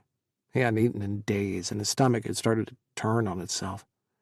He swayed, fell, landed in a heap, a bag of brittle bones and rancid blood powered by a broken heart and a soul full of shame. Kris was alone. He stormed out of the house hours later, Dan trailing behind him. Dan had crashed on the couch, slept for what looked like the first time in days. Dark bags under his eyes seemed etched into his skin, and new frown lines arched across his forehead like furrows and canyons. Kris kept pacing, trying to bottle up every memory, every moment he and David had spent together. It was too much. The house full of hope, of dreams, too much. He was being smothered by all the broken hope, the ghosts of their love. He had to get out. Dan took him to a hotel, checked him in, crashed in the second bed while Kris barricaded himself in the bathroom. He turned on the shower and crawled in, sinking down the tiled wall until he was a heap on the floor, soaking wet, shivering down to the bone. But he couldn't feel it. He couldn't feel anything anymore. He called his mama, only his second call ever outside of their annual Christmas and Easter calls. The first time he'd called to tell her he was married. When she answered, she was excited, her voice full of joy, of wonder. "Am I going to be a grandmother?" "He's dead. David's dead." He heard his mama drop the phone, heard her scream, curse, and then pray. Fast Spanish, breathless prayers rushed together in a long, unending string. He sat on the floor of his hotel room like a rock. His mama's grief washed over him and around him, but he was an unmovable boulder. Nothing could touch him anymore. She came back on the line with her voice choked full of tears. She wanted to know how, when, why. He gave her the barest details. "It's been on the news. Haven't you seen?" "You never tell me details, mi chico." "I didn't think it was you." She moaned, prayed again. "What will you do?" He swallowed. "Come to Puerto Rico. Come here. I will take care of you. Leave all that behind, all of that. Just come here. It can be like it was, yes?" For a moment, he thought about it. Mama had run after he left for college. She'd escaped a life she hated, a man who resented her, in a city that had brought her nothing but grief. She'd returned to the island she loved, lived away from the world and all of its hurts. She'd hidden herself away, carving a new world for herself where nothing could ever reach her again.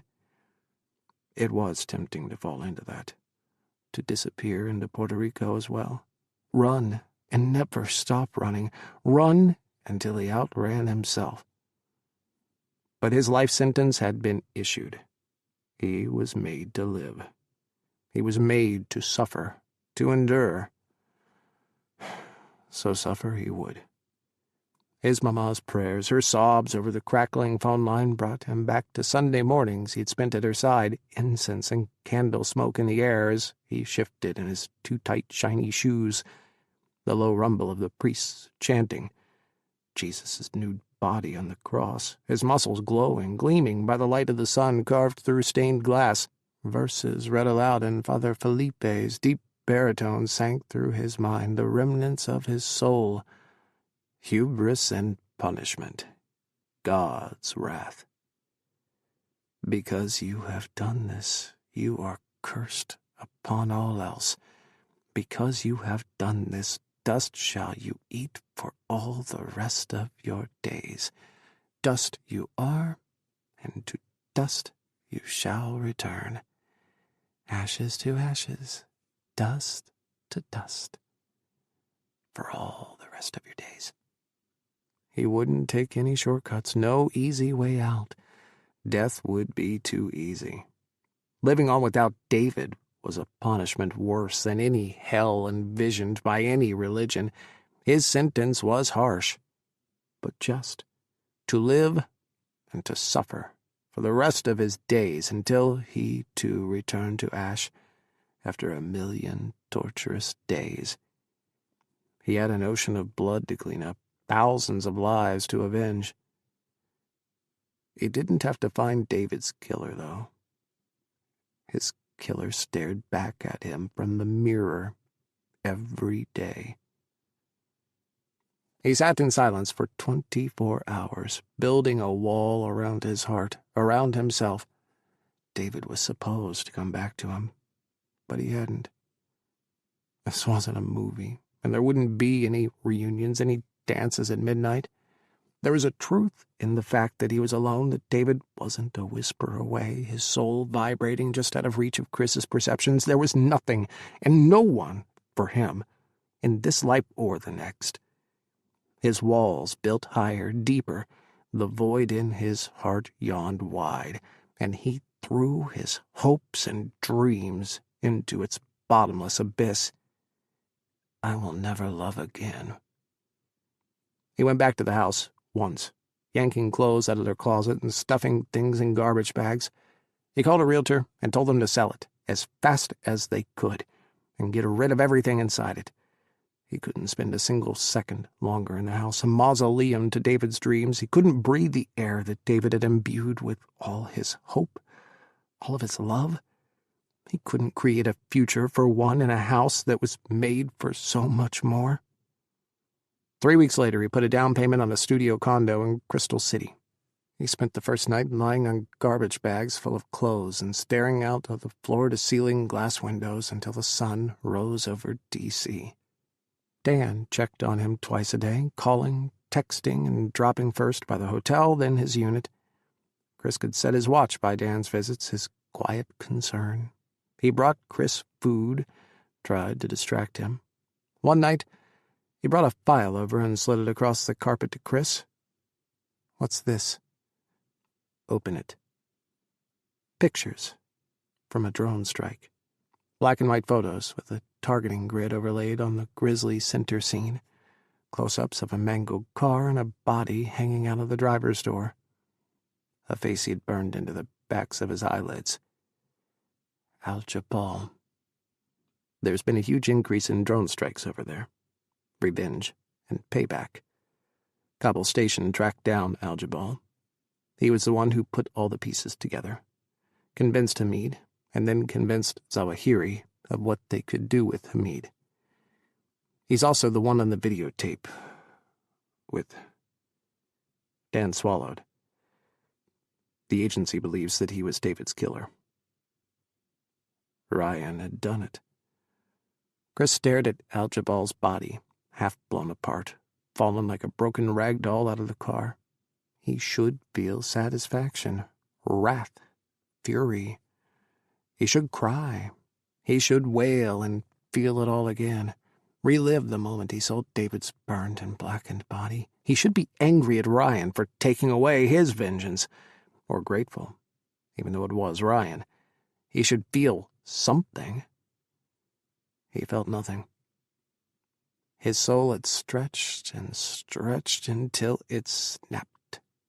All of his edges were frayed, flapping in the breeze. Everything good within him was gone. All those left were brittle bones, baptized in 1,000 lives of shame, and a prisoner's sentence to endure. For all of your days. "I thought you'd want to know," Dan said softly. He seemed thinner, the arches of his cheekbones more pronounced, the square angle of his heart-shaped jaw sharper. His face was gaunt, shadows living under his eyes. "Are you really going to do this? Join SAD?" "I don't have a choice." "You don't have to stay in the CIA. You've given them everything.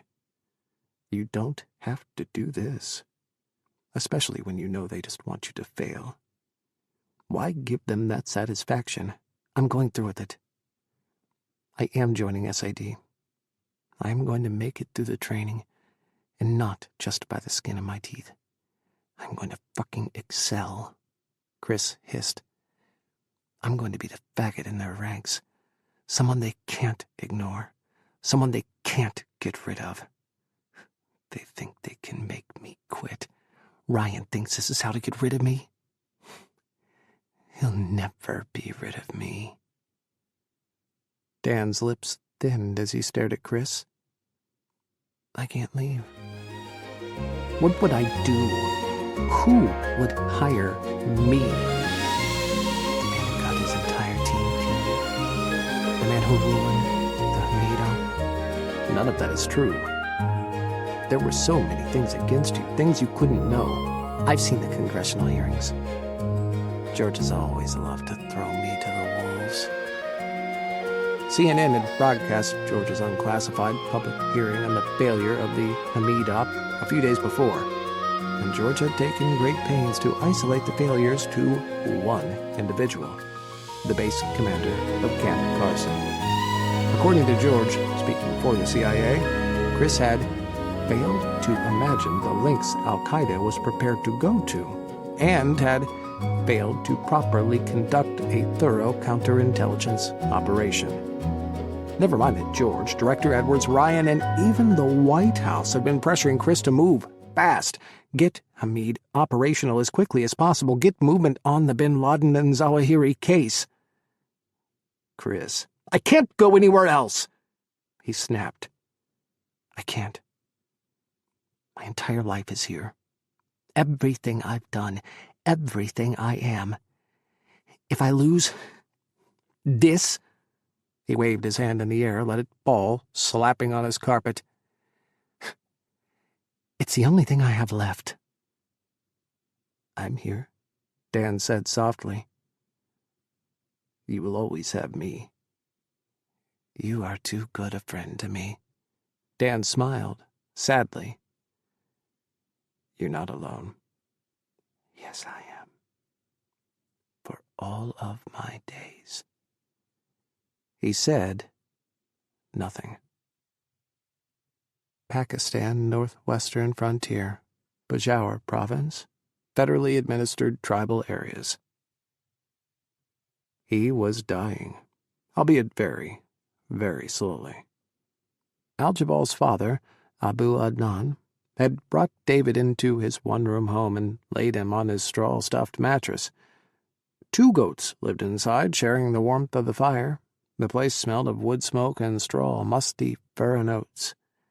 Abu Adnan did his best to care for him. He set David's broken leg, pulling until the bone slipped back into alignment. Without an X-ray, it was impossible to know if it was set correctly, but at least it was back inside his thigh. Alhamdulillah, Abu Adnan said. We have set goats and cows in these mountains, and occasionally a mule. But this is the first man I have ever helped with his bone so broken. David stumbled through his pain, explaining how to wrap his broken ribs. Abu Adnan finally managed to cut up David's shirt and tie it into strips, wrap it around his chest until he felt like a mummy. Infection loomed. He felt himself grow hot, burn from the inside. Consciousness slipped away, replaced by a hazy twilight, a flickering montage of images that appeared out of order. Abu Adnan washing him with water boiled over the fire, cleaning him, even when he soiled himself, changing bloody bandages along his leg, his chest, his arms, praying beside him, the slow movements and soft whispers, an almost constant hum in the back of David's mind. He saw Kris, first standing in Abu Adnan's doorway. He tried to chase him, but Kris disappeared, reappeared across the peak in the farmland of another mountain dweller. No matter how he tried to chase Kris, leaping from mountaintop to mountaintop in his delirium, Kris always seemed to stretch farther and farther away. Kris, he moaned in his sleep. Come back to me. Was Kris dead? Was he seeing Kris from the other side? Was Kris telling him to join him? Soon I'll be dead too. We'll be together again, my love. And then he thought of his father. What had his father thought before being killed? What had gone through his mind? He prayed, of course. David could remember the shape of his father's lips, blurry over the television screen, mouthing the words to prayers he'd watched his father make 1,000 times before. He replayed the memory again, felt the hands of the Mukhabarat officers holding him still, forcing him to watch his father's execution. Murmur prayers. Were they the last pleas to a God who had abandoned them? He watched the shape of his father's lips in his memory again, suddenly clear, as if he had stepped into the past, into the memory, into the basketball court. His father was whispering his name. Dawood. Dawood. Grow up with the love of Allah in your heart. Never let anyone take his love from you. Dawood, you are the best of the world. The best of your mama and me. Dawood.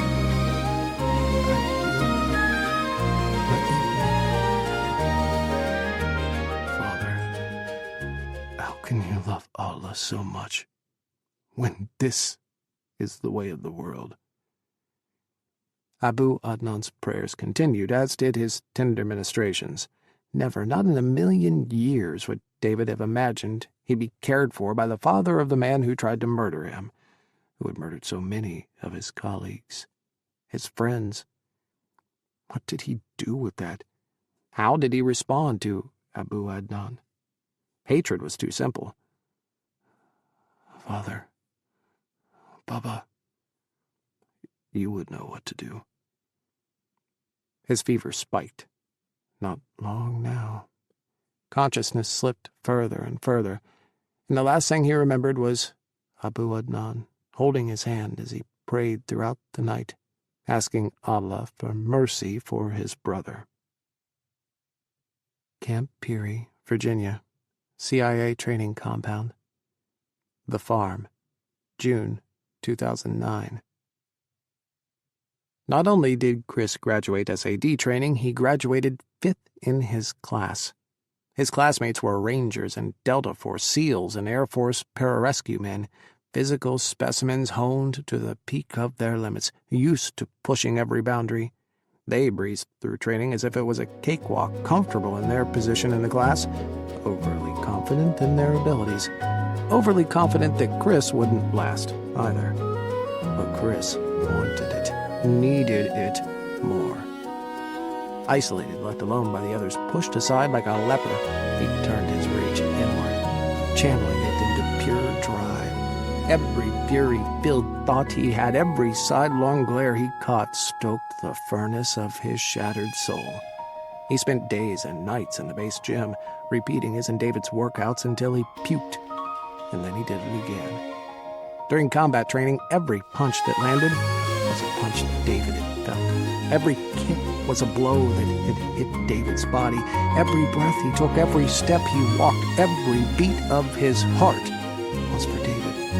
He couldn't let up, not for a moment. He had so much to do, so many lives to avenge, deaths to answer for.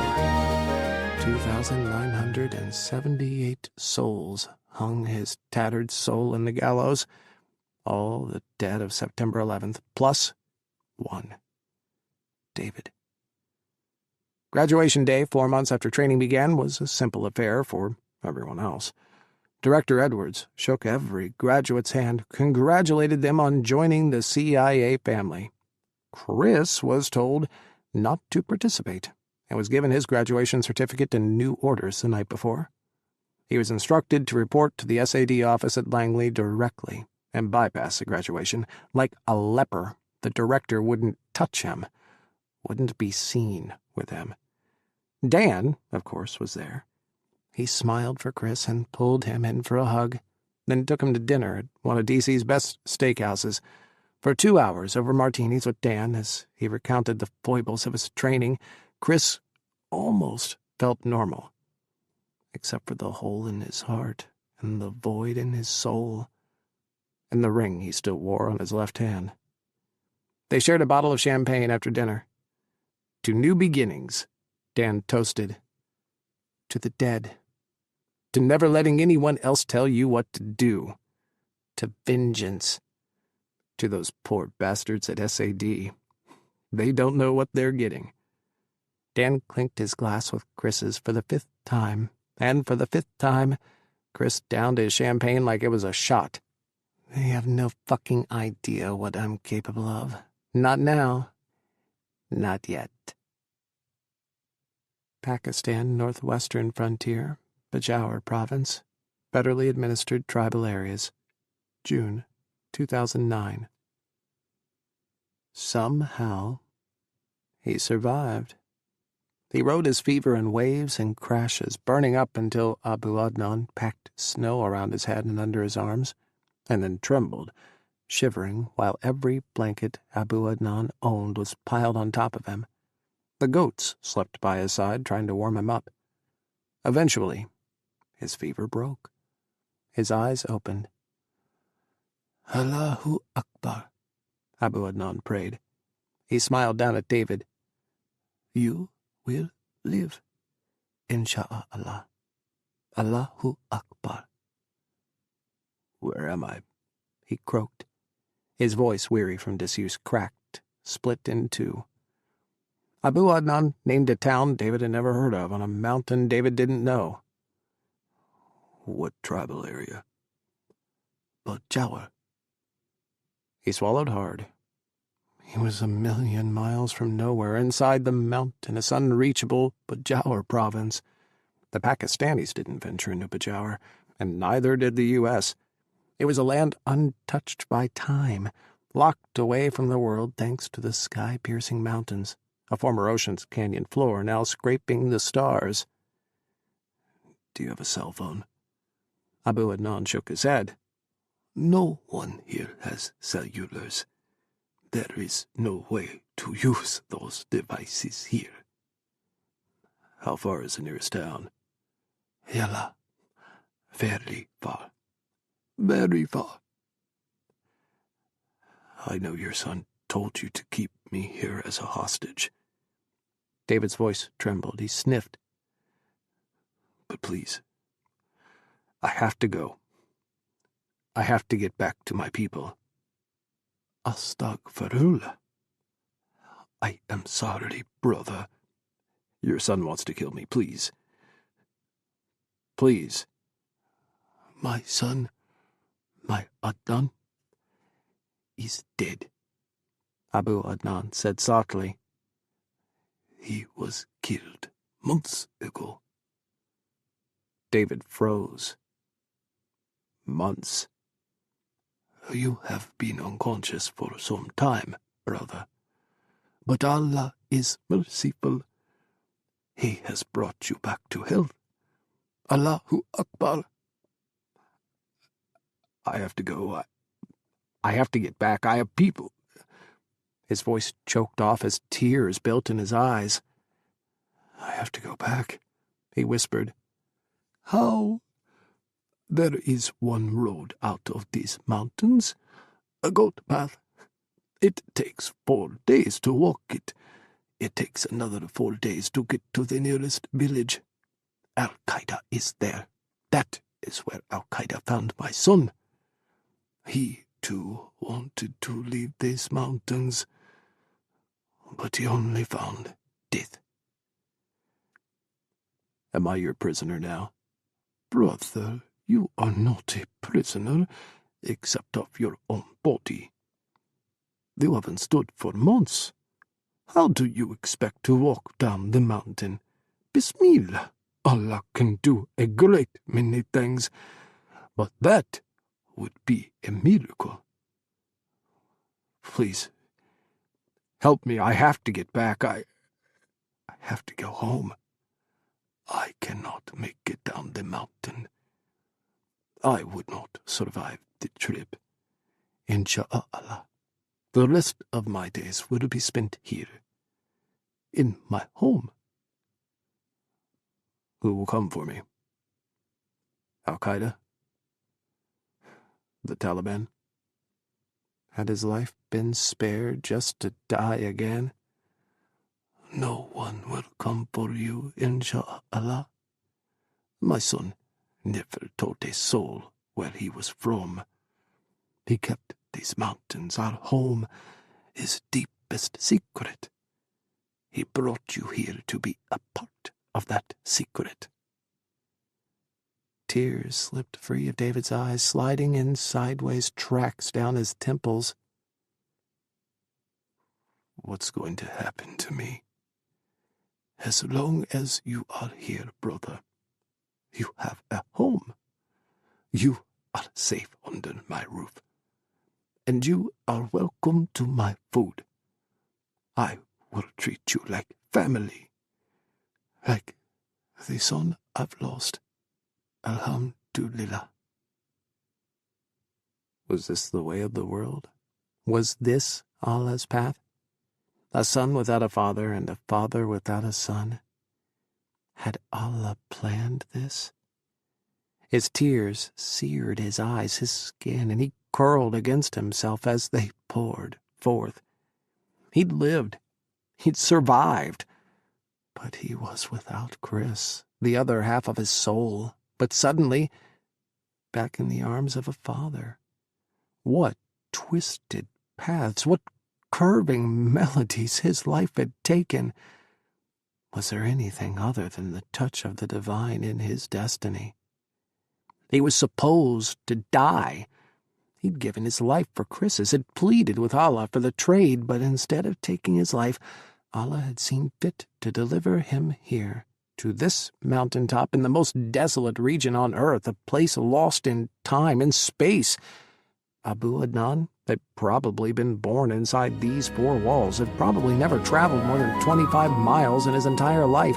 His whole existence could fit on the face of this one mountain, raising his family, glorifying Allah. Was there a purer form of submission to Allah than this? Living outside of time and living with the prayers of Allah in the center of his soul? If his father were still alive, would he not live like Abu Adnan? Is this the faith you adore, Allah? Is this the God you loved with all your heart? What did it mean? What did all of this mean? To lose his father, to find Kris, to lose Kris, but to find a father. Years and years of carnage and despair, evil and death. Did Allah allow this evil, this anguish to take place? Had he created life, created everything in their pairs, split David and Kris's souls, and then walked away? Was evil of his creation or of humanity's the end result of their wickedness run amok?